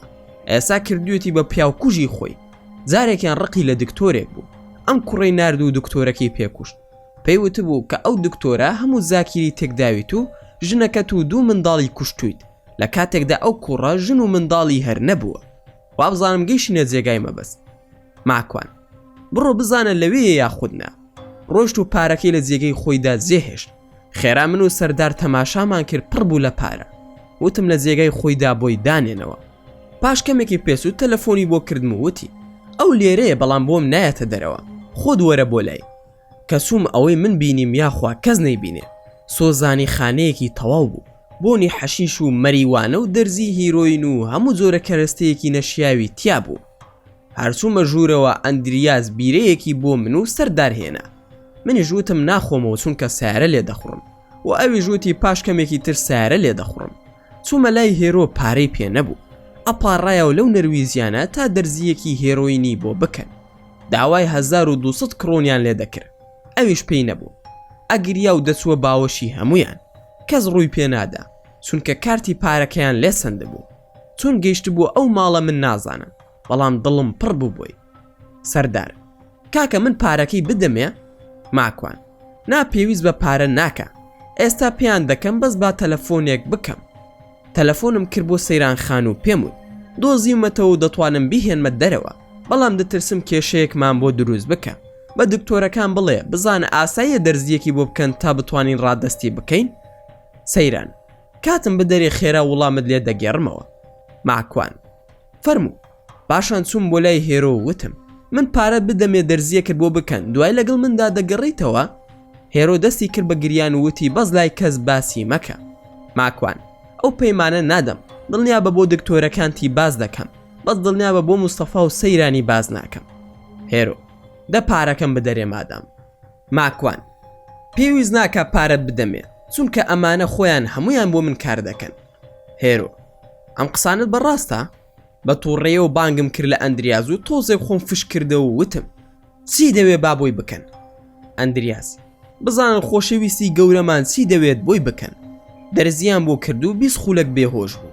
من زۆر ترسام و نەمزانی ئەو حاڵەتە ئاساییە وامزانی شتێکی لێ هاتووە. ئەندریاس بە ئاساییەوە وتی کێشەی نییە و ئەو هیرۆینە ئەوەندەی پێدەچێت. لە ڕاستیدا ئەو زانیاریم لا نەبوو، بەڵام لای ئەوان وتم خۆشەویستەکەی وای لێکردم هەموو شتێکم لە بیر بچێتەوە. لە کاتێکدا هێندەی سەگێک ڕقم لێبوو. لە هەمان کاتیشدا بەزەیم پێدەهاتەوە.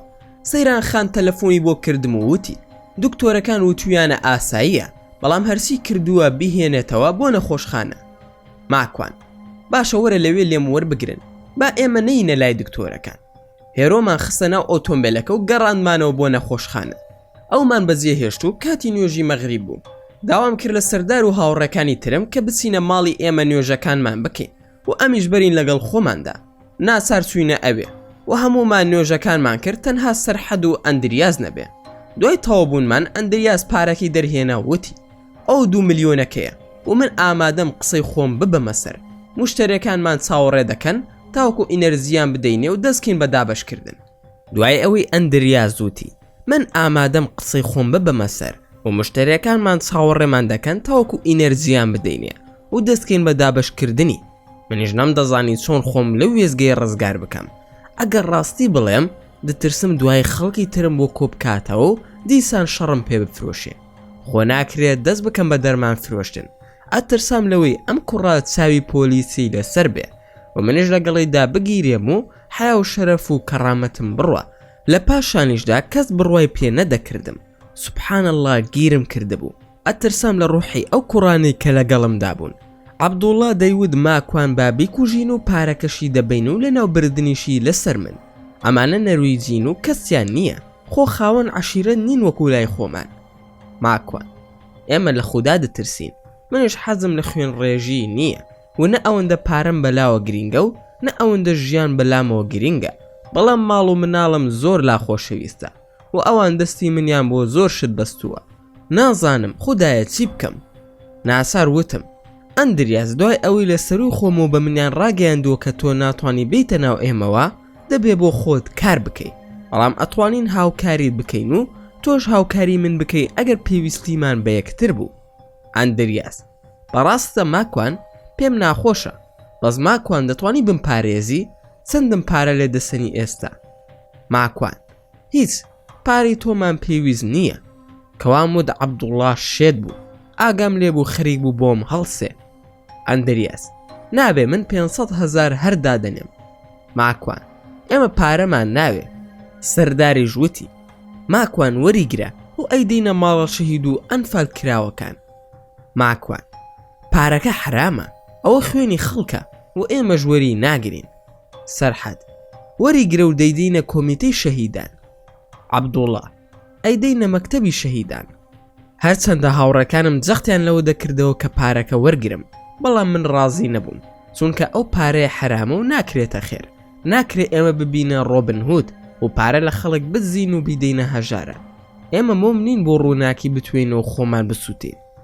ئەندریاز ڕۆشت و هیچ پارەم لێ وەرنەگر و پێم و دوای قسە دەکەینەوە و پرسیاری ئەوەشم لێ کرد کە ئۆتۆمبیلەکە چی لێ هاتووە. ئەندریاز سوپەر بیمەم هەیە بێخەم بە و ئۆتۆمبیلێکی نوێم بۆ دەهێنن. ماکوان چی دووتووە بە بیمە؟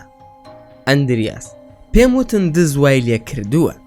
ماکوان باشە ئەو پارەی ئۆتۆمبیلێکی نوێی پێ بکڕە و دیاری منە بۆ تۆ. ئەو ڕۆشت و ماڵ ئاواییمان لێ کرد. عەبدوڵڵا کاکەوا نابێ، خۆزگا پارەکە لێ وەرگرتە بە. ماکوان عەبدوڵڵای برام ئێمە مافیا نین، ئەی خواناسیمان ئەی قیامەتمان، ئەی نابێ ئەو شتانەمان لە بیر بێ. سوپاس بۆ خوددا عەبدوڵڵا قسەی نەکرد و بە پێکەنینەوەتی خۆت برا گەورەی. ڕێبوار بە قسەی من بکە ماکوان، با بچین ڕاستیەکان لای پۆلیس باز بکەین. دڵنیا بە من ناترسم و خۆشت باش دەمناسی، بەڵام هەست دەکەم بۆ تۆ باش نییە. ئێمە گەیشتونەتە بنچ و بنەوایەن و بۆ سومعی تۆ باشترە بە پۆلیس بڵێ و منیش یەکەم شاهید دەبم و بەیەکەوە دەسین. سەرحەد ئێهمالیان کەن هیچ نین، ئەوانە زیڕیان کردووە لە ترسا. بەڵام من قسەکەی ڕێبوارم زۆر پێپەسەند بوو. ڕازی بووم بۆی بڕۆم سکاڵا تۆمار بکەم. وتم سن کەس لەگەڵمدا دەبێ تاوەکو بڕۆین بۆ لای پۆلیس و شاهید بێ لەسەر وەزعەکە و چیمان کردووە بیڵین. من و سەردار و ڕێبوار ئامادە بووین. عەبدوڵڵاش منزە منزی بوو، سەرحەدیش ڕازی نەبوو.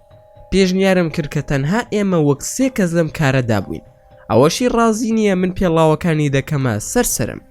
عەبدوڵڵا: کاکە منیش ئامادەم. سەرحەد: من ڕازی نیم و دەڕۆم، ئێوەش بۆ خۆتان بڕۆن. ئێمە هەڵساین بڕۆین بۆ بنکەی پۆلیس. و سەرحەدیش گەڕایە وتی منیش ڕازیم. و پاشان هەمومان قسەمان کرد بە یەک. احتیمالی ئەوەمان دانا کە هەر یەکەمان بە جیازیا قسەمان لەگەڵ بکەن. بە هەر حاڵ چووینە لای پۆلیس و من یەکەم جار قسەم کرد. کەسێک هاتە لامان و باسی ئەوم بۆ کرد کە ڕووی داوە، بەڵام بە هەندێک گۆڕانکاریەوە بۆ ئەوەی هیچ کارێکی یاسایی لەسەر هاوڕێکانم نەکەوێت. هەرچەندە پۆلیس زۆر گرنگی پێ نەدا، بەڵام ئەوەی لەسەر ئێمە بووە کارێکی ئەخلاقی و مرۆڤ دۆستی ئەنجامماندا. دوای ئەوەی لە پۆلیس هاتینە دەرەوە، خوا حافیزیمان لە یەکتر کرد و کۆتاییمان بە دانیشتنەکەشمان هێنا و هەر یەکەوت چوونەوە سەرکار و کاسبی و ماڵی خۆمان. دوای هەفتەیەک پەیوەندیم کرد بە کاک مستەفاوە بۆ هەواڵ پرسیم. ئەویش پێی وتم هێرۆ بە تەواوەتی تێکچووە و زۆر وەزعی خراپە. منیش وتم چاک دەبێت و تەلەفۆنمان داخستەوە. لە دڵی خۆمدا وتم کورە چاوی دەرێ، مستحقە لەوە خراپتری لێبێ. دەمێک بوو نەچوو بووم بۆ مزگەوتی شارەکەی خۆمان. ئەو ڕۆژە وتم نوێژی عەسر لە مزگەوت دەکەم. بەرەو مزگەوت کەوتمە ڕێ و تەماشام کرد عەلی یەمەنی قورئان دەخوێنێ و منیش سەلامم کرد و دەمێک بوو یەکتریمان نەبینی بوو. وتم ئەخی ئەلعەزیز لەسەر وەزنی ئازیز چۆنی براکەم؟ باوەشمان کرد بەیەکدا و دوای نوێژ لە مزگەوت دانیشتین و دەستمان کرد بە قسە و باسەکانمان. ئەوەم لی پرسی چۆن زانیوە عەبدوڕەحمانی حەسقیل کوژراوە. شێخ وەزدی نەیوتووە چۆن کوژراوە و هەواڵەکە چۆن بۆ هاتووە. عەلی: شێخ وەزدی وتی کە گوایە لە سەفەرێکدا شەیتانەکان زەفریان پێبردووە و کوشتویانە و هەردوو منداڵەکەشیان کوشتووە، بەڵام تۆڵەیان سندۆتەوە.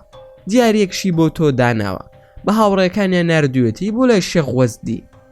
ماکوان: دیارێکە چییە؟ عەلی: نازانم دیارێکە چییە. ماکوان: خوا عەفوت کات چۆن ناپرسی چییە؟ عەلی: دەی چی بکەم خۆپەی نەوتم. ماکوان: ئەوە تەلەفۆنی منە، تەلەفۆن بۆ شێخ وەزدی بکە بزانێت چییە و خۆم بلی دەبڕم و دەسمەیە من و دەیهێنم. عەلی: ئاخر پارەت زۆر دەبە. ماکوان: کێشە نییە بیکە. تەلەفۆنی کرد و هەڵی نەگر. من خەریک بوو دڵم شەقی دەبر. زیاد لە 10 جار تەلەفۆنی بۆ کرد.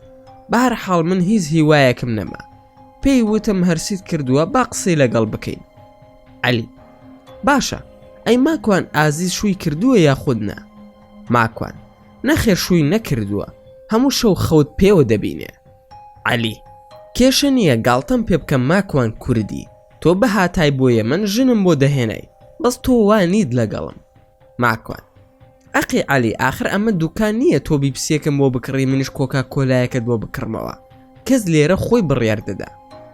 عەلی: بەنیازم کچێکی سۆماڵی بهێنم، ئەگەر ئەو شوم پێ نەکا بە ئەو کچە بهێنم. ماکوان: لەسەر من بڕۆ بیهێنە، ئازیز دڵی عازیز نابێ. عەلی: باشە تۆ پێی بڵێ. ماکوان: باشە بەسەرچاو. لەم قسانەدا بووین سەیران خان تەلەفۆنی بۆ من کرد و وتی ماکوان هێرۆ داوای تۆ دەکا. دەستم ماز دەکات دەڵێ با ماکوان بێت بۆ لام. ماکوان: سەیران خان بۆم ناکرێت مەشغوڵم، دەمزانی داوای پارەیان دەرمان لە من دەکا. ئاگام لێبوو سەیران خان پێی ناخۆش بوو. پاش کەمێکی تر کاک مستەفا تەلەفۆنی کرد.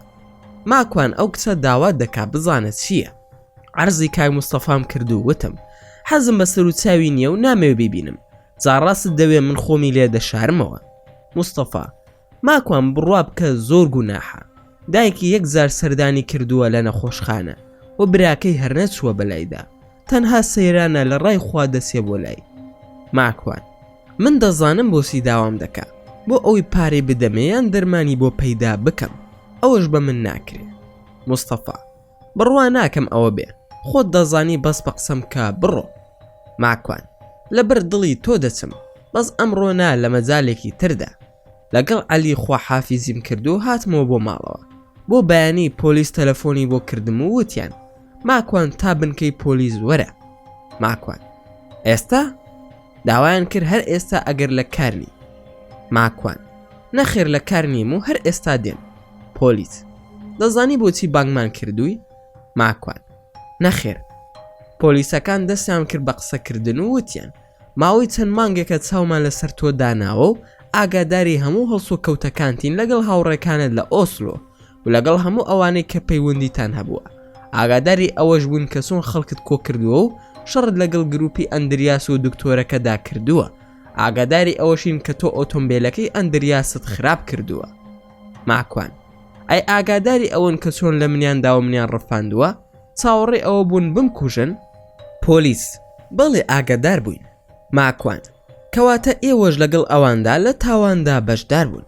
جیاوازی ئێوە و ئەوان چییە؟ پۆلیس بە پێکەنینەوە نابەو شێوەیە نییە کە تۆ بیری لێ دەکەیتەوە. ئەو کەسی کە سپڕای کردووە بە چاوی تۆدا لەگەڵ ئێمە کار دەکات و ئەو توی پاراستووە. بەڵام ئەوەی ئێمە سەرمان لێ دەرناسیە ئەوەیە کێ تۆی ئازاد کردووە ئەو شەوە. ئەوە ئێستا بانگمان کردویت بۆ ئەوەی سوپاست بکەین کە لەگەڵماندا ڕاستگۆ بیت. ئەو بەخشیمانیت و بەڵکو باشترین شانست هەبوو کە خاوەن سیارەکە هیچ سکاڵایەکی لەسەرت تۆمار نەکردووە. هەرچەندە ئێمەش دەزانین، بەڵام خۆشبەختانە ناتوانین هیچ لەگەڵ بکەین و ئەوش سوپاس نامەیە کە ئێمە هیچمان لەسەر ئەو دکتۆرە ساختە چیە نەدەزانی تۆ زانیاریت داینێ. دووبارە سوپاس بۆ هاوکارێکت. ئەو 2 ملیۆنەی کە باست کرد لە 120 بۆ تۆیە و وەک دیاری لە ئێمەی وەرگرە. لە بەرچاوی پۆلیسەکان سوزدەی شوکرم بردو بە خۆشحاڵیەوە هاتمە دەرەوە، چونکە دڵنیا بووم کە ئیتر ڕزگارم بووە لەو باندە و ئەوەندی تریژ ئاسوودە دەبووم کە پۆلیس ئاگادار بووە. پاشان وەک ئەرکێکی قیامەتی و ئیسلامەتی وتم دەسم بۆ ماڵی ئەو کچە لەبەر خودا و پاشان لەبەر خاتری کاک مستەفا و سەیران خان بەرەو نەخۆشخانە کەوتمەڕێ کە چوومە ماڵی سەیران و هێرۆ. ئەوەی کە بینیم تەنها جومجومە بوو، لەوانەیە ئەو کچە 20 کیلۆی کەم کردبێ لەو ماوەیەدا کە نەمدی بوو. پێسی بە ئێسقانەوە نووسا بوو. بەڕاستی کە بینیم زۆر خەفەتم خوار. ماکوان سەیران خان ئەوە بۆ وای لێ هاتووە. سەیران ماکوان گیان شەوان قسە زۆر دەکا، تۆ بڵی جنۆکەی تێدا نەبێ؟ ماکوان بڕوان ناکەم، ئەمە بۆ خۆی جنۆکە بوو. جنۆکە چی دەکا لە لاشەی هێرۆ؟ هێرۆ چاوی بەرز کردەوە قسەی بۆ نەدەکرا. پەنجەی ڕاکێشا بۆ سەیران و چاوی داخستەوە. منش عەلی بە جوانی فێری کردبووم چۆن جنۆکە دەردەکەی لە لاشەی مرۆڤدا. دەستم کرد بە خوێندنی ڕوقیەی شەرعی و دوعاکانی دەرکردنی جن بەسەر لاشەیدا و ئەوەندەم زانی سەسی لە لاشەی هێرۆ کەوتە قسەکردن و سەیران خان ڕای کردە دەرەوە. هەرچەندە گومانم لە بێدینی هێرۆ نەبوو، بەڵام وتم قورئانە و دەیخوێنم، بەڵکو خودای گەورە هیدایەتی بدا. هەرگیز خەیاڵم بۆ ئەوە نەدەچوو کە جنۆکە لە لاشەی هێرۆدا بێ و دەستم کرد بە خوێندنی قورئان. بەڵام بار و گوزەرانی هێرۆ زۆر نائاسایی بوو، بە تەواوەتی تێکچ بوو. هەڵسایەوە پەلامارم بدا. هەستم کرد کە نیشانەکان نیشانەی جنۆکەیە، بۆیە بەردەوام بووم لەسەر خوێندنی ڕوقیە شەرعەکە و جنۆکەیەک دەستی کرد بە قسەکردن لەگەڵمدا کە گوێم لە تۆنی دەنگی بوو ناسیمەوە کە سەسیل بوو. منیش وتم سەسیل خۆتی وەرە با قسە بکەین، من زەمزمەکە ئەتناسمەوە. بەردەوام قسەم کرد لەگەڵیدا و پێم وت سەسیل تۆ ناترسی لە خودا بۆ زوڵم دەکەی لەم کچە بۆ ئەوەندە ناحەزی بە مرۆڤ؟ ئەی نازانی کە کۆتایی تۆژ مردنە؟ بۆ کوێ دەچی لە دەست خودای پەروەردگار؟ تۆ لە کەونی خودادای، ناتوانی خۆت بشاریتەوە لە مردن. بۆ ژیانی خۆت بەتاڵ کردووە بۆ شەیتانێکی مەلعون، خۆت دوورخستۆتەوە لە ڕەحم و بەزەی پەروەردگار. سەسیل مژدەیەکی خۆش ماکوان، هێرۆ تووشی ئایدز بووە. ماکوان لا حەولە وەلا قووەتە ئیلا بیللا. ئەی تو خۆشحاڵی بەم هەواڵە؟ سەسیل هەر شتێک تۆ ئازار بدا من دەیکەم، چونکە زۆرترین زەرەر کە کردومانە بەدەستی تۆ بووە. ماکوان ئەی سوپاس بۆ خودا، بەڕاستی خۆشحاڵت کردم. تۆ جارێ پێم بڵێ خۆ تۆ بە تەمابووی من بکەی بە شێخ و خۆت بە ڕوحانی نیشاندا و دەم و چاوە زۆر جوان هاتە پێش چاو. ئەو بۆچی دوای بوویت بە شەیتان؟ وەرە دەرەو لە لاشەی ئەو کچە داماوە، ئەچینە دەرەوە قسە دەکەین، ئازاری ئەو کچەش مەدە. وەرە بزانم ڕێک ناکەوین لەگەڵت؟ سەسیل ئەگەر بەیەکەوە ڕێک بکەوین هێرۆشت بۆ چاک دەکەمەوە لە نەخۆشیەکانی. ماکوان دەوەرە دەرەو لە لاشەیدا، خۆ دەتوانم بە ئاەت بتسووتێنم، بەڵام کارم پێتە. وەرە دەی دەنا بەزیێت دەهێڵم و ڕوقیە شەرعەکەش دەخوێنم و دەرت دەکەم، بەڵام دەمەوێت قسەت لەگەڵ بکەم، چونکە دەمزانی ئاەتەکان کاریگەری لەسەر هێرۆ دروست ناکات و هیچم بۆ ناکرێ، لەبەر ئەوەی قورئان شیفای ئیماندارە نەک بێدین و کافر. خوای گەورە دەفەرموێ قورآن شیفا و ڕەحمەتە بۆ ئیماندار نەک بۆ کافر. ئەوەشی کە دەڵێ بە قورآن یەزیدی چاک دەکەمەوە یان مەسیحی چاک دەکەمەوە ئەوە درۆ دەکا. ئەو بە شەیتان دەیکا بە قورآن نییە، چونکە دەیەوێ قورآن بە درۆ بخاتەوە، کەواتە قورآن تایبەتە بە ئیماندار، بەڵام بۆ بێدین دەتوانرێت بە هەنگوین چارەسەر بکرێت. ئەوێ شێوەی تایبەتی هەیە، چونکە هەنگوین شیفایە بۆ هەموو خەڵکی. خوای گەورە لە قورئاندا ئاماژەی پێکردووە بۆ هەموو خەڵکی، نەک بە تەنها موسڵمان. سەسیل: من لە لاشەی هێرۆدا بەهێزم، تۆ هیچت بۆ ناکرێت، ناتوانی من بهێنیتە دەرەوە و نە منیشت بۆ دەسووتێت. من دێمە دەرەوە بە مەرجێک هیچ نەخوێنی. ماکوان: باشە هیچ ناخوێنم، وەرە دەسم لە کەناری ڕووباری شار چاوەڕێت دەکەم. چوومە دەرەوە خێرا بۆ لای سەیران خان و وتم هەرچیت کردووە با هێرۆ موسڵمان بێت و شایەتومان بهێنێت و بەڕاستگۆی موسڵمان بێ. سپاندم بە گوێیدا و زۆر بە هێواشی پێم وت هەرچیت کردووە هەنگوین و ڕەشکەم بۆ پەیدا بکە و هیچ وەڵامم مەدەرەوە. هەوڵ بدە هێرۆ موسڵمان بکەیت و تەوبە بکە، چونکە ناتوانم زن لە لاشەی دەرکەم بە قورئان، بەڵکو من زنەکە مەشغوڵ دەکەم. ئێستاش خواتان لەگەڵ. کەوتمە ڕێ بۆ کەناری دەریاچەکەی شاری خۆمان و لە نزیک هەندێک مراویەوە وەستام و تەماشای ناو ئاوەکەم دەکرد. نزیکەی دەخولێک چاوەڕێم کرد. تەماشام کرد لەسەر شێوەی یەکەم جاری هات. هەرچی تەماشام دەکرد ئەو سەر و چاوە شەیتانیەم بینیوە. ڕاستە کە یەکەم جار تەماشام کرد هەڵخەڵەتام، بەڵام ڕۆژ بە ڕۆژ دەموچاوی قێزەون دەبوو لەسەر ئەو شێوەی کە دەمبینی. سەسیل: ماکوان چیت دەوێ بۆت بکەم؟ چیت پێخۆشە داوای بکە، بەو مەرزەی لەگەڵماندا کار بکەیت. ناکوان: باشە مادام موسڵمان بە، چی دەڵێی بۆت دەکەم؟ گوێ بۆ شەرعی خودا بگرە. ئەوەی تۆ دەتەوێ پەیمان بێت بۆت دەکەم. تۆ داوای شتێکم لێ دەکەی، منیش داوایەکە لێ دەکەم بیکە بۆم، کە بە قسەم ناکەی ئیتر منیش بە قسەت ناکەم. سەسیل: ئەوەی من و تۆ باسی دەکەین دش بەیەکن و نابێ. ماکوان: بۆ نابێ؟ ئاساییە تۆ وەرە ناو ژیانی ئێمە و موسڵمان بە و منش دەچمە ناو ژیانی ساحیرەکان. ئایا ئەمە نابێ؟ سەسیل: ئەوە نابێ ماکوان، بەڵام ئەگەر پێت خۆشە دەتکەینە دەسەڵاتداری وڵاتەکەی خۆت. ماکوان: واتە دەچمە جێگەی سەرۆکی وڵاتەکەم؟ بەخوا ئەمە هەر زۆر درۆیە. سەسیل: تۆ شتێک بڵێ جێگەی باوەڕ بێ، خۆ بۆ منداڵ قسە ناکەی. بزانە من پیاوم، درۆیەک بکە کە پێو بڕوات پێ بکە. ڕاستە دەڵێن جنۆکە و شەیتان زۆر درۆزنن، بەڵام وا دیارە بوون بە فشەکەریش. سەسیل: بۆچی بڕوا ناکەی؟ سەدانی وەک ئەوانمان دروست کردووە و لەو جێگا گەورانەدا کار دەکەن، ئەتوانی ببی بە سەرۆکی عێراقیش. ماکوان: واتە بەس ئەوەندە کافر بم، ئیتر ئێوە ئەم هەموو شتە بۆ من دەکەن؟ ئەی بچۆ بۆ لای هەر مولحیدێک تەنها بیکە بە ئەندامی خۆت، بڕوا بکە لەوانەیە هەموو عەشیرەتەکەشی بفرۆشێ. سەسیل: ئەوان لە کۆنەوە ئەندامن، ئیتر بۆچی هەوڵیان بۆ بدەین؟ وازیان لێبێنە هەمومان کۆ دەبینەوە لە دۆزەخدا، کامیان تووڕە بوون جێگاکەی خۆمیان ئەدەمێ. ماکوان: واتا خۆشت دڵنیای لەوەی کە دەسیتە دۆزەخ؟ ئەی بۆچی وا دەکەی؟ بەزەیر بە خۆتان نایەتەوە کە بۆ هەتای دەسیتە دۆزەخ؟ سەسیل: ئەوە کێشەی تۆ نییە ماکوان. ماکوان: باشە پلانەکەم پێ بڵێ، بەنیازی چۆن بمکەیتە سەرۆکی وڵاتێک؟ خۆ دەبێ بزانم چی دەکەیت و بەسی دەبین بە سەرۆک. قابی لە قۆرێ سەحرەکەی ئالادینت پێبێ؟ ئێستا دەبابە و سەرباز و پێشمەرگە و فیشە گوشتی وا هەیە کە مەلەکول مەوتمان بینی هەردووکمان مەلەفمان دادەخرێ و کافریش بووین وەک ئەوە وایە بڵێ منیش هاتوومەوە و هیچیان نەدامێ. ئەیوانیە سەسیل؟ نیعمەتی ئیسلامیش لە دەست ئەدەین. سەسیل: باشە من ئەسڵی فیکرەکەت ئەدەمێ، جوان تەماشای من بکە، من ناناسی کێم؟ ماکوان: سەسیلی شەیتانی، خوا دەزانێ کوڕی شەیتانی یان ئامۆزایانی دیان خۆت ئیبلیسی، سوزانم تۆکەی. سەسیل: من ڕاستپۆتینم. ماکوان: ئاها وەڵڵاهی ڕاست دەکەی، دەڵێم خوایە ئەم سەر و چاوم بینیوە، براگیان تۆ تاوانبار و شەڕانگێز و داوێن پیسی، ئەو بەڕاست خۆ تۆ ئەوی سەسیل؟ سەسیل: ڕاستپۆتین مردووە، بەڵام من کەسایەتی ئەوم دروست کردووە، دوای کوشتنیشی لەسەر لاشەی ئەو خۆم نیشانی تۆ و خەڵکی تریش ئەدەم. ماکوان: جا خۆ زیاتر لە 100 ساڵە ئەو ساحیرە پیسە مردووە، ئەزانی بووە هۆکاری کوشتنی ملیۆنەها خەڵک، تۆ ئەتێ بمکەیتە خزمی قەیسەر و وەک ئەو بم و بە دەردەکەی ئەوم بەری؟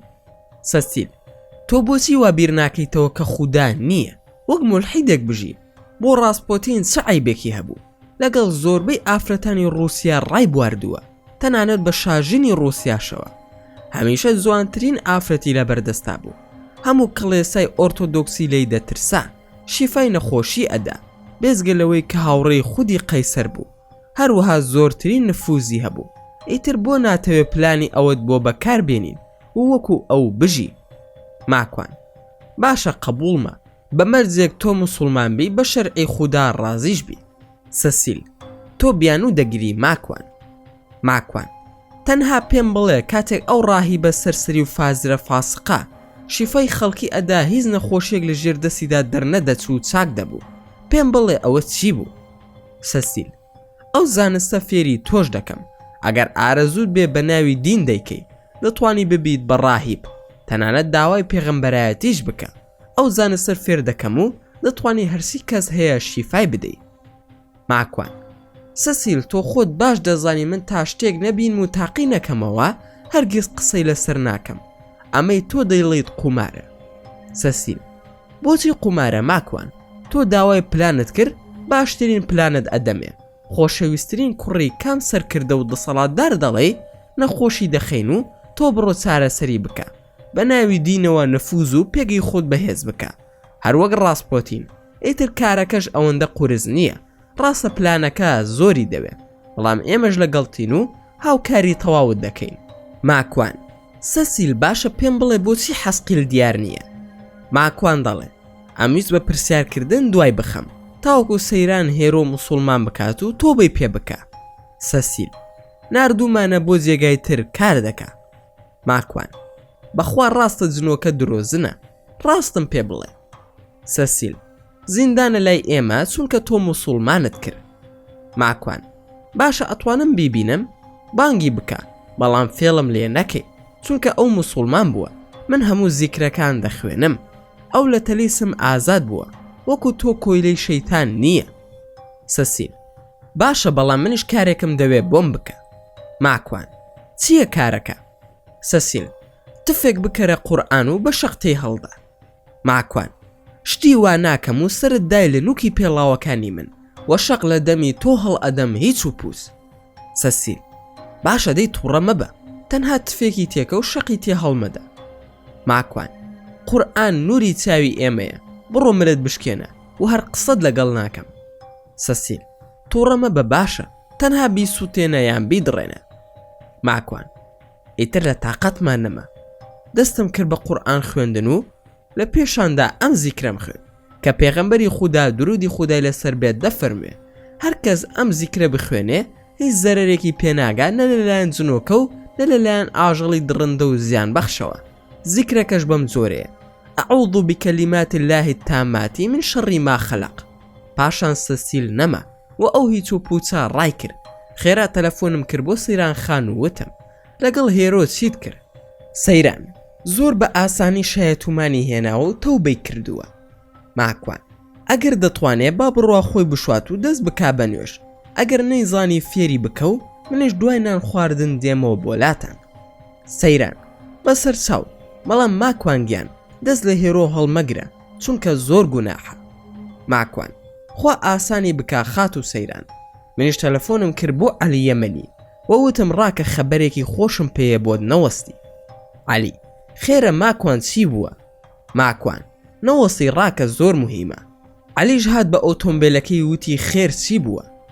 ماکوان بەچی تێگەیشتیت هەواڵەکە عەلی ئازیز ڕازی بووە ماکوان نەوەڵالەوە خۆشترە هێرۆ موسڵمان بووە و شایەتومانی هێناوە وەزعەکەشم بۆ باس کرد لە سەرەتاوە چی ڕوویداوە لەگەڵ سەسیلدا تا کۆتایی عەلی بۆم باسکە ڕاستپۆتین کێیە ماکوان گریگۆری یەفیمۆفیز ڕاستپۆتین لە 22 کانونی دووەمی 1869 لە گونجی پۆکرۆفیسکۆ لە سیبیریا لەدایک بووە قەشەیەکی داوێن پیس و فێڵباز بووە لە جوتیارێکی کۆڵکە خوێندەوار گەیشتۆتە ناو ماڵ و خێزانی قەیسەری ڕۆس و لەژێر پەردەی ئاینی نەسرانیدا ئەوەی نەکراوە کردوێتی بەدایان وەزیر و ژەنەڕاڵ و فەرمانبەری گەورە و خاوەن پلەپای ڕژێمی لەگەڵدا بووە بەوە ناسراوە کە هێزێکی لە ڕادە بەدەری هەبووە و ئەو هێزەش هێزی موگناتیزی چاوی بووە بەڵام من پێم وایە سحر و جنۆکە کاری بۆ کردووە.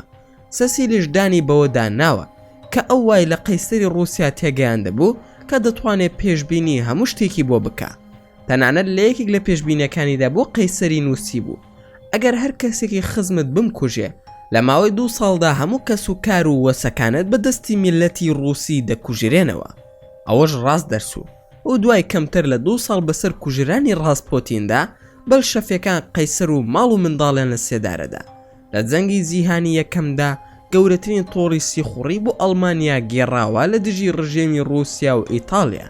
پێش 2 شەو لە بۆنەیەکدا ژەهری بۆ کرایە ناوکێک و شەڕابەوە لەلایەن شازادە فلیکس یوسوپفەوە کە ژەهرەکە کاریگەری نەبوو لەسەری وە شازادە تەحملی نامینەت و فیشەگێکی پێوە دەنێ بەڵام فیشەگەکانیش کاریگەریان نابێ لەسەری وە لەگەڵ چەند کەسێکی دیکەدا دەیبەستنەوە و دەیبەن فڕی دەدەنە ناو ئاوی دەریاوە و لە ئاوەکەدا خنکا و مرد.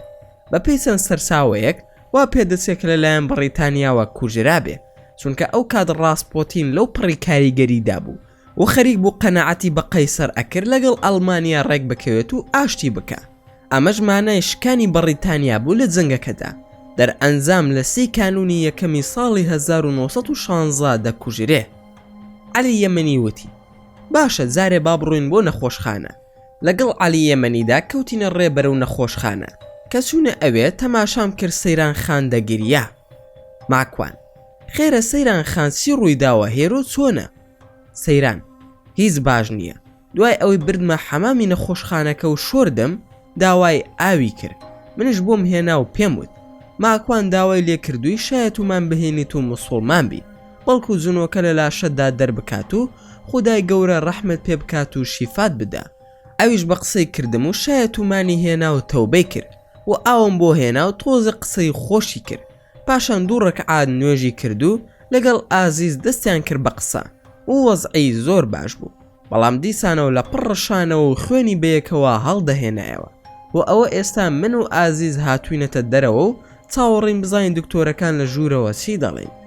ماکوان ئەی هەنگوین و ڕەشکەکەت پەیدا نەکرد؟ سەیران هەنگوینم کڕیوە بەس بڕوا ناکەم ئەسڵ بێ و ڕەشکەش لە کوردستان هێناومە زۆرمان هەیە. ماکوان عەلی هەنگوینی ئەسڵت نییە؟ عەلی بەڵێ زۆرم هەیە هەمووی لە یەمەنەوە هێناومە. ماکوان دەبڕۆ تۆزێک بهێنە بۆ هێرۆ و تا دیتەوە قسەیشت بۆ دەکەم لەگەڵ ئازیز. عەلی خێرا ڕای کرد بیهێنێ و سویسی ئۆتۆمبیلەکەی لە من وەرگر. چوومە لای ئازیز و چۆن و چاکیم لەگەڵ کرد و دوای هەندێک موجامەلەی خۆش وتم ئازیز تۆ براد نییە بۆ من نەبم بە برات و بدەم بەشوو. ئازیز بەو کوڕە عەرەبە؟ ماکوان کاک عەلی یەمەنییە هەتا بڵێ قۆزە و کوڕی چاک و خواناسە. تۆی خۆش دەوێت و ئیتر بۆ شووی پێ ناکەی. ئازیز بەخوا کاک ماکوان من حەزم لێی نییە و شوژ ناکەم. ماکوان بۆ شوو ناکەی ئازیز بەردەگری بۆ سەیران و مستەفا تۆ حەزت لەو نییە بەڵام عەلی حەزی لە تۆیە ئایا ئەم شتە نابێت؟ ئازیز ئاخر کاک ماکوان خۆشەویستی بە یەک لایەن نابێت ئەنجا من ئەو کوڕە ناناسم ئایا تەبیعەتی لەگەڵ من دەگونجێت یاخود نا؟ ماکوان بەخوا ئەوەندەی خۆش دەوێ هەرسی بڵێ بە قسەت دەکا. ئازیز بەخوا ناتوانم شووی پێ بکەم ببوورە. ماکوان باشە من یەک تەکلیف لە تۆ دەکەم بڕۆ خۆت قسەی لەگەڵ بکە کە هاتەوە قەنەعەتی پێ بکە کە ناتوانانی لەگەڵ ئەو ژیان بەریتە سەر بۆ ئەوی چاوەڕێن نەکە و منش ئەوەندە ئیحراز نەبم لە نێوانی تۆ عەلیدا. ئازیز ئاخر چی پێ بڵێم؟ ماکوان من نازانم تو چی پێ دەڵێ بەڵام من دەزانم ئێوەی کەس ئارەزووتان بێ هەرچی شتە دەیڵێن جا ئارەزۆکەت بجوڵێنە و قەنەعەتی پێ بکە لەسەر زمانی خۆتەوە ڕازی بکە کە شووی پێ ناکەی. باشە؟ ئازیز باشە بەس شتێکت پێ بڵێم لای کەس باسی ناکەی؟ ماکوان من ڕۆژنامە نووسم نازانم باسی دەکەم یاخود باسی ناکەم وعد نادەم بەس پێم بڵێ خوش گەورەیە. ئازیز من و عەبدوڵڵا دڵمان بە یەکەوەیە. ماکوان عەبدوڵڵا هەولێری هاوڕێی من دەڵێ؟ ئازیز بڵێ مەبەستم ئەوە. ماکوان ئەمەی چۆن کرد؟ ئازیز ئەو ڕۆژەی کە هێرۆتان هێنا منش هاتم بۆ ماڵی هاوڕێکەی تۆ بەس تۆ زۆر مەشغوڵ بووی هاوڕێکانت لەگەڵ بوو ئەو ڕۆژەش یەکترمان ناسی. ماکوان باشە ئەی کوێ ڕاخۆشت ویست؟ ئازیز تەلەفۆنەکەی خۆمی دامێ وتی دوای تەلەفۆنم بۆ بکە ئیشم پێتە بۆ کاری ماکوانە. لە ڕاستیدا درۆی کرد. منش کە قسەم لەگەڵ کرد زۆر کوڕێکی باش بوو. ئیتر لەوێوە یەکترمان ناسی بەزڵای کەس قسە مەکە. ماکوان لای دایک و باوکت قسە ناکەم بە مەرجێک عەلیم بۆ ڕازیکەیت و دڵی لە خۆی دانەمێنێ، بەڵام قسە لەگەڵ عەبە دەکەم کە بە ناوی منەوە تۆی کردووە بە عاشقی خۆی، ئەبێ بە زووترین کات بدهێنێ. ئازیز باشە ئەوەی تۆ دەیڵێ دەیکەم. ماکوان ئەوەی من دەیڵێم لە قازانزی تۆیە، دەزانم تۆش دەیکەی. خۆم پێ نەگیرا تۆزێک دوور کەوتمەوە و تەلەفۆنم کرد بۆ عەبدوڵڵا و دوای چۆنی و چاکی وتم پارەی دانرا و چەندت هەیە؟ عەبدوڵڵا بەخوا قەرزارم و دوکانەکەشم کڕیوەتەوە لە شەریکەکەم و زۆرش قەرزارم. ماکوان بۆ وا دەزانی من داوای پارە لێ دەکەم وا دەکوڕوزەیتەوە؟ عەبدوڵڵا نەوەڵا ئەگەر پارەت پێویستە بۆت پەیدا دەکەم یان دوکانەکەمت بۆ دەفرۆشم. ماکوان چەندت پێویستە بۆ ئەوەی ماڵێکی باش پێکەوە بنێ لە ئۆسلۆ؟ عەبدوڵڵا بۆ بەتەمای بیتە ئۆسلۆ بژیت؟ ماکوان نا ئەمەوێ ژنت بۆ بێنم. عەبدوڵڵا ماکوان پێم ڕادەبوێری؟ ماکوان نا ئازیزی کچی کاک مستەفات بۆ دێنم. عەبدوڵڵا بە قورئان خەجاڵەتم ئەم شتە چۆن زانیوە؟ ماکوان عەبدوڵڵا تۆ من باش دەناسی و زۆر زدیم لەسەر مەسەلەی هاوڕەکان و شەرەف و وەفا و نان خواردن لە ماڵی خەڵکیدا. ئازیزت بە بۆنی منەوە ناسیوە، بە بۆنی منیشەوە کردوتە بە خۆشەویستی خۆت و ئەم قسە قۆڕانە، وایە یان نا؟ عەبدوڵڵا بەخوا داوای لێبوردن دەکەم مەبەستم خراپ نییە.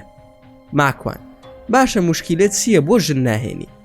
عەبدوڵڵا تەنها پارەم نییە و پێویستم بە کاتە تا پارەکە کۆ دەکەمەوە چونکە لە بازاردایە، دەنا بە خودا دەیهێنم و ئەو کسەشم زۆر خۆش دەوێت و نیازم خراپ نییە. ماکوان 100,000 کڕۆن بەسە بۆ زەواجەکەت؟ عەبدوڵڵا 50,000شم بەسە. ماکوان ئێوارە وەرە من 100,000ت ئەدەمێ ناویشی منێ قەرز، هێز نییە بەس بەو مەرجەی حای من نەبێ لای ئەو خانەوادەیە. عەبدوڵڵا باشە دێمەلات هەر خۆشت داوای بکە بۆم و هەرسی تو بڵێ ئەیکەم و لە قسە دەرناسم.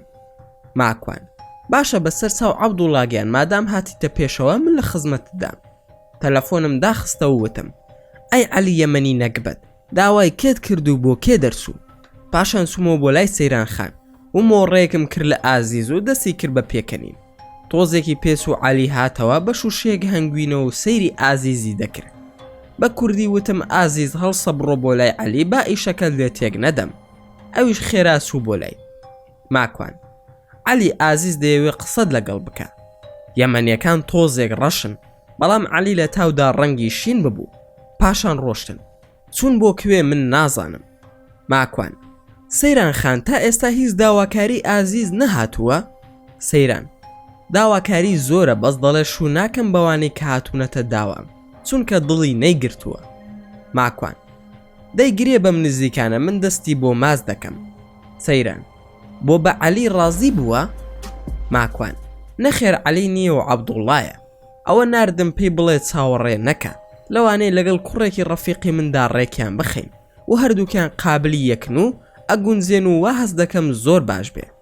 هاوڕێکی منیش کاسبە و دوکانی هەیە لە ئۆسلۆ و کوردی هەولێرە و کوڕێکی زۆر باشە.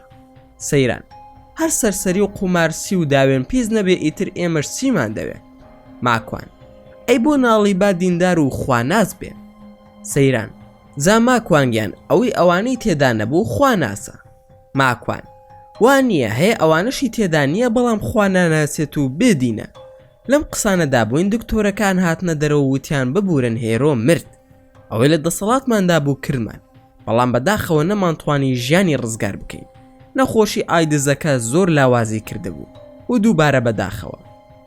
ماکوان لا حول ولا قوة إلا بالله إنا لله وإنا إليه راجعون. فرمێسک بە چاومدا هاتە خوارەوە. زۆرم حەز دەکرد بسمەلای کە لە دوای ئەوەی تۆبەی کردووە قسەی لەگەڵ بکەم.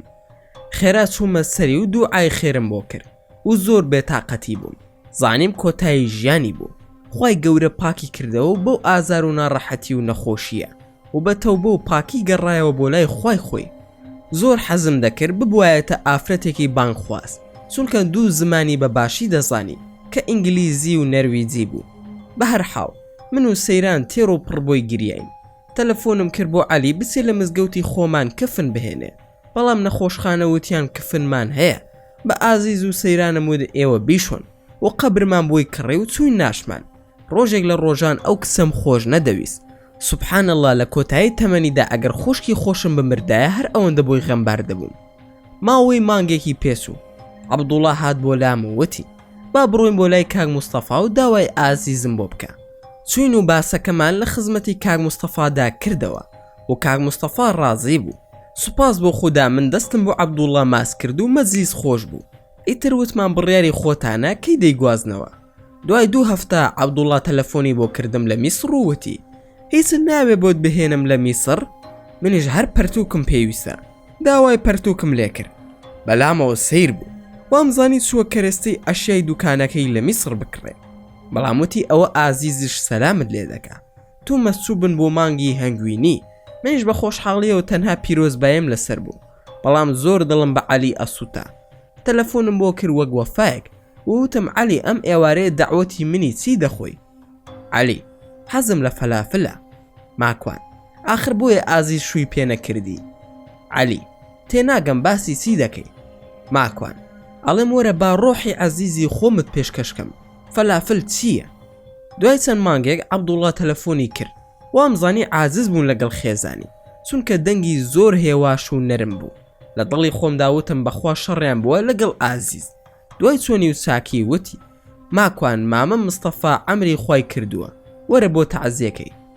ماکوان لا حول ولا قوة إلا بالله إنا لله وإنا إليه راجعون. کاک مستەفاش خوای گەورە بردیەوە بۆ لای خۆی. ژیان زۆر سەیرە، ئەڵی شانۆگەریە. هەر کەس دێت و دەوری خۆی دەبینێت و کۆتایی بە دەورەکەی دێ. کۆتایی هەمومان بەو جۆرەیە. خوایە گیان لە ماکوان خۆش بە ئەگەر لە شانۆکەتدا کارەکتەرێکی باش نەبوو بێت. دوای چەند ڕۆژێک عەلی پەیوەندی پێوە کردم و وتی ماکوان وەرە ژنمارە دەکەم. ماکوان ئەی کە خۆشحاڵم ئەخێ عەلی، سۆماڵیە یاخود چی؟ عەلی نانەرویزیە. ماکوان عەلی خۆ لە دیسکۆ پەیدا نەکردووە. عەلی نەوەڵا لە مزگەوت بۆیان دۆزیمەتەوە. نەرویزیەکی سەلەفیە و نیقاب دەکا و دەڵێ بە مەرزێک شوت پێ دەکەم بچین لە یەمەن بژین. ماکوان چیت پێویستە بۆت بکەم عەلی برام؟ عەلی ماکوان گیان وجودی خۆت بۆ من بەسە. عەلی ژنی هێنا و مستەفا مرد و ئازیز شووی کرد و هێرۆژ مرد. بەڵام سەسیل ماوە و ماکوانیش ماوە. زارێ ململانیەکان بەردەوامە. ئەمە کۆتایی نییە بەڵکو سەرەتایە. لێرەوە کۆتایی بە بەرگی یەکەمی کتێبی مەملەکەتی شەیتان دەهێنین.